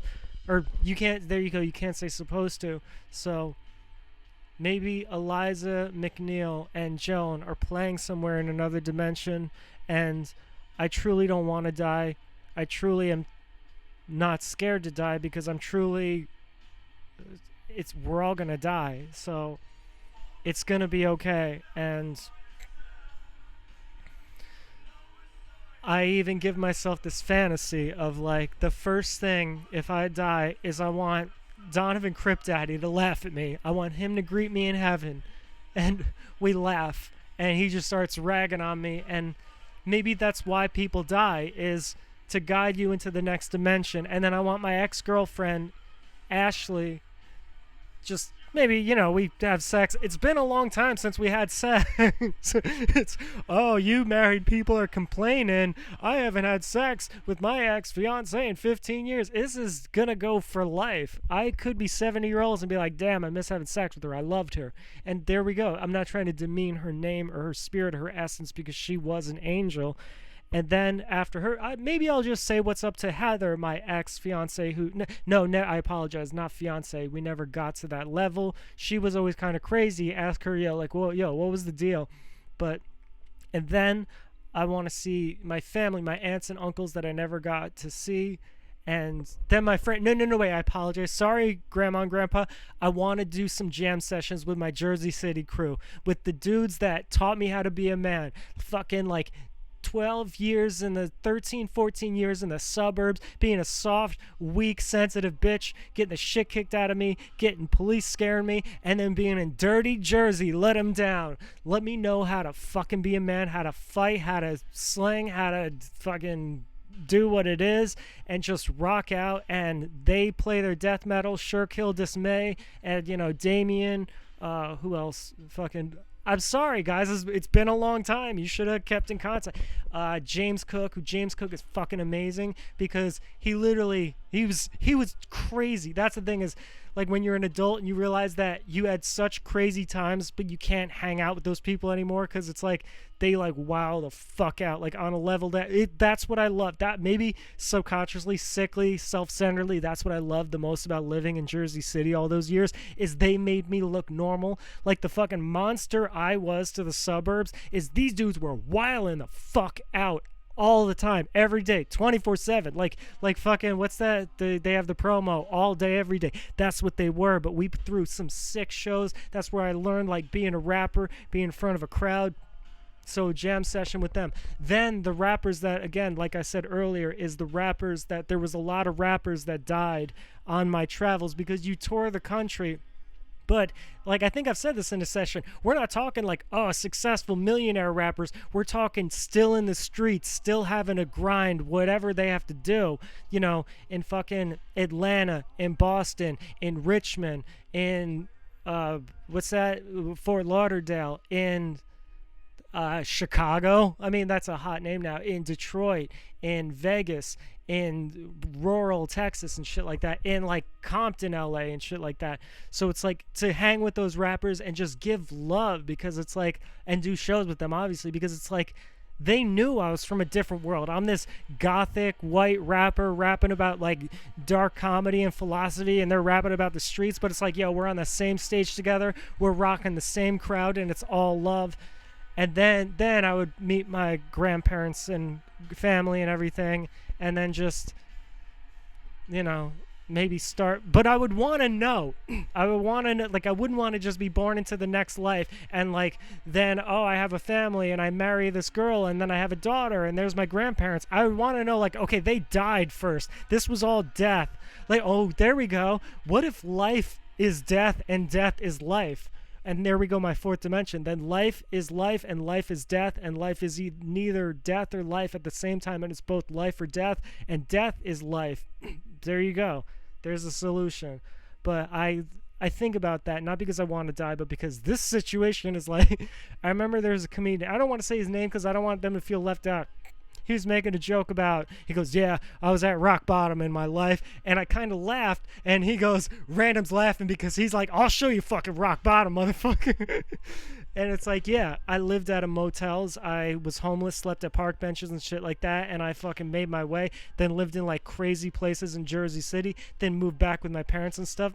And then I always wanted to pay rent with my parents because I always had this I want to be self-sufficient. I almost thought of getting myself emancipated because I wanted to start working at fucking 14 to 15 years old. But also I was developing mental illness and the world around me was kind of scary, as per me saying that suicide attempt. So that dodecagram, the cult I can never leave, deliverance of it is what it is.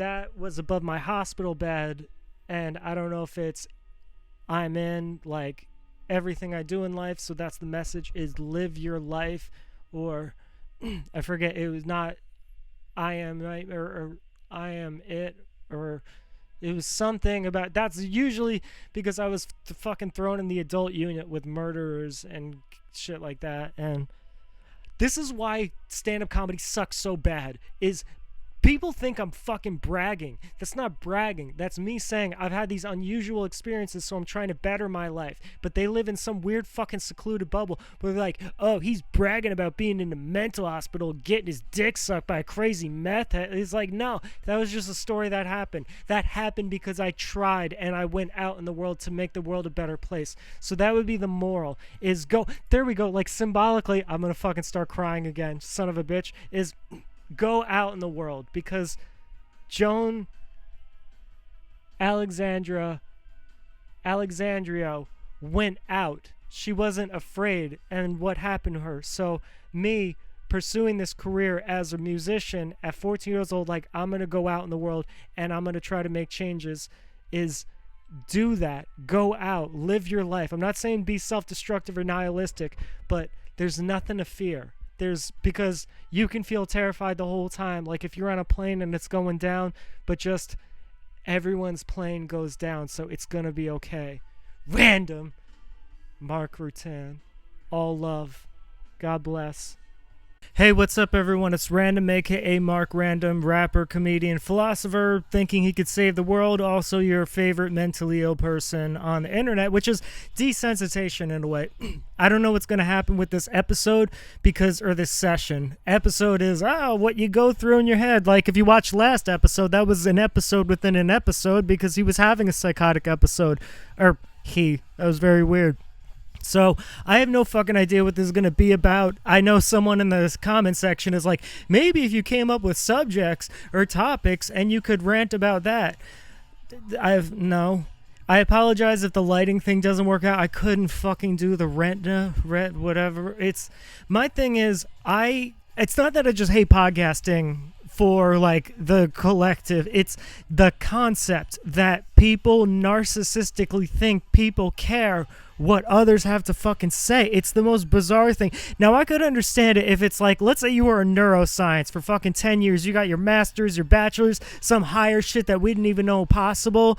Then, yeah, I would like you to have a podcast to go around. But then again, that becomes a monetary thing. So then people are like, oh, let's just fake this neuroscience or Fox, things like that. And then you get controversial figures left and right. And then it just becomes propaganda and or paid off people when you can kind of get the truth but have to read between the lines. But other than that, that's like the 10% of this whole podcast game. And I just fucking hate it because it's like, I don't want to do that. Like, it's hilarious that the narcissism I present is more like a gimmick of itself because I have that like egoless Buddhist mentality. Watch and I'll show you. I'm a god, I own everything in the world. I'm nothing, I fade into existence. You see how that was said with the same emphasis, cadence, and emotion behind it? Because that's how I feel about both of those statements. I'm a normal person. How would you feel about that? But yeah, like, why do I feel like you would give a fuck what I have to say? It's lame, and I feel like it creates a lot of people that then like kind of degrade in society because they're like, I want to make a bunch of money. I want some chick to touch my dick. So I'm just going to rant about fucking grocery stores. And I will tell you this, and this is the number one thing. And the individuals who you would want to hear podcasts from, the only people are people who should never do podcasts and never will podcast because they know the code. And not like the code, but like, all right, there's this mob boss who talks about he's fucking millions of dollars because of his podcast. And it's like, either this dude's lying or he's fucking up a lot of people's lives because he's like, okay, we're going to watch this mafia movie and I'm going to tell you what's real and what's fake. But then he's like, tells real stories and it's like either he's lying or something's getting fucked up somewhere. You know what I mean? I don't think you know what I mean. I don't know. So it's so lame for me to be like, oh, let me just chill and I'll talk about fucking performances as a musician. And that's the thing that I hate the most is people told me to make podcasts my whole life. They're like, holy shit, that story is fucking hilarious. But it's like, it's hilarious for the moment. Like, all right, if I had incidents in my past where people thought I was like a mass murderer, right? So then on the day that they were allegedly supposed to inspect me, I fucking dress up like a clown and go to one of the schools and post pictures of serial killers and shit in my locker, and they check it, and then they freak out, and then everyone in the fucking hallway laughs. Not only did they laugh, but then they started telling other people, oh, RanDoM did some fucking hilarious shit, right? Like, it was only funny if you were there. There's no humor to be communicated via fucking in the present, let alone fucking on this show. Fucking is like, that's the comma in the sense where I'm trying to keep the stream of thought, but I don't have the ability like normal human beings. I was going to try to introduce Mark RanDoM to this, but it just totally fucking failed. So cultural topics, also because it's like I would like my thoughts gathered, which is, that's also another fucking thing it promotes, is it promotes this like ungathered consciousness. Like someone, like something that happens, like, right, like a political event, it creates this knee-jerk emotional reaction. Well, this is what I think of this, and it's like, you didn't look at both sides, you didn't study, you didn't connect what the history is, you didn't sift through what was probably propaganda, you didn't find some sort of logical conclusion based on thinking about things with critical thinking ability, self-awareness, and what you might be adding to that narrative. No, they just fucking emotionally reacted, and then they're successful on that, so that encourages other people to be successful on that. Then it's this crazy compilation for clickbait of who can say the more like knee-jerk reaction, ignorant shit. And then it's like now everyone's all competing with it. So it's just knee-jerk emotional reaction. Like the moment something happens culturally, everyone's like, oh my God, I got to get to the podcast. It's like, did you fucking read an entire book like the 100 Years War before you started fucking, or did you study like, what was it, NATO and Russia or shit like that before you're like, Ukraine and Russia, like shit like that? But there is a hilarious commentary in that is when COVID happened, people on the left or the right, they joked about, so there was a joke that both people said, oh, now everyone has a 10-year degree in medical science, and that's obviously the truest fucking statement. You can go by what Fox News says or Left News says, you can go by personal experiences, you can make the decisiveness of like where you feel the vaccine versus what not having it would be based on your research of the virus and or based on the research of what people tell you the vaccine side effects are and or what the vaccine was good for. So then when the Israel thing breaks out, Israel and Palestine, right? They go, oh, now all of a sudden everyone's 100 years global politics. And the answer is yes. Unfortunately, there are many people in this culture who have studied the history of Israel for hundreds and hundreds of years and kept that under their hat, kept that like a fucking thing in the back pocket of like, I don't know why I'm going to need this high school note, but I might need it someday. Then that happens. So then they start spewing all their ideas of whether they support or against. And everyone's like, oh, what? You know the history? And it's like, yes, unfortunately, they fucking did. Oh, I don't even know why the fuck I called this past there's nothing. This is what I'm saying is it's like you talk about topics, but I'm morally against like, I don't know about this. If it's something I knew about, right? Like I give advice and philosophy but I'm just not in that vibe. And it's like, that's when it becomes fake. Like, it's like, then people write scripts for you. I know that'll break your heart more than fucking like Santa, the Easter Bunny, dumb middle school atheists who say, wait till you find out God isn't real. Again, Schrodinger's thing, that's scientific. You guys got to respect science. We truly don't know whether there is a God or there isn't a God. So the most we can all be is agnostic of maybe there is or maybe there isn't. So to take a side is ridiculous. But again, I take Team God because it's like the fallout is just, there's more, what is it? I don't know. Maybe then they fucking say the dumb thing, oh, you need spirituality in your life to be a good person. And it's like, yes, unfortunately it's due. Yes, I do. Unfortunately, I have biological tendencies, mental illness damage, plus plastic on the C4 grandma and get that off of.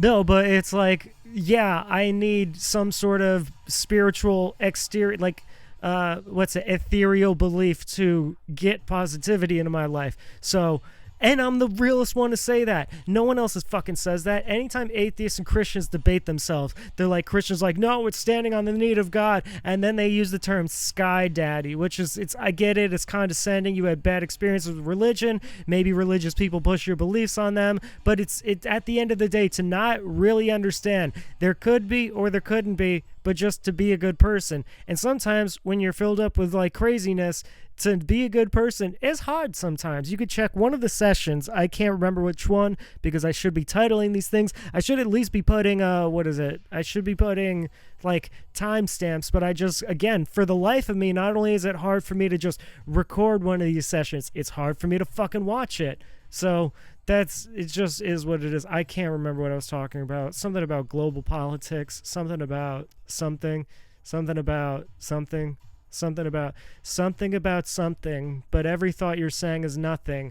When you were talking about the mob bosses lunching, I hope they don't come back in dysfunction, because you didn't use a name, you just used a conjunction. That's just what you were saying. You weren't trying to punch in. You weren't trying to go about whatever anyone said of it. You were just giving your feelings on the subject. Now you've become like everyone else and become it. So should you enjoy it, or is that your gimmick to stun it?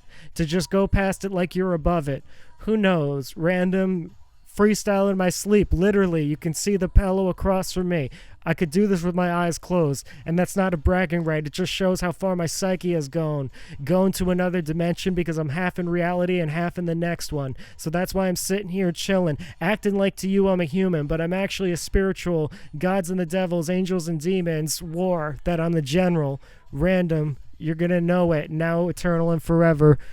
I'm literally just freestyling ever until I can get my thoughts together on what I was saying about whether, but that also shows some weirdness inside, that I can have two thoughts bouncing off, which is four thoughts of the thoughts at the same time. I stuttered in my rhymes, so now people aren't going to think I'm the guy. But why would you care about anything unless they're paying your bills on time? So I, for the life of me, can't remember what the fuck I was talking about. Oh, fucking, I remember. See, the universe is beautiful. You can't, I mean, whether that's consciousness, I truly forgot. Freestyle, I just had to, and I remember, is some of your favorite podcasters, you're like, oh, wow, this person's cool, not knowing that they have people who write scripts, they have people that write the subjects, they have people behind the cameras to make it, and they are literally just a puppet. They are no different than a Hollywood actor in a movie, no different than a politician who's been paid off by a lobbyist. It's heartbreaking, because that's the game, is when the internet came along, the corporations would put out shows like TV shows or movies, but then they realized people wanted what they believed to be authenticity. Now, again, is this like the mob boss? Like, because there's so much money in this, and I expose the truth, if people listen to me, like, would it fuck up the game where they're like, we gotta kill him, he's ratting out the system? But it's like, no. So they'll have like a kid or someone in front of the camera, and then they're just being funny and everything, not knowing that that's put on by a corporation, and they try to make the rise look organic. Like, they buy the fans, then they buy the promotion, just like a record label, or just like a comedy doesn't really do labels. They should. They can make a lot better business. That's why I'm rapper going into comedy, or going into comedy. Here I am, my brain's 8 years away. Okay, so, and that's what they do, is they have, so like when you're like, oh, this person, he runs his own company, he started from the bottom, just himself in his room in a camera. It's like, no, that was a boardroom meeting, that was scripts, that was rewriting, that was camera directors, that was people understanding analytics of like attention span of like, okay, if we cut these clips up, we'll post these on TikTok, we'll post these on Instagram, we'll generate this type of fan base, we have these advertisers who can pay and promote it, and then boom, your favorite YouTube star that you think is just freestyling off of the, oh my god, imagine that happens to me. Imagine I become so fucking successful, so like literally, not the joke I'd said before in my sessions, but like, oh my, I actually, like, this gets like 50 million, like higher than 10 times higher than Joe Rogan numbers, and then the majority of comments are like, you know, it's all staged. You know, it's all fucking, he has a script. You know, he's acted, took acting classes for years, had to pretend like he doesn't give a fuck. You know, all his, that happened to me once, and it hurt me to my soul to, but again, I get it. Like, reality and fiction's just kind of blurred, but it's, like you like oh like oh my god, imagine that, like the bad camera angles, the mistakes I leave in, the fucking just ridiculousness, the non-cuts. Imagine if that was like people, the majority, because reality is only what the majority of the people believe, you know what I mean? Like if more people believe September 11th was an inside job, then that's just what the narrative is, and people go about their day as if it is. But so if I get successful, then the majority of people are like, they're like, oh, it was all, and a company gave him his logo, and he has fake tattoos, and he method acts a mental illness, which that part might be true. I don't know. It's like I have a split personality, and one of the personalities has different personalities, and then the other personality just pretends to have different personalities because it's funny, because they're like buddies and they joke back and forth, hoping to make money. And then they hope to go off from it, because this is the year of recovery, where I finally take my mental damage and rise above it. There we go. Positive rhymes on this subject. There we go. Positive rhymes to discover. So hopefully one day I don't have to go under. Seeking a duality life like it was riding in a tunnel. On both sides like I was doing a jump rope. And then I'm just talking about, oh no, the audience might think this is just a no-show. No-show like I didn't show up to a concert, but like that this was all put on by some monster. That it was put on by billion-dollar corporations to every sentence and subject, even to that stutter, even every moment and every subject. I rhyme subject. There you go. I fucking failed it. No, but that would be fucking crazy. Is that, I mean, it would hurt my feelings. That's something that happens to me, and it helps me on both angles, and then it hurts me on both angles, is because people are like, oh, I fucking hate Mark RanDoM. Not RanDoM. Everyone fucking loves me. Mark, they should love because he's fucking amazing, but they hate him, and it's whack because he's the most sensitive, most caring, most loving individual you'll know. And not that I'm not caring. I've saved people's lives, but it was more just like, I'm just going to like do it like snap instinct. Mark goes out of his way. Mark pre-plans, and Mark gets screwed over, and then Mark gets hurt, and then Mark is like sad. I don't feel that way. No, I'm not like the evil one. I just kind of flow through it. I'm like, it is what it is. I don't have any expectations, and I don't go out of my way to try to control it. I just go through. So it's like I don't have hope, but I don't feel the suffering of hopelessness, whereas Mark does. And Mark RanDoM is... that when people fucking thought it was a gimmick, that was the most insane shit to me. I am hating every word I'm saying by like, you're talking about yourself. That's like, fucking, I don't know. It's because they say, oh, like maybe if you view ultimate transparency, then you will connect to an audience. Because that was some issues I had, whereas like, the reason I talk about my past and I tell these stories and I kind of explain is because I fucking told no one all this shit. Maybe statute of limitations, random. No, I'm just kidding. But it's like, this is like one of those shows where it's like, I guess it's only funny if you're invested in the character. You know what I mean? It's like those TV shows. Like if you turned on, I don't watch TV shows. Like the literal only shows I watch are The Simpsons. Yeah, so if anyone ever doubted, holy shit, is he mentally ill or not? It's like he watches new episodes of The Simpsons, and not like he'll watch it later on Hulu or some kind of subscription. Like he will sit in front of the television on a time consistent. Like he will go out of his way, revolve around the TV like they did in the 60s, and say, here I am, season 36, 2024, I'm gonna enjoy The Simpsons. And I can't stop. It's like an instinct. And American Dad. And like South Park is, yeah, that's Simpsons and American Dad. Those are the only shows I ever watch. And then just a bunch of like ancient Egypt YouTube videos. I watched this one YouTube channel where it was just, why the fuck does this matter? That's what I'm saying, is every moment I am hating just the narcissism, and I'm like, am I just convincing myself, oh, this isn't like mental and emotional masturbatory? It's connecting to an audience because of what I was saying is I had issues in the past where they didn't believe I was real. Like I would give sort of I don't want to say, wow, the substances I'm on, which I'm not going to tell you, it's a random mystery bag. Is he on cocaine? Is he on weed? Is he on mushrooms? Is he on Percocet? Is he on benzos? Is he on alcohol? Alcohol! Alcohol. Oh my god, I'm still not just the American Dad. He had a thing with Emilio Estevez. I should turn this into a fucking American Dad fan podcast. That would be incredible. Not just review the episodes, but I reference American Dad episodes each time. This might be my new thing.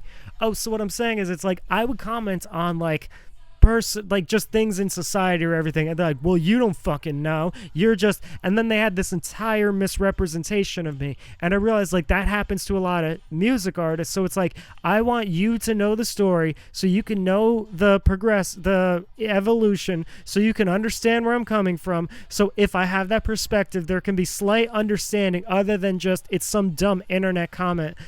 You get what I'm saying? Or that's just an excuse because it is what it is. Am I talking about culture? No, I'm being too vague. I'm like, well, I don't want to say this political, religious thing. And every moment I feel like this is fucking boring and it's wrong. And unless I had something to say, but again, you have to keep a consistency. So many fucking people in this business told me consistency in the fucking comedy thing, not music. Music, I could go anywhere around the fucking country, find somewhere to get booked. Again, it is what it is, but again, that's how ill I am on the mic.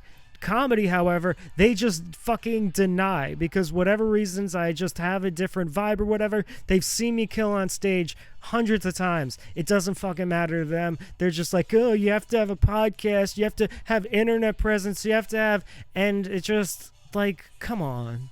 So the basic premise of this is to connect to an audience and give advice and be funny. I don't know what people's funny because I don't know what people like about me, so that's the whole Mark RanDoM. Mark RanDoM is like a character, like a fucking guy on a box on a cereal. Oh no, I'm projecting energy of selling out. Well, I would do again my fourth dimensional thing of selling out and not. Well, what is it? Rick and Morty. I didn't want to mention them in the show.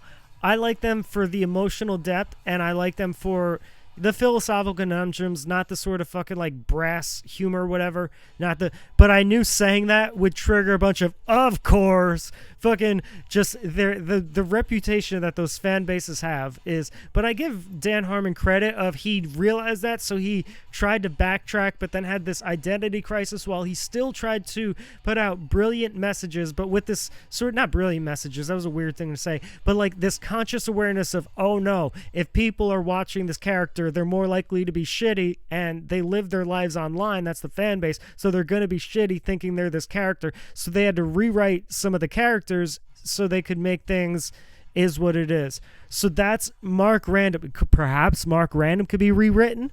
No, Mark RanDoM is just a character in which it's just the shield that I can just put up because it's, well, no, because then I'm implying things are fake. It's like fake real and real fake. It's it's real, but if I get a bunch of shit, then I say it's fake. But even through that, I would just tell you, no, it's actually real. I'm just being fake. There's people it's real until the fucking charges come down on them.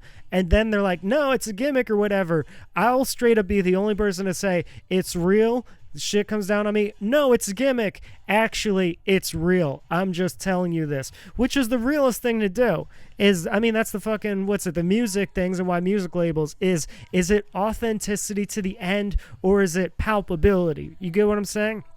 Or is there some authentic thing?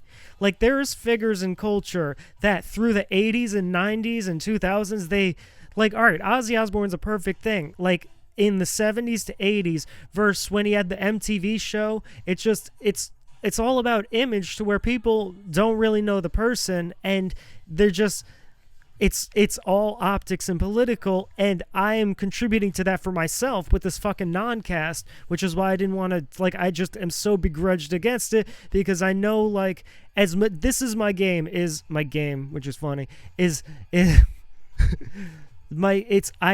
I want people to have a better understanding of who I am so they can get the premises. And that's the thing I hated is I would say these jokes, but if you think it's a character, the punchlines don't land. I am so fucking. At least there's not hatred in this one. Maybe there is, and I'm just lying. Maybe Mark's been rambling and Random's doing it. No, who would have more hatred?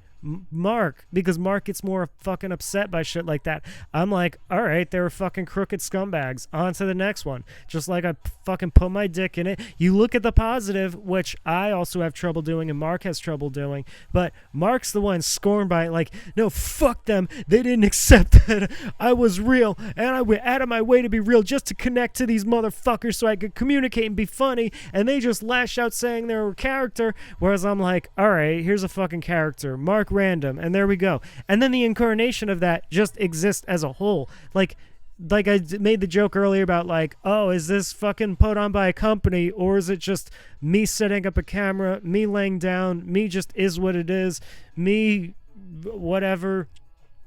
But it is what is it? It is what is it? Those are like, I should have just fucking no, that's a more northern west thing. The is, I don't know, a chick thing. Guys caught it an infection. That's why they act like bitches. No, but what I was saying is, it's like I said all those things about real and fake without any hatred towards it. So let the fucking people know that there was. But what I'm saying is, it's like, I don't know if I'm contributing to that sort of like understanding or not, but the fact that that's even in my mind shows that there's like some residual, oh fuck, people misinterpret shit on the internet, so I have to like go out of my way. But it's like, I don't care, but I know Mark does, and I don't want Mark to be hurt because he's my dog. Not dog, he's my boy. What word? Co-conspired? No, what word could I describe Mark as? Fucking, what could I describe him as? Brother? No. Dual sold. If this is sold by a progressive network, we're gonna get all liberal and transy in this. Transient, transiest, transhumanist, mansiest, random BS. That it's not a, what is it? I don't know. Yeah, so I fucking hate being misinterpreted. Like, this would only, like, all of these words would truly connect the best if it was just in person. But I can't be in person with millions and millions of people, but because people view their own perspective. Oh my God, I think I said this on another session. Damn it. I really need to, again, I can't. So this is the thing, is if this ever gets successful, it's like, why does RanDoM sometimes bring, or Mark, we can't leave him out, he's fucking awesome, he's the one that's been guiding this ship. I would have been the one that just crashed and burned because I thought it was hilarious. Mark's the one who crashes and burns because his fucking heart's broken or something, still doing the same actions. So what we're gonna do, maybe I could get Mark on the, that's what it should be. It should be literally Mark and RanDoM, so Mark should chime in, but I can't. What did I mean I can't? See, now you're confusing it. Now you're RanDoM pretending to be Mark, just like sometimes Mark pretends to be RanDoM. So we don't know which one girls fall in love with. But oh, what a conundrum that would be. What the fuck was I saying? That should be, what the fuck was I saying? No, that's probably stoner comedy, and I'm not about that. I'm about cocaine comedy. No, I'm just kidding. There's not much comedy to be had on coke, or at least for me, because I get fucking sentimental and sad. Oh, so what I was saying is, I literally had it, and then I said that stupid shit. I wish I didn't say that. I wish I could edit back in time just to where my thoughts were. Oh, so I don't know if, like, this is only visuals and audio, so I don't know how it's coming across.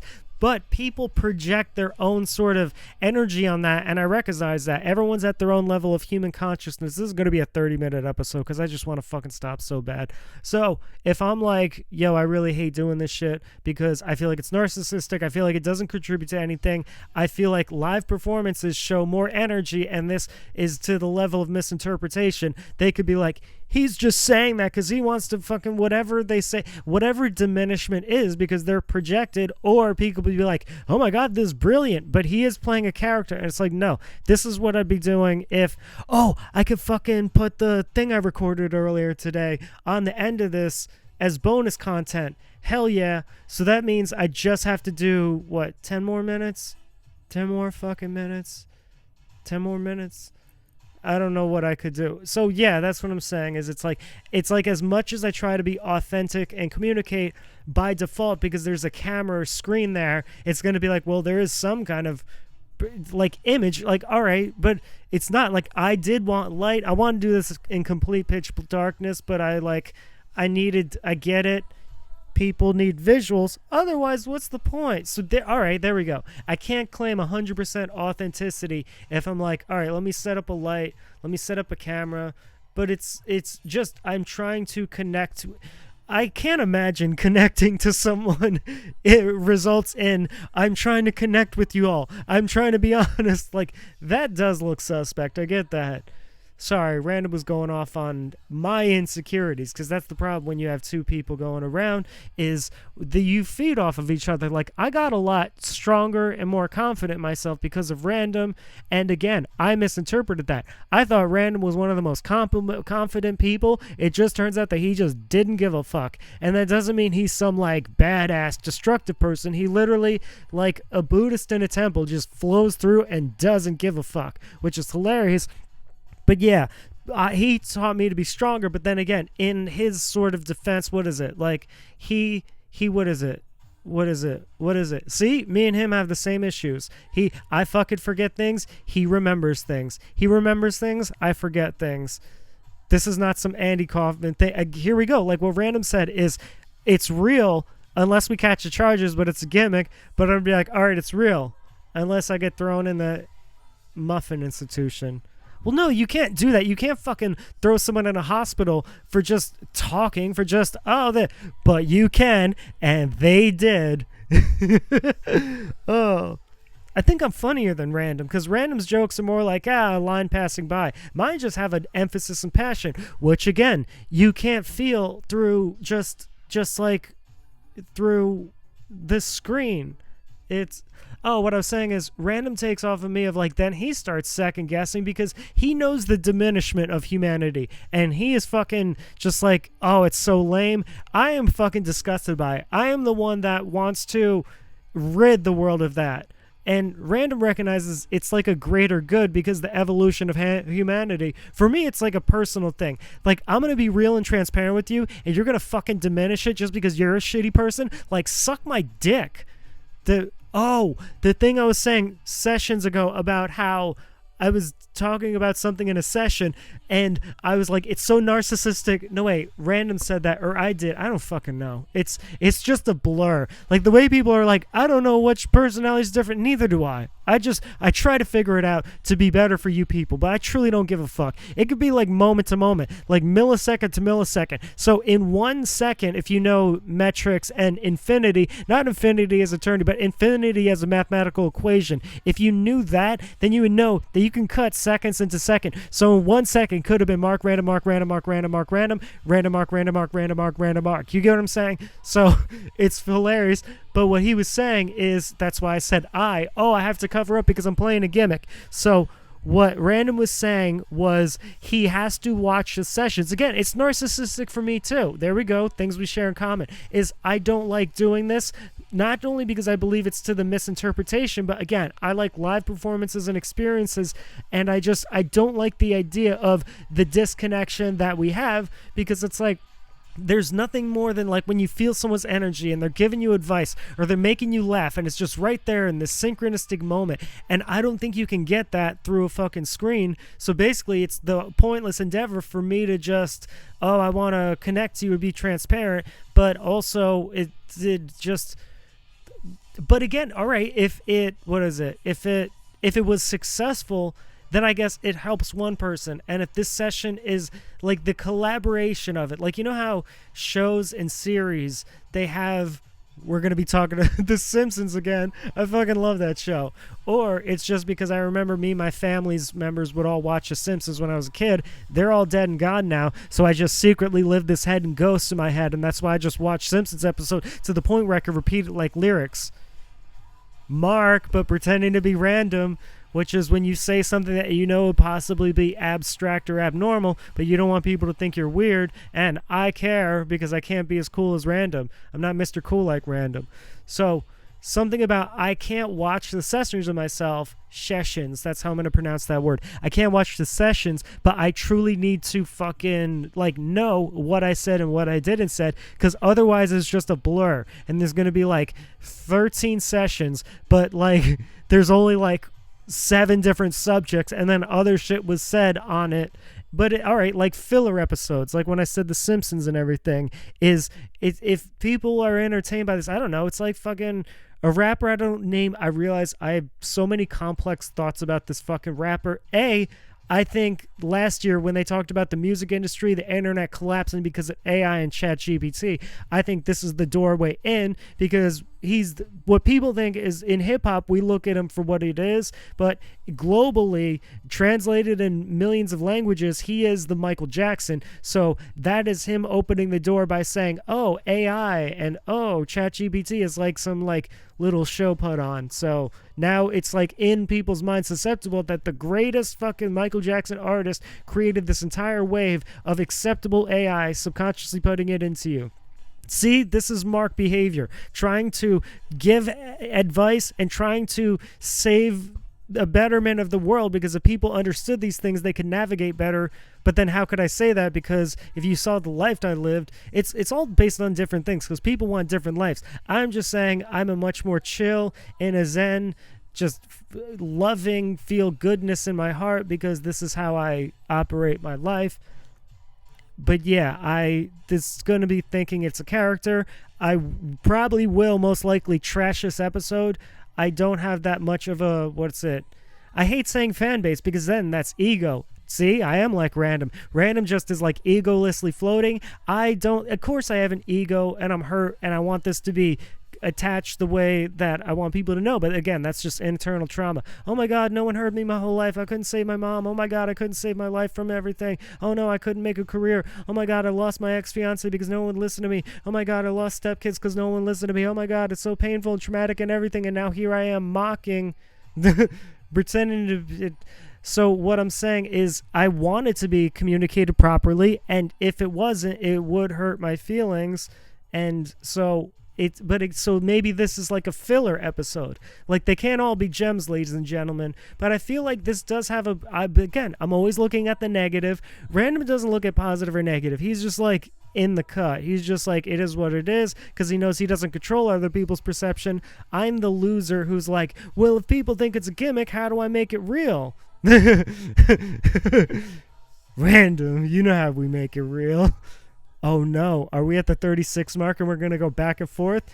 This is not going to be the gimmick, dude. See, I'm playing a character, I'm not. No, you're fucking not. You fucking really do this shit. They'll make a whole movie about you and it'll be fucking hilarious the whole time on set. And you know it, Mark. I don't want this. See, I made the conscious choice to switch. This is not something that a normal human being with this dissociative identity disorder would. But you know it is, because it's fucking funny. You know it's a fucking hilarious thing. But the karma from it would make you what you already fucking are. There's no more negative karma to be had in this scenario. It's about having fun. It's about fucking laughing. It's about being hilarious. And it is fucking hilarious to suffer from a mental illness that has tortured you your whole life, be solid on it, and then fucking finesse it to where you make a bunch of money on it, and you're giving advice to people, you're fucking helping people out. But it's still fraud at the end of the day. You're right. Fuck everyone. There you go. That's that vengeance spirit that my boy Mark has. That's that vengeance spirit. That's that resentment you can't let go since you were fucking 4 years old in kindergarten and they outcasted you. That's a not way to tell the story. See, this is... Here's what's funny. This is Mark speaking to you. Is... half of that I was playing around with this like multiple personality. I was putting on a theatrical show and performance, but a few of those were real. A few of those were real. And guess which one in the comment section? Like and subscribe. Oh man, some of those are real. Holy shit. That sucks. That sucks that I recorded this. I have to delete it. If I were like in my heart and mind, not mind is what in my heart, I'm like, motherfucker, I have to delete this. And if you felt the energy, again, you can't read it through camera. My heart is like, shit, I have to delete this, fucking throw it away. No hard drives, no one can ever know that happened and I recorded it on tape. But the tape, Mark, is what's gonna cause the blur. I don't want the blur though. See, this is me acting. That's like me putting on the persona. This is me faking the idea of multiple personality because I think it'd be funny and palpable to an audience. No, you don't. You just want it to be a gimmick. You don't want them to know you do this shit in your room 24/7. You just pop out of bed. You can't sleep. It's 1 in the morning. You just start spinning around in circles doing freestyles, telling jokes to an audience of ghosts, telling jokes to an audience of ghosts. Let's see if you can pop back on this flow. That's bar 4. So go. Well, I don't want them to know. It is insecurity that I hold because it's something I don't control. I strive my life to help myself just to know. But you can't do that in a freestyle. They'll think it's a joke. Or they'll think it's something pre-written I wrote. So talk about something on those. But I can't because, again, they're all going to think it's a joke. And now here we are rapping about a joke within a joke that the audience has construed as a joke because they're not in this body 24/7. Yo. Throw a simplistic mark. This is Mark going to go for the 8 bars. The 4 and 4 subject only worked for the first part. So it is my expression of heart, but I don't want it to come off too dark. And now I can rhyme from the start. RanDoM, will you please delete that shit? Or at least cut it up so it... No, dude, you don't give a fuck. You know it. You pretend to give a fuck because half of your heart gives a fuck and you don't want to be hurt. That's really what it was. Imagine if they liked that. Imagine if 100% of the audience knew, like, oh shit, RanDoM and Mark exist as a fucking thing. Exist as a fucking thing. That was symbolism for me, by the way. Where the fuck is the camera? Where the fuck do we put the camera? Dude, where do we put the fucking... I see it up there. See, that's me playing a character. But there was moments in this fucking show where it... Tell us in the comments section. No, but seriously, Mark, I'm saying imagine people see this and be like, oh, that's what it is. That sucks. Not that they care about you, because we all know no one's going to fucking ever give a fuck about you. It is what it is. Since kindergarten on. Tell the kindergarten story when it's off, all right? It's... No, why would people want to connect? That's what I'm saying. Is no one gives a fuck to connect. There's millions of shows online. Right? So it's like, why this one? Why? Oh, it's because it's fucking funny to pull it off. I don't think it is. I get the humor in it, so I'm going forth with it. But the blowback is just going to hurt my feelings. But that's what I'm saying. Imagine if it didn't hurt your feelings. Imagine if the whole audience watches this, or whoever the fuck watches this, years and years from now, and like, oh shit, not only was he a genius, but it was real. It was real. He was literally trying to put a show on of this being comedic and giving philosophies, but he went back and forth, like just in his brain. It wasn't practiced. It wasn't staged. It wasn't art. What did they truly know? This is all just as what you are, and they accept it, and they like you, and they fucking love you for it, and they truly understand. See, you've never... Stop. We're not going to... See, that's me flipping. Oh my God, now we're getting weird. It's like I'm faking and I'm being real, and now I'm faking the real and reeling the fake because I truly didn't want to fucking say what that next shit was because it'll make me really sad. It would make me sad to just utter those words, and there's already things I want to cut out of this, but at the end of the day, I don't give a fuck. There's another misconception. Oh, is it RanDoM doesn't give a fuck and he's cooler and Mark gives a fuck? It's sometimes things that hurt my feelings. I don't want to hurt my feelings. You get what I'm saying? Like, that's everyone in life, though. This is Mark still. That's everyone. This isn't RanDoM pretending to be Mark. That's not a coy joke. See, now RanDoM just popped one sentence into my fucking monologue. So it's like, this was Mark, then this was Mark pretending to be RanDoM, then that RanDoM really popped up and be like, no, it's not, and now it's back to Mark. So what I'm saying is, who wants things that hurt them? If, like, all right, let's say you go down a dark alley and you trip and fall every time. Don't you want to then avoid that dark alley? No, you want to jump over it and realize that you're fucking better than it. See, that's, again, another misinterpretation. People are like, oh, see, RanDoM's the cocky, arrogant one. You're the more introverted one on some Jekyll and Hyde. But it's not. He's joking. He doesn't really believe he could jump over. There you go. You want to start talking about people's trauma and issues?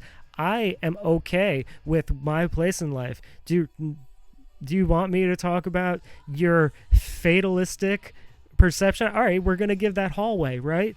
See? This is Mark having this sort of energetic dominance, and RanDoM's all humble now. We're going to talk about going down that hallway.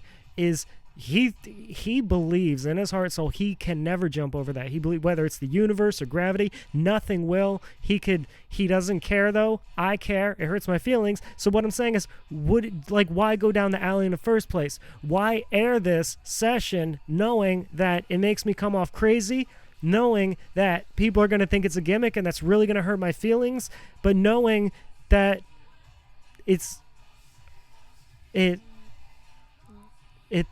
just, see, I stopped you from it because I'm your boy. I'm your neighbor. I want to start saying neighbor more. That's the thing, is I want to start saying like, yo, you're my neighbor. See, I stopped it for you. What do you mean, see? We're not arguing. That's the other thing, that again, this hilarious thing of muffin personality. Maybe, again, schizophrenic thought, watch the last session so you can know that dude put that album out for me, so it's socially palpable for people to have muffin personality disorder. Like when I made a comedy special way before all the thing with Israel and Gaza, but in the comedy special I talk about the Holocaust, and I talk about the Talmud, and I talk about black Israelites, and I talk about slavery from a Jewish perspective, and I'm gonna blame it on RanDoM because he finds that shit funny. He thinks it's funny to take blame for what I do because I'm like, what is what it is. What was I saying? All right, I've read 15 minutes of that. I told you we get it. RanDoM. It's not that I wanted that. Oh, is the idea that... So I'm not going to talk about... I want to avoid the alley, so I don't want to post this. But again, now it's gimmicky. Now I'm fully conscious and aware that if I go, hey, it's random and weird or whatever, and that the internet's going to misinterpret it, and that hurts my feelings, so I don't want to walk down the dark alley. But what if they accept you? See, that's the thing. What you're doing is the show is, this is the microphone. This is Mark. This is RanDoM. This is Mark. This is RanDoM. Like a metronome banging a fucking hoe. Mark sing the chorus on a flow. We already did that rhyme pattern, so I'm going to have to say I'm RanDoM, especially if this is camera captured, because Mark's coming with the action.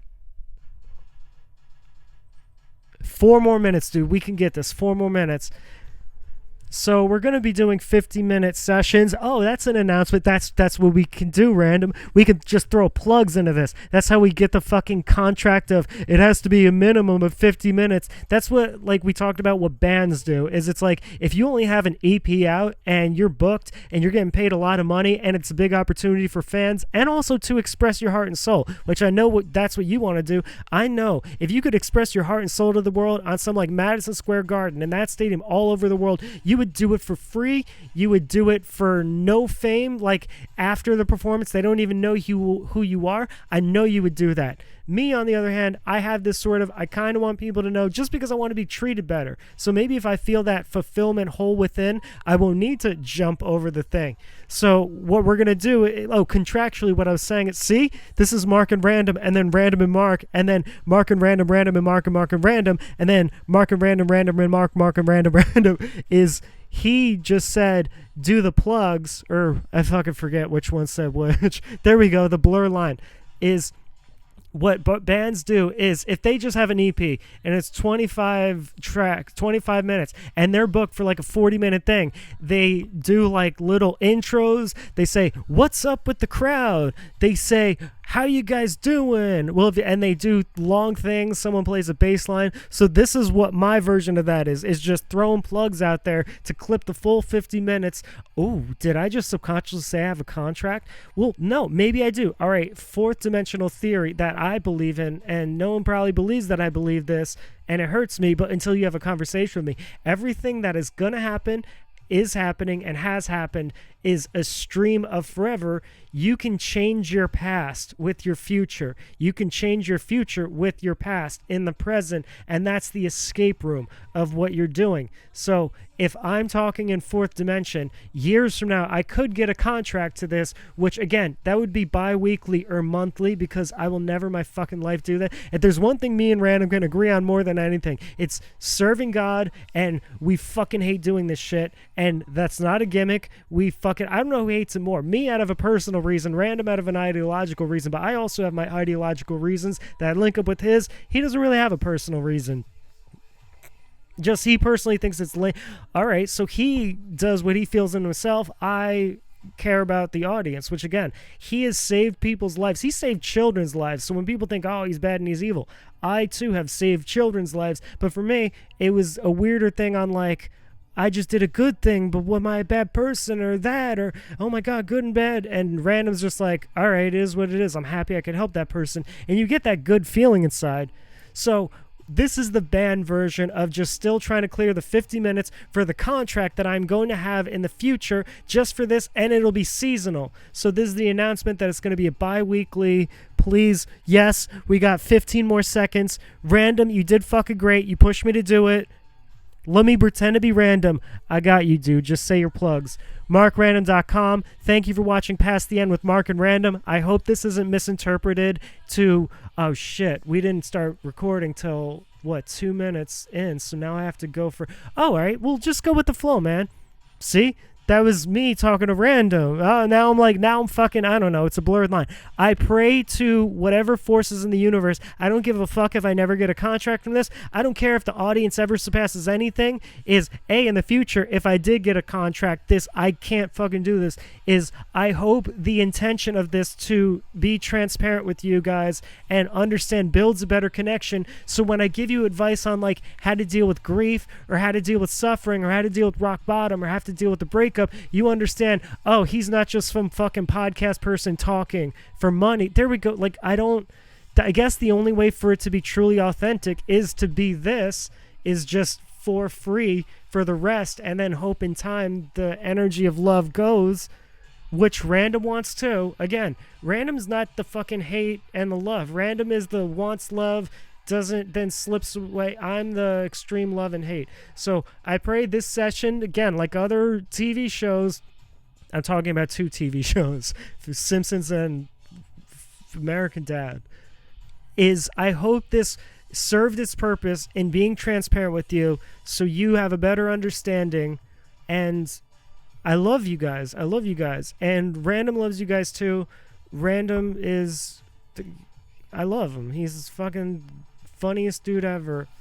I wanted to even pretend to be RanDoM. I'm Mark. I wanted to pretend to be RanDoM. Go, you're the fucking funniest dude too. But I just was watching the clock. Like, I don't have to fucking do that shit anymore. But if I had any like genuine love for myself of like, I don't want people to know I'm really mentally ill. I would cut that part where it wasn't a fucking joke. But then again, that's the hurt of everything by default. Unless you are in this, I think I'm going to call it Royale Casino. Casino used to be a term based on like old hidden away things where gatherings would take place, and Royale is like the spectacular, and Casino Royale, I was thinking of calling it this, but I still need a name.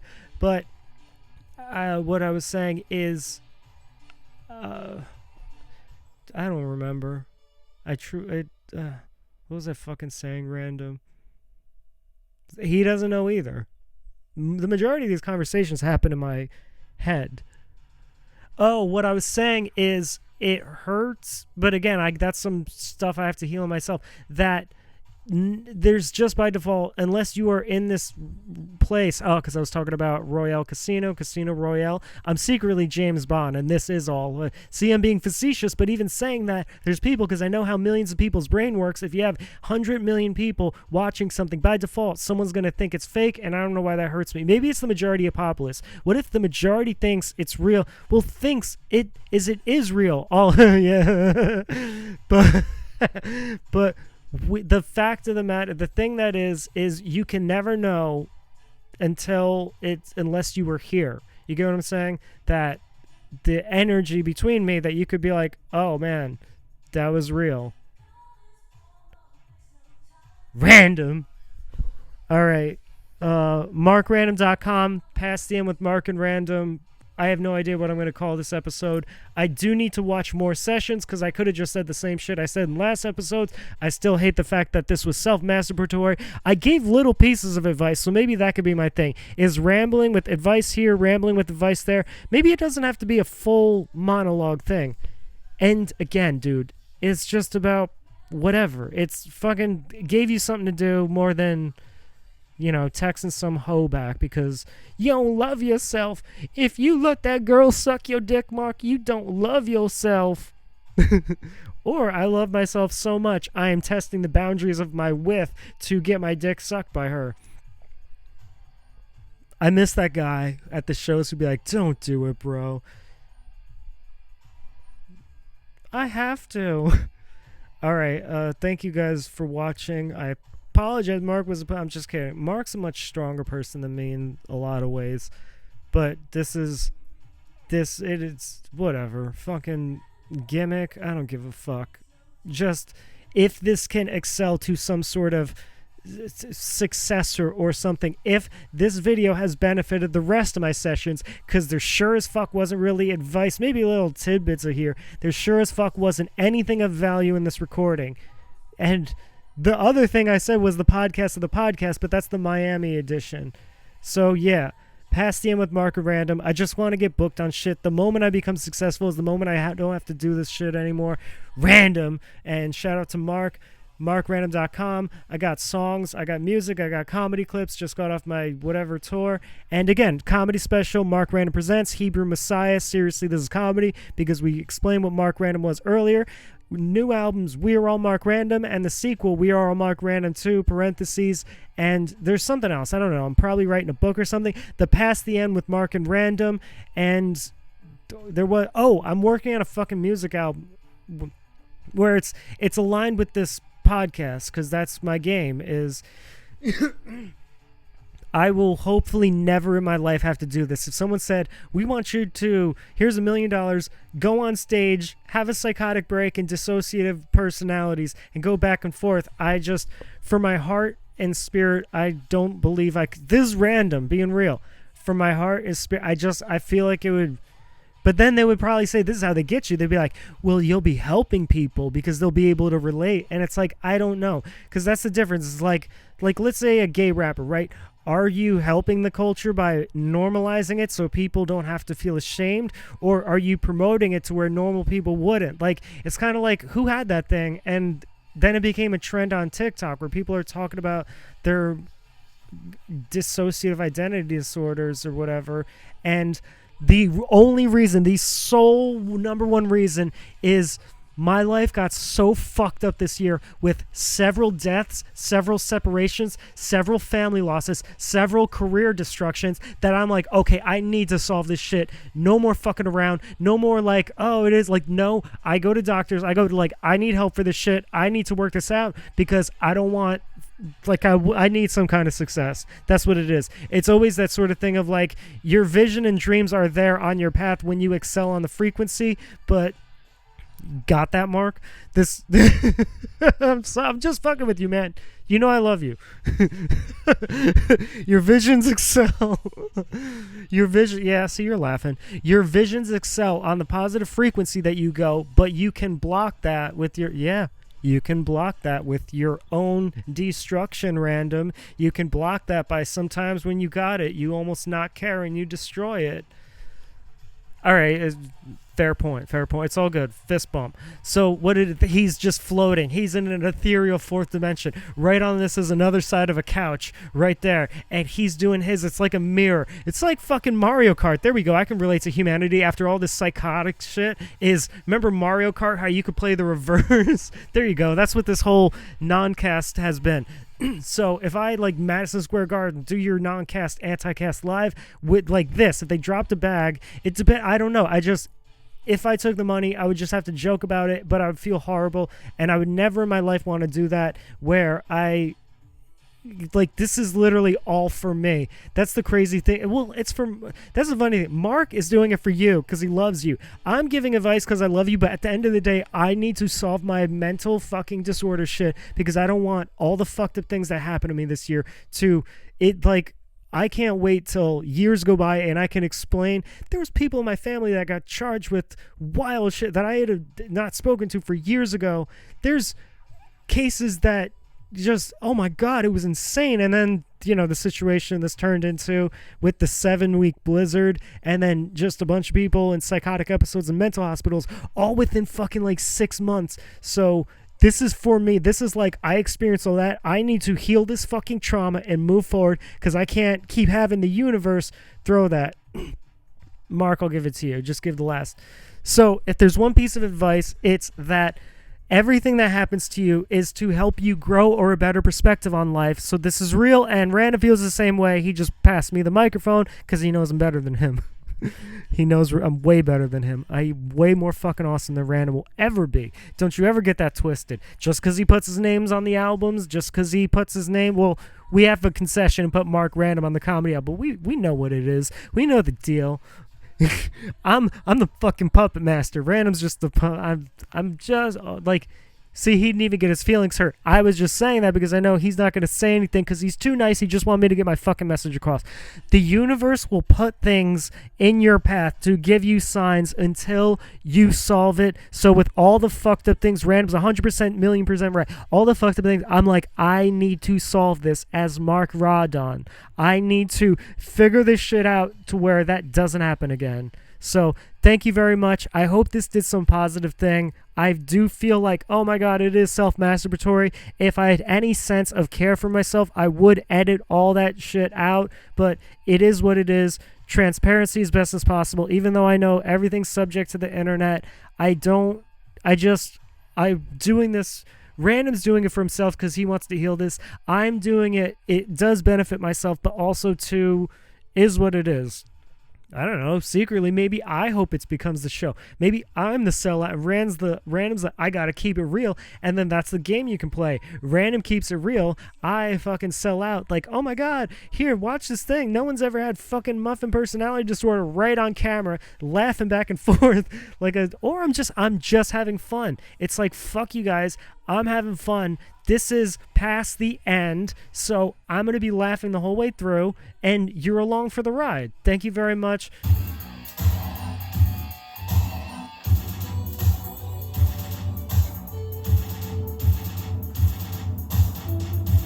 Sweetheart, I don't smoke weed. It's just part of the episode. I'm going to try that.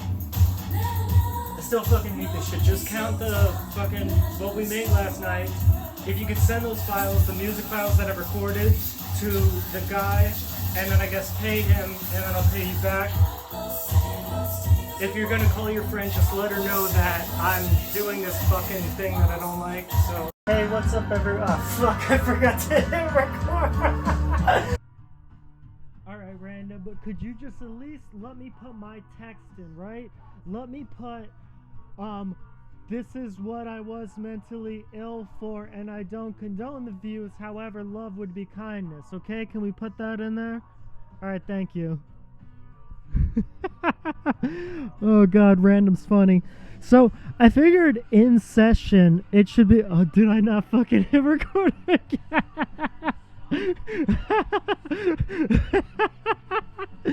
Oh my God. Alright. So... What's up? This is Random, aka Mark Random. I can't even get through it.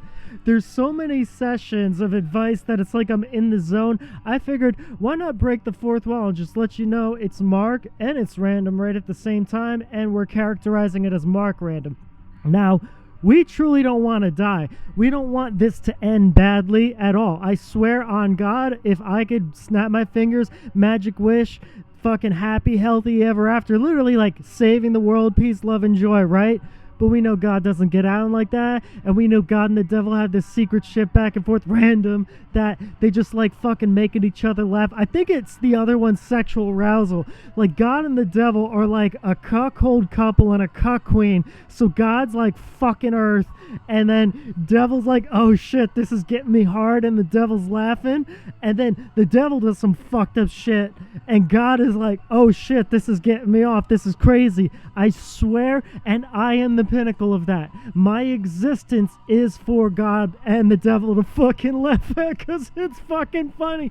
It's literally like not to be messianic, but you take someone who's pure heart, soul, and intentions, and this is what we're going to get into, is love, joy, peace, kindness, forwardness, truth, awareness, and bringing literally global peace. Like, think of what war is, right? War is people running at each other with missiles. They fucking did it with muskets, with swords, literally cutting limbs off, killing family members, breaking families apart for thousands and thousands and thousands of years, right? So it's like, if you could do that out of fear and then out of hate, why can't you do that out of love? It sounds like the worst thing in the world, but it's like, what would you rather have? A bunch of people running at you to hug you, to express this existential, we don't know the meaning of life, but let's give joy and peace? Or a million people running at you fucking with knives and machetes and guns and assault rifles and grenades and tanks and missiles? You get what I'm saying? So it's like, try the other fucking one. But again, God and the devil like to play this game called balance, where there has to be a certain amount of good shit in the world and a certain amount of bad shit, which I think it's fucked up. When I die and get to heaven, the first thing I'm going to do is be like, God, yo, this shit was fucked up. You didn't give them the meaning of life. You didn't tell them when they were going to die. You didn't explain what the process of life, us being collective energies to manifest nightmares or dreams, you didn't give them the blueprint, and you just set them free. That's fucked up. And then the devil's laughing like, yeah, I wouldn't have done that shit. At least in hell, I would give them actual free will to control and decide whether they wanted a good life or a bad life. And hell isn't even that bad or that long. It was way overblown to sell, because you sell to the extremities of what we consider infinite in the universe. So this is RanDoM, aka Mark RanDoM, rapper, comedian, and random. Or this is Mark and then RanDoM and then Mark RanDoM. Again, Mark RanDoM's the seal of this, so it's fourth dimensional. So that's literally what life is. And like I said, I do not want to die, but I know how God and the devil play it off. So have a heart full of love, joy, peace. And anytime you do that, you resonate on frequencies of, it's all in thought patterns, repetition, and behavior. Love, joy, peace, kindness, forgiveness, sincerity. When you practice that like a mantra and you think it every day, like if you had that on a binary loop, love, joy, kindness, peace, love, forgiveness, compassion, kindness, love, sincerity, that's what all 12 of those are on the dodecagram. That's what this fucking thing is. I'm the Hebrew Messiah to say that is the cure, that is the elixir to all human suffering of not knowing the meaning of life, not knowing what happens when we die, and so creating fear for survival, death, or just people who completely want into death as self-destruction. We don't control and we don't know. So that's the fucking cure. This organatic virus, psychic virus, you take science and religion, they're the same fucking thing. The atoms and cells and molecular specks in every orifice of your body, when you zoom out, it's a universe of planets and galaxies. And guess what that is? It's all based on these energetic charge: positive, negative,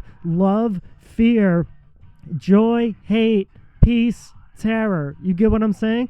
So it's putting that out in the atmosphere. But what God's kind of comedy is the Jesus Christ story.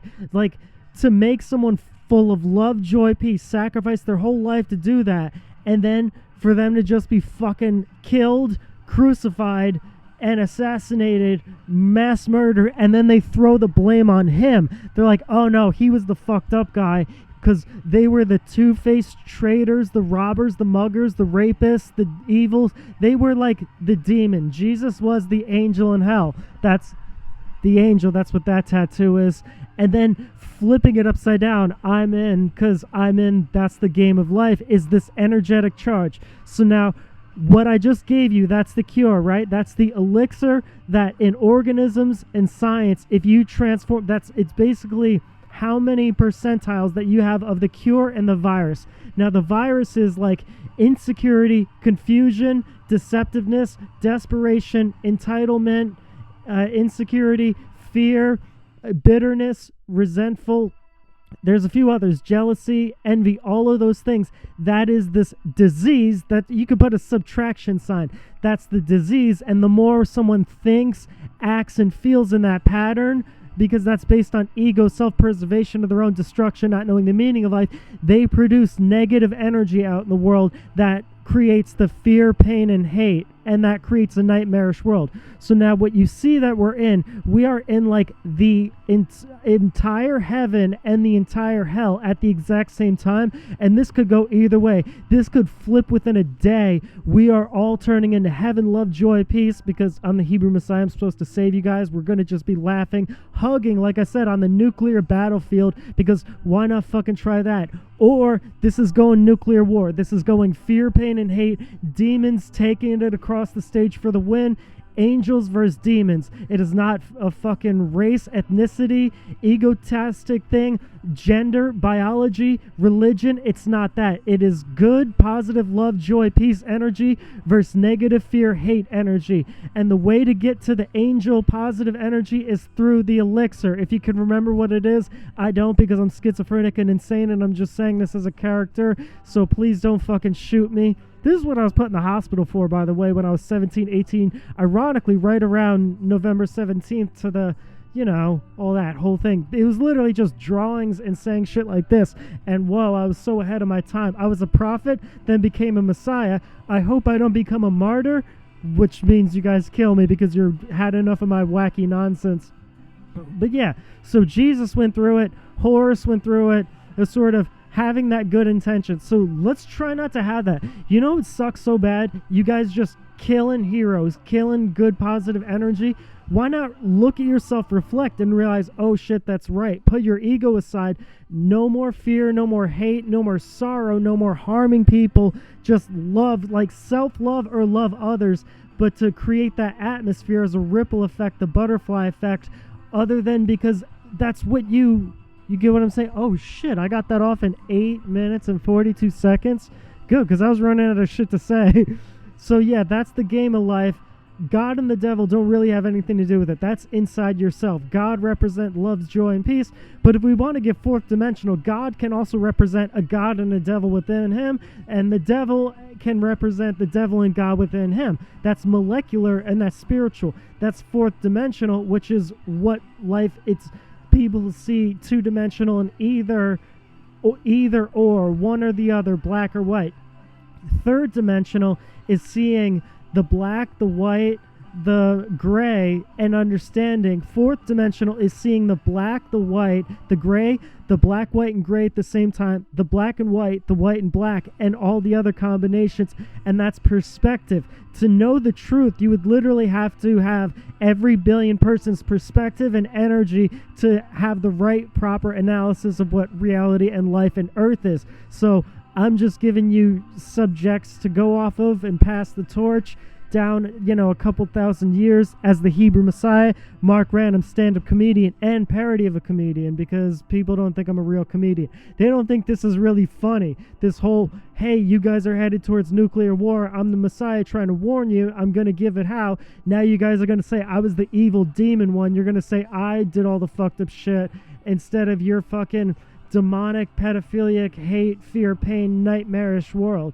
You get what I'm saying? So that's kind of the comedy. That's what the joke is. And that's what me, God, and the devil have agreed on. The devil helped me. I'm going to give it out. Obviously, I'm on Team God and Angel. I'm going to give it up. The devil shouted out of saying, hey, God, if you're going to put him through this fucked up joke, at least give him a technicality of a positive ending. You get what I'm saying? Like, even if you have to rearrange the fucking pieces around, give him a positive happily ever after, and you can't judge him on the good or bad energy, because it's like your fucking CIA Illuminati 12 bloodline, which again is just you, because you're your own dream or nightmare in your perspective of reality and everyone you interact with. So we are all, that's the funny thing when they want to say it's Jews or a Zionist bloodline controls the world. What happens is you get up in those and then you see the true is just you, because in all of your entire life you have never seen a true reflection of yourself, the true good and the true bad at the same time. You always project that onto others, so you have to be constantly aware of that, and not internal projection. That's where this whole country's getting fucked up, is half the people are just projecting more on their toxic energies unconscious, their fear, pain, and hate, or love, joy, and peace. Or people are internalizing and putting the fear, pain, and hate on them. That's why there's mass suicide. That's why there's mass murders. That's why there's like fucking global catastrophes and wars, instead of putting the self, love, joy, and peace. So it's a balance between the exterior of our love, joy, and peace and our interior love, joy, and peace. You get what I'm saying? So thankfully, God was lenient enough because God's like, yo, I'm going to pull out this fucking hilarious joke. Mark cries like, but God, why does it have to be this way? And then Mark says, I never want to say goodbye. Random's like, shit, this is really fucking sad. This is like having a child cry and weep the whole way, and he can't understand why. I get it. I'm kind of a dick also and like to tell funny jokes. RanDoM. So I understand where God's coming from.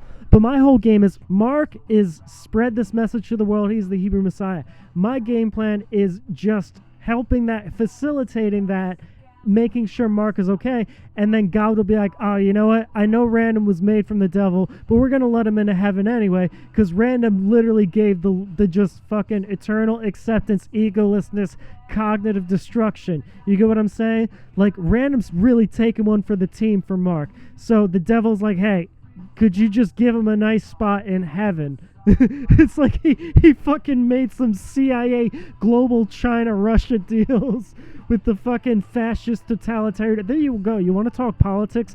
Everyone wants power. There you go. You can't say democracy, socialism, Marxism, capitalism, fascism, totalitarian. They all want powers, and no matter what the system, they will find their way to, out of fear and desire to control and struggle to survive. Because what is all the evil controlling and destroying you except just their self-preservation and their terror of death and the unknown? You get what I'm saying? So I save the world, or I help Mark. God's like, all right, RanDoM, we know what you are. You're not an angel or a demon. You're not even a hybrid. You're an angelic demon and a demonic angel, fourth dimensional creature, character, which is Mark RanDoM, presenting it in layman's terms for you. It's a lot more complicated with all kinds of charts and graphs and sketches and religious people and psychics and oracles and wizards and shit like that. But I'm just breaking it down for the layman's. So that's the game plan, and the devil's like, yo, if you're going to do that to your angel, your Messiah, your martyr, Mark, just please fucking let him in on a technicality. You get what I'm saying? So the devil is more like, the devil controls the good and evil. God they both control it, and then they both fuck with it. It's like a spatting marriage that really, I'm going to get them back together. Mark's path, along with what I'm doing, I'm getting God and the devil back together by helping transform angels into demons and demons into angels. Now, that's a 2 to 3rd dimensional perspective. So you take demonic angels, and then they're different from demonic angels, angelic demons, and that's now 4 dimensions of energy that we described before when we were in the 2nd dimension. You get what I'm saying? So I do that. So it's both heavenly hell and hellish heaven, right? I get sent to Elysium for being a hero, and it's fucking hilarious. So that's where Mark RanDoM comes in. Can you believe I got put in a mental institution for that? That is some silly goosery stuff that you all misinterpreted Mark RanDoM as this thing that he wasn't. That is the silly goosest silly. And you know what? As RanDoM, I don't hurt anyone. I don't do anything bad. My only crime was that I was indeed down to clown. You get it? Mark was going in a crazy direction, so I'm like, yo, let's go in this direction, but we can finesse it like this. And you all got pissed at that. Why? RanDoM and Mark RanDoM.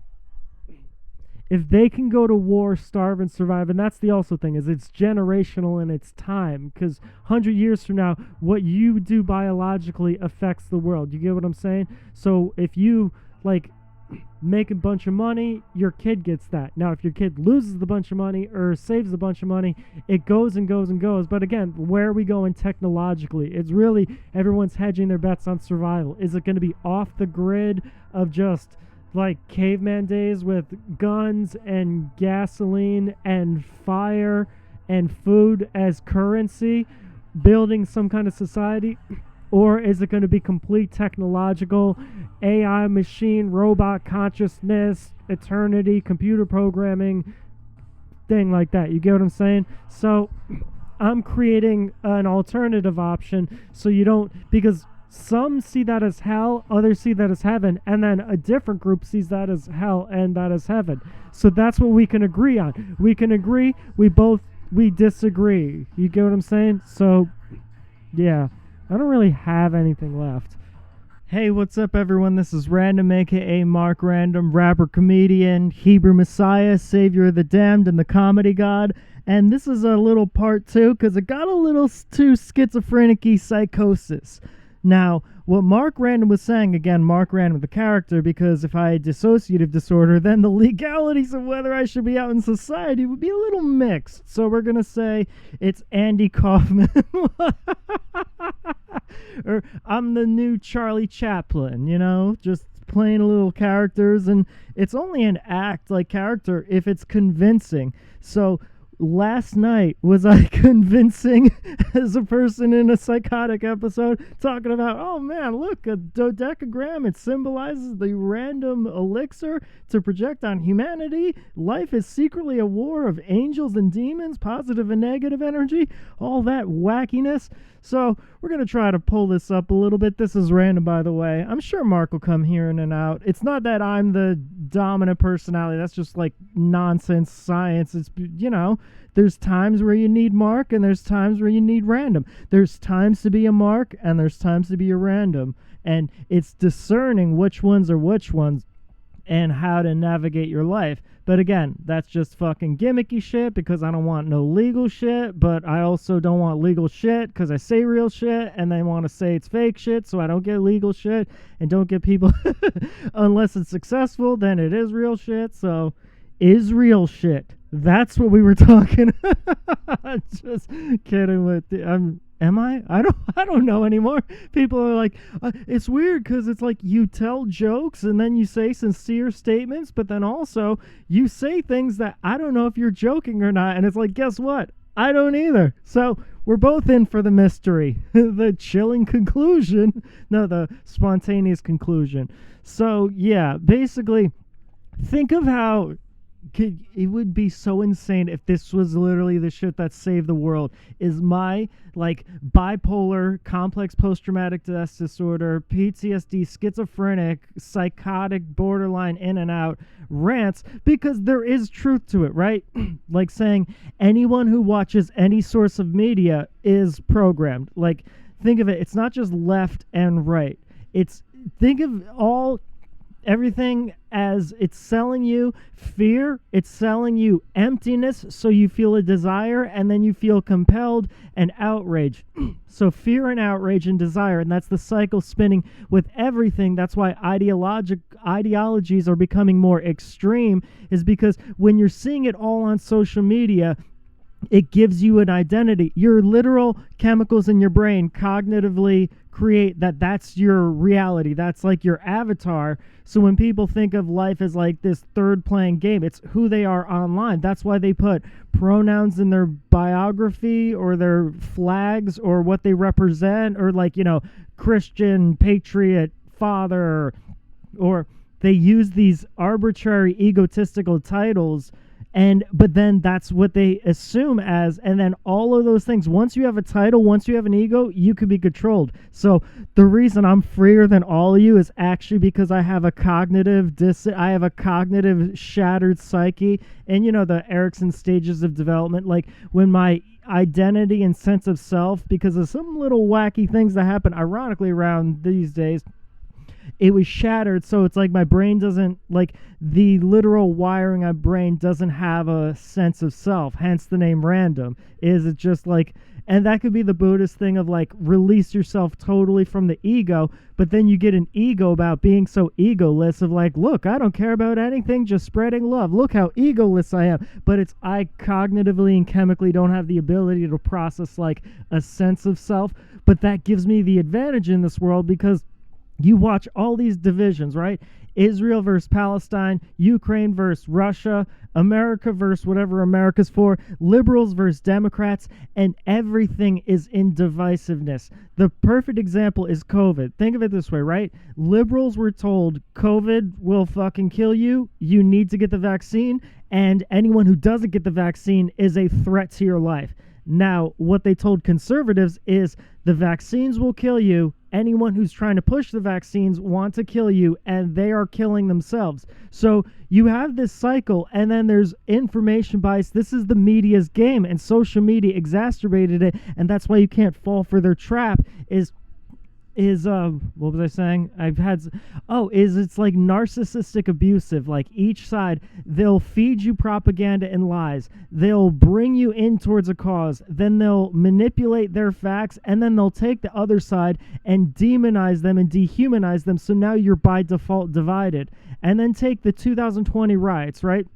Liberals purposely took George Floyd and that incident because it's polarizing. Of half of the country sees it as a man who he was on substances, police brutality, innocently executed, or the other half of America sees it as police upstanding order doing his job against criminal. That's why they make statues of him. It's not because it was like a police are in the right or criminals in the right or police in the wrong or criminal, is because it's, you literally can't define on a line. Even me saying that, if millions of people were watching it, half are throwing their hands up and going, obviously he was innocent, and the other half are throwing their hands up saying, obviously the police was right. You get what I'm saying? So it's like, if both perceptions exist at the same time, if millions and millions of people look at the George Floyd thing and see one thing, and the other millions and millions see another thing, obviously there's something to that, and the media knows that. They purposely pick these divisive stories. That's why another thing, and they add divisiveness upon divisiveness. The Kyle Rittenhouse story, right?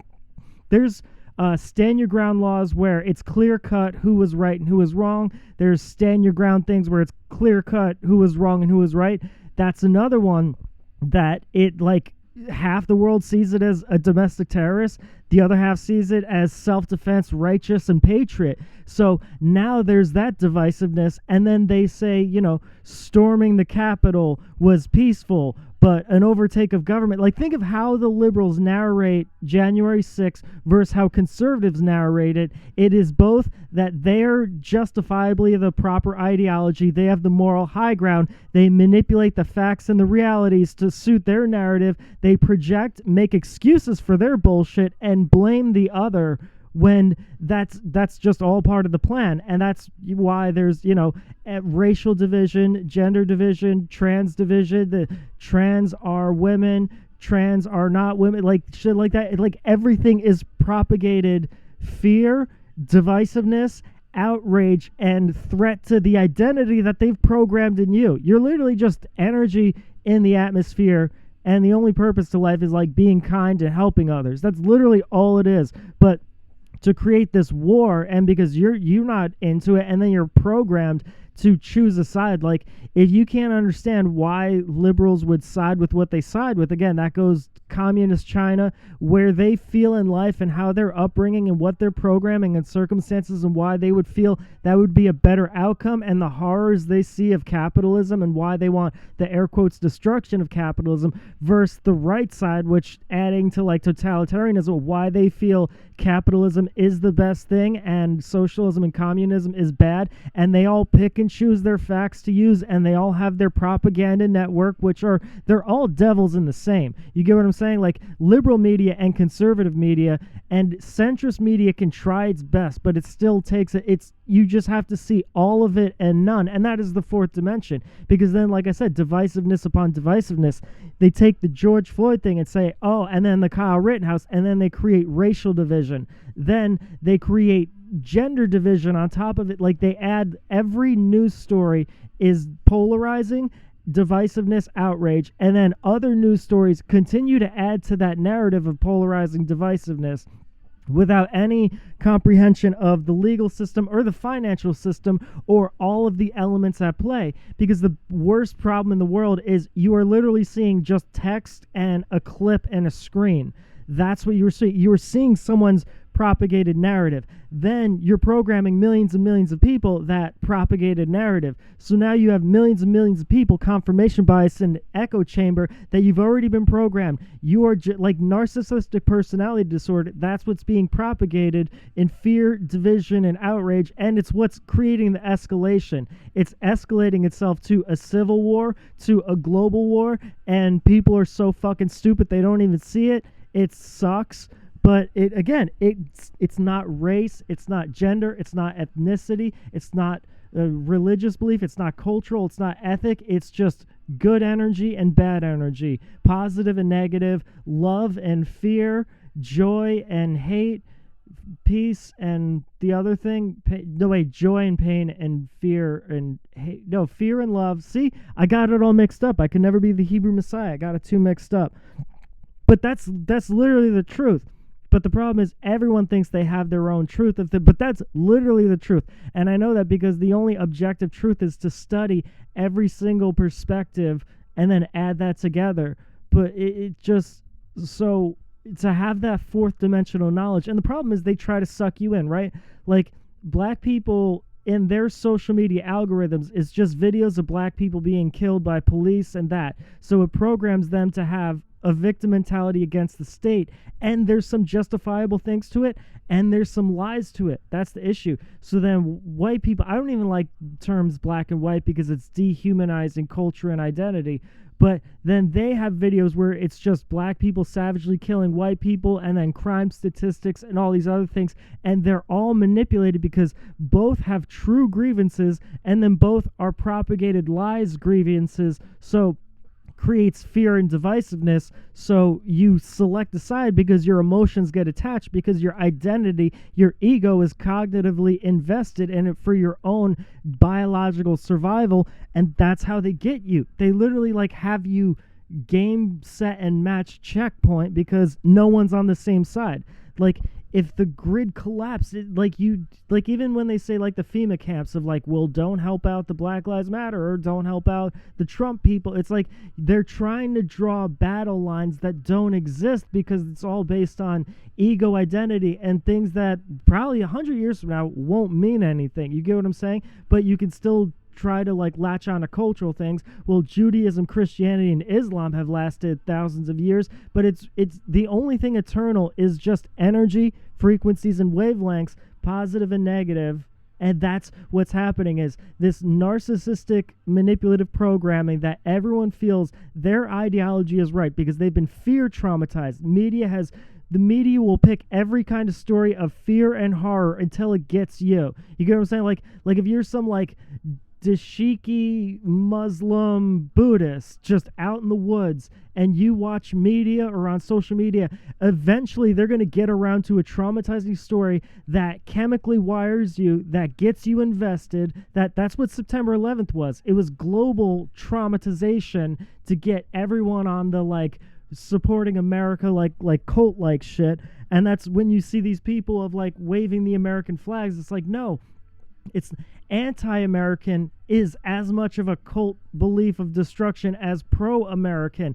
That's just, again, the fourth dimension. It isn't an either or. It's having to see how they've controlled you, how they've programmed you to treat other people. If you're wearing the American flag, waving and stand for the American flag, and then you treat other people who don't feel that way with contempt because you feel justified and you feel righteous and you feel morally righteous, and you dehumanize and don't see them as people, it's just social media ego identity generalization, then they fucking won. The 12 bloodlines and Illuminati energetics have won. Game, set, and match, checkmate. And the same thing for anti-American people, right?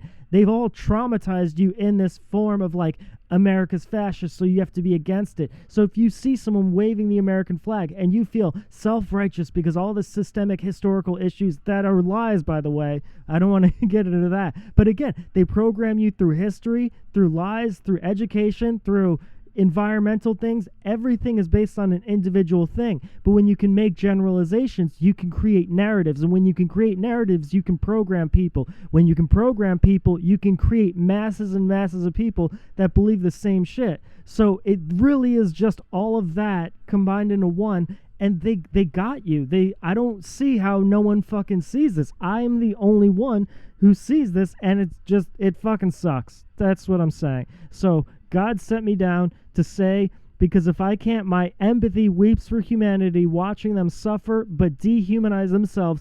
And then it gets to a sick point where I look at the eugenics of the world, the extermination, right? And it's like, if humanity can be programmed into its own self-annihilation.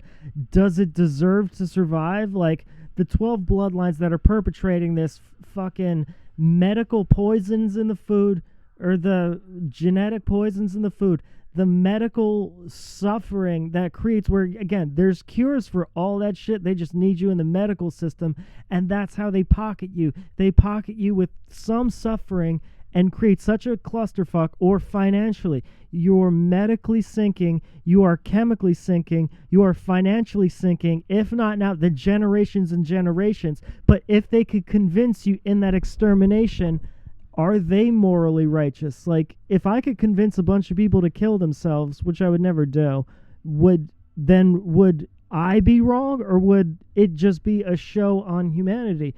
And that's where kinder hearts have to prevail. Like the strongest have to look out for the weak, the smartest have to look out for the less intelligent.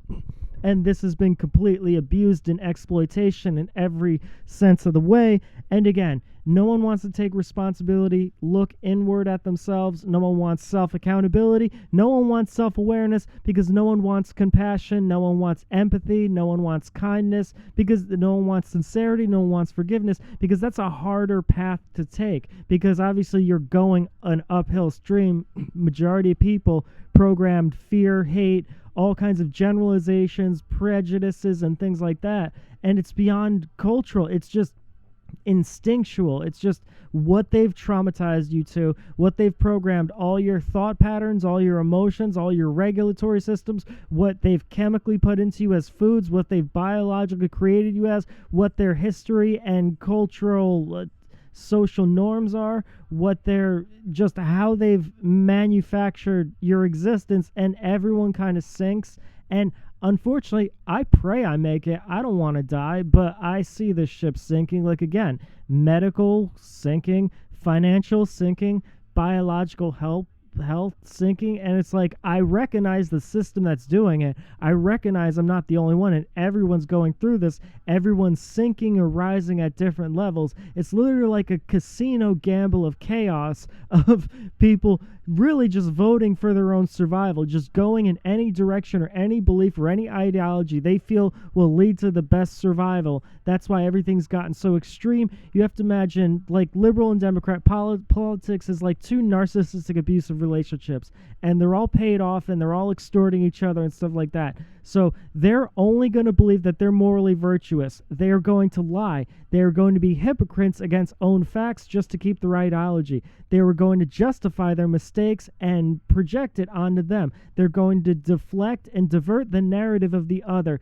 Then they are going to blame and dehumanize the other, right? So that's what's happened with liberals and conservatives. That's what they've done. That creates the divisiveness. Now, that's every other single outlet and faucet. So you have now millions and millions via social media and every other thing I just mentioned, narcissistic, manipulative, abuser programming, where everyone thinks they're right, everyone makes excuses, everyone projects on other people, everyone diverts and makes excuses for themselves and justifies, everyone blames and dehumanizes the other. And that's what you're walking around in the world with, based on these arbitrary ego titles that social media has programmed you, based on fear, based on desire, based on self-preservation, and based on how they've controlled your own genetics and your own moral compass and your own thoughts and beliefs and patterns by everything around you. And then by medical issues, financial issues, medical issues, and things like that. So in the end, at the end, past the end, there we go, quick shout out, past the end with Mark and Random, has nothing to do with that. None of that's real. It really is just energy. It's love versus fear. It's hate versus peace. It's joy versus suffering. It's positive energy and negative energy. What you exert to the world, despite what the world exerts towards you, creates a dream-like heaven or a nightmare-like hell. And unfortunately, we're collectively like the energy. Like, imagine every thought and emotion you felt was a psychic thing to the universe. Then imagine all the billions that are feeling that way and that's what creates this conscious existence. We are all collectively one. So if you have millions of people who are getting sadder and putting more hopeless energy out into the universe and putting more confusion, then that's kind of what the reality is going to become. They're going to manifest that. So then you have these people that are influencers and in control that manifest that. They influence millions to create a more outraged society, a more divisive society, a more suffering society, and then you descend. The collective dream, nightmare dream descends or ascends based on all of the collective's energy of positive or negative, love and peace, and that's the war of literal angels and demons that's taking place in present day. And this earth is just consciousness, is just a collective manifestation of those dreams and nightmares, that heaven and hell, and that's the game. That's what this fucking life is. So the only purpose is literally to spread kindness, because unfortunately, if you spread positive or negative energy, it ripples into more and more fear. You get what I'm saying? Like if you high five someone, you give love to someone, say something nice to someone, that person then goes on to say nice to all the people they meet in their life. So that's like 10,000 to 50,000. Those 50,000 go on to high five 50,000 more people. That's now like we're in 500,000 to a million. Those million high five a million to like 10 to 20 million. That 20 million high five to over a billion. That billion high five. So you high fiving someone has rippled through the entire world as a positive energy, or fist bump that people do these days. So you get what I'm saying? Like the way you treat an individual, love or fear, hate or joy, the other one, or peace, like affects the entire world. So you have that as an individual, positive and negative, the balance of heaven and hell in you, your dreams and your nightmares you're battling, and every single other human is just in a different form of the percentage of positive or negative energy that's in them, that's based on the amount of the disease versus the amount of the elixir they have inside themselves. And that is literally what this whole like war peace thing is it's love versus fear, hate versus peace, joy versus pain, and everyone puts their own energy out into the universe of positive or negative, and collectively that decides what reality is. So when there's people that see this as the most heavenly world in the world. Like you get all kinds of media content that you can enjoy. You get all kinds of people that you can meet on social media for love. You get food delivered to your door for the most part. You have a civilized society. So it's literally like technological. It's literally like heaven on earth. What you would imagine as heaven is you are all kings. Then there's people that are medically, financially suffering in bad, hard environments that meet awful people that have negative, dark energy. So they see this as a dystopian hell landscape, and that's the balance, that's the energy. So it's about that, everything I said was much better than the ending.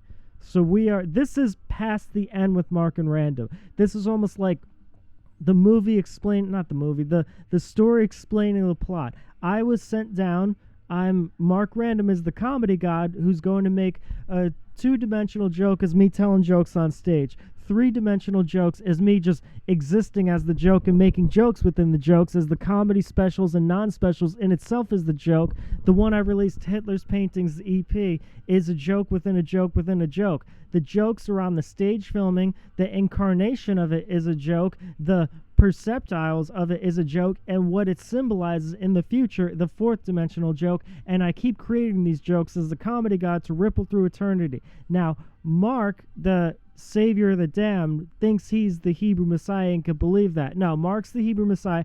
RanDoM is the savior of the damned. RanDoM is the demonic angelic demon. And isn't it hilarious that this is the world I see? Like, you don't see life as, when I'm walking through every day, I just look at people as planets, universes, atoms and cells, angels and demons, and energies and auras. And you all see like superficialism, beauty, money, sex, status, cars, nice things. And I see a whole different world. And again, it's between me and God and the devil, Mark and RanDoM.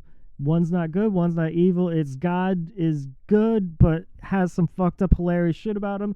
The devil is bad, but has some like comically nice things about him. All about balance. So I hope you fucking love it, God and the devil. Shout out to both. I'm going my own way. God and the devil could both suck my dick. I'm creating Elysium. It's going to be beyond heaven, beyond hell, beyond dreams, beyond nightmares. It's going to be hilarious, love, joy, peace, but greater than, because I think both God and the devil playing my life back and forth like they did Jesus and like they did Hitler as a joke for the world of predeterminism and destiny and the whole world hating you. That's when you know you've done something holy and pure and you're not just mentally ill and insane because of all the trauma you've suffered, is when you don't have any identity and you literally just do the holy thing, the righteous thing all the time.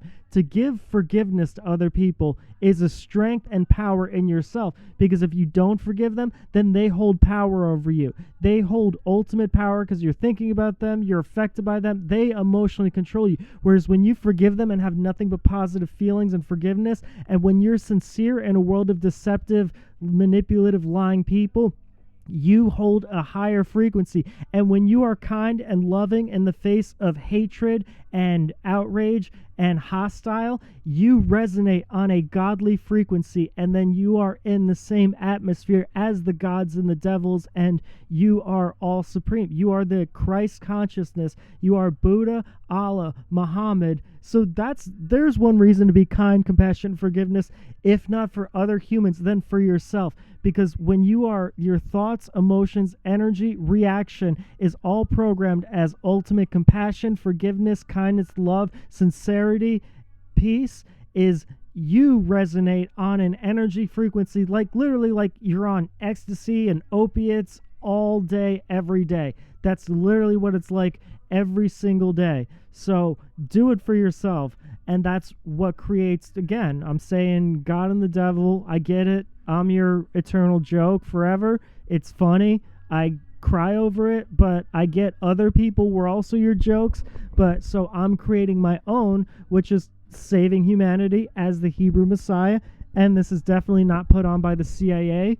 Random. But ultimately, it's loving the world and giving kindness and joy and peace to change all the nightmare, fear, pain, and hate. I'm alchemizing it and manifesting heaven, a love, joy, and peace. So there you go. Pass the M with Mark and Random. Love you all. God bless. Now, do I love you all? There we go. Mark loves you for you, in that like Mark loves because giving, Random loves because it makes him feel better. And that's the back and forth. That's the exterior, interior, and that's what you have to balance. Balance interior giving and exterior taking, and exterior giving and interior, the other thing. The balance of giving and taking, interior and exterior, as on heaven, as in earth, as the material, so the ethereal. Random and Mark. Pass the M with Mark and Random. Got a new comedy. It's a non-special because comedy specials don't mean anything anymore. There's millions. So it's an EP. It's a non-special. It's some comedy performances, some old jokes, some throwaway jokes, and it's for free. And then some music because I'm a little silly.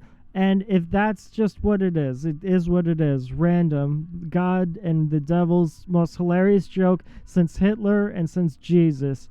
Random.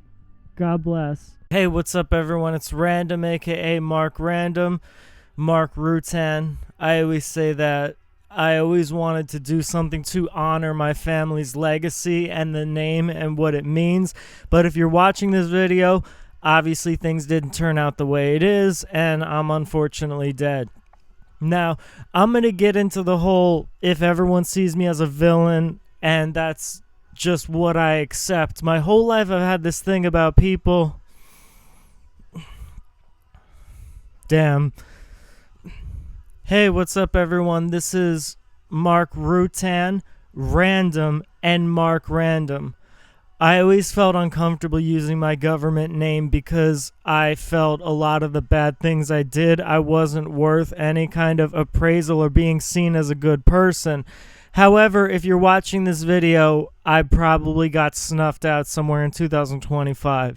So this is my whole a testament to God about just how I went my whole life to try to be some influential figure and change the world for a better by studying for 20 years all kind of religious philosophies and global issues and history and human psychology to try to find an answer and then gain a platform. But that obviously didn't work out. And I would comically guess that I'm looked at as a villain, like a really bad guy. Like whatever corporations had it out for me have photoshopped and CGI'd and AI voiced a bunch of horrible shit about me to defame me to the point where no one will even care, listen, or even feel the message that I have said. And I've dealt with that my whole life, and I realize like this is the final lesson. Almost like when you're in the company of heroic deeds, the whole world will look at you as a villain and try to either erase your legacy or distort it. But then again, there's no real concept of legacy that doesn't exist. So this is what I feel the most bad about is, for me personally, I always use this metaphor, and people find it very childish, which is if, let's say, a kid wants a little toy fire truck, $10, right? That's all he wants. So he just wants this little fire truck. So in his life, he finds people that they buy him a fucking police car because that's like that fucking ambulance toys, which is weird to bit, but again, gets to take a tour of it, gets to be in a real police station with that. And he says to all the adults around him as a kid, I just want this fire truck. I want this fire truck. So then they bring him to like the historical things of ambulances and police officers and even garbage cleanups, like all those civil services jobs, and he gets to live this dream, and every day is fucking amazing and happy, and his mind is blown. But he keeps saying to them, I just want this fire truck. And then he goes, let's say, years of all of these incredible things, and then does he have the right to be upset that he didn't get that little $10 fire truck? Most of people will be like, what the fuck? He wanted some small fire truck and he got the world? Literally gave him the world, but he didn't ask for the world. He just wanted that fire truck and no one cared or gave it to him. You get what I'm saying? So he's upset. He's like, I understand the gift, but I just wanted this. That's kind of how I feel towards God, which is I only wanted this little joy. And I know life is suffering, but people would idolize my life. If you knew like the shit that I can't put on camera, everyone would idolize this kind of life. I mean, except for I really just wanted like family and kids, but obviously that's out the window. So it's my fundamental disagreement with God that ultimately why I'm dead, and just know I truly am in a fucking happier place, which is the concept of life as a design is unknown. We're born and we're like, what the fuck? And then we die and we don't control that. Like a biological struggle to survive. So when I gave the metaphor of that toy, everyone's like, well, think of the third world country. Think of the worst possible scenario, right? It's war torn. Your children are blown up. Your buildings are on fire. Nuclear gas. There's deformity and you're starving of an illness and there's no cure because it's the third world and your body's sick every day. And as much as you biologically try to survive, bloodlines die, bloodlines go extinct, and it's this uphill battle of just suffering purely for these needs of something as simple as sleep and water and food. And I don't want to be a part of that. And I feel like that might be the most disrespectful thing to say to all of humanity, and I'm sorry, but if that were the prerequisites, I would never fucking choose to be a part of something where I am forced to have to survive on these biological things while time inherently is crushing me down. And you can't beat that. You get what I'm saying? You literally could only become God. That's the only way. And you don't know why you're in this maze to learn or purpose or help other people and all these stuff. And you don't know what happens when you die. So me personally thinking about it the whole time, thinking about why am am I here? And so it's like I just want nothing to fucking do with this. And I apologize. I want to be a part of life to give love and joy, peace and enlightenment with all that I've learned and things that I've researched. But it's like in my heart of hearts, in my core, I don't want to be here. I do not.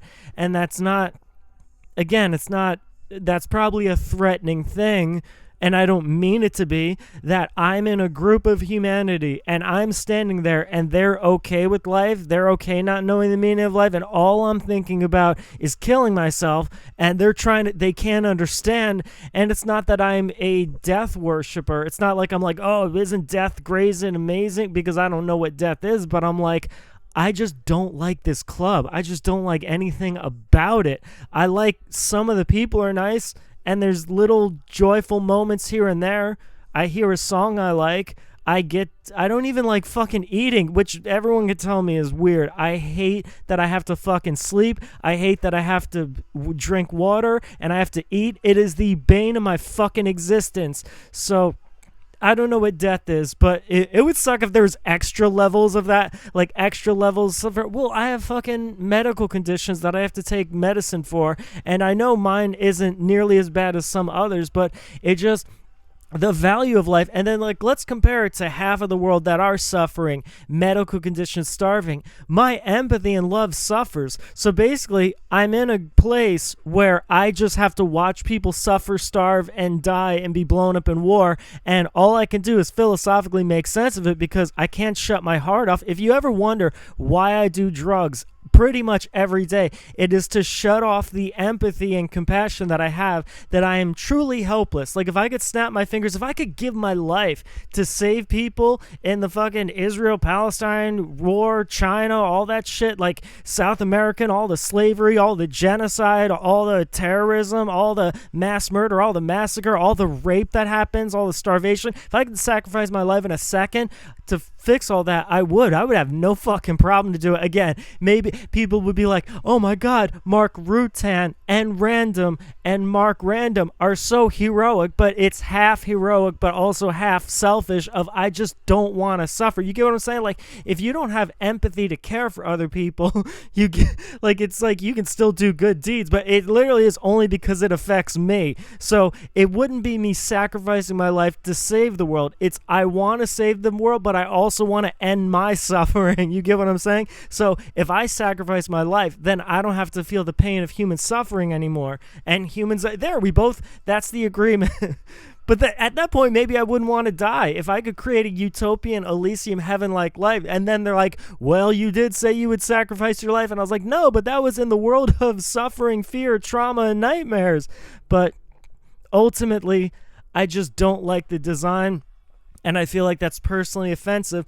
When fathers, again, procreation, I don't believe in that sort of concept, because all humans are designed to procreate, but a lot of people aren't able to. And now culturally, with fucking divorce, abortion, and I'm not going to say it's right or wrong, I'm just saying it's like lean more towards life kind of falling, or the value of life, or the value of human life falling. And it's like, I can never understand how people can be against abortion, but then just have so much hate and so much disregard. Like, there's orphanages, and there's homeless people, and then there's people in other countries starving, and there's people in like mental hospitals. So it's like, what? How can you care about an unborn fetus? And let's say it's a child. How can you care about a child that's still in another dimension when there's children of God suffering now? And then for people who are pro-abortion, it almost does lean into the death area of like, if it is a child, well, for me personally, it's like, again, I just don't want this existence. I don't like it. So I try to find things I like about it. And I like, ultimately it only exists on this planet. You zoom out like a microscopic cell, like look at my hand, right? What if there's zoom in at the atoms and cells, the protons and neutrons? There's entire universes where that's the infinity. There's entire universes that go on forever where there is a Mark Rutan and RanDoM and Mark RanDoM saying the same fucking shit in front of a camera. But it's like, so that makes it mean nothing. You get what I'm saying? Like, all of my pain doesn't mean anything anything compared to the billions of people on this world. Billions of people don't mean anything to the tens and thousands of years. You get what I'm saying? So it's like, then we create our own subjective purpose. Then people kill each other over those purposes, which I get it because I'm also insane, but it makes me like the only thing. So God, I'm not a devil worshiper, but your design of life and your human creation, 0 out of 5 stars, God. I apologize. And I don't mean that. Anyone who knows me knows I am like an insane Christian. Like, I am like, God told me to do all these things, so I'm going to travel across the country.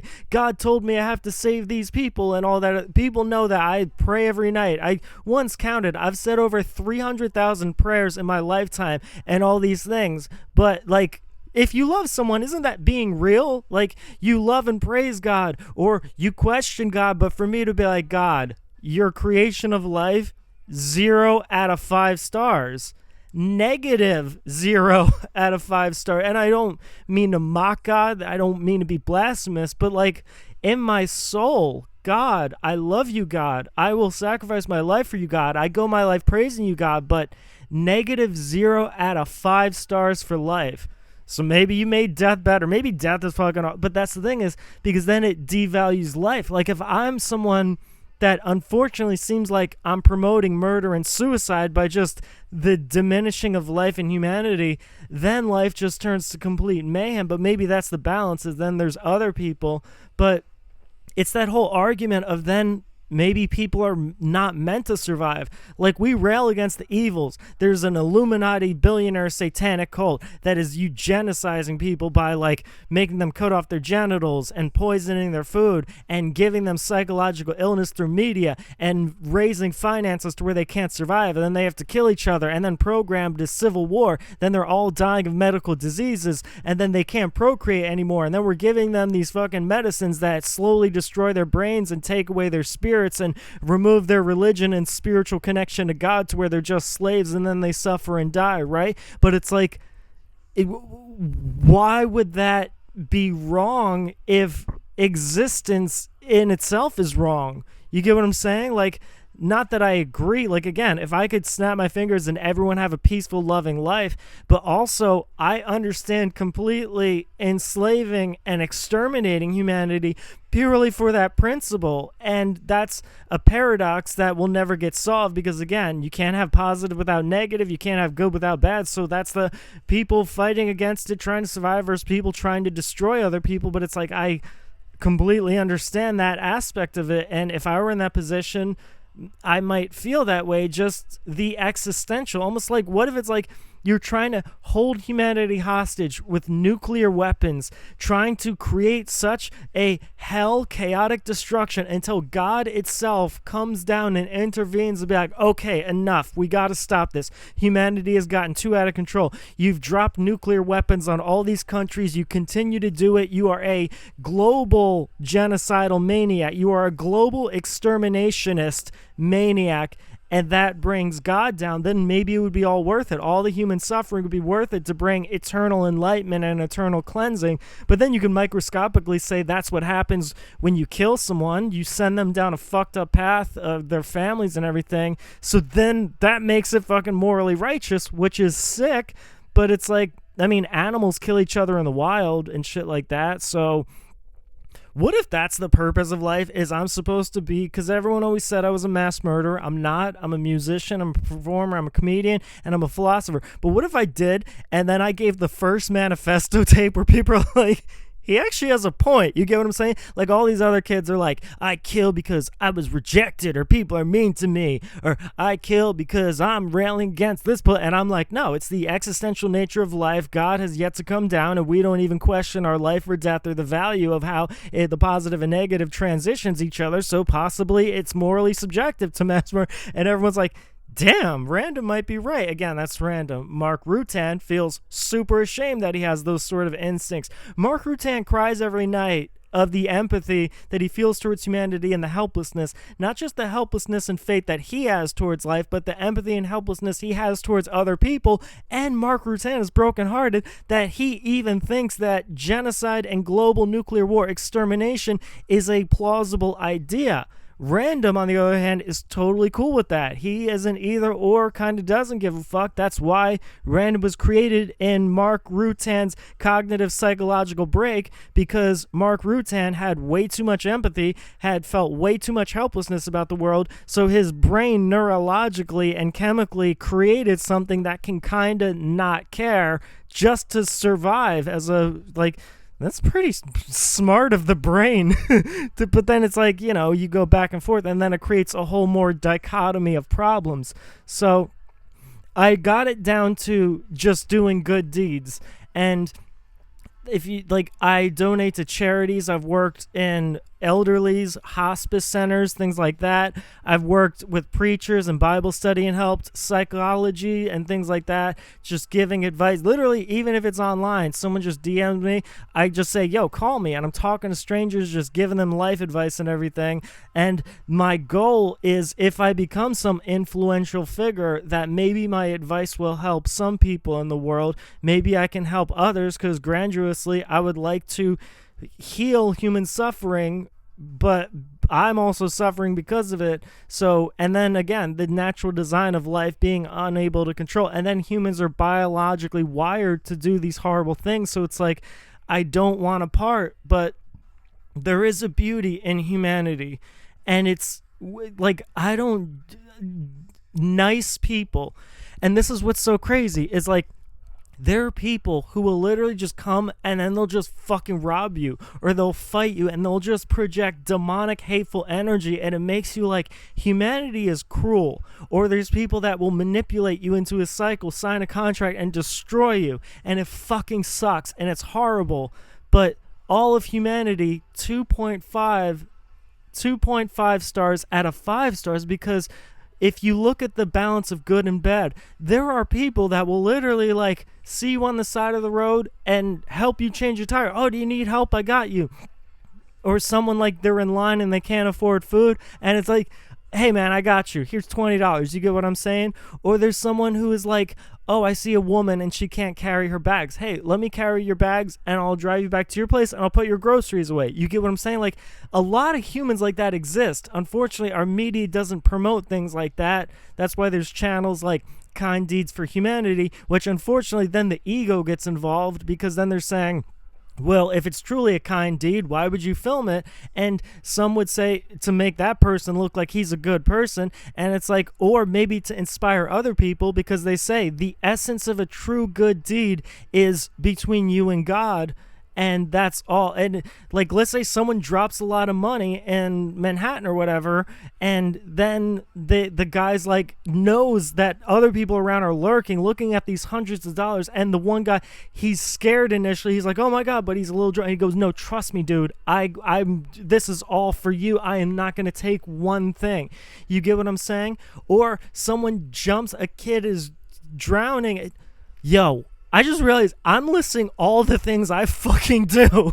That's what's crazy, is I have the image of, or human decision. Again, another reason RanDoM exists is for me to, anytime someone's in trouble, my worst enemy could come, and people have fucking seen this. That's the crazy shit. People have seen this happen. My worst enemy, who has fucked my life up, who has done horrible things, who has done shit, spread, could come to my door crying, saying, I don't have a place to live.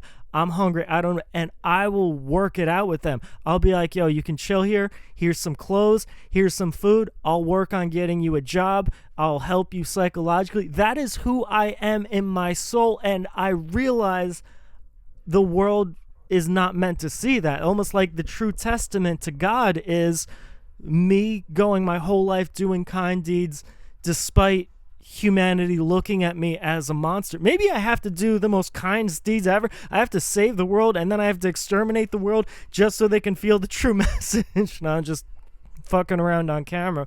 But it's the truth, is I always had this thing that was broken in my heart. Again, another reason RanDoM exists is because Mark Rutan does a lot of kind deeds. Mark Rutan is just an innately caring person. Mark Rutan has jumped in front of, like, a woman almost getting robbed, right? And then Mark Rutan stepped right in front for that stranger, just innately. Like, his adrenaline, muscle memory, something in him took over to do that for another person. And that wasn't him wanting to die. RanDoM would probably do that because he wanted to die and look like a good person. But again, it's still a good deed. But what I'm saying is, it's like, what the fuck was I saying? It's almost like no one sees that, because Mark Rutan also does really bad things when he's hurt. Mark Rutan also sometimes emotionally reacts poorly to situations, and humans in his life has tend to focus on the poor things because, again, he's a very polarizing figure. He's someone who will donate at charities just like for years and years and years. I'm just posting online because I know all this shit's coming to an end. Sorry. No, I don't have any premeditated plan. Fucking FBI, police, NSA, Illuminati. You all want to watch me fucking make this your #1 channel and you got me. Oh, RanDoM. Now we're going back, probably. Dropping the knowledge and the psychology. Honestly, it was just my way of making profiting. Locked in a hospital, hostily, got me traumatically. Now I'm watching the falling free with my songs to be and my comedy. There we go, a classic Mark RanDoM. I should put this video out now, but it's not even that. It's just, so when he's looked at for his bad deeds, it psychologically fucked with him. Of like, he'll make songs about how much he hates the world, or he'll make songs about like gruesome vengeance, or he'll make songs about struggling with hateful thoughts and wrath, and you get what I'm saying? So people will look at the negative, or he'll make jokes about the Holocaust and slavery because that's the only way. So then they look at Mark Rutan and they say he is a demon, he is a monster from hell, and that's how a lot of people looked at him his whole life. That's why police stop him everywhere. That's why he gets random selection and lines. That's why he gets profiled. That's why when he walks into white people clubs, black people are super cool to me. I can be extremely racist, like I got that shit going on, but like in my heart of hearts, black people have always been just super cool. Maybe they understand the energy of like being looked at as that, but it's almost like, no, but some black people have been shitty to me, you know, like in the streets and stuff like that. But again, then they go down to like, oh, neighborhood you shouldn't have been at. But it's like, life happens and everything. Don't try to rob me. I got this gun on me. Don't try to rob me. I got this gun on me, and I don't have a problem having your blood on me. And now people think I'm just trying to talk tough just to talk to be, but that actually happened. So I'm happy no social media camera caught it, probably, but there's probably a 480 grimy footage of me doing that and shot to be, and then laughing it off to be, saying, ha, you thought you got it to me, now look who got shot and bleed. RanDoM, you got what I mean? But all right, in that situation, that's just self-defense. You get what I'm saying? That's not, it is destructive. It's maybe you run from the situation, but there was no social media.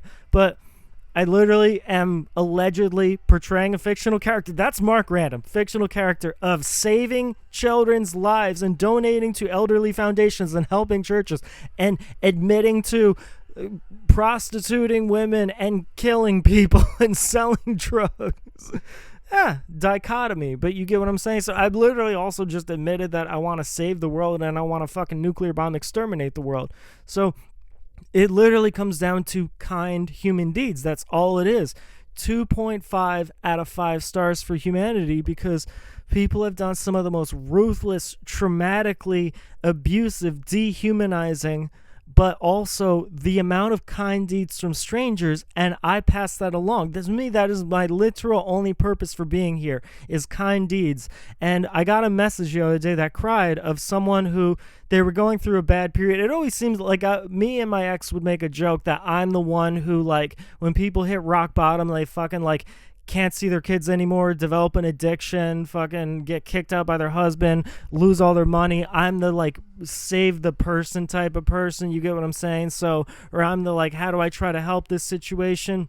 But I, like even a neighbor, right? So just talk to him every day, give him some advice, print out some meetings for him, say, I'll walk to the patient thing if you need it. Realize it's just this internal struggle that you got. You're great. Here's all the things you're great at. And so many people have said, dude, I would have been dead without you. There's this one guy on my phone. He calls me because he's schizophrenic, everything. That's why I made the Past the End with Mark and RanDoM sessions, for advice for like relationships, mental illness, suicidal thoughts, hope in life, finding joy, keeping compassion, for people to kind of keep that type of morale going. Again, that's why I said in like the first session, the Gothic Mr. Rogers, hoping to get on top of all of these problems or balance out my karma from trauma, so maybe God will probably let me be the prophet that I always saw myself, despite most of the demonic ones seeing me as a monster, but it's just projection off. And this is me 24/7 in my office, a dungeon that I turned converted for the dollars, but now we're going to be laughing and you'll think it's a gimmick probably. But that's where RanDoM comes in, because he says fuck all of ye. So, but I realize like that's the true essence of life and the purpose of not just accepting life and death, but doing good deeds and having people look at you as a monster. You get what I'm saying? And that's, again, Mark Rutan felt very hurt because he would do kind deeds. He is a good person in his soul. He makes mistakes, and for whatever reason, whatever cosmos, universe, people tend to focus on the bad, so then he tries to navigate and communicate with them. He tries to like, no, don't you understand? And then maybe it's them projecting their own mistakes on him, like they feel like bad people, so they feel like, oh, we got one. You see, look at him. He's fucked up, and he lives a life of suffering, and biologically, that's, getting thrown out of the tribe. You care to survive. Like, you get what I'm saying? Like it's somewhat, what is it? It's what the fuck is that?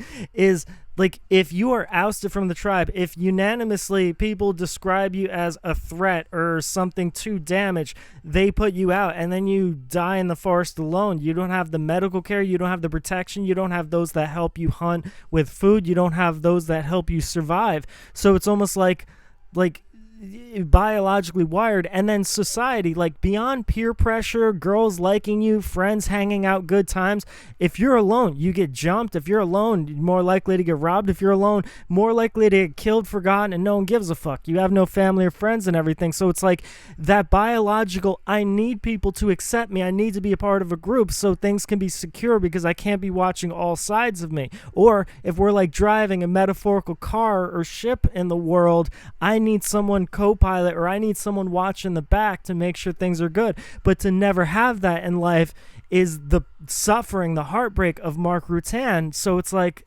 what it is it becomes this sort of like random, again, cognitive identity shattering from all of those things, created someone who, whether he lives or dies, does not give a fuck. He accepts fate, but he will never allow humans' opinions, thoughts, or actions to affect his behavior, which is good in a way, because he's going to be proactive. Mark is the type of person who, in his soul, just innately does kind deeds, and doesn't care if people don't care. But when he's diminished, misrepresented as a horrible person, he reacts sometimes good, sometimes poorly, sometimes destructively.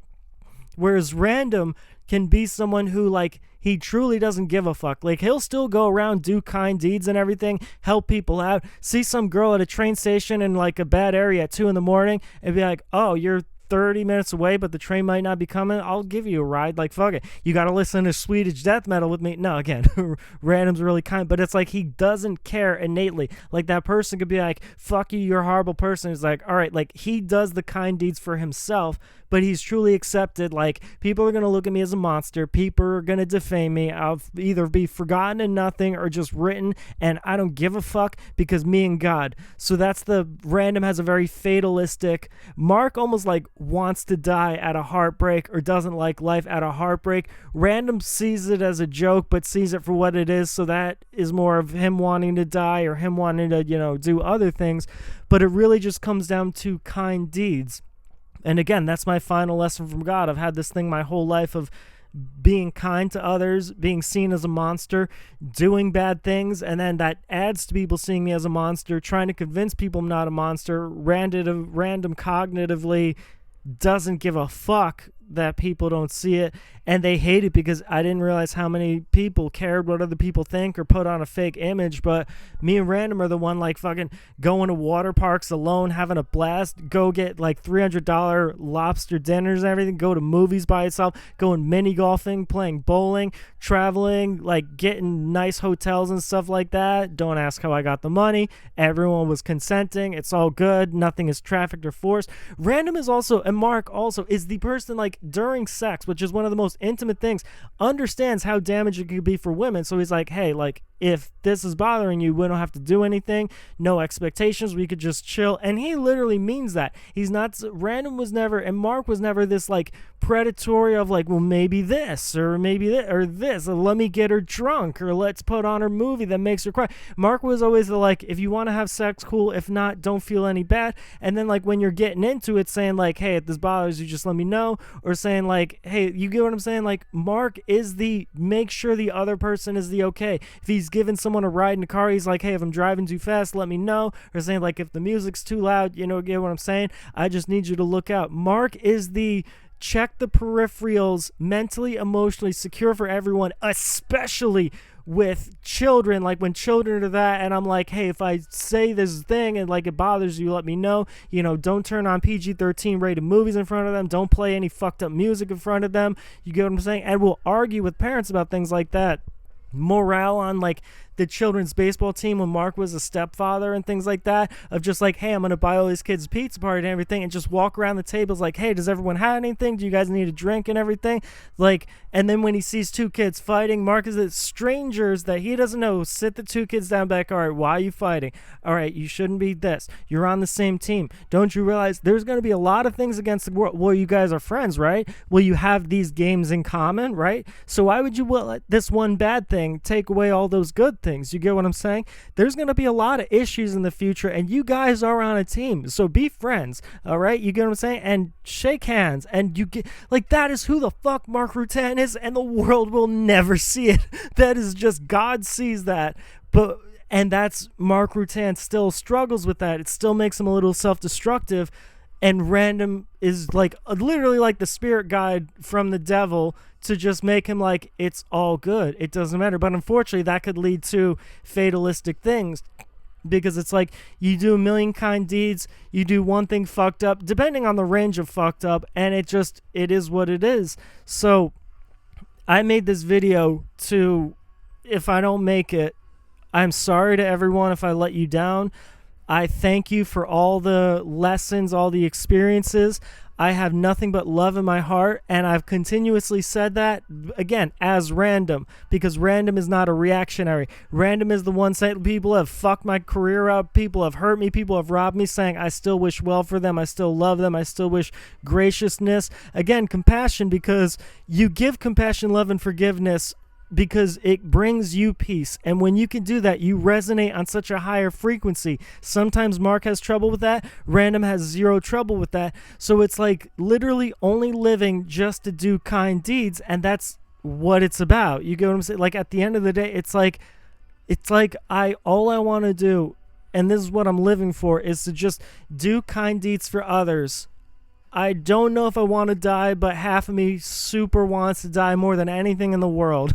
More than anything in life, I want to die, which I know is a funny sentiment. And again, Mark Rutan will still maybe try to find some purpose or try a career, but his heart is checked out. There's too many bad things. There's just, he doesn't want love, doesn't want a family, doesn't want that, just stranger, come along, do kind deeds. Maybe he just wants people to recognize him as a good person, but he's truly conceptualized this year, 2024, that he will never be seen as a good person. And then it doesn't matter. All right, forget him. Everyone's moved forward. Mark Rutan is traumatized and can't move forward. So that's where he's like, he will never heal. He will always be in the dark cave. RanDoM tries to get him out sometimes. RanDoM tries to, no, we're moving forward and everything. Mark Rutan wants nothing to do with the world, nothing to do with life, nothing to do with people. Maybe just get a message out. That's all it is. Mark Rutan is done with life. RanDoM could take it or leave it, but they both do kind deeds. And again, the final thing is being seen as a villain. RanDoM truly doesn't give a fuck. Mark Rutan is learning to just accept, I'm going to do all these kind deeds. I've done some bad deeds. The whole world will crucify the bad deeds.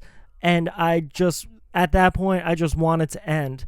Mark Rutan, almost like he can't control it, so he wants to destroy it, which is in his control. But then again, that's kind of him losing control by life. But then there's the hurt of just saying that in general. You get what I'm saying? Like, is that losing control? It's like suicide, right? Is that losing control or gaining control? Because you've been so tormented, haunted, and traumatized by life, you blow your brains out. Is that you like, enough of this bullshit, I'm taking control? Or is that losing control of, oh my God, I can't take it? But again, that's up for the balance. So it's kind deeds, but it's truly, at the end of the day, Mark Rutan feeling embarrassed his whole life and feeling ashamed. That's why he calls himself RanDoM, that he has that self-destructive button in him, that he has this at any moment, I just want to kill myself and end this existence, because it's just looking at the bad part of life. You get what I'm saying? So that's what it is. So it's eternal apologies and remorse to everyone that I've fallen short with. It's, I hope there's understandings if you misunderstood my kind, loving intentions as bad. If you see me as the villain, I thank you for all the lessons. I truly, in my soul, have nothing but love and positivity for the world. Even those that have seen me as demons, I do my best to love, but sometimes hate, wrath, and vengeance comes through.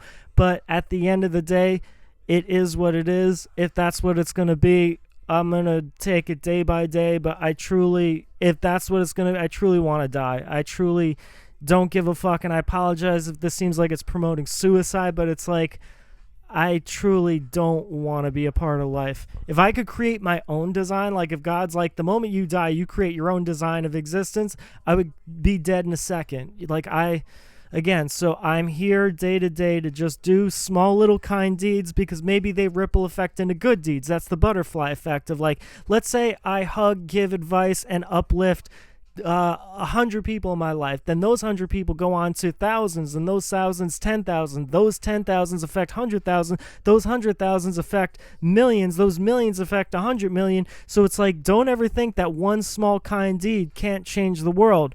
But at the end of the day, it's, again, Mark Rutan just wants to live his life to give to other people and not suffer in life, and maybe somehow overcompensate and prove he's a good person, but also truly learning to accept his final lesson from God is to do good deeds, have the whole world look at him as a monster, and figure out we did his best, mission complete from God, whether he ends up dying or not, but he's truly come to terms with it. RanDoM has just been cool all the way. RanDoM could be like, yo, we're going to live and have a great life, or yo, let's end this shit now.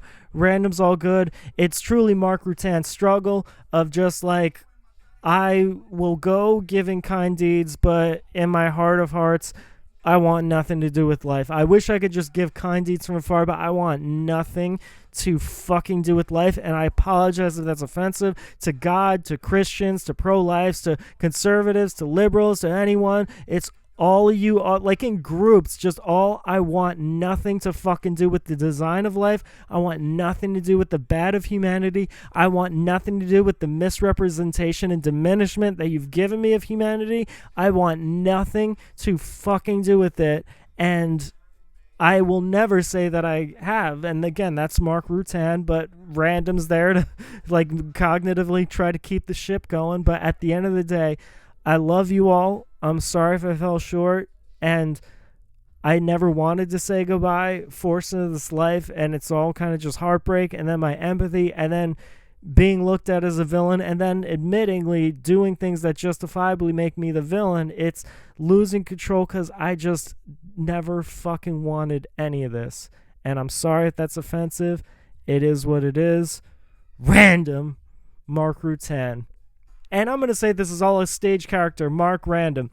So check out Mark RanDoM, or Mark. It's interesting. I have an album. It's almost like the first one is made by RanDoM, called We Are All Mark RanDoM, based on what we wanted life to be versus what life turned out to be. And then it's a concept album that goes crazy wild. Then the second one is almost told from the perspective of Mark RanDoM, the character that Mark and RanDoM. Mark RanDoM is the character that everyone's created. It's called We All Became Mark RanDoM, or it's called We Are All Mark RanDoM 2, We Became Mark RanDoM, kind of like how Mark Random is crazy, but then like many years later people became as crazy as him. The government's out to get us, they're putting chips in us, the media's false, everyone's gonna hit you, civil war, nuclear war, they're staging all this stuff like that. I was on that shit before anyone else, you know. And now so it's like we're all Mark Random, what we wanted life to be and what our lives turned out, and then we all are Mark Random too. We became Mark Random because everyone kind of caught up to the same insanity. Then the third album is Mark Rutan talking about all these things in depth in life, whether it was his family, his teenagehood, his adulthood, his careers, his marriages, and things like that, that just ultimately came to that conclusion of gonna try my best to do kind deeds, but literally in my heart of hearts want nothing to do with life. -0 out of 5 stars, and unfortunately try my best to do good deeds day to day but want nothing to do with humanity, and unfortunately has that self-destruct in him that it's like, if I'm just going to be demonized again, that's the test from God, is can Mark Rutan still be a good person despite all the misrepresentation and hate that the whole world's going to bring on him, just like it has kind of his whole life traumatized, which again created random. Maybe he's looking at the negative sides. It's also the reason he had all the wild stage adventures he had all the wild encounters with women, had all the fucking traveling and nice experiences and seeing all of the world and stuff like that, and continues to, and made all his money and had every kind of like fun drug part adventure or whatever, or had these deep philosophical conversations, but then also ended up with like people who have fucking murdered and raped and child killed and stuff like that, and just, but you're chilling there in the mental hospital, so you like might as well, like, you get what I'm saying, like Mark Random or Mark Rutan always lived to just understand, but at the end of the day has that in him to just, you know, look at the good in humanity.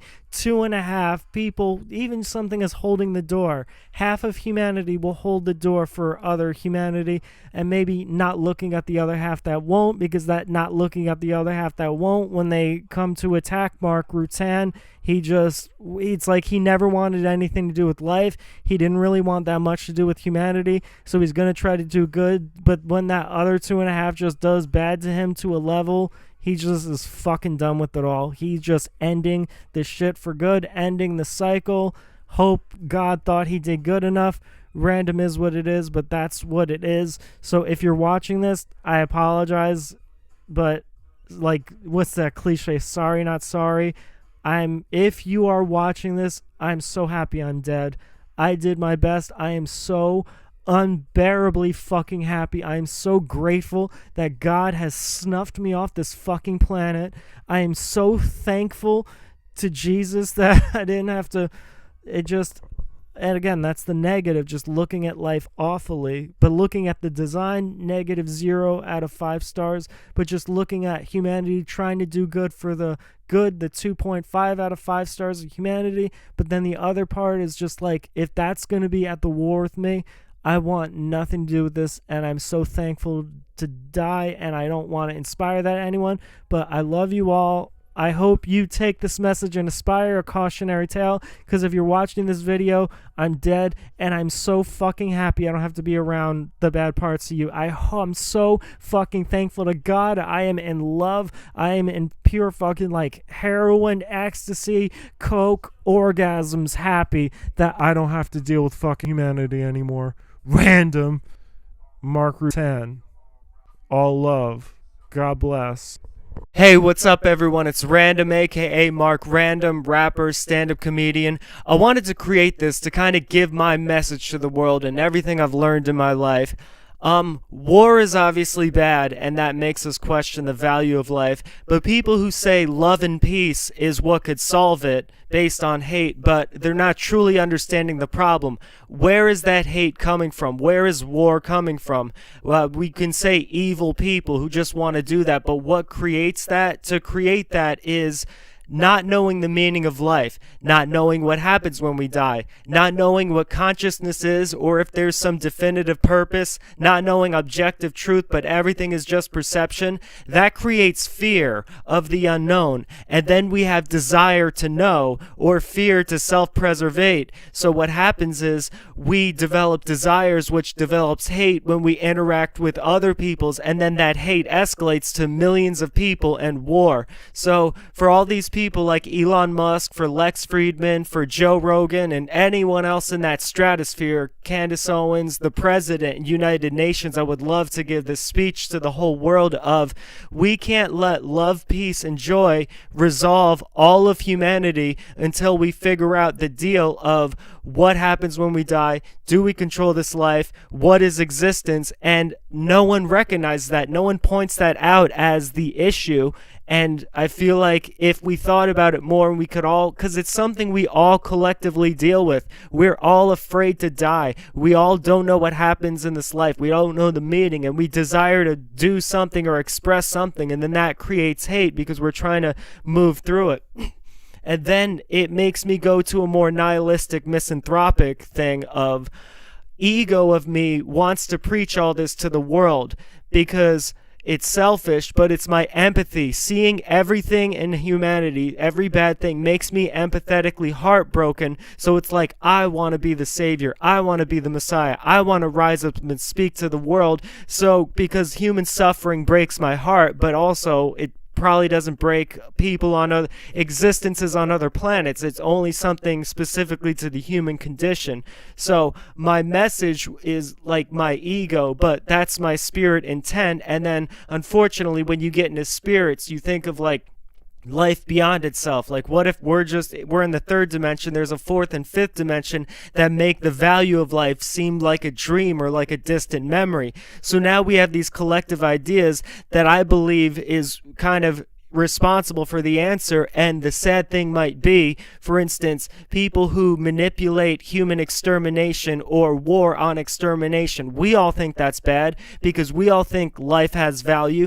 But what if that's what we're supposed to do? We are like almost kindness, and I don't believe this, nor do I want this to be the truth, but what if like kindness, compassion, love was a biological accident and we were here to destroy each other, exterminate each other in war, and we used to only have those emotions, but then all the other things kind of took us sideways. And the reason I feel that is because like, what we objectively do? We're on this planet, we sleep, we eat, we procreate, and we try to survive, but we die. So maybe we're all here just to die, because what is death but just letting go? You're letting go of your reality, of your ego, of your human self, of every attribute you've said about yourself, of every kind of cause or ideology you believed, or every kind of, I'm going to save the world. Like, think about that. I'm saying I want to save the world. Let's say I get that catastrophic opportunity and everyone in the world listens to me. Thousands of years from now, it might not mean anything. Hundreds of thousands of years from now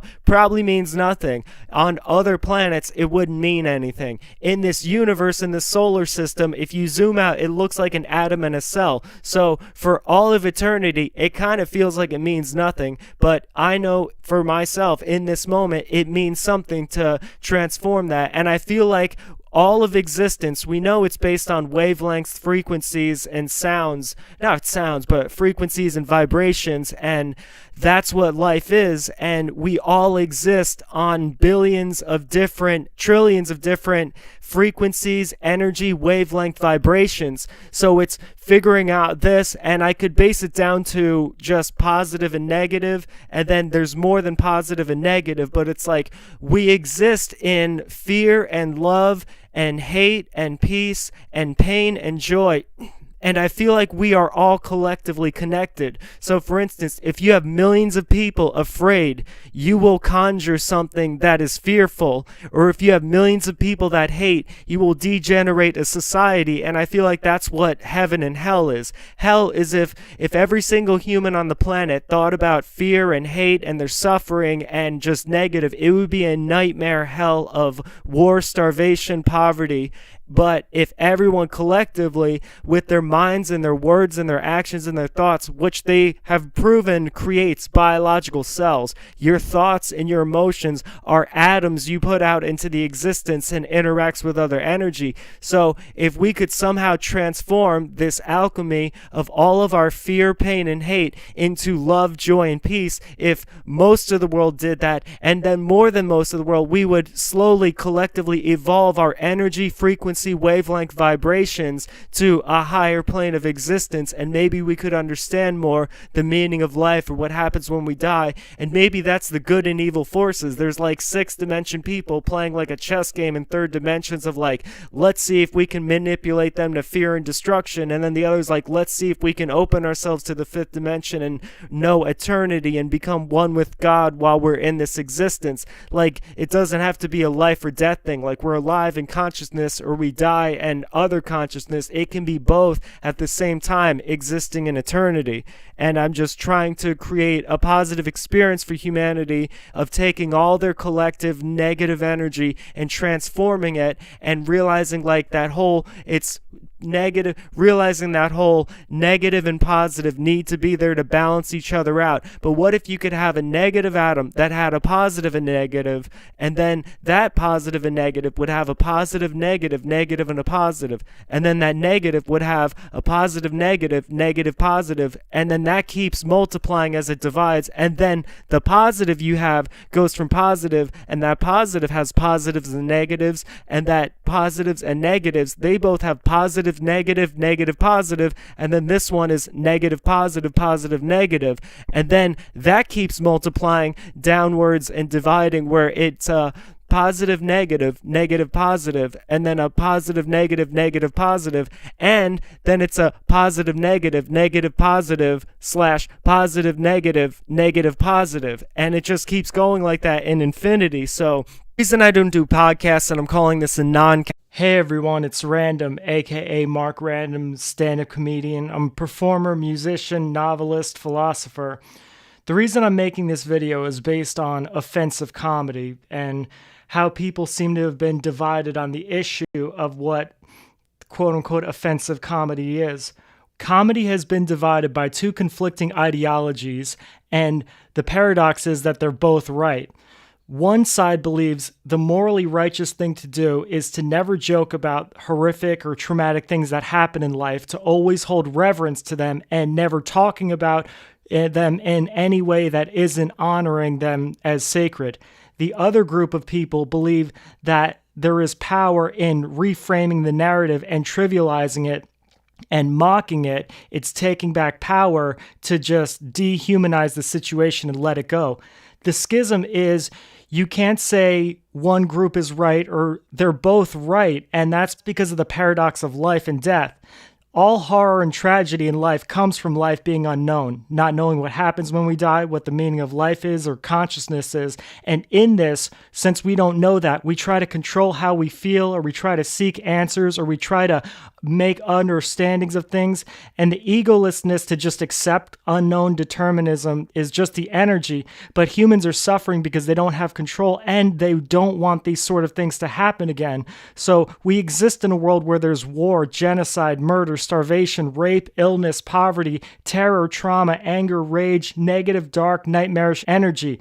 What happens in the unknown nature of life is it creates a paradigm of terror for survival and desire for survival, so all humanity is caught in this toxic cycle of fear and desire that biologically wired them from birth, and the existential unknown, what happens when we die, the meaning of life, only adds to that toxic cycle of fear and desire. Therefore, it creates this human's ego, which is the need to self-identify and or the need to self-preserve, and in that is the psychological makeup of not mocking those things or people who feel that way. What people don't give enough credence to is people who are triggered by jokes. Words are loaded because they outrage, they lash out, they have a volatile reaction because it triggers.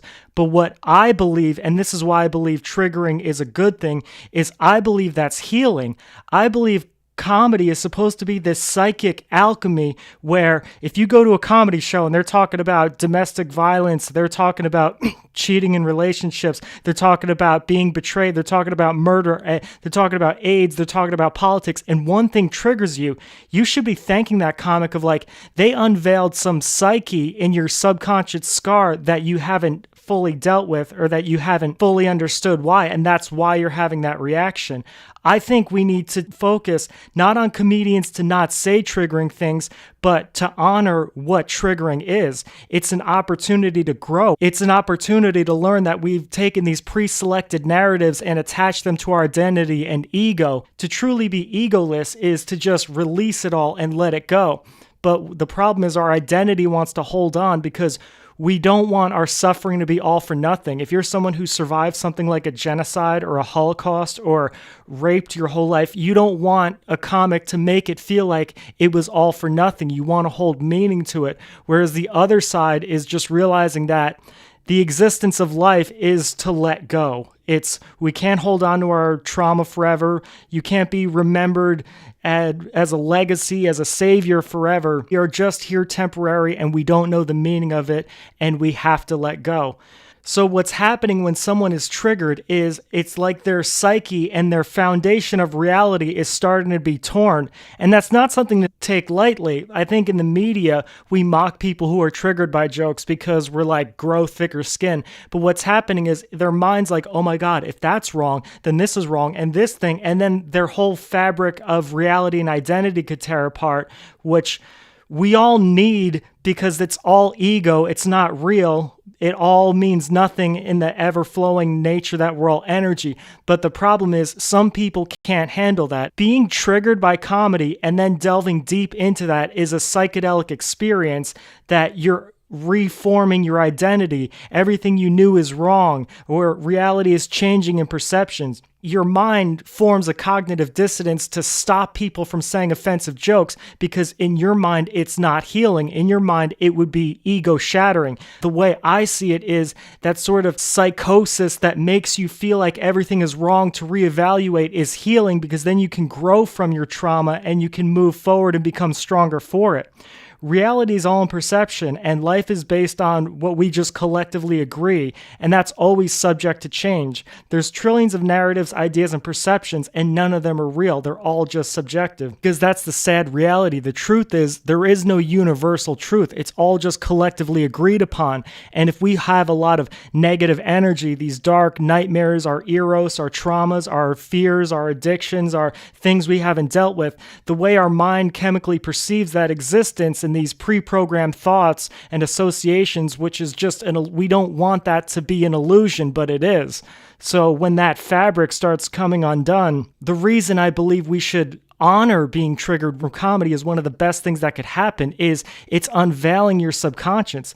The individual ego suppresses and creates a false ego and false identity and a false narrative that it tells itself, and then conflicted with opposing ideas, their fabric of reality comes down, and then they don't want that trivialized. They want their most painful, traumatic things in life. And that's also a sad reality is, let's say you've went through war and everyone's died and you're a soldier of war for 20 years of bombs exploding and you just suffer post-traumatic stress and panic attacks all day, is you don't want to realize that it only matters on this planet, in this universe, in this space, and outside to infinity, to atoms. It might as well just be in a petri dish. That's how much your life of sacrifice and determination and all the books you've read and all the training means. And that's a hurtful feeling they want to hold reverence for because that's how they suit their narrative. Like someone who is a survivor of a horrific crime, they move with the narrative of I'm a survivor, I'm in power, I'm a survivor. So if a comic is telling a joke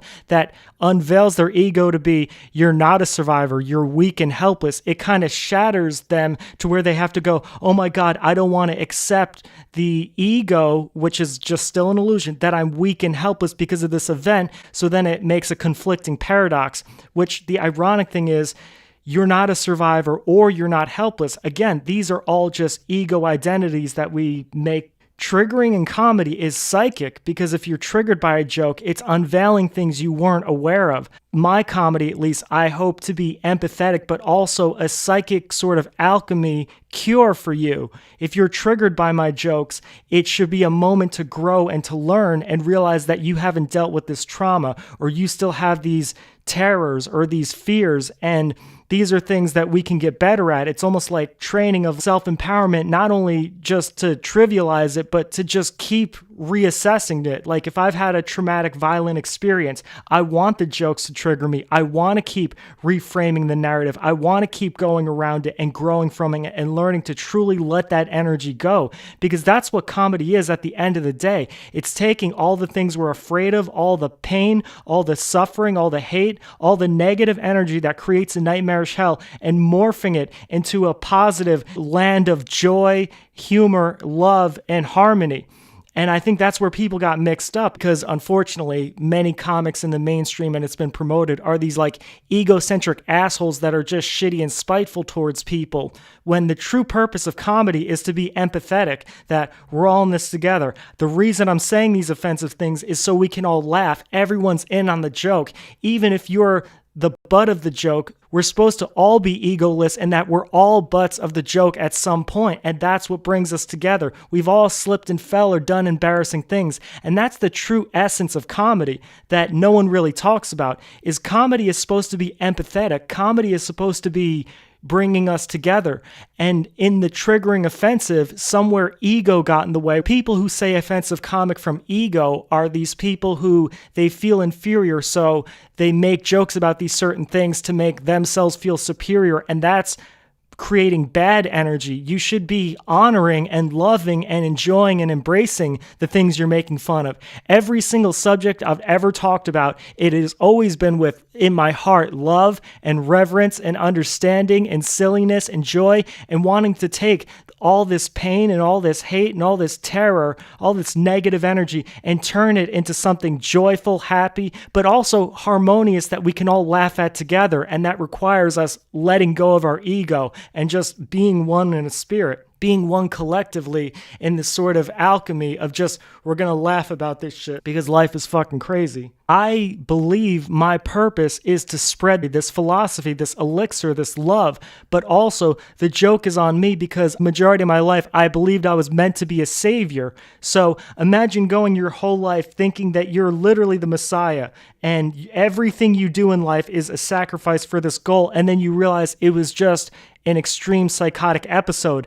Then all that suffering was for nothing. Those 20-something years of all those places and scary situations and life or death events, it was all for nothing. But that's the point, and that's comedy is supposed to be, even if it's offensive or it's racial or it's hostile or it's aggressive, the overall energy is supposed to be, we're in this together. And I think it got mixed up because so many people get into comedy with the wrong intentions. They get into comedy for ego or fame or money or their own emotional dysfunction and just project their toxic bullshit on the world. And I've been guilty of that as well. Have you ever seen a comic that's actually miserable while telling a joke? It doesn't go over well. They have to be in a zen place of in the moment. And when you channel that sort of chi, you can just start morphing this alchemy to just make everyone laugh. We're all fucking ridiculous. We're all crazy and we're all silly. And that's the beauty of it. Rather than looking at the horror, it's a paradox because it's beautiful and horrible at the same time. It's in a comedic moment as we're bringing this collective energy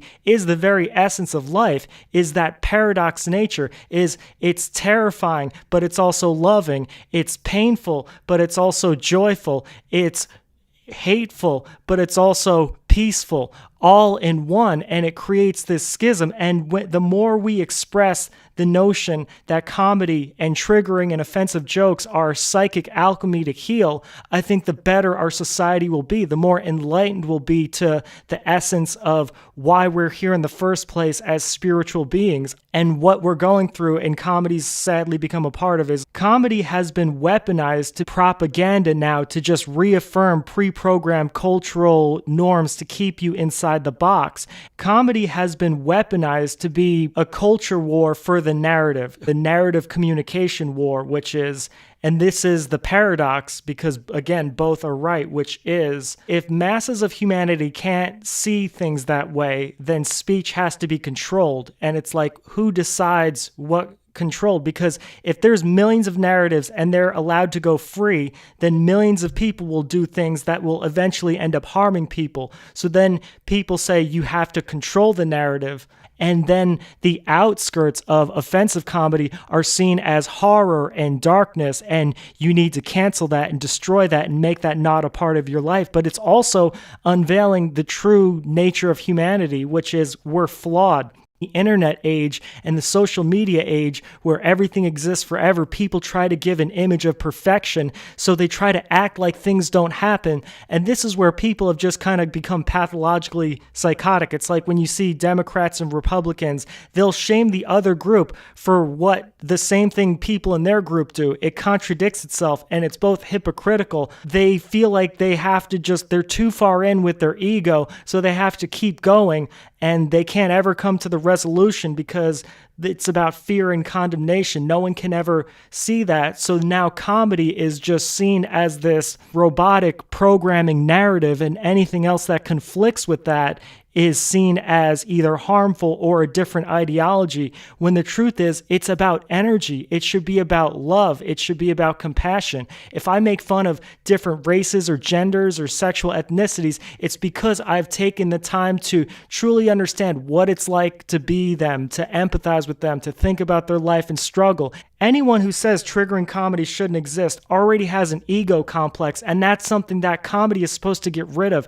In comedy, you're not supposed to, or just in love and nature and universal eternal, you're not supposed to have a feeling of inferior or superior, but people get, because biological fear and desire, insecurity to their ego, so they feel if I'm mocking a different race or religion or gender or group of people, it's because I think I'm better, or society would look at one as better or worse, and it's not. It's just we're both the same and we're both different. So I'm laughing with you and trying to understand. The intention is not to hurt. The intention is to heal. It's just this whole society has been programmed to think that healing is hurting, pre-programming your ego of more fear and more desire and more attaching your ideology.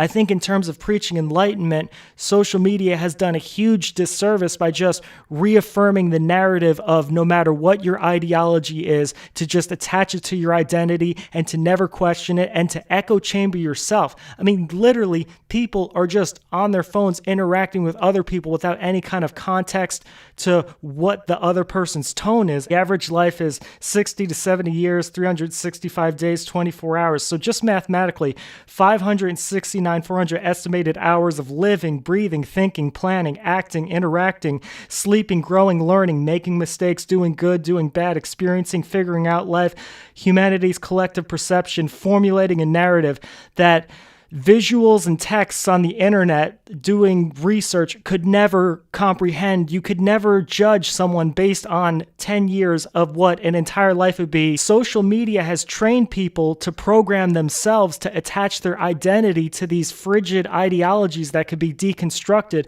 I tell you, we need love, we need compassion, but it's in energy, it's in feeling. If you watch videos of my stand-up comedy, you're going to perceive it from your pre-association narrative based on your environment and based on culture and based on what the media is programmed.